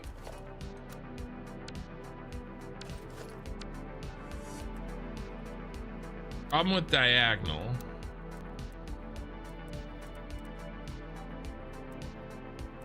Can't put a blueprint on diagonal unless you put the underlying foundation on diagonal.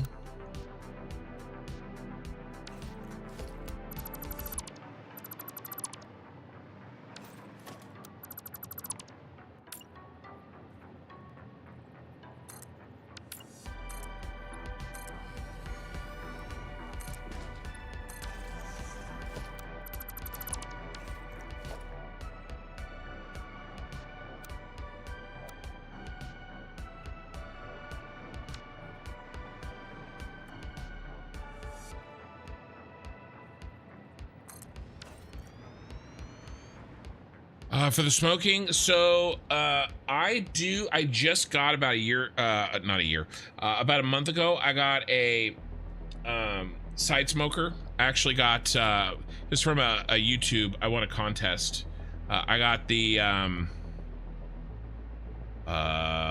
solution offset smoker. I got this one.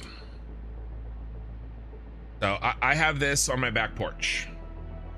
I won a contest from the Mad Scientist YouTube channel. This guy, I met this guy. He's a super cool guy. I have this in my backyard. I still have to there's a little bit of construction that needs to happen. This is all raw steel. Open image in new tab. So This is all raw steel. It's put together except for the smokestack piece, the way it was shipped. It's still on the shipping container. I've been so crazy busy, and it's, you know, it's January, that I haven't set things up. And I'm in a rented house. I don't own my own house. Hey, Omega. It's going great. And so there's some things I have to be careful with. I have gotten the wood ready. I do have some wood ready, but I haven't seasoned it yet. It's still all the raw steel. So I do have this. I haven't even used it. I haven't practiced it.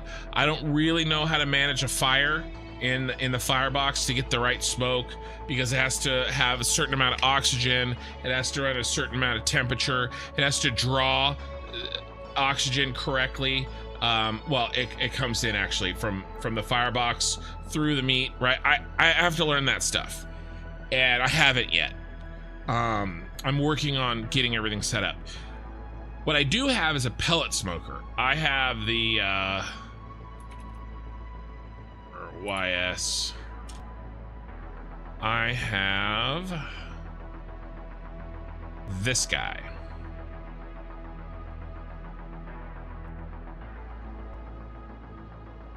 I've got this guy, and it is gonna be not quite, I mean, the pellets are not as good as actual wood,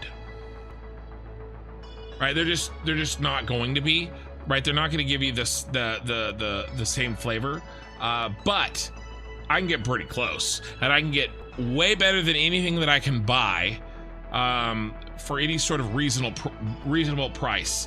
As far as I know, the only place that I can get like good Texas smoked fresh barbecue is about a 2-hour drive from me, and it was about $50 a person, right? I can spend $40 or $50 on one brisket and make food for a week, right? And so for everybody, so you know, it makes a lot more sense to just make it myself, even if I have to do a pellet smoker. And because I'm so busy or I'm streaming a lot, I can cook it in the pellet smoker. You know, while I'm streaming, like I did last Saturday. So to answer your question, I use pellets. I want to work my way up and figure out how to obviously use the smoker that I have, right? That I won in that contest. Ooh, I could possibly live with that. Could we live with that? Not as good. I think I could live with this.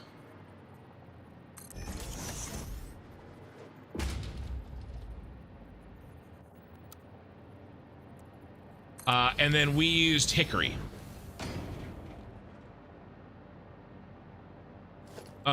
Yeah, that Yoder smoker has a grill setting.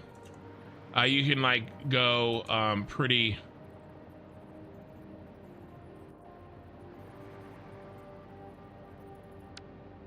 Ooh, I got an idea.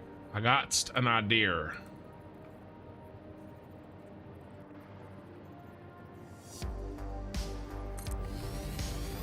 You can go to 500 degrees, I think. But it is a combo as well.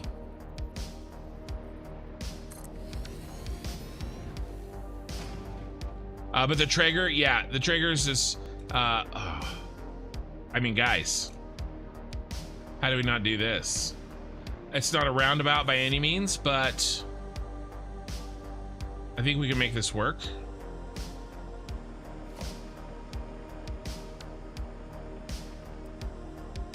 We will have to play connect the dots.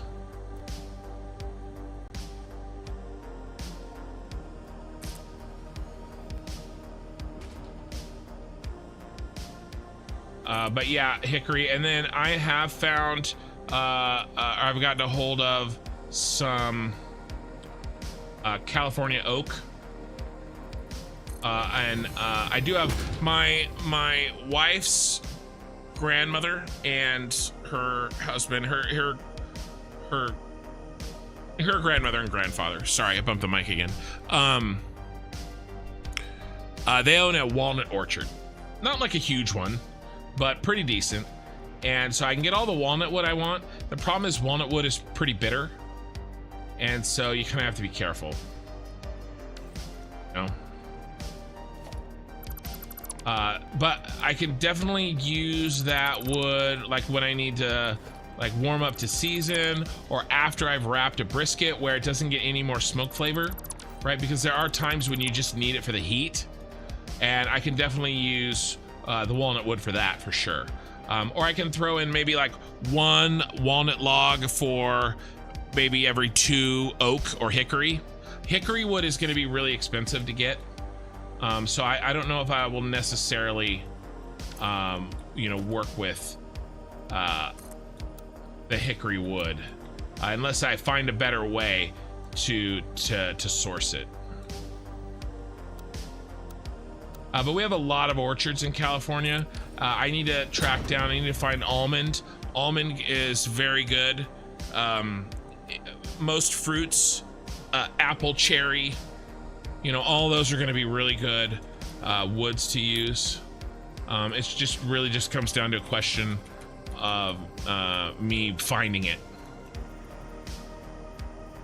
But I've done a bunch of research on it, and essentially the advice is, you know, orchards beg people to get rid of it, right? Because they just don't, otherwise they just end up burning it, right? And so most places will give it to you for free or for very, very, very cheap. If you can find an orchard that's changing out their trees, you know, because they have to get new trees. I have a Traeger grit, yeah, pellet smoker. I went from an offset to a pellet smoker and will not go back. Offset at times can over smoke the meat, and the pellet smoker gives the quality of life back with smoking. Yeah, mini keg, yeah, exactly. And I'm going the other direction. One of the things that this guy is really kind of, the reason it's called the solution is because it's an attempt to make at-home smoking with an offset easier to accomplish, to do a good job with, right? Easier to manage the heat and the smoke and the airflow, and you can absolutely over smoke in one of these. It's actually easier at scale, like the big restaurants that have the really big smokers, huge offset smoker, right? So like these guys here, this Australian takes American barbecue to new heights. I like that. Australian takes American barbecue to new heights, building a 19,000 liter smoker big enough for 150 briskets. Yeah, look at this picture. There you go, Aussie pride. Good for you guys. Look at that thing. That's bigger than anything I've seen in person. I have seen one that was more like this guy, this mill scale. I've actually seen this exact thing in person. Open image, new tab. Yeah, this guy, I've cooked on one of these. It's really cool. This is actually more simple and easier to get the right cook and the right fire. It becomes, the smaller you make it, the harder it is to get what you're going for, right? It's actually, like many things in life, it's a lot easier to mass produce than it is to make one of. And smoking a brisket is no different. And so that is the attempt of the solution smoker. That's why it's called the solution, to try to make it a little bit easier. But you know, oops. Having said that, I'm gonna find out. But I hear you, Mini Craig, Mini Keg. Applewood is good for pork, I found. Yeah. A cherry is good too. The fruit woods are good for pork for sure. Beef likes oak and hickory, I think. So let's try this. And what can we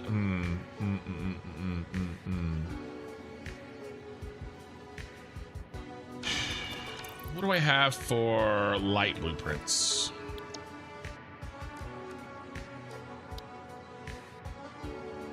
Road barrier with light yellow 2.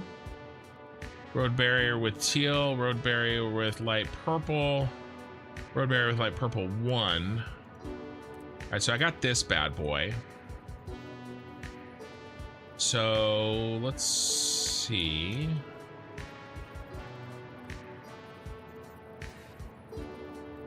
Ooh, that's a nice match. And I can probably blueprint. Yeah.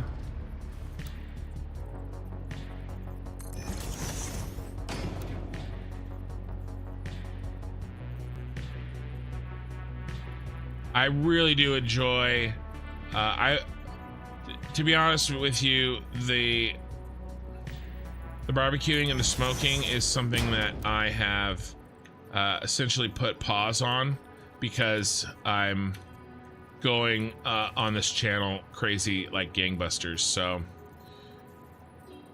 I don't like that it doesn't line up. What would this look like if we just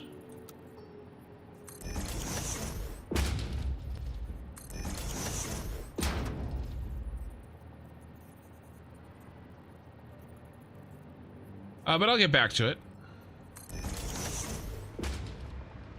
I mean, that doesn't look bad. It looks fine. Would I put a light in the middle of the other curve? Ooh, I should. Ooh, I like that. Thank you for that suggestion. Ooh, I need a 1 light. Did I make a 1 light? A single boy? What did I make? I may have to build a double and then cut it down roundabout.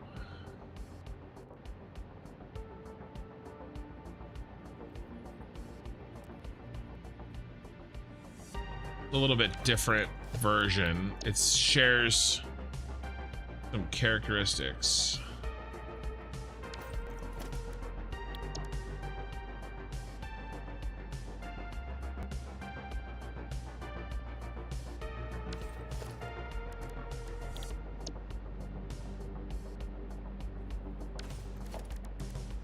I definitely have this guy. So I can free place one of our floating bros here, for sure. Like, that's basically exactly where it goes. I mean, not exactly, I gotta get over the median, right? But it basically goes right there. I mean, like, pretty much exactly. That's where it goes. We're just gonna place it.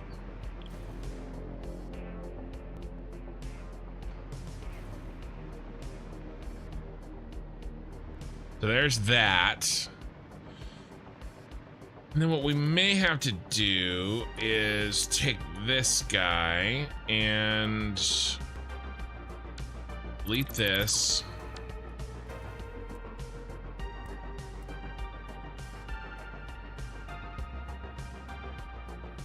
And kind of fake it. Yes. Got the white line there.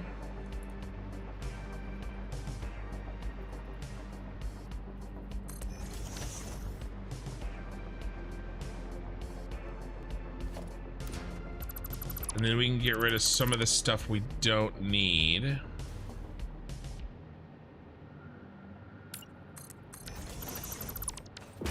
Yeah, honestly, we need to connect these anyway. Spadudios. Are you showing? Do we see you anywhere? I don't see the wire. So I think we're good.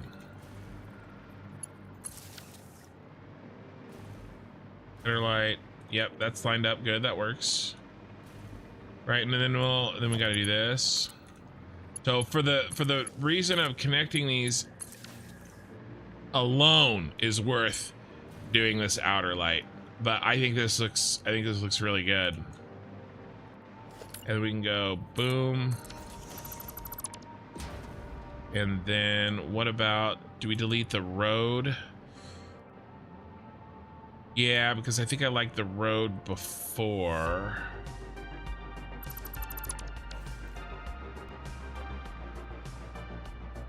And then we do this again. basically rebuild this on top of the pieces we haven't deleted.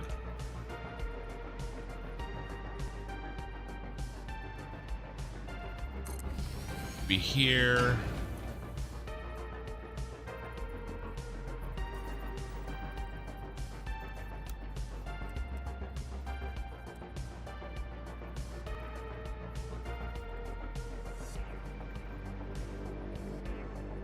And there. Oh, I missed. Dang it.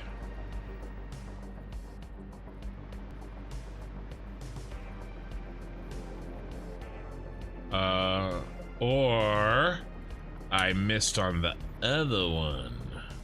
Another one. There.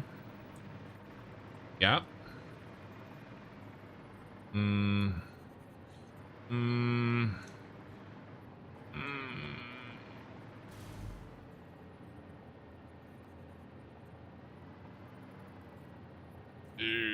What are we gonna do? What are we gonna do? Right on the edge there.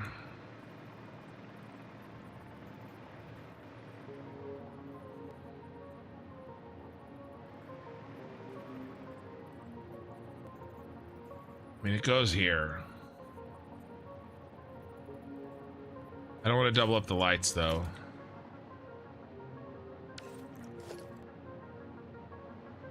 That's where we were before. Get rid of those two lights.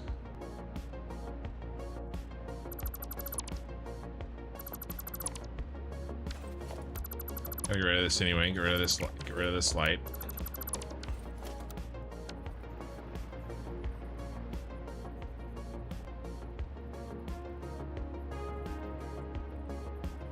Bum bum bum bum bum bum bum.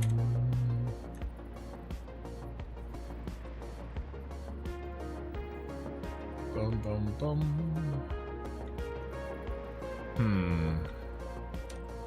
We were here. That center. I can barely see that line.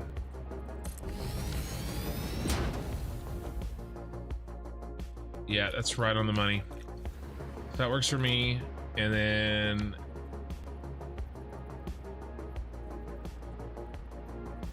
boom. Saving the other side. Yep. Now, what I was trying to avoid was this gap, but I think we're gonna have to cover it a different way. Let's go asphalt, and we'll go the little half bro, and we'll zoop it down. And oh, we can't do that. We can do that.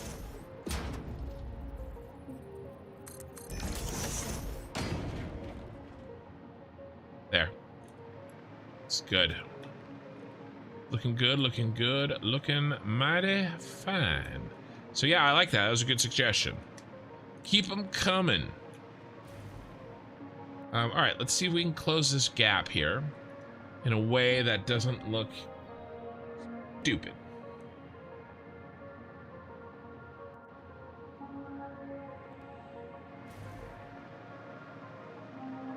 We may have to build this by hand. Not any, we may not be able to use blueprints anymore.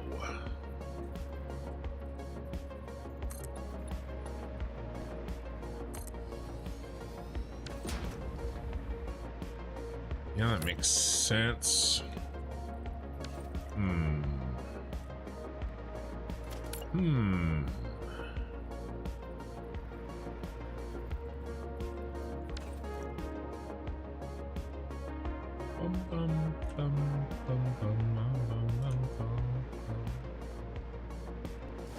Let's go all the way out to a full corner from a sidewalk perspective. Even if we won't do a full corner. From a street perspective. All right, and that's how we'll bridge this gap.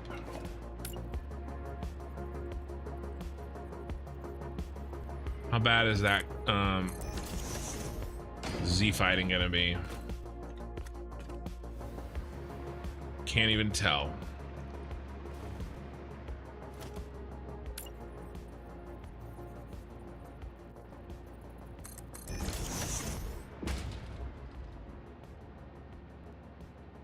Mini keg, agree. Scales everything when it comes to smoking. Right, right. You know, and having more meat on in the smoker, even if it is still a smaller smoker, right? It allows. I think it allows for more even cooking. Like, it's easier for me to cook 2 briskets in my Yoder smoker than it is for me to cook 1. Besides not even talking about the efficiency of fuel and cost, right? Just the fact that I think it has something to do with how the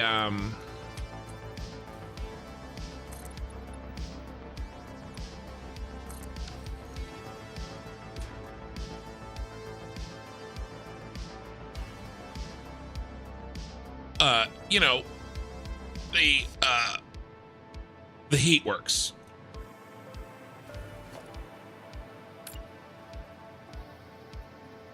So we really need to try to get the middle to line up, right? Because then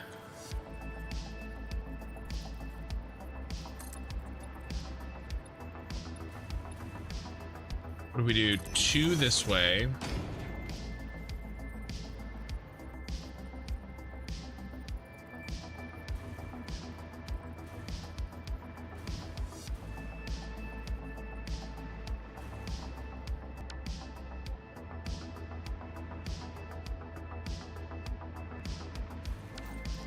Here, let's put some patterns on. Before we do both sides, let's make sure this works. The save. If you ever find yourself driving through Texas, I suggest you swing by Lockhart, Texas.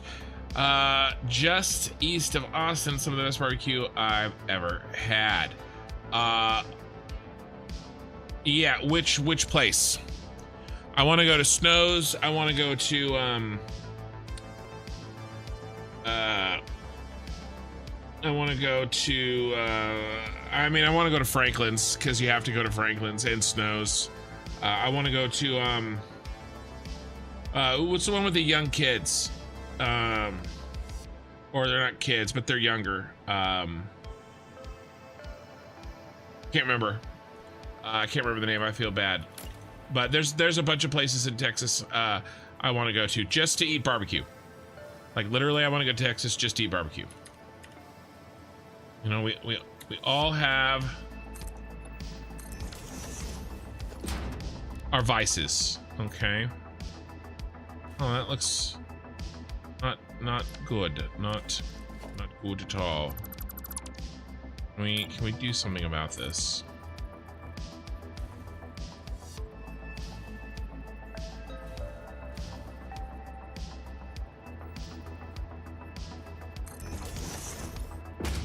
Yeah, did you say yes to Snows? Yeah.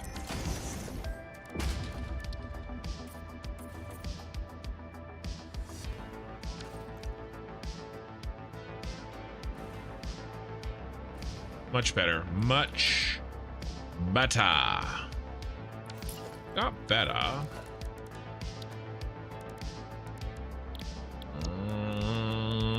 What do I want? I think I can make this work with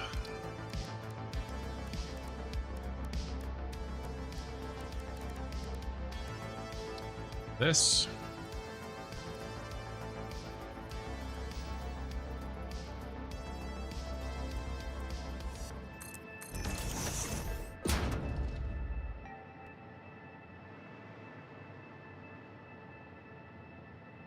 We can all live with that, right? I think we can.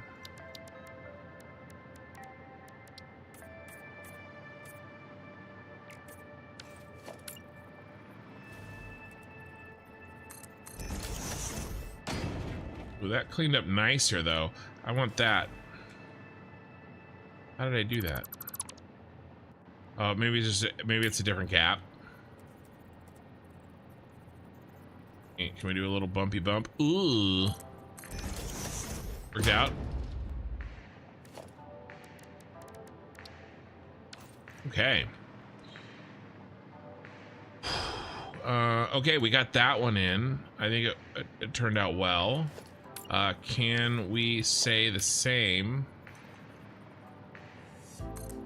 for you, sir?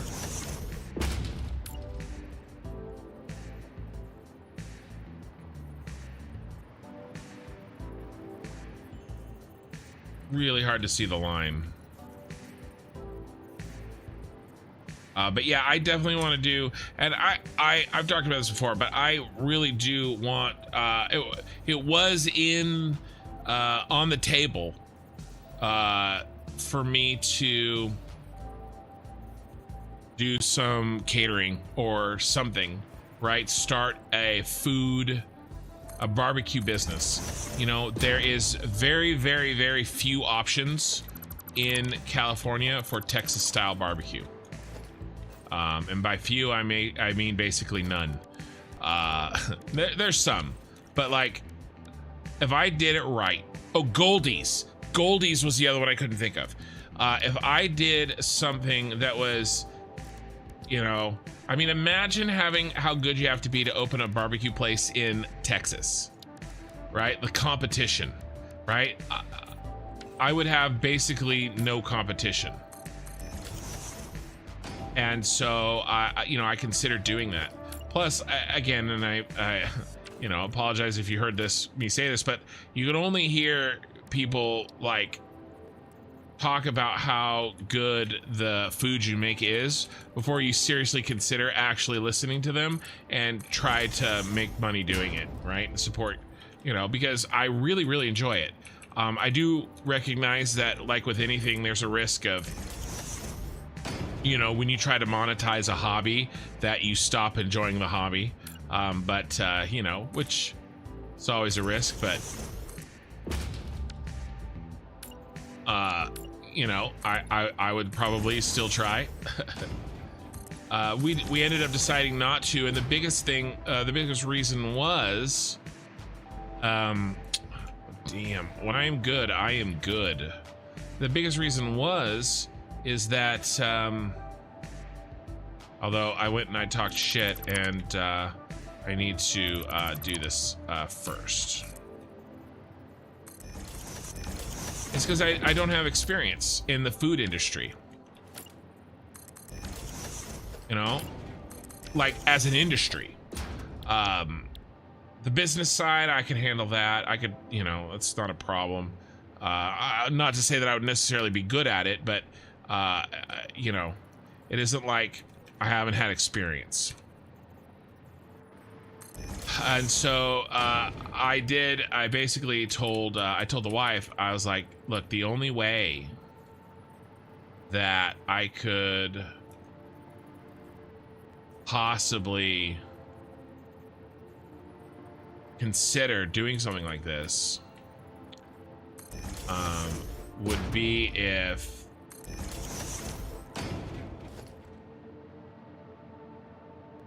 I went to Texas and learned how to cook there, and then take that, I don't care, man. I'd go to work for those guys for free, like for like a summer, trim like 1,000 briskets, right? Because I think that's what you have to do to be good at something. You have to do it a lot. I chose not to follow that path just because, to be honest with you, I'm lazy. I don't want to work that hard. I'm not this time in my life. I just, opening a restaurant, the margins are, any type of food, the margins are thin. You have to work your butt off. I'd be signing up my family to help me. They'd be working their asses off. My daughter wouldn't be doing the thing she wants to do. She'd be doing the thing I want to do, right? Like, I just didn't want to do that. Like, I like the idea of it. I think I like the idea of it more than I would like actually doing it. So we decided that we were going to do YouTube channels instead, and here we are. Black's Barbecue. Okay, cool. 1932, it sells an original pit. I did smoke a Wagyu brisket about 4 weeks ago. Let's talk about a game changer. Yeah, it started to take a lot of time. Yeah, well, and the cooking of the brisket wouldn't, like I said, if I could get to 80% of a Texas quality, it would be ridiculous out here. You know what I mean? Obviously I'd try to get better, but like I think this is gonna work, guys. It's gonna work really, really well. There's a little scuffed, got closer and it went away. Yeah, so mostly it's the work aspect of does that mean there's very little market for it? There is a smaller market for sure, right? So it's that ratio, right? Like obviously there's a bigger market in Texas for that kind of food, and so that culture and that area can support more of them. But there's literally zero here. Now there's barbecue places, so I do think there is a market for it. There are barbecue places, but there aren't that kind at that quality. The type of quality that, like, and I'm talking about like you're not open every day. You're only open Saturday and Sunday because it takes all the rest of the week to make the food and get it ready, and then it's 24 hours of basically smoking to get everything ready, and then you're only open for Friday, Saturday, Sunday, or Saturday, Sunday, and then you're only open until the food sells out, right? It's a different kind of restaurant than a typical restaurant. I mean, people basically wait in line for hours around the block to get these to get this food, because it's a one-time thing. These briskets, they don't save. I talked here, let me pull it up. Where is it? My Discord, there it is.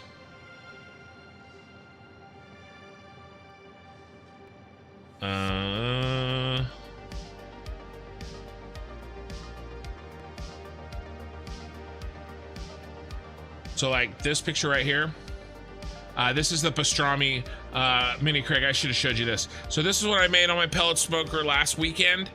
This is a pastrami brisket. I soaked this in pastrami brine with pastrami seasonings for 2 weeks in the fridge. Yes, we have some places that open 11 a.m. and only open until they run out. Typically is 1 to 2 hours. Is that just one day a week? Minnie, did I get that right? Is it Saturday and Sunday? Is it just Sunday? Yeah, basically they make all their money in like 3 hours. 1, 2, 3 hours. Right? But yeah, I made this. This was a choice from Costco. Pretty happy with the point. It looks a little funky because it's a soak. It's a brined pastrami. The flat was you can see right there, it's really close. It didn't turn out as good as sometimes. The fat definitely got rendered, and the point was great, which is the fatty part over here. But the point that I was making is that these things have like a half-life. When you cut this open, it's not the same after 5 minutes. Yeah, the smoke ring turned out really good. It is truly not the same. 5 minutes, 10 minutes, 15 minutes, 20 minutes. It's like eating something different. When you cut into this, if you take a bite in the first 2 minutes and you've never had if you never had this, it's like nothing else. It's like nothing else, right? So that's the way these businesses work, is they cook all their briskets. They're all wrapped. They're not cut.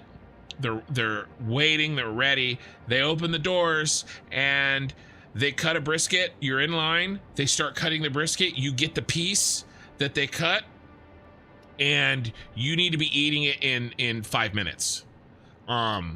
This isn't something. This can't be available if it's good. it can't, if it's good like this, it can't be made available 7 days a week, right? Because it's too much it's too difficult to make that and save it like that. So those places that make the very, very best, they're only open a couple of days, right? And so that's how I would do it. Does that, you know, can I make a restaurant like that work in California? I don't know. Maybe, maybe not. In the end, I chose to play games and talk to strangers on the internet than to try to make a run at a restaurant. And I'm happy that I did. I'm happy just making stuff at home, you know, having people over. Okay, what the hell did we do? I think I did a painted beam here to here. But yeah, that smoke green turned out. Part of that is the pastrami. Right, that helped. It would have been better if I did a prime. We could only find a choice. And it was kind of an emergency. We decided we were going to do pastrami in 13 days. And we knew that that was the minimum time that I needed to. Yeah, we just built this by hand to start soaking.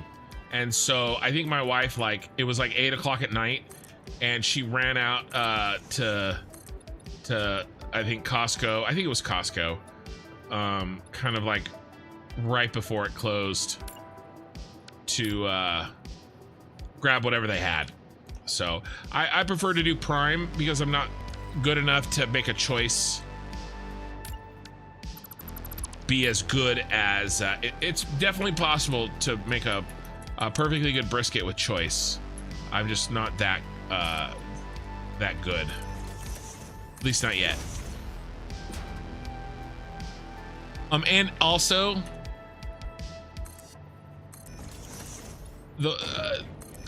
I was streaming the entire time.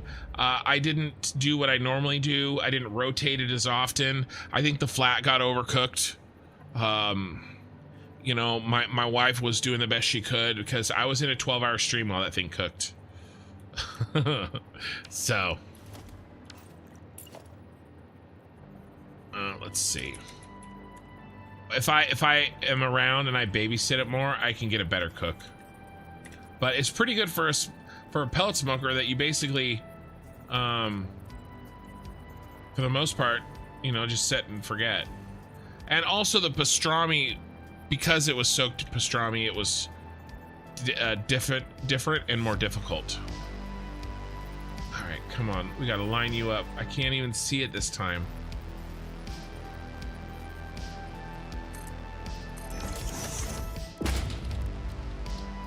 You know, it cooks differently because it's all waterlogged, basically. Like that.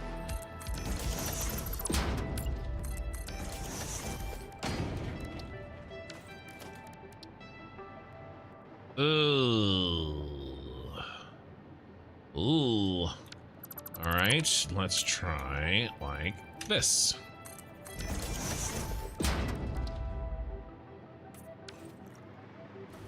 I can live with that.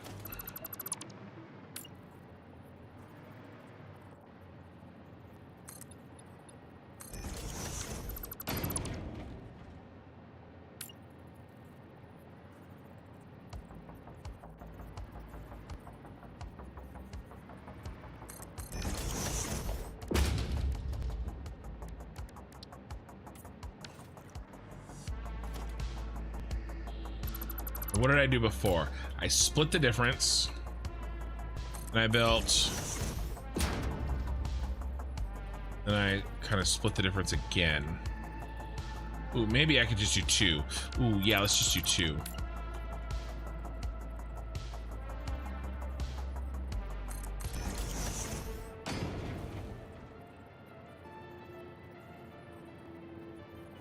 Try this. Oh, Oh, look at you, you little... That crap.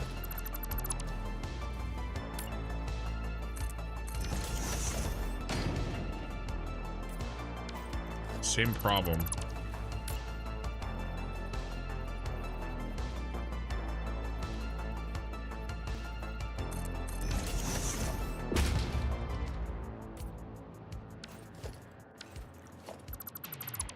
Killing me, Petey.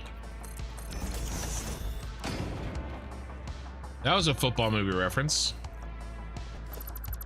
What do we got? Oh, Mini Craig. Mini Keg. What are you doing?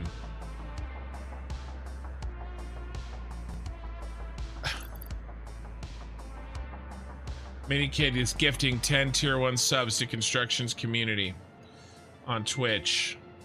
Stephen Joys, Zach Fections, Tatsu Starforge, Snux, Midwest Glob, Wally, Weiserman, Markin, Karzin, and the Violent Ninja. We're all gifted tier 1 subs. Man, you are the best. Always. That is not the first time that other one was insane, by the way. The one that you know I'm talking about. That was an insane night, and I appreciate it. I'm gonna have to give this up. I'm gonna have to... That looks like absolute hot ass.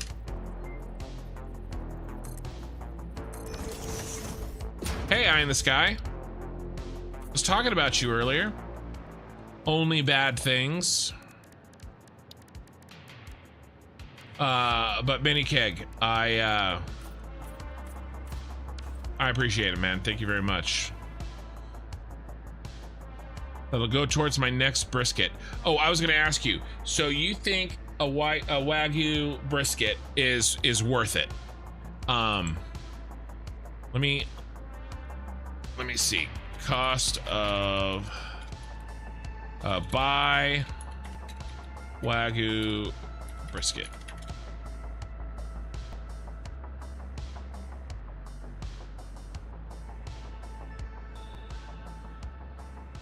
There's gonna be some local stuff in here. Mad Butcher. There's a Mad Butcher in Sacramento.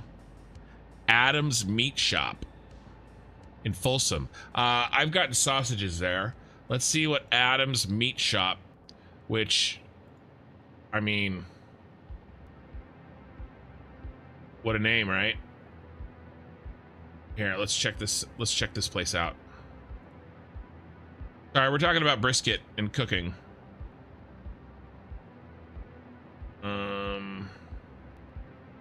Products. This is my favorite steak, like a ribeye or tomahawk. I love ribeyes. You got any brisket, my buddy? Online.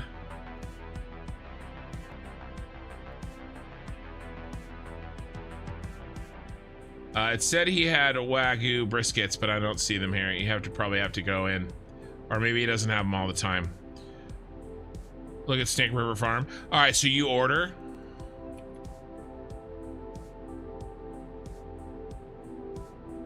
Oh, there it is. It's first. Looks like that's their thing. Wagyu briskets first. Oh, dude, that's crazy. I'd be too nervous cooking this. All right, that's the pre-smoked. All right, fine. So, all right, that's not that bad. 140 bucks. I could do it. I'd have to get better. I'd have to get better. Like back into the swing, you know. If I could nail like 3 in a row, where I would say it's like a 9 out of 10. Cause I mean a Costco brisket price per pound. This is a year ago. 14 pound. Price is subject to change. Yeah, they're about 15 pounds. I can't remember. My wife has bought the last like 5 or 6 briskets, so I can't remember what we paid. But yeah, 16 pound cooked in 11 hours. Nice. You go 250.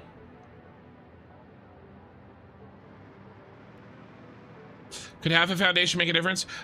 So you can't paint half foundations.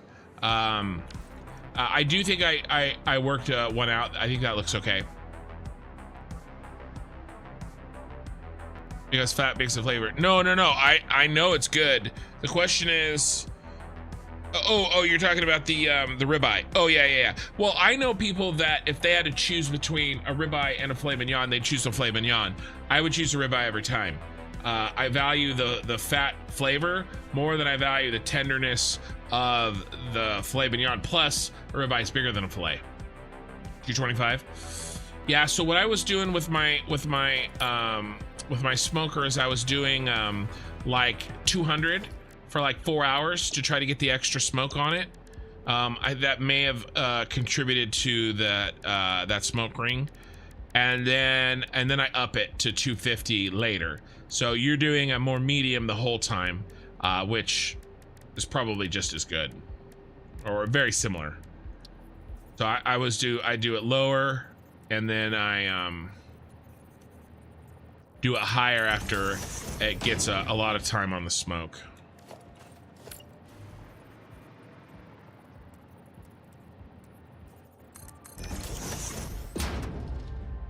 Maybe one day I will brave the Wagyu.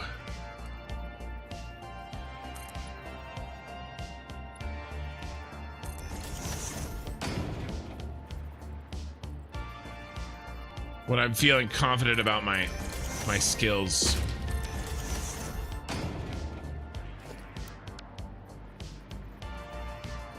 But it is not this day.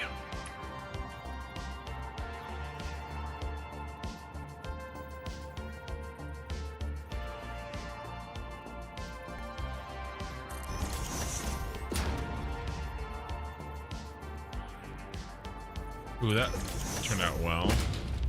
Can we play nicely together, sir?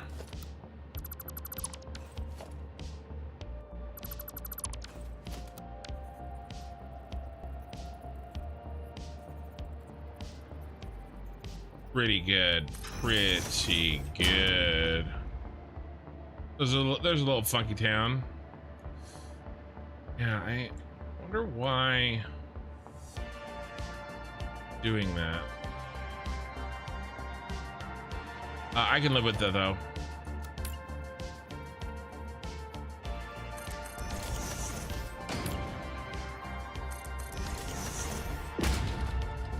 I typically do 185 for about 4 or 6 hours for smoke. And oh yeah, 185. I've done 90. I've done 190, 200.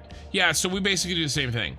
And then 225 until stall. Okay, and that's 11 hours. Yeah. When do you pull it? Just or when do you wrap it? I guess. I mean, we probably do the same stuff. Let's build this up.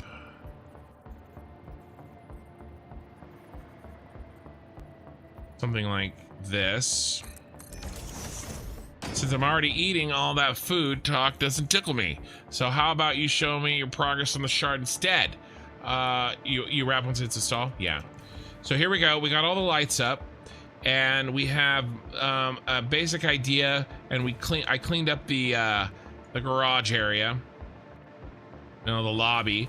I did a lot of like little mini cleanups. I chopped this down because we came up. And I'm trying to get this road in tonight. I have to be careful because I do have people coming over today. So I can't do a 12-hour. It's almost 6 a.m. I started at 9 p.m. It's almost 6 a.m. We're at 8 hours and 30 minutes, but I could go for, I want to try to get this road done. And we've almost got the most difficult part done. which is the curve. So I will, I should be able to get this road in, and then I'll feel pretty good about getting all the lights in, making a plan. So generally what I think I'm gonna do is do one way in and outs. So, so this is obviously in. I might do a little fun curve. I don't know, we'll see. So I can keep these pillars without having to get rid of them.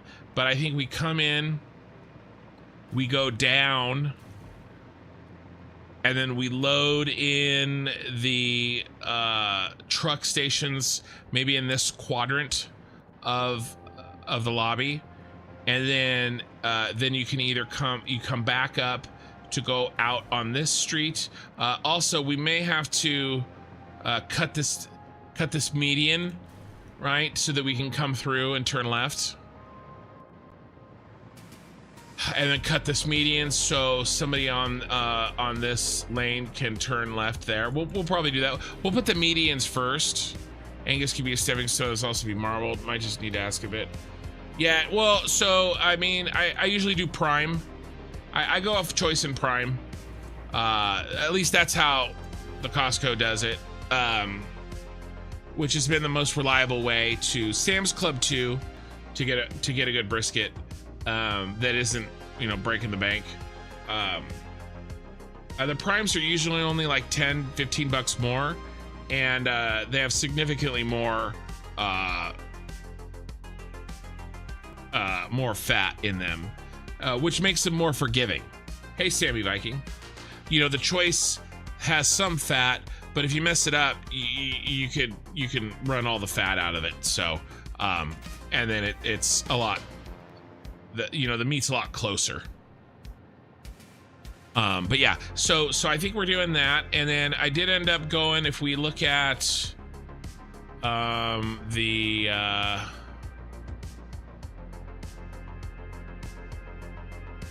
did end up going with a version of this, and then we checked. I was looking at, I was telling a story. If we go Shard, London.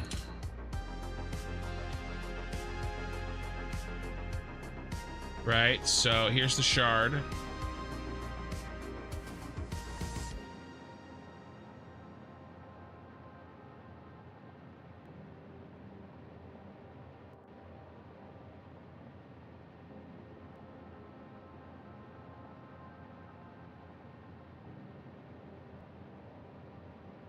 Which, this is pretty amazing. I like my 3D model, of course, but there's nothing like actually seeing it. It's a little hard to control.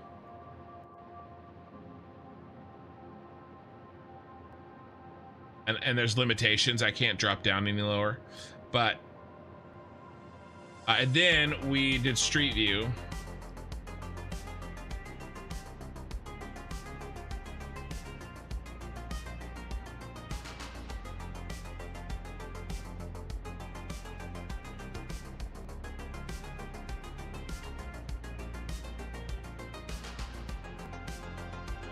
And there's an escalator right there that I'm kind of going after, and this sort of 2-level.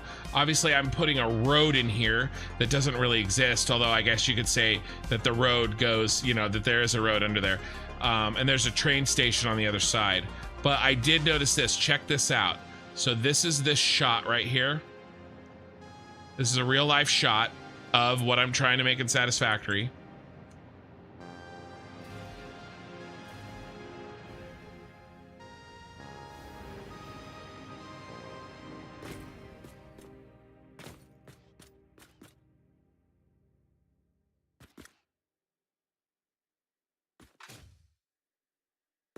Back up a little bit. You can kind of see all the edges, but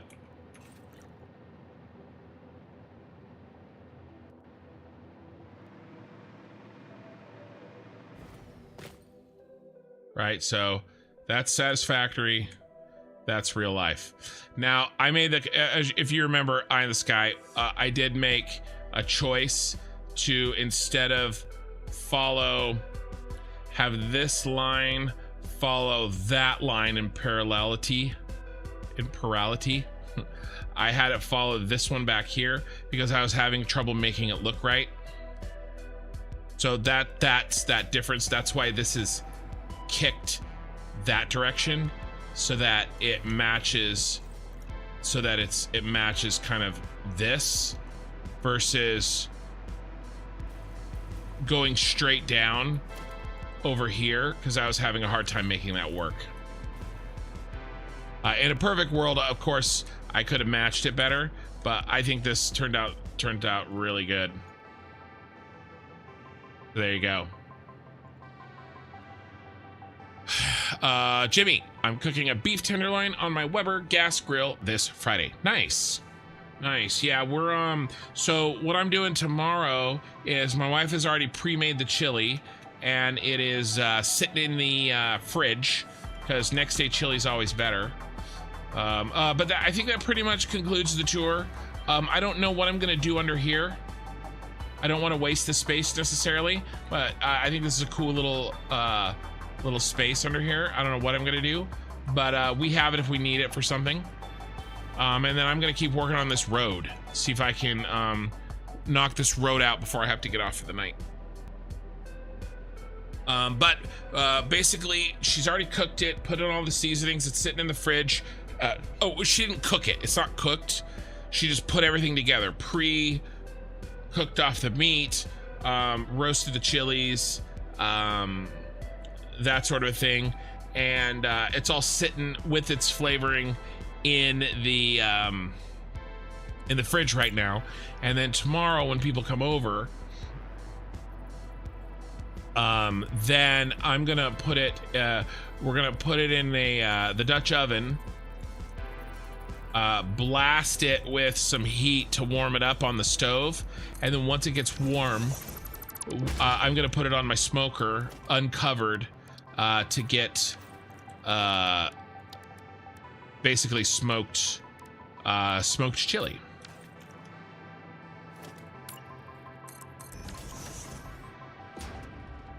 Made pizza dough yesterday. She's making calzones for dinner tonight. The Paramore. Nice. Yeah, that's kind of a thing that I would enjoy. I've sort of already gone all in, of course, with the here, let's try this again. With the barbecue and the smoking, but I think doing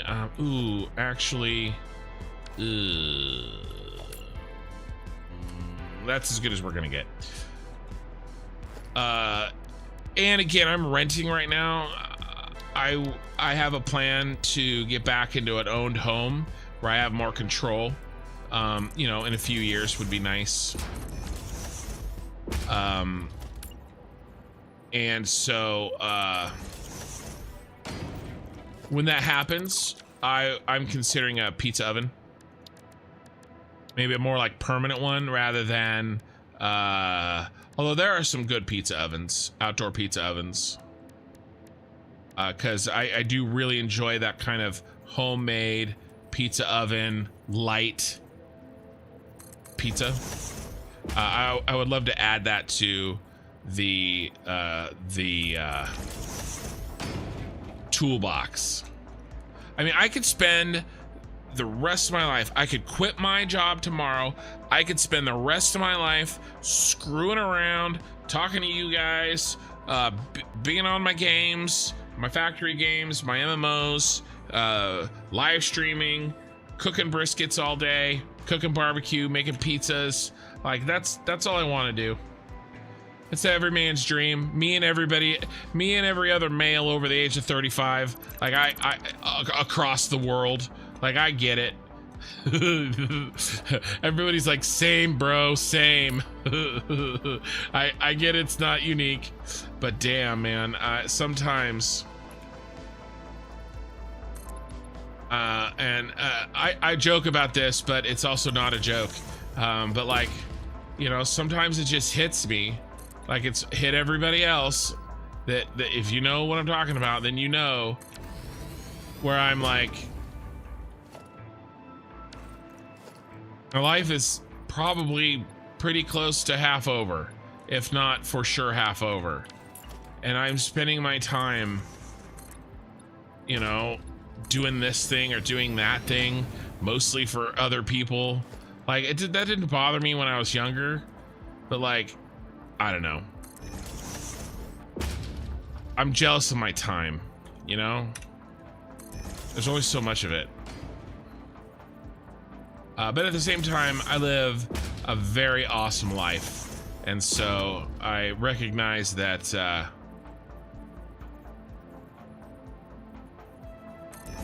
you know, suck it up. Get back to work. Kid needs diapers. Diapers don't care if you are tired. So, yeah. It's that balance, right? And I've talked about before how my where basically this channel is my my midlife crisis. So I appreciate everybody in helping contribute to my midlife crisis. But I mean, I suppose there are worse midlife crises to have. You know, it's not like I went out and bought a Lamborghini. King Arthur 00 flour for the win when it comes to pizza dough. Yeah, yeah, I've heard the same thing. Yeah, or like a mix. Some people have done a mix. But King Arthur, the 00, is definitely part of it. But yeah, I've heard that. For sure. For sure.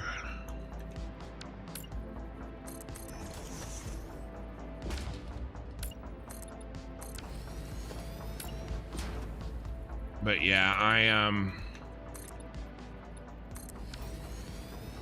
really honestly can't really imagine what my life would be like. I'm such a family, like, my whole life revolves around my family. And I'm happy that it does.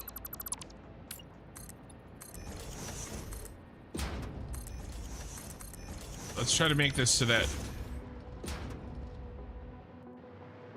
there's a little Z fighting there.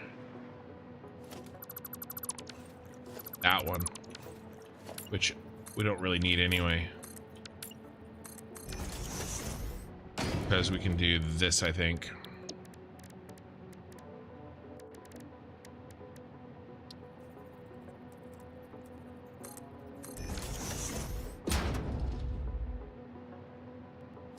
Bum, bum, bum, bum, bum, bum. No gaps.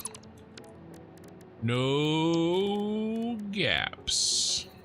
Let's do the other one. Boop.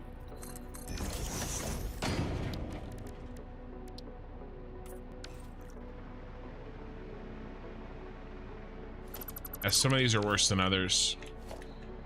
I bet you I could do the same trick here. Almost.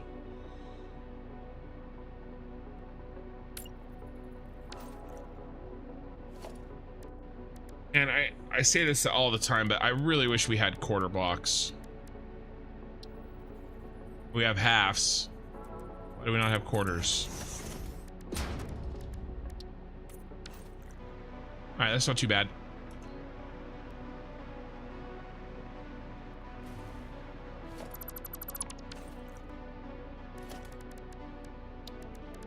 Bum, bum, bum, bum, bum, bum. There we go. All right. I think this works out well. What's a truck gonna look like on this thing? Plenty of room.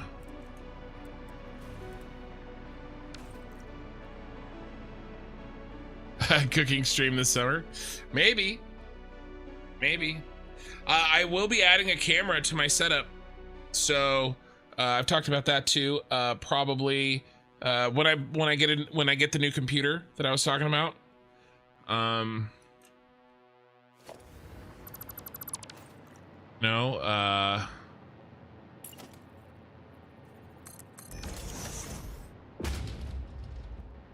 May-ish. when I sort of basically around before I finish the Satisfactory playthrough, kind of when I transition to my what will be the content that I do after this city is done. You know, there's a ways to go for sure. All right, so but in the next 6 months, let's do what we did and start over here and work that way.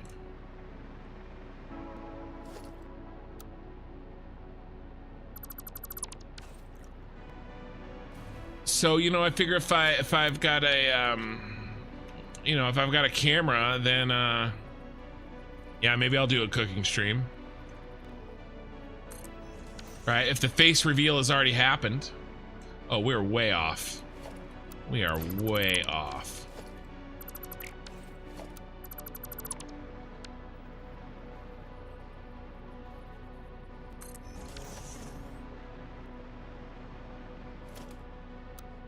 Especially if I figure out how to manage my fire, you know?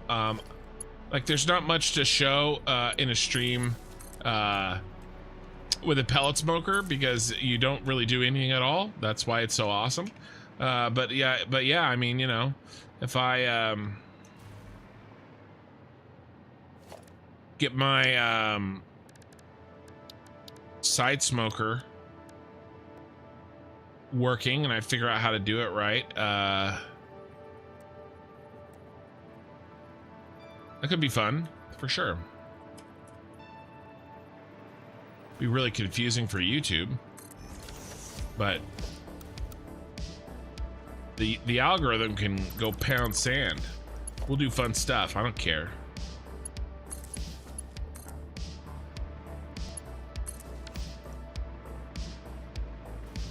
All right. Hook these up. Let's get rid of those. We kind of put a light. Oop, what the hell? We kind of put a light right where I was gonna put this, didn't we?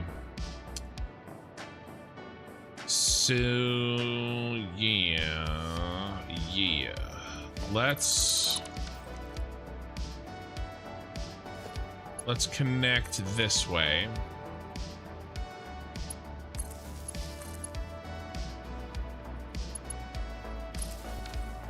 We can avoid passing through here because I think I'm gonna do our entrance. We're probably gonna have to pull this pillar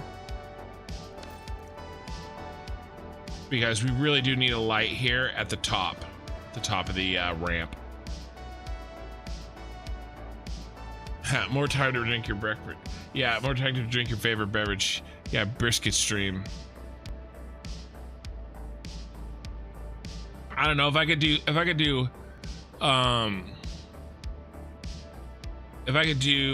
something along with it, you know, multiple things. Something at least halfway game related and add the brisket and the whiskey drinking for like 12 hours.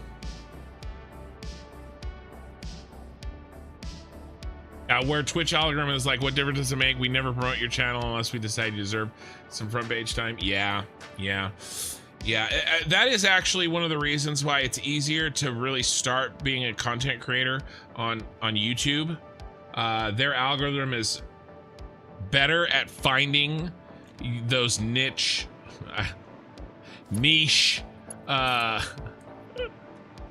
That's gonna turn into a running joke on this channel. You know, people that want to watch that content. Where you're right, Twitch is just kind of more like luck of the draw. Nobody really gets recommended. You have to go looking for it, unless you're huge, right? And unless you're a big boy. I think you hit the nail on the head, honestly. From my experience, at least. Let's do center divide. We're putting the divide on this side.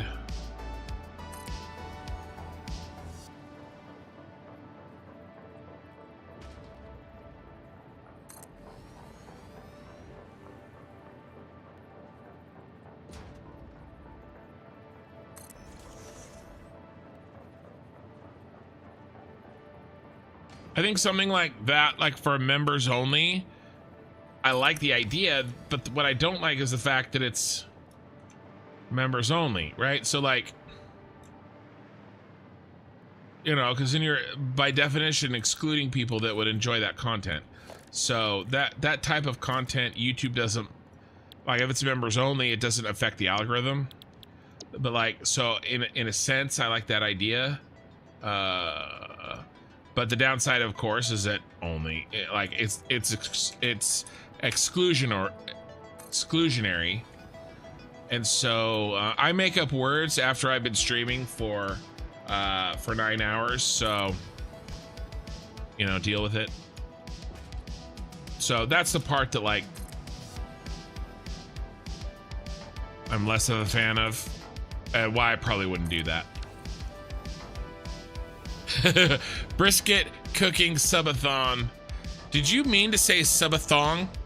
Because I could do that. I could do a brisket cooking subathon. Go out there, you know, get on camera, you know, be in a thong. I could do that. You know, if you think that that's what I need to do to pull in the viewers, you know, I mean, I think you could be onto something. In the States, when do you get your tax refunds? Mine is paid out in July, so all my major upgrades happens in. We get it a couple weeks after we file. I mean, I get it a couple weeks after I file. I really try to keep my tax refunds to a minimum. In my view, if you're getting a tax refund, all it means is that you overpaid your taxes, and the government got a tax-free, got an interest-free loan from your money. So I definitely try to structure my stuff so that I would rather pay than get a refund, so I have more of my money year round. But you know, usually 2 weeks after I file electronically. And so if I file early, like I could have already filed, right? I have all my tax documents from my various places, and then and I own my own business, right? And so that comes with certain extra responsibilities, of course. Let's go. We have all our lights plugged in.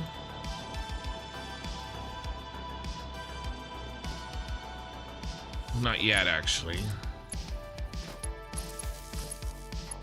Let's build out this side.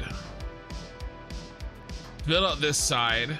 Finish off the main points. At least the ones that have lights. Let's try to copy this. What did we do here? A two twos, and then another light.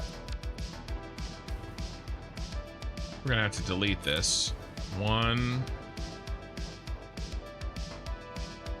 And so now if you file on the deadline, you know, in April, the date for deadline, the deadline is April 15th. Then, but yeah, it's basically 2 to 4 weeks after you file. For me, you know, for me. And I will say that I do actually still get a refund, but it's more due to the in the United States you get an earned income tax credit for kids. So if you got kids, you get a hefty little refund. Even if you don't really pay.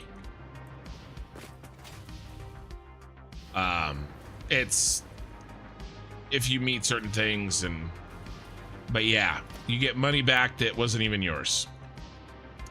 But these days, to be honest, certain things that need to be Basically, you don't really get those if you make too much money. And I've been working at my job long enough where that sort of a thing is, you know, plus all my side businesses and stuff. That's not as big of a factor as it was even 5 years ago. If you know what I'm saying.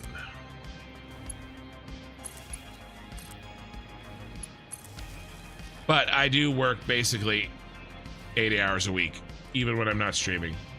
All right. All the lights are hooked up. They all on? All right, let's go reset. Let's go reset the colors so we can see what this looks like.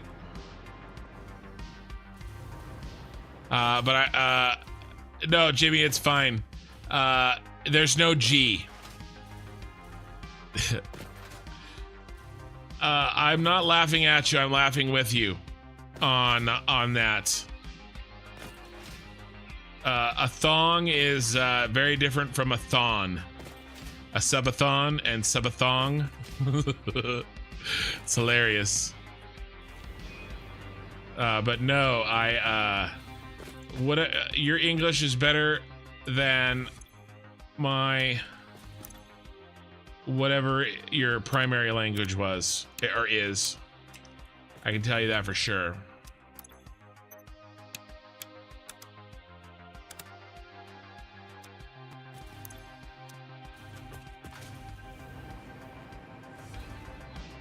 Oh yeah, I really like how that raised thing looks. Looks really good at a distance. Omega, found you through recommendations actually. Was looking for Factorio streams. Well, yeah, but you were searching for Factorio. I hear, so to me, that's more search-based. I was thinking recommendations in the fact that, like, you know, you watched a Factorio stream. Hey, Frednick, thank you for the sub. You watched a Factorio video or a stream on Twitch, and then the next time you log in, I'm on your homepage. You know what I mean? But yeah, I hear what you're saying. I was looking for a Factorio stream one night, and yours came up and recommended while I was trying to find someone my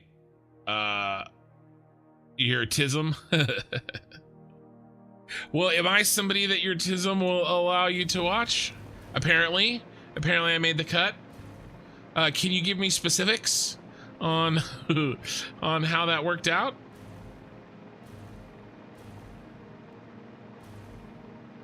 I was watching a streamer that plays Factorio once a week, and you came up and recommended on a day they were playing.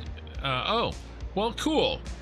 That's actually good to know. All right, let's do some color changing. Ooh, I think it's actually probably, yeah, coded. I like the, I love the colors.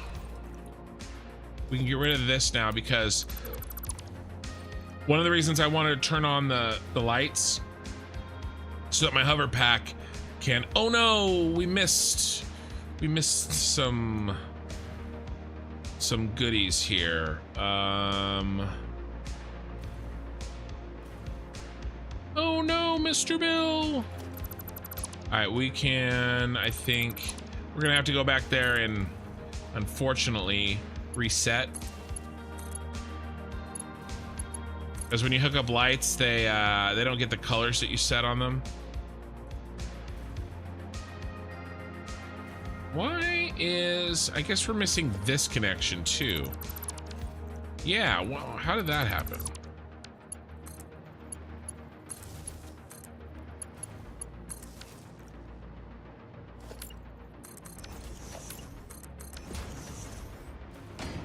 And then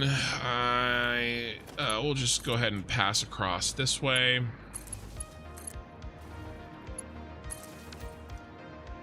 All right, everybody's hooked up. Let's go back and reset again.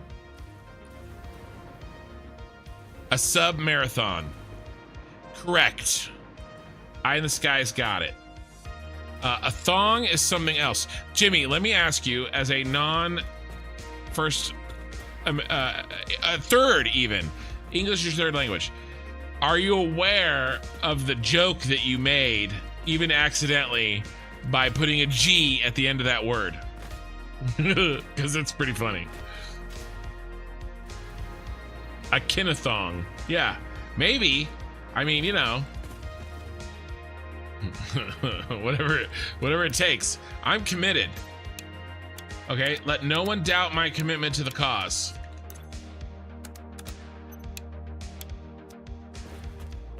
I mean, it's your, let's just, you know, it's your medical bills and or, you know, tax bills, depending on where you live, that are gonna have to fix your eyes if you tune in to a kinathong. So, okay, so Jimmy says yes. Okay, good. I actually have a pretty funny story about that word, thong. Here, let's admire the colors of our streetlights. Just not a banana hammock. Seen enough of those in Mexico. Well, I mean, how can you have a thong without one? I think that was built into the to the conversation, personally. But okay, I mean, you know, I guess. Your phone's spell checker let you down. Oh god, that's so funny. All right, so I am first couple years in college. I'm just out of high school. I'm still living at home. I lived at home with my parents all throughout college. We didn't have a ton of money. I got some grants for my college. I worked for my dad. My dad worked, he was a locksmith. And so, you know, we worked.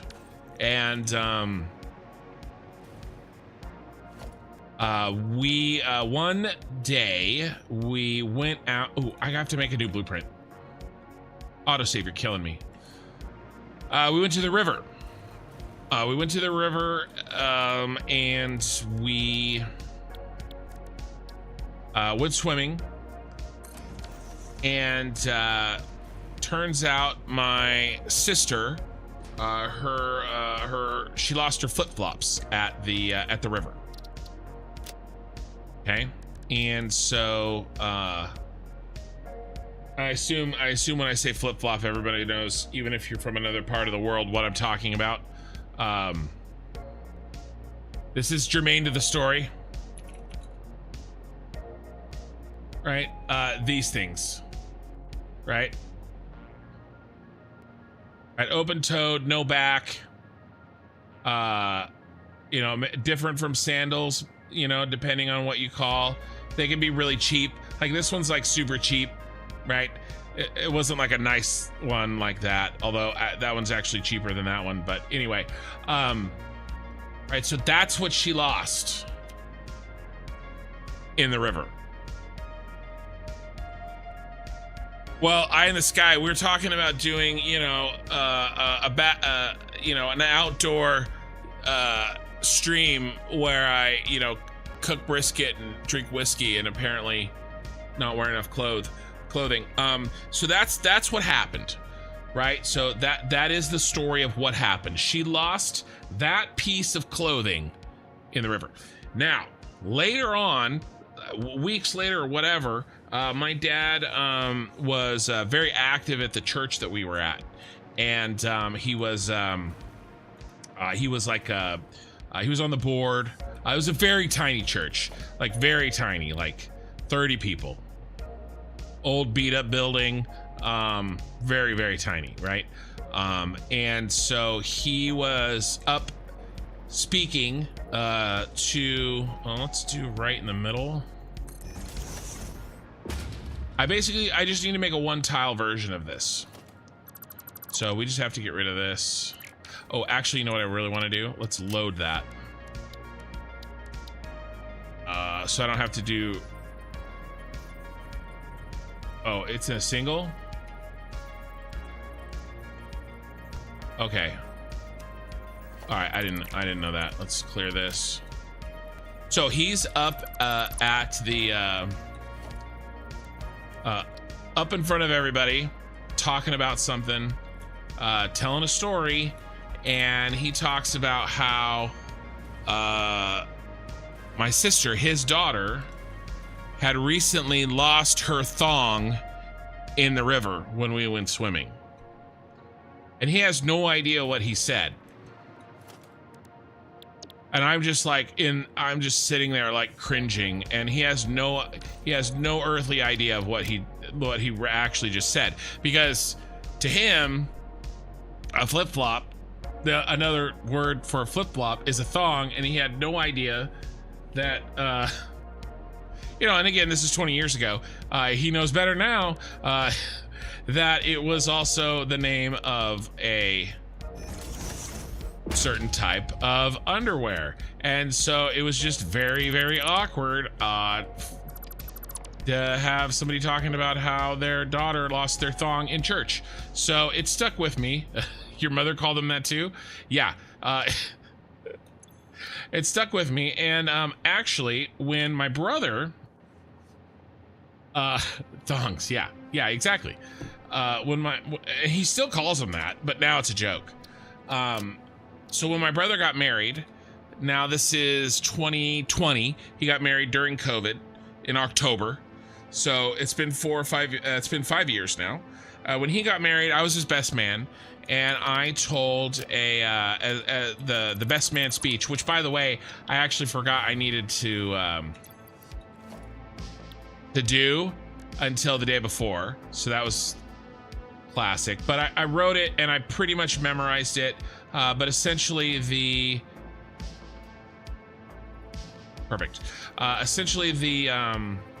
speech was, I was telling a story about, how are we gonna do this, guys? What are we gonna do? Right. Yeah, okay. So what if we do this?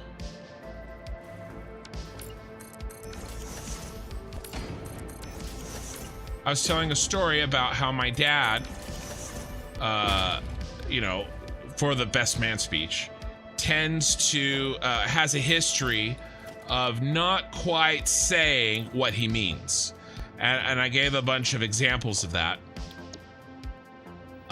You know, and so, you know, my dad will say, I'm basically giving you guys the best man speech. He'll, I don't know if I like that.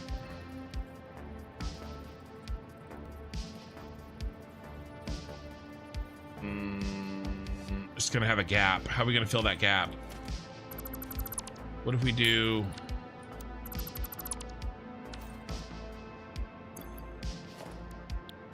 Hold on, sorry.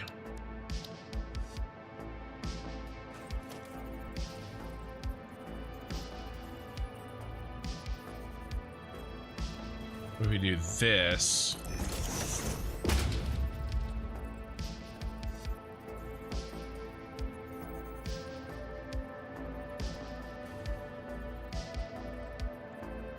One, two. Okay. Then I go...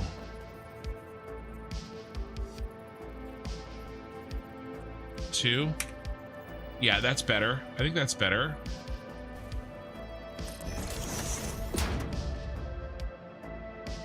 Should I blueprint this? Yeah, that's a pain in the ass. Let's blueprint it. So I'm telling the story about all these examples where my dad didn't quite say what he meant. And, you know, and so examples, instead of saying the drill, or he'll say my real name, of course, not Kin, but Kin, you hand me the cordless driver. And I'll be like, you mean the drill? You know, or he'll say the masonry fastener. You know, or my favorite was, you know, can you get me the mobile workbench? And I'm like, you mean the cart? Right? And so, you know, that's just kind of, you know, what he does. And then I said, and even one time, and I told the story about how he at my brother's wedding during the for the best man speech. Oh, right, I need this.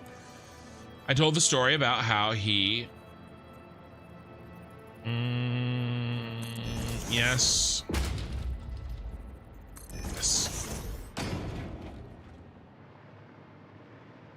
Oh, gotta move it in. About, you know, talking about how my sister, you know, lost her footwear.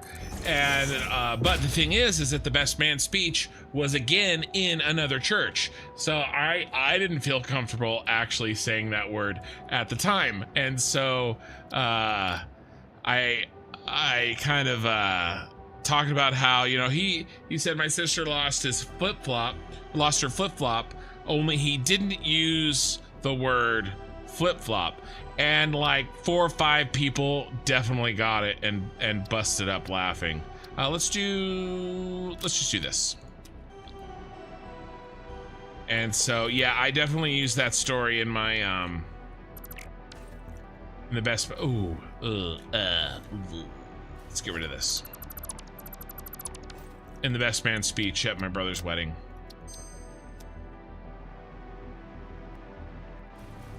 So yeah, okay, let's see, 77.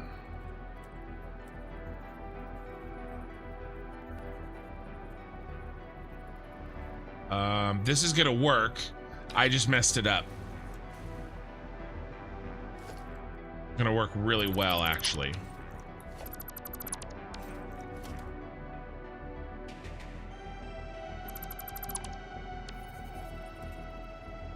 Needs to be there.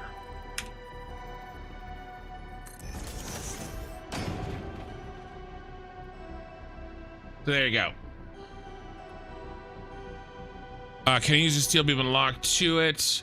Oh, to make it, your dad isn't an alien? He talks like it. Are you talking about making it like angle? Like changing the angle of this? Or just mean the placement? I could probably slide up a steel beam, Jamie. I probably could do that, actually. I don't think I'm going to, but let's just do a quick little test, right? So if I did halfway and we went to there, it would look like that. And then if I busted out the, oopsie.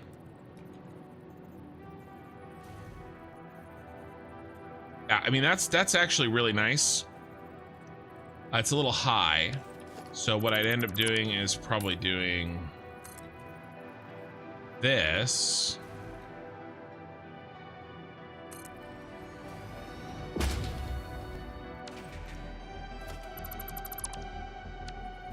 And then this. Is that right on the money? Ooh.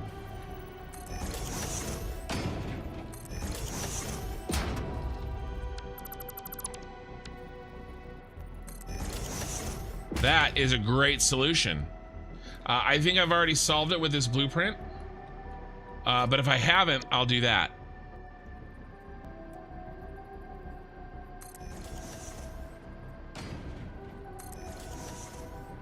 No, I forgot to save. Bro.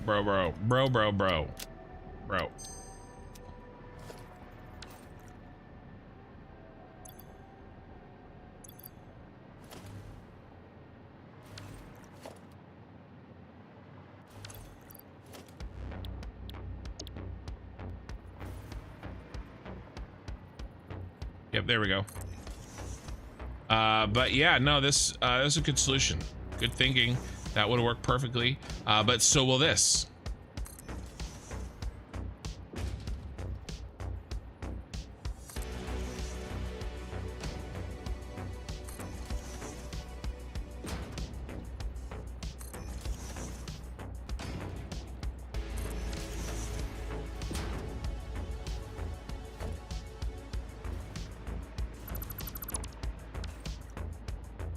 Yeah, buddy.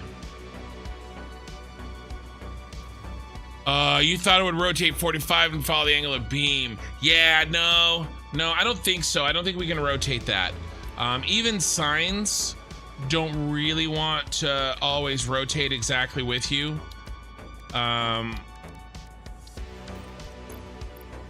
Yeah. Sometimes they will. But see this? It does, a sign doesn't even follow. It just does what are those? 45 degree? Yeah, and this is a 2 to 1. Sorry, this is an 8 to 2. So it's a 4 to 1 angle, right? The rise is 8 and the rise is 2 and the run is 8.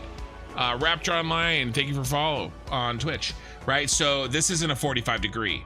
It's 2/8, whatever that is. And even if we were going up steeper, a 4 meter over 8 meters, that's still only 2 to 1, which also isn't a 45 degree. So no matter what, we're not getting a line there. Now, there might be something to be said for this. These bad boys. Nothing there. Now this, I get more finer tune. Right? See, before on the beam,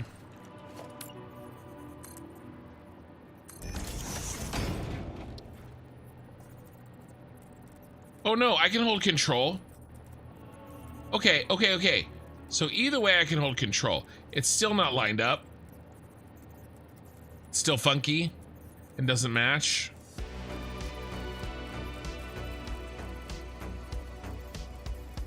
And it doesn't align itself.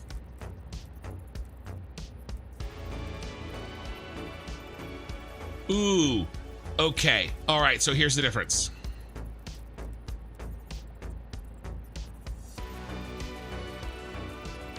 When you use a painted beam, there is a difference. Look at our base position. Our base position on the painted beam is still relativistically where it would be on anything else.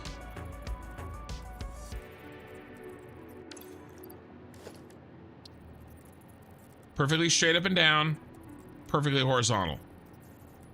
And then when I hold control and rotate, it gives me 5 degrees or whatever this is. 1, 2, 3, 4, 5, 6, 7. Oops, sorry. 1, 2, 3, 4, 5, 6, 7, 8, 9. So 10 degrees, right? It took me 9 clicks to get 90 degrees, so it's 10 degrees.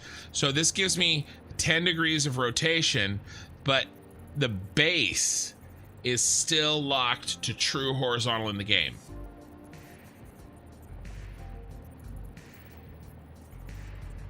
Look at what's happening here. Now the base is still horizontal, but it's based on the horizontal is based on the position of the pillar, and that's why we could do this. And that's why this this sign has the tilt, the twist, and the angle in all 3 dimensions that exactly matches these pillars. But let's try on this painted beam. So look at this painted beam. This painted beam exactly matches this pillar. But if I try to put it on the painted beam instead, it does seem to work, doesn't it? Oh, here. See? It's not matching the tilt of the painted beam. It's just staying square. Now that's on the pillar. That's on the pillar. That's on the painted beam. Pillar, it's tilted. Painted beam, it's straight up and down. Right, and so the pillar gives you, it changes the relativistic placement of your sign. However, these guys aren't signs.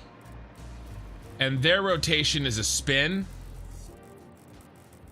Now I can do this, but it's a spin horizontally, not a spin vertically, like a sine. If it did allow a vertical spin, we could absolutely do what you suggested. Big thank. Could use the metal pillar as a placeholder to line up the signs and then remove and leave the painted beam? Absolutely. That's where I was going with that, right? So let's say, and honestly, I was trying to do that over here. I don't know if you guys remember. I was trying to find a way to do signs, to do to do lights down this thing, but I was having a hard time. So that's how we would do it. And I was thinking that exact thing, Big Think. That's where I was going with this. So what would you have to do, right? Well, you'd have to lay out a beam. It's actually pretty funny. You'd have to get the beam. You have to put the let's say we wanted a sign on this in line. You'd have to put a beam down. Here, let's do it. I'm interested here.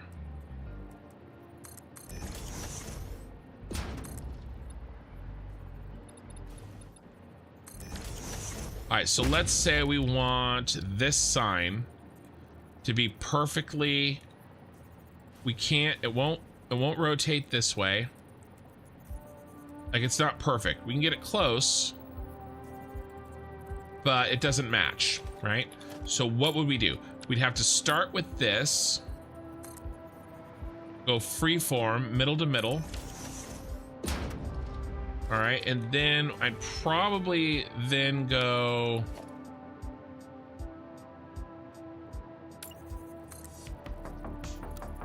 mm, 1 meter.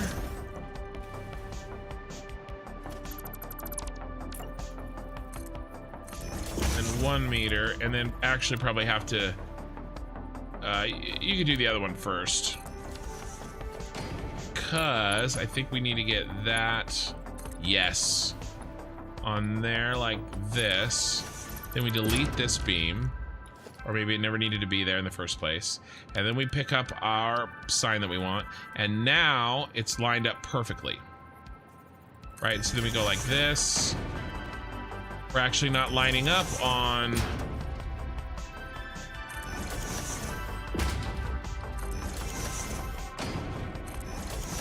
the foundation. We're lined up on the beam that is inside the foundation.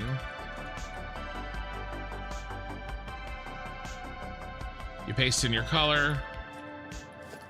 You delete your beams or your pillars. And there you go.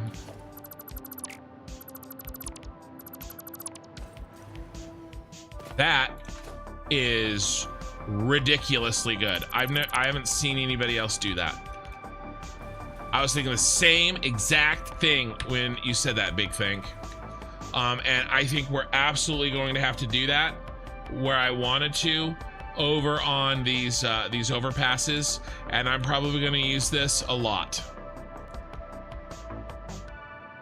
Getting a perfect, I mean, it's crazy that I didn't think about it, because that's what we did for this. We have custom angles for our lights using beams. Simrian posted screenshots of Discord. Ken, I did that last weekend to get the signs to align to the ramp foundations. Yeah, well, this is what I'm talking about. These over here exactly are ramp foundations. Did you just send that, or did you send it earlier? Because that would be hilarious if last week when you did it, you were like, hey, Ken, look at what I used. And I completely ignored it in my Discord and then figured it out my own. I did just say, just posted. I did just say, I haven't seen anybody do that. And it turns out that somebody in my channel that is watching me live when I say that had already done it. Hilarious. Yeah, let's just get rid of this one. But yes, unfortunately, no,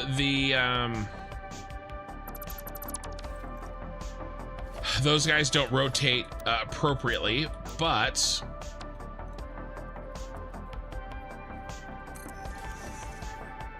the signs do.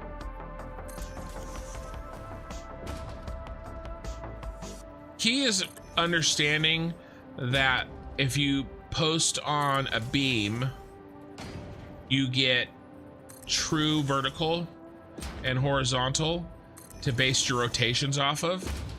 But if you put it on a pillar, you get relativistic horizontal and vertical to base your rotations and your spins off of. I think that's a really important distinction.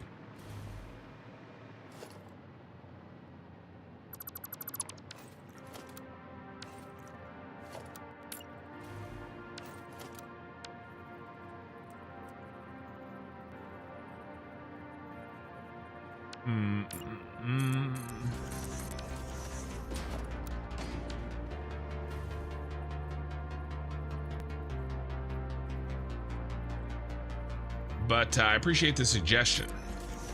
Even if it didn't quite work out what you were hoping, it worked out to something else. That I guess apparently I already knew, I just wasn't thinking of its application fully. To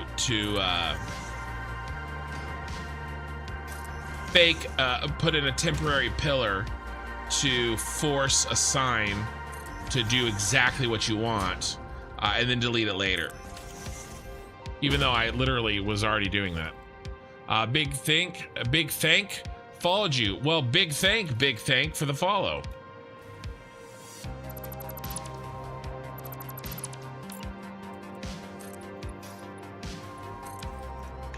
Okay. Nice. All right, let's do the road. Oh, starting to get freaking saddle ass sitting here, which is crazy because it's been fine for weeks streaming every night. Must have been sitting poorly. I did a 12-hour stream last night. My butt was fine.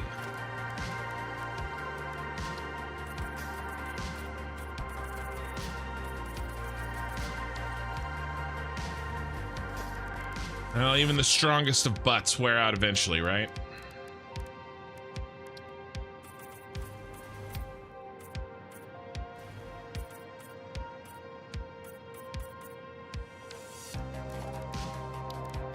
All right.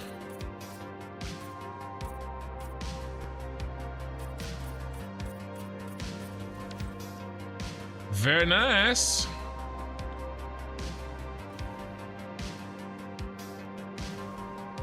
That's a bingo.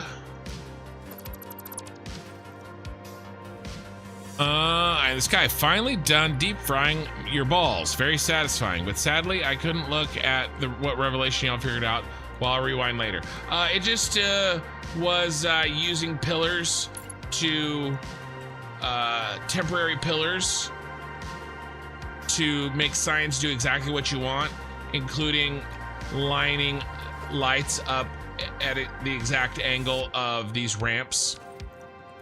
It did look really clean. You can check it out. Big thanks for the content. This is a cool spot. When you say cool spot, do you mean like in the game or do you mean like my channel? Because my ego, it's really important for my ego to know exactly what you're complimenting on.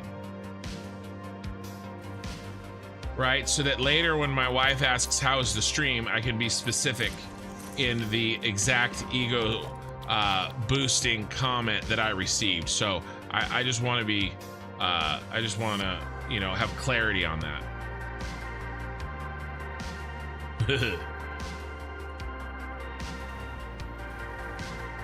Very important. All right. Yeah, this is what I did, right? Yeah. Both. Good vibes and cool ass builds from what I've seen so far. I just got here. Hey, well, yeah, so I'm trying to finish off this road, but if you don't mind hanging out for a few, it sounds like you don't, I will, and this goes for everybody else too, I'll do a full, I have not done a full tour in tonight's stream, and I try to always do, oh, where did that go? Did that like go under here? Look at him. I try to do a full tour of the build at least once a stream, and so I will do it before I kind of we're off before I log out for the night, but we're gonna do this road first. I'm gonna drive a truck on it, and then we'll do the tour. All right, both good vibes and cool ass builds. Yeah, I'll get some popcorn. Yeah. Well, this build is still pretty, it's in its infancy a bit. I've got the plans. I'll walk through the plans and everything, and then we'll go and take a look at what I've already got. Oh yeah, I never hooked these up. That's why they weren't connected. Might as well just hook them in. So yeah, there's some popcorn stuff. I can talk about, I've got 34 on Twitch and 34 exactly on YouTube as well. That's cool. I can't talk about my channel in general while I build this, because, you know, I don't need to show you guys anything, and what my plans are and kind of what I'm about. So, I've been live streaming for a year and a half, and Satisfactory is my first and main game that I play on the channel. It's probably 90, well, it's a little less now, but it used to be 98% of my channel's content, and so it's kind of my go-to content. I mostly live stream. I live stream on YouTube and Twitch. I dual stream, of course. And this is my second playthrough. I had my first playthrough that I started in June of 2023 was Star Wars themed mega factories. I built 5 or 6, I think 5 big factories by the end, including I built a water packaging plant modeled after the Imperial Archive building from Rogue One. I built that on the Gold Coast. It packaged 31,200 water. And yeah, thank you for the reminder. Eye in the Sky. Eye in the Sky is gently but firmly reminding YouTube viewers to like the stream, and I appreciate that. And then I trained that water over to the oil and water distribution factory, which was a giant Senate building. So the Senate building from Star Wars. That was very cool looking, I think. It turned out really well. And then at that point, I supplied the 31,200 packaged water and 10,500-ish packaged oil per minute. 31,000 per minute packaged water through something like 200 drone ports, 250 drone ports, and flew them to my giant super Star Destroyer power plant that processed 100% of the oil on the map. Oh no, we gotta get rid of these. We can see them. Not okay, bro. Into fuel for a fuel power plant. And in addition to all that, I needed to make batteries, a lot of batteries, and so I made a giant Jedi temple to do that. And I actually have a video of that. It's one of my most popular videos when I was done, because I needed to start over for when 1.0 came out. There was too many changes, as many of you know, and I had to start a new save. But this video right here, I'll link it. This, if you haven't seen my Star Wars build, this is a 30-minute video that walks through it all, and it's kind of like, it kind of plays like a little bit like oh,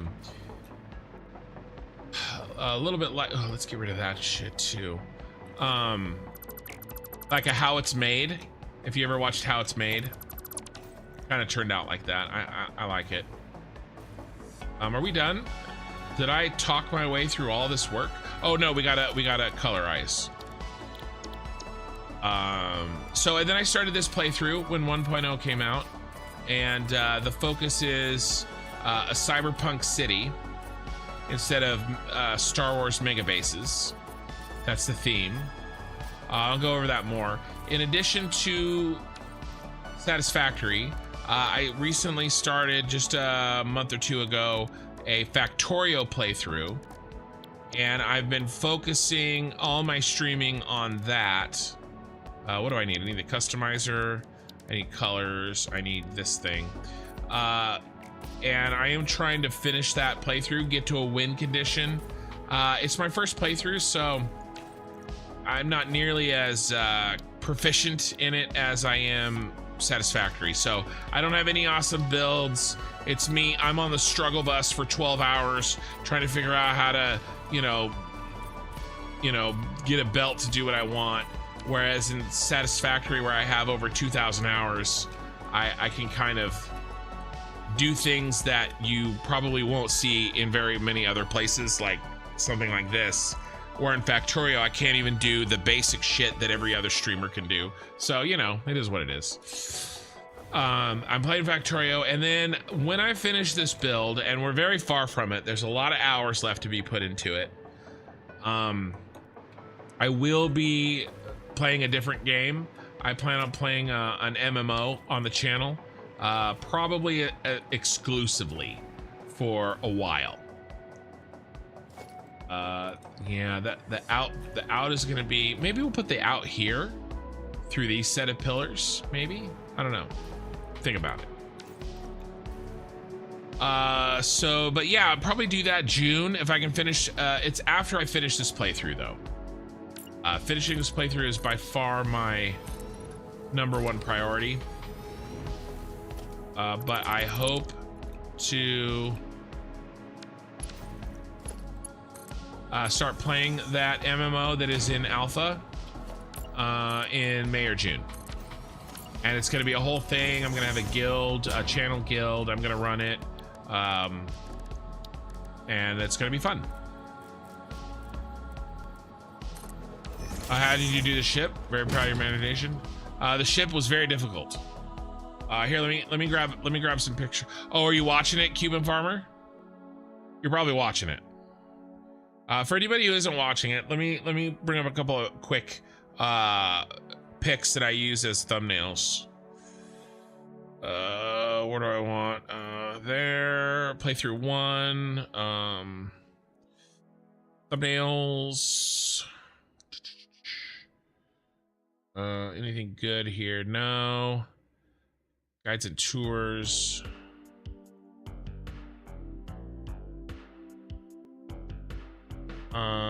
Where's a finished one?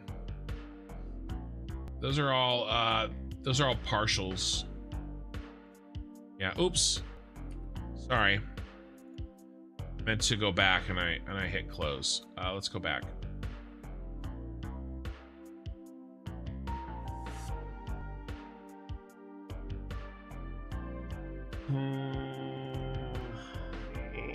Battery Factory, Superstar Destroyer. Let's go to the end. Yeah, there we go.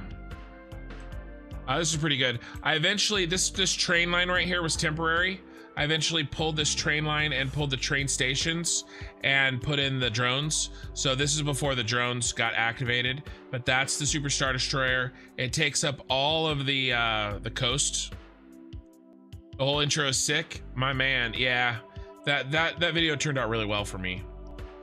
So that's that, and then 81. These are my last thumbnails, guys. Sad end of an era. Those are of the inside. The inside look ridiculous, by the way. What is this? There's the drones taking off and landing on the roof of the Superstar Destroyer. So those are all drone ports. There was like 250 or 300 of them, I can't remember. And then I had over 1,000 fuel generators. All those VODs are on my channel. If you want to start from the beginning, you can watch the whole thing. You watch me build every single piece of this thing. All the VODs exist. You just find the playlist, my Star Wars playthrough. You can go to town. Episode, this is 109. What did I do here? Here's one of the buses inside the Superstar Destroyer. More of the buses.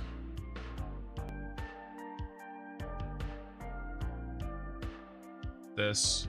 Oh, there's that's how I got all of the water out of the train that took it from the Gold Coast to the Spire Coast. And then after I got off the train, they all went up to the top of the Senate building. I'm kind of going through memory lane here, you guys. There we go. Oh, that picture. I'm sorry. I do love Factorio. It's very, very, very good. But this Factorio makes me think things. Satisfactory makes me feel things. Look at this picture. This is in a video game. This is ridiculous. Zeph, I did not murder a doggo. There was an unfortunate accident regarding the doggo, and I have, gone through a lot of counseling about it. And to be honest with you, I think we should probably let sleeping dogs lie. Okay? But look at this picture. I want to find the Senate building for you guys. Superstar Destroyer, Scarifin Senate.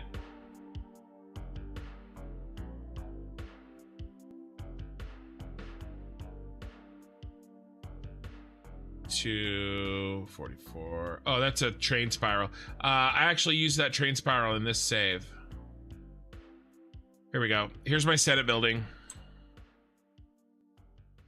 So I actually got this to, they kind of look like smiling frogs, but these are all working. These are my oil packagers.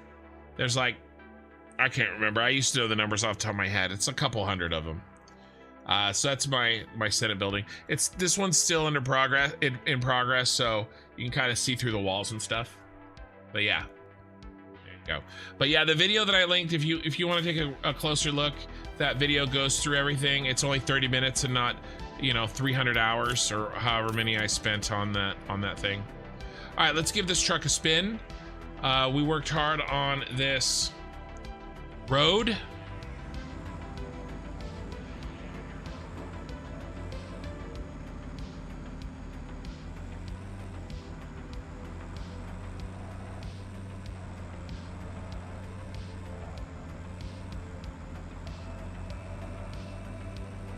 This is probably going faster than I would go. Let's do a truck tour. How about that? Can we get on the road?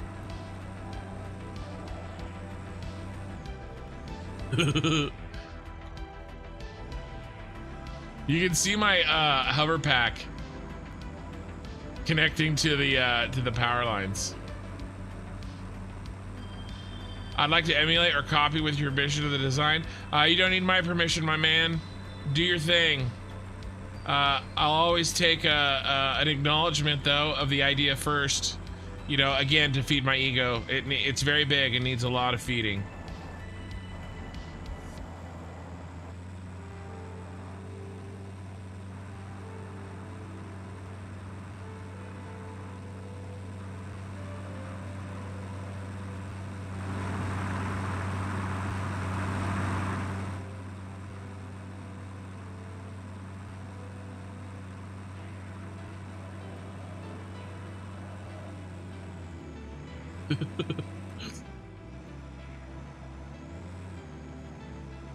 Some roads are still under construction. Let's be honest, all roads here will be under construction as long as I'm driving on them.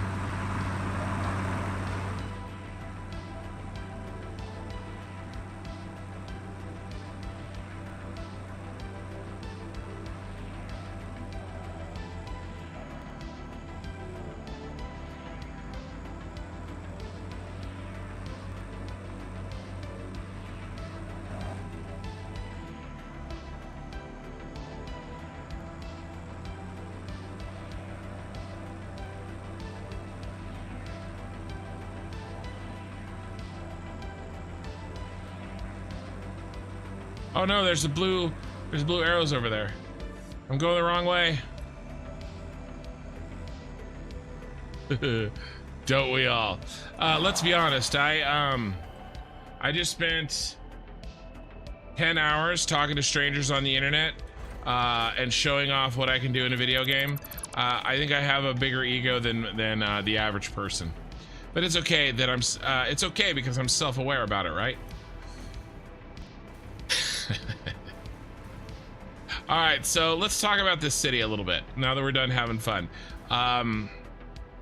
That's what we've been working on. I'm trying to get that under control over there, but I ego, therefore I am.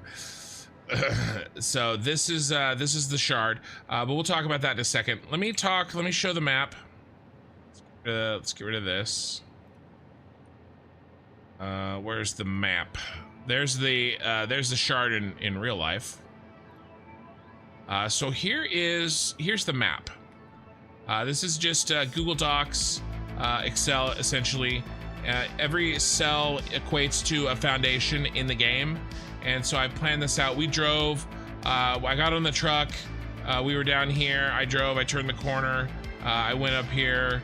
I jumped on this freeway. I went across. I went up and through. Turned down here, came back around, right? So we were driving through all this. This is the center building, that cylindrical building, that's my central storage. And then this is the Fixmas factory, that is Nakatomi Plaza from Die Hard. I'll show you guys all this stuff. I wanna go over the plans first. This section here is me, basically rebuilding all the factories that I've done in the grassy fields up to this point that are supplying the materials for us to build this city. Basics factory, computer factory, aluminum factory, heavy modular frames factory. These are all going to have their own buildings based on real life buildings that I'm trying to build in Satisfactory. I've already planned out the factories. So this is the basics factory. There's really not a lot here. That's why I picked the shard, because the interior surface area, floor space of the shard is the smallest of all 4 of the buildings. So that's why I chose the basics factory, which is the smallest of the factories, to be inside of it. And really, the big number here, concrete, although we're gonna use the rubber concrete alternate recipe to get it done. And other than that, it's really the wire. Right, 33 constructors, really not that much, but it's 3,700 wire. And we're gonna have to export it. And so the trucks are gonna be where we import things into this factory like the rubber, and we export things to either other factories or central storage. So that's why I'm gonna spend so much time on, when the plaza's done, you should celebrate by dropping a nuke novelist down the elevator shaft. But yeah, that's why I'm gonna focus so much on the roads and the trucks and how they look, because I want my city to really have a lifelike feel, have trucks everywhere. And we'll go over that again in a second. But this is the basics factory. I won't spend a ton of time. This is the heavy modular frames factory. This is one that is substantially bigger. Lot of assemblers. Let's look at the building count. 170 assemblers, 100 constructors, 130 foundries. So this one's pretty massive. And it's why I picked the one with the most floor space, which I'll show you in a sec. Computer factory, pretty basic. Nothing crazy. And then the aluminum factory, where I'm also doing the fused modular frames. Yeah. So the buildings that I'm going to model these off of, I showed you. The overall feel, I'm kind of going with this tab. I'm going with the teal and purple, trying to do the cyberpunk city vibe.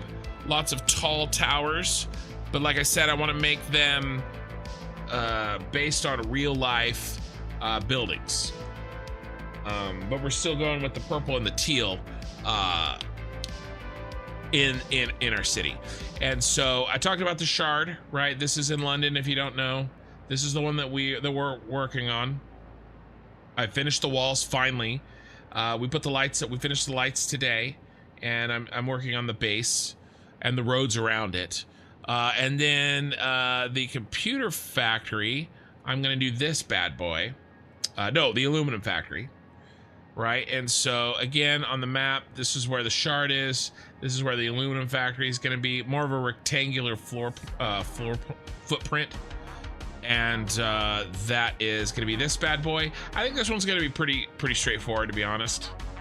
And yeah, this one should be really fun and pretty fast. That is not the case for the heavy modular frames factory, which is going to go here. And as you can see, it's got a bigger footprint than the basics in the computer factory. Because I want to make this building. And this is going to be tough. I'm going to use blueprints. I have a plan. I don't know how easy it's going to be to execute that plan. But if I can make this in Satisfactory, yeah.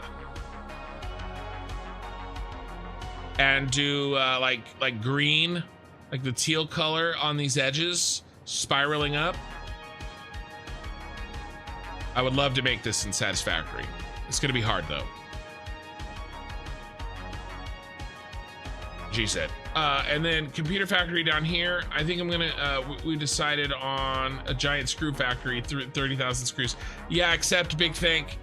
I know you're new here, so I'm gonna forgive this, but I hate making screws.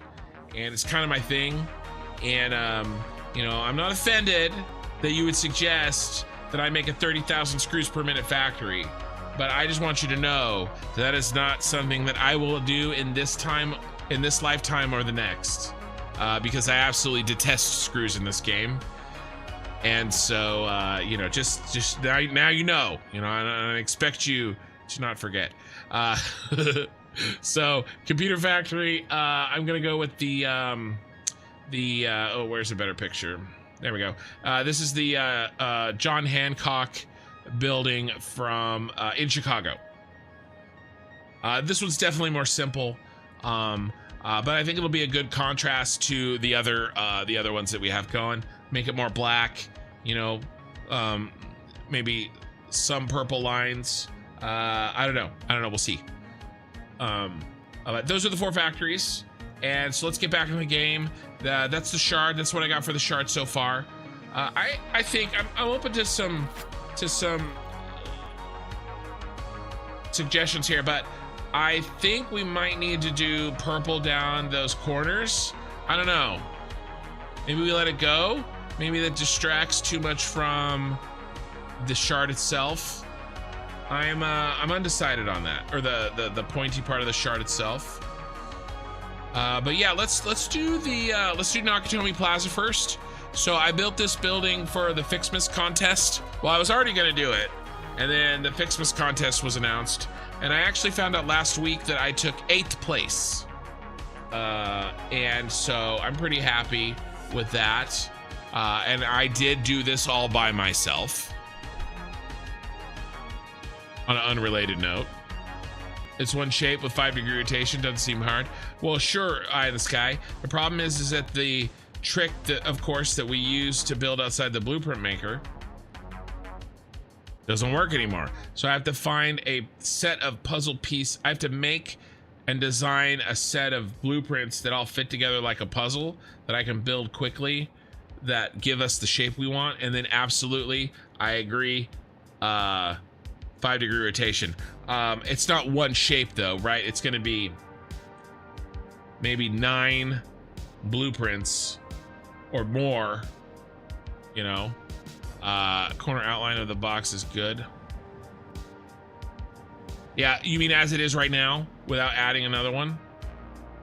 Yeah, I am the top edge, do you mean, instead of corner? Yeah, I think we're on the same page. Anyway, so here let's change the lighting here. We can see a little better for the tour.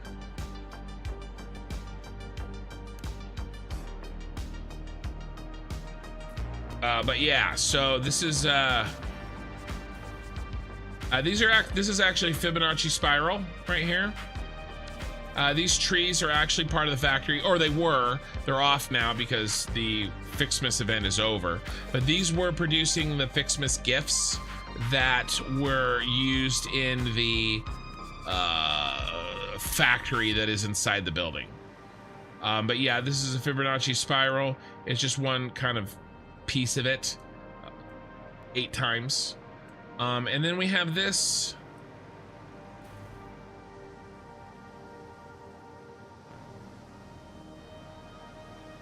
No one's ever really decided what's happening here.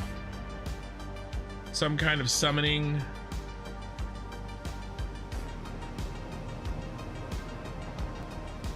Some kind of, you know, dominance display. I'm not sure, but that we have this snowman circle. Yeah, it's okay. You meant with just now the corner outline of the box is good. Do you mean I should put those additional vertical highlights on the edges, or that I should keep it as is? They give their souls to summon a blizzard. Yeah, summon a blizzard, summon Krampus, summon Jack Frost, summon your mom, you know, whatever. And then we've got this one over here that I actually really do like how this design turned out. Eye of the sky. I can't repeat that word. But this one turned out really good. This tricolor. These are 1 meter ramps rotated in 5 degrees. And these are pipes with the Fixmas skin. Yeah. And then let's head this way. Yeah, you think I should put them? Okay, all right. That's a vote in the should put the edge lines in. I think I agree with you.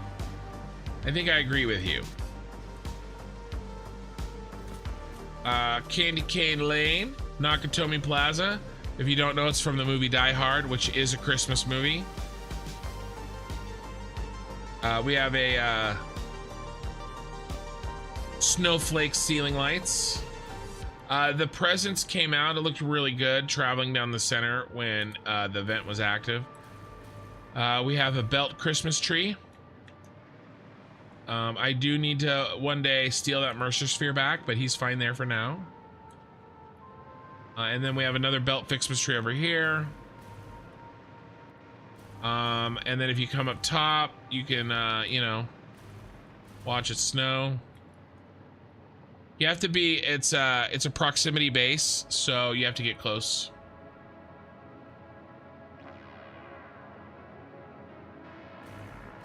I won't go through every floor. I want to get over to the other building and show you guys that. But essentially, I just have all of the actual Fixmas factory stuff through here.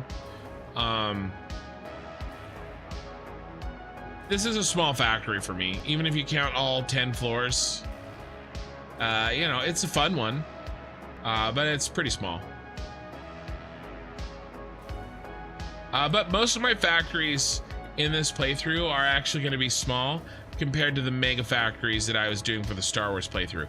Having said that, I never finished the game in the Star Wars playthrough because I was too busy making 31,200 packaged water per minute. I never got to actually finish the damn game.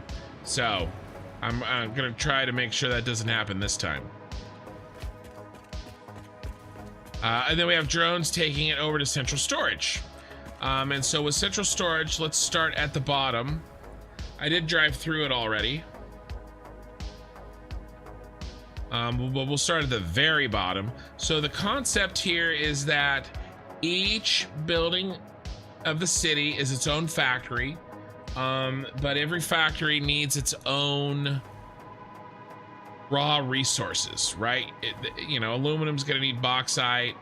You know, the rocket fuel factory is gonna need oil, etc. And so what I have done is set up this giant train spiral. This is a blueprint. This blueprint was made in vanilla. This is not a mod. Hey, who made who? I got there. Took me a second. This is a blueprint. You can't make this blueprint anymore in vanilla. They patched. I don't know if they purposefully fixed this, considered it a bug, or if they changed something else and it just happened to change this.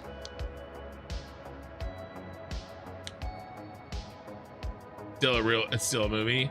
Eye in the Sky. Joke's on you. Score one for America. Germany down. Fox Plaza.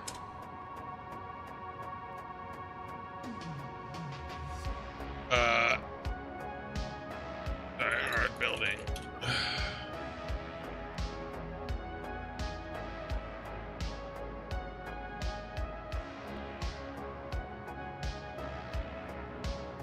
It is a real building, sucker.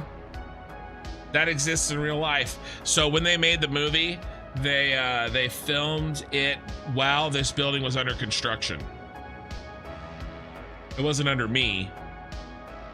It was under construction. So, it is a real building.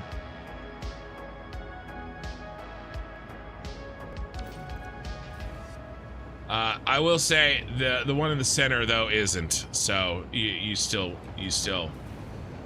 are somewhat right. But there you go. So the trains are gonna come up this spiral here.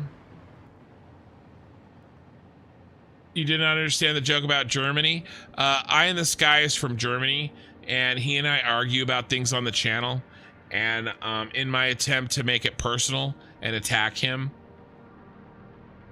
totally and completely unprovoked, I said score one for America because he was wrong in this very small instance, because that building does exist in real life. So it was a joke on him, not Germany in general. But yeah, so anyway, this can't be made anymore in vanilla. There was a trick that you could use to build outside the blueprint maker, but these essentially are all blueprints and a giant train spiral. And this has there's two sets of rail lines, top deck, bottom deck, and so you know, we'll hook this up. There should be plenty of throughput for us, but basically it's what I have here. What I want to build here is the subway system that brings all the raw materials from the surface of the planet up. Germany is not always wrong. Definitely, no, of course not. It's not always wrong. Just Eye in the Sky is. He just happens to be from Germany. Some factory you got there, you should be on TV with that factory. Oh, nah. I'm an okay builder. Okay, I'm pretty good at building in Satisfactory. I won't do the false modesty thing. There are people that are just as good as me though, and better. So this is the lobby where all the trucks from all across the city are gonna come in. They're gonna drop off their goods that need to go to central storage. Okay, and we got lots of places to go in and out. I have a little bit of a curved roundabout here. This thing was very difficult to make, and unfortunately I think I have to still make it 2 more times over here. Yeah, I haven't done these yet, so unfortunately I have to, when the time comes, try to remember what the hell I did. I've done it twice. I need to do it twice more. But this is the lobby. This area is going to be where we can drop off. These freeways have 3 lanes, and my plan is, I like your shard, but why does it seem thicker, shorter, less needly than the real one? We measured height, width, it shouldn't. Yeah, I think it has to do with the,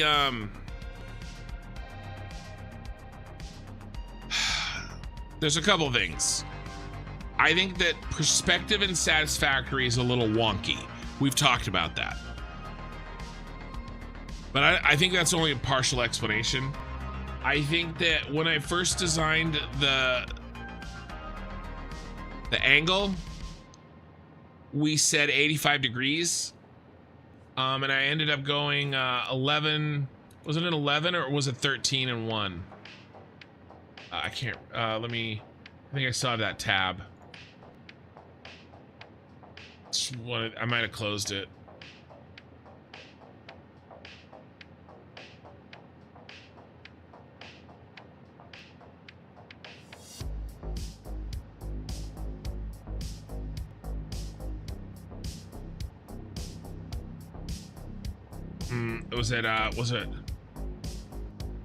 Was it 13 and 1? I can't remember. Yeah, okay, so I think it was 13 and 1. So we got an 85 degree, right? So yeah, partially it looks shorter because of perspective, but I think also was it 12? Yeah, 85.24. Okay, so 12 to 1, thanks for the reminder. So we went with 85.24, but then I think, and I had already built one of the walls, or 2 of the walls, and then when you started providing some more of that information, we found out that the actual angle of those walls is, I think, more like 86 and a half, and that doesn't seem like a lot, but I think that it's enough that it makes a difference in its height. Like, let's look at this again. Angle of walls of the shard.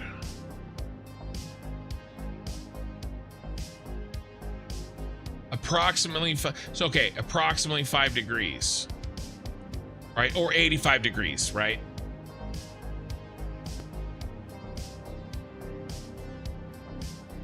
I think we looked at this. I think we did some other measurements, and when we did those measurements, yeah, it says 85. I think when we measured it, it came out to like 96 and a half. And honestly, I think that difference accounts for a bunch more of why it looks shorter. Where is that? Where's that other tab? Right here. So like, let's say we had done 15 to 1. Okay, that's not even 86 and a half, right? 17 to 1. That's let's do 16, right? So let's look at that in the game. 12 to 1 versus 16 to 1. That's 86 and a half. It's only like 1.5 degrees, but you're talking a difference of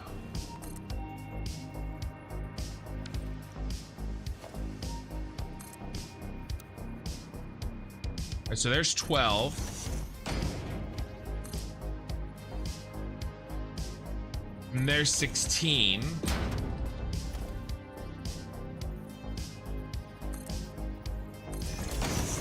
All right, so that's the rise. And then if we do the run, and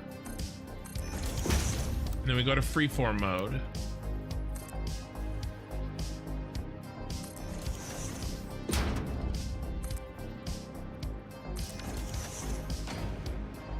bet you that right there, and let's accentuate it. If I'd have done 16 instead of 12,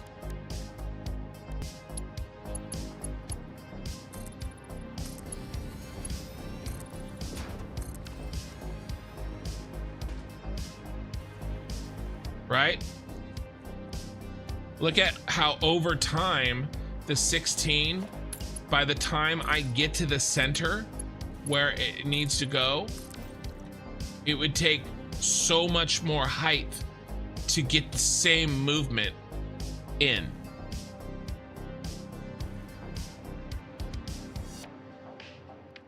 Yes, spaghetti not allowed is out of control.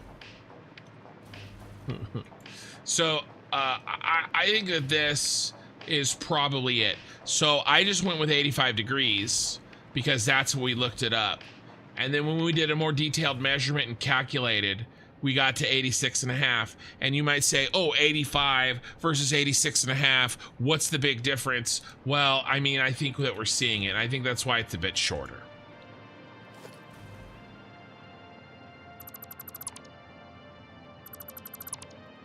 Losing control, out of control, you know. So yeah, and I actually think this is actually a really good scale model. Like, imagine these both have the same floor plan, but look how much taller that one is because of the 86.5 degree angle versus the 85 degree. I honestly, I can't imagine, like, if you would have quizzed me, how much does it's actually 1.25 degrees, right? How much that matters? It's crazy because this is 12 and this is 16. That's an increase of 33% of height off of 1.5 degree difference of angle. That blows my mind. Like, and I understand this stuff better than the like. I have familiarity with this, and that blows my mind. That off of 1.5 degree difference in angle between this and this versus that and that, you get an extra 33% in height from 12 degrees to 16 degrees. I don't get it, but that's why it looks short. Plus the previously mentioned perspective difference for sure. And again, I'd already halfway built this stupid thing when we did that measurement. So there's definitely things that we can learn from this. One of the things is, you know, I can dive in, do a little bit more research, also crowdsource more of the research. You're not that much of a nerd? Well, I am. You've come to the right place. We can do some of that research before I get neck deep into building it. That'll help save some time for sure. But again, I think that this shard building is by far the most complicated one that I'm going, maybe not by far, but I do think it's going to be the most complicated one that I build in this city. So yeah, and then we're going to do the Mercury Tower there, the John Hancock building there from Chicago, and the building in, I think it's Bahrain right there. Okay, enough talk about that stuff. Let's go up inside this building. So big chunks of this building is are empty. They're waiting to do various jobs like, you know, fabric and gas masks and ammo and things that like don't necessarily belong in a dedicated factory. So anything like that we're gonna do. This is a sorting room, sorting logistics. I've done some testing in there. We have plenty of room because you have to remember that a truck is going to drop off all the items from the basics factory, right? There may be 6 items on this line when a truck drops it off, right? And so what I want to do is in this room, go through, start sorting them, getting them out of sushi belt configuration, sort them, and then we've got a mini floor here, right? Item sync subfloor. And then this is a big room for us. I should have probably made it taller. When I was building it and setting out sizes, I should have made it taller. But at least I gave it a subfloor. So basically, all the items in the game are going to be split from the sushi into their individual lifts here in their individual slots, right? And so, you know, we've got all these items, all these slots to work with, and then this is where the sinking, the overflow sinking is going to happen. And so basically, like, let's say I'm jamming all clad aluminum sheets in this line, right? It'll back up eventually all the way down the line and get sunk here. This is going to be the big sinking operation. We've got some other room up here, and here. Did I name this one? No. So that job may get spread out. If I run out of space, we may go up into these floors here. Like I said, there's extra room. And then this section of flooring right here is gonna be those other factories that I talked about, like fabric and ammo and obelisks and all the weird stuff that you know, we don't necessarily need a whole factory for. So all that's going to be in this space. I'll put in floors where I need them. I kind of knocked in some floors right here as an idea, right? A little subfloor, big floor, and another subfloor. So yeah, and then basically I have everything again. I knew when I built this building was probably too tall, but I wanted this to be the tallest building in the city and to dominate the skyline. And so, I figured more space is better than too little. So, you know, it is what it is. We keep going, and finally we get onto something else. So this I have as a drone level, basically. And we are already using it. The Fixmas items are coming in via drone because I wanted to have this sort of perfect, like, park area around the building and not connect it to the road. And so I decided to drone this in. So this gives us a little bit of flexibility. Like, let's say, probably not the shard, that's not a good example, but let's say there's an item that I want to have some in central storage, and it's, you know, in a faraway building, and it has very low flow. You know, maybe it's 5 per minute, and I don't want to assign a truck to it. Then maybe we send it through. The drone port. I don't know, but more flexibility is better, and so I may not use them all, but I have them if I need them.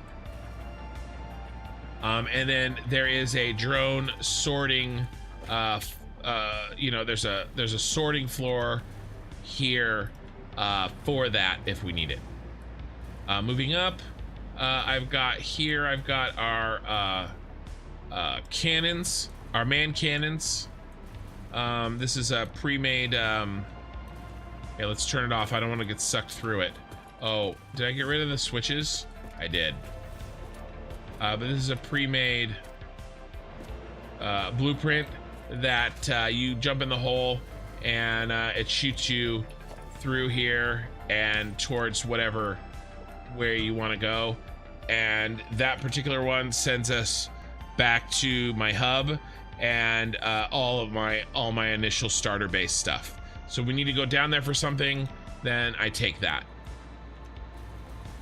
This one goes to the Gold Coast turbo fuel factory that is supplying all our power.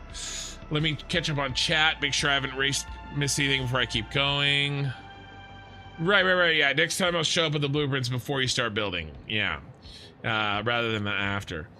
Oh my god, my wife is up and warming up that chili, I think. I'm really hungry, and she's cooking. It's really bad. All right, we're gonna focus up. We're gonna power through. Sure, with the big footprint of the Bachranian corkscrew, it won't be taller than the central tower if you keep its proportions. Yeah, we're gonna have to figure it out. In the end, these buildings are inspired by the real life buildings, and if I have to make some changes to if I have to make some changes in order to make it fit the vision that I have, then I'm okay with doing that. But you make a very good point and something to think about. Just got here, now I have to be ready for work. Hopefully I'm gonna take a day off soon. Oh man. Well, I know it's tough, but enjoy your job. Okay, so if you can, this building, this thing that I have here, this is an idea that I have. This remains untested. I need to be sending items into this building before I can really test it, and we are trying to do that by building the shard, right? That will start sending items into here. I'm gonna try to just go through this quickly, but basically the dimensional depot is really awesome, and it allows you to have access to items no matter where you are. There is one big downside though, and that is the upload speed. However, there's also another interesting fact, and that is the fact that we have more Mercer spheres available on the map than we need for all of our items. And so what I am attempting to do with this machine is to leverage the fact that we have extra Mercer spheres, but each Mercer sphere doesn't provide enough upload speed on its own.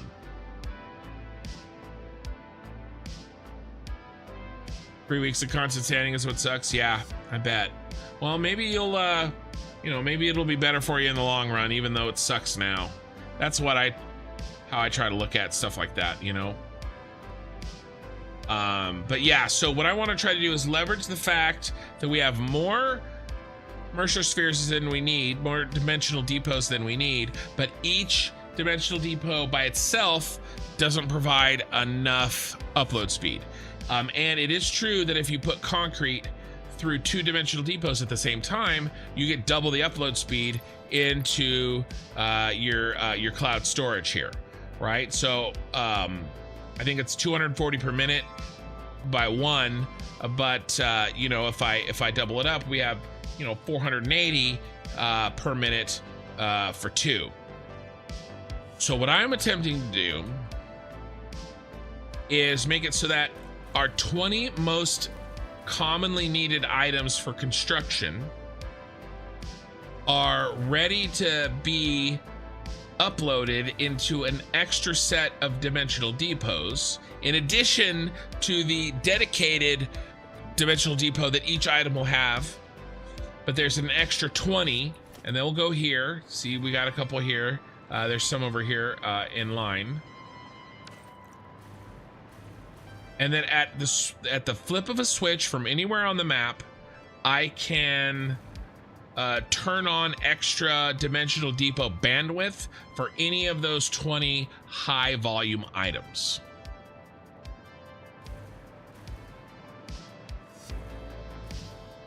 Okay, so this is the sorting and the mixing, and then this is the floor that does the switching.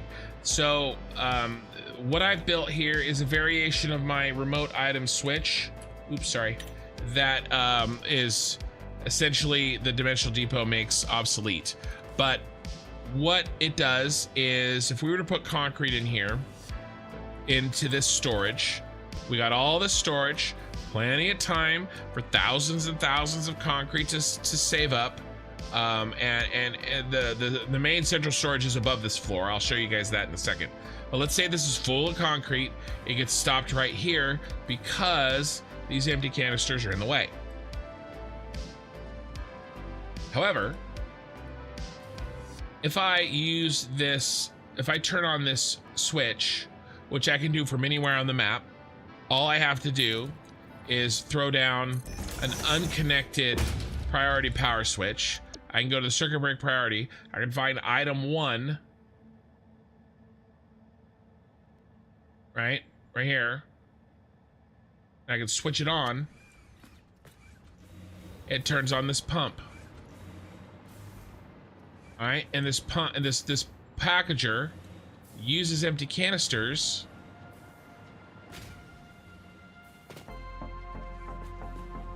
Takes a little while to get going, but as it uses empty canisters,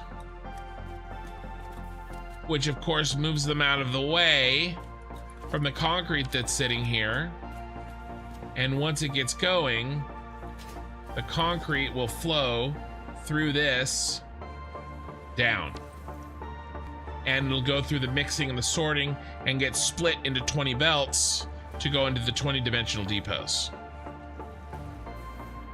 Okay. And this portion I've tested. It kind of works. It does work better when more switches are turned on. But yeah, it does work. The flow is, and also the flow will work better when I get the Mark 6 pipes, Mark 6 belts. But we'll turn those off. And then once you turn it off, the pumpage stops and it blocks it up again. Right, so, but yeah, it's flowing in at 60. So you should be able to flow through this belt, the remaining capacity with another item.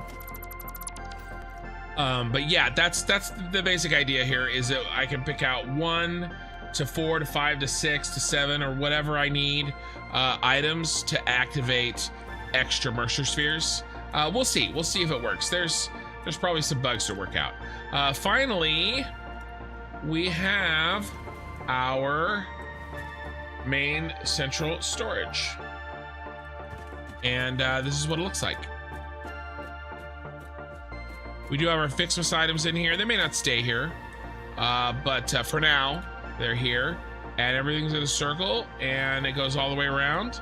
And we've got our purple and our teal theme, which I think looks really nice. And these are all the items that we can store. And so these are those are the buildings that I've got done. We are working on building number 3. Up here is where all the item specific dimensional depots are all going to go. So yeah, and then the roof is up here.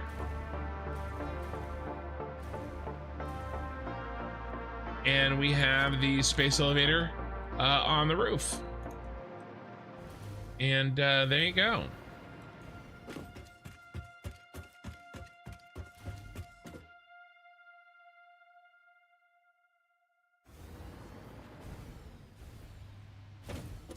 Yeah, any questions on the city, my plans, my schedule? I've been doing a lot of streaming lately to try to finish my Factorio stream, or my Factorio playthrough. I'm gonna be streaming that tonight in I don't know, maybe 13, 14 hours, something like that. I'll be streaming again Factorio. This week I do have a work meeting. I do this part-time, guys. I have a 9-to-5 job. I plan on making a perfectly efficient factory. Yes, all my factories are perfectly efficient. I account for all ins and outs. They're already planned right here.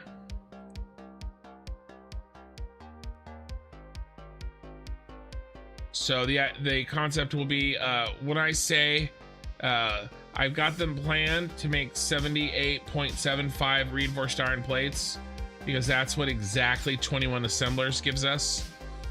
So, you know, I spent a lot of time and dedication to get this to say 9 and not 9.32758 assemblers. Okay, that's why it says 809.96 concrete. So this says exactly 9 assemblers, which means I need, you know, well, that's a bad analogy, but a bad example. But 21 assemblers for adhered iron plate needs exactly 6 foundries, right? 1.7 foundries. And then see, now all the way back here, in order to get whole numbers up here, these will have to be clocked accordingly. But yeah. But yes, I do plan on making perfectly efficient factories.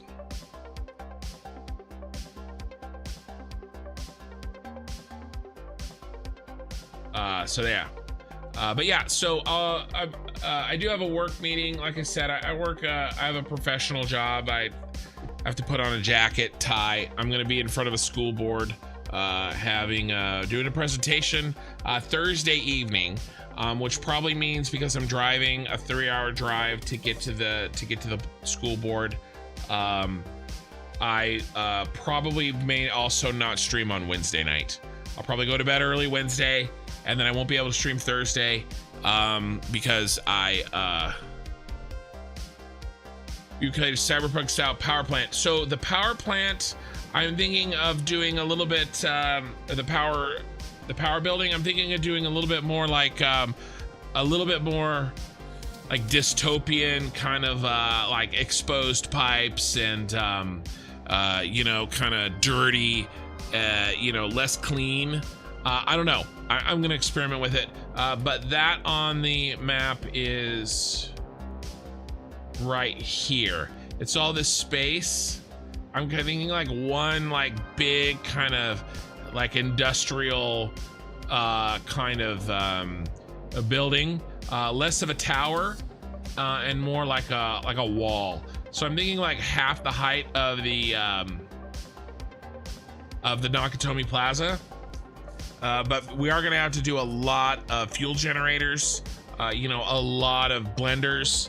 I'm gonna process all the plan is to process all the oil in the purple pit. What's that called? I can't remember. The purple crater.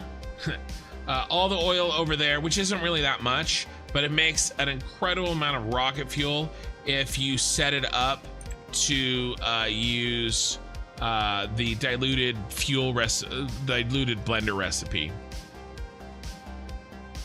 And I think it's something like this.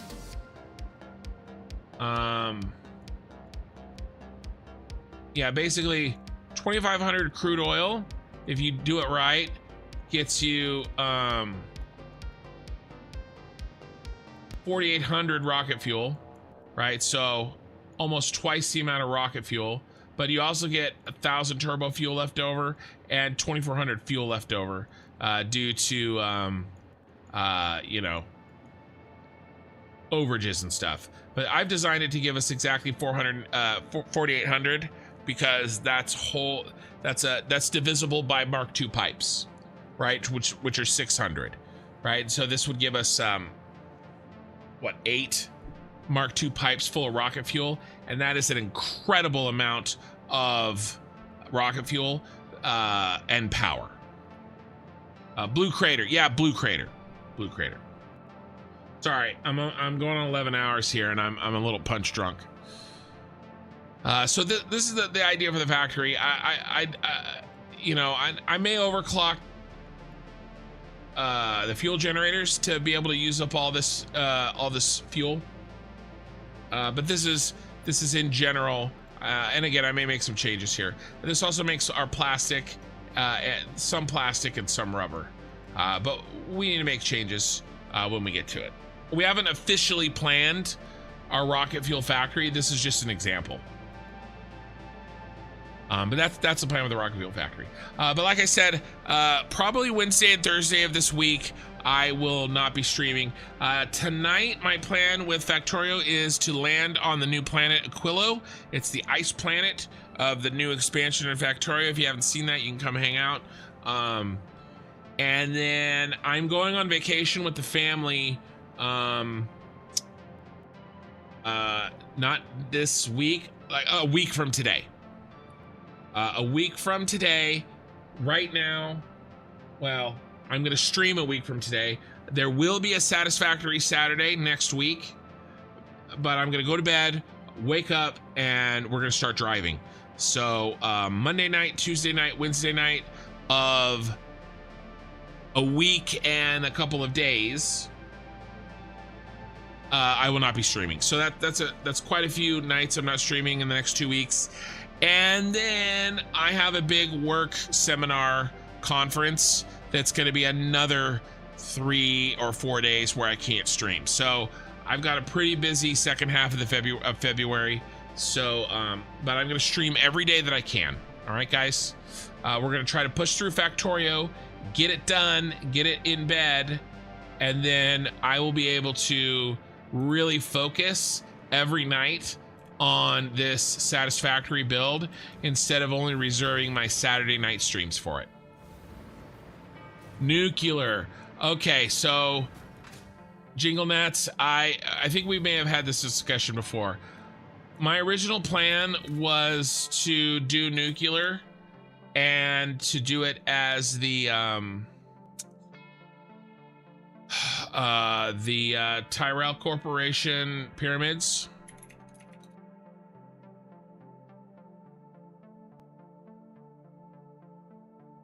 From oh,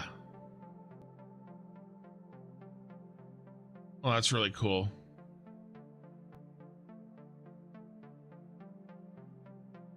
From Blade Runner.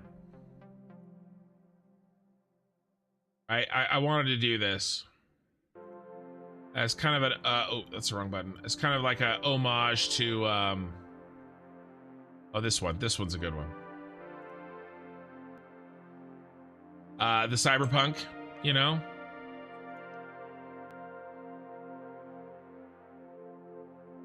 But I just don't think A, that we need the nuclear power, and B, I think I have my hands full with the city and I want to focus on the city. Oh, no, don't be sorry. Don't be sorry. You don't have to do that. 1 refinery and 2 blenders for rocket fuel blueprint. Yeah, I'm not sure. I'll have to figure out the blueprint when we get there. But yes, yeah, you're exactly right. All this other stuff is peripheral. You're exactly right. The main blueprint for the rocket fuel factory is going to be this right here. This movement, right? And yeah, 1 refinery, 2 blenders. We'll probably I'll probably underclock this blender and that blender so that this one is working at 100%, and we only need 32, right? So there'll be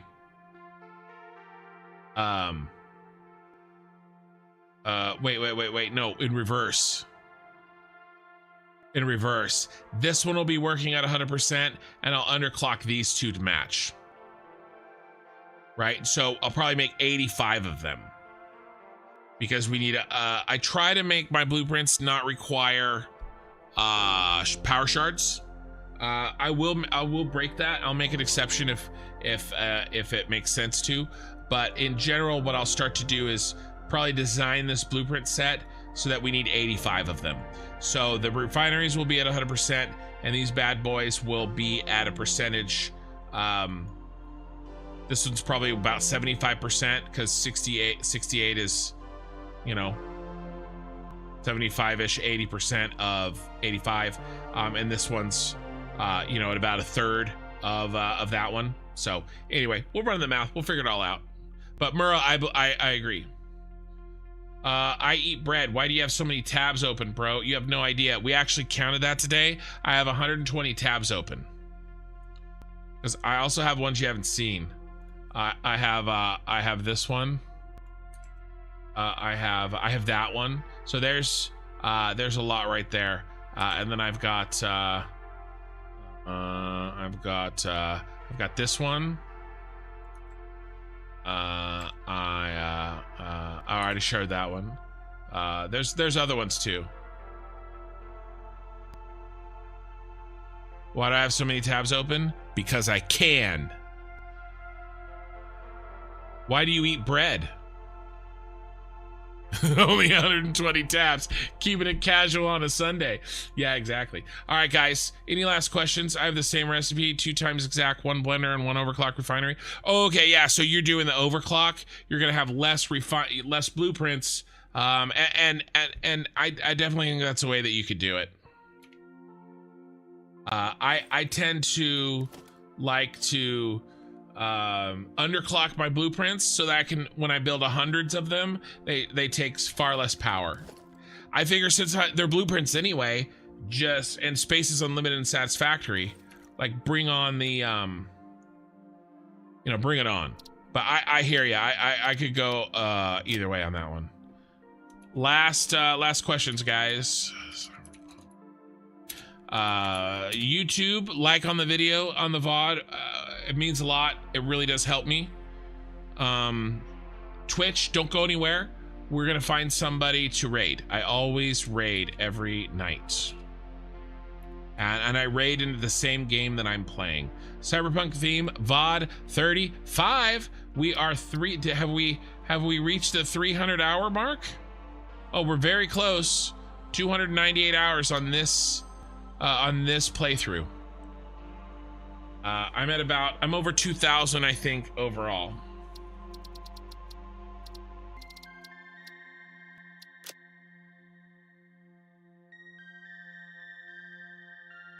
No, spaghetti not allowed? Yeah, no, you were right the other day, 100 tabs and no clue where the one with music is coming from. No, that actually happened. It was very disruptive to my stream. Yes, I want to go to the main menu. Oh, I didn't take a screenshot, guys. I'll take a screenshot after I say goodbye. I'll do it on my own time. Usually I take a screenshot while we're all hanging out for the thumbnail. Okay, really appreciate it, YouTube, Twitch, and we're gonna raid. So who do we got? Who do we have? I am also open to suggestions, perhaps. French, German, Japanese. We're gonna go with English if we can find somebody. Ooh, totally average gamer, 51 viewers, English. He's been going for an hour and 40 minutes. I've never rated him before. All right, Sushi Cat, thanks for hanging out. I think we're gonna go with totally average gamer. The title of his stream is "I Like Trains." Ooh, he's building a big old blueprint. I love this man already. Thanks, Christian. Nice progress today. Yeah, wait till I'm streaming every day. Satisfactory. We're gonna blow through this city. We built this city. We built this city with rock and roll. All right, guys. The raid starts now, and I will see you guys in about 13 hours for Factorio. See you later. Let you know if I'm done with this stand on the day off. All right. I don't have much else to say other than thank you. All right, I'm shutting down the stream. Bye. Love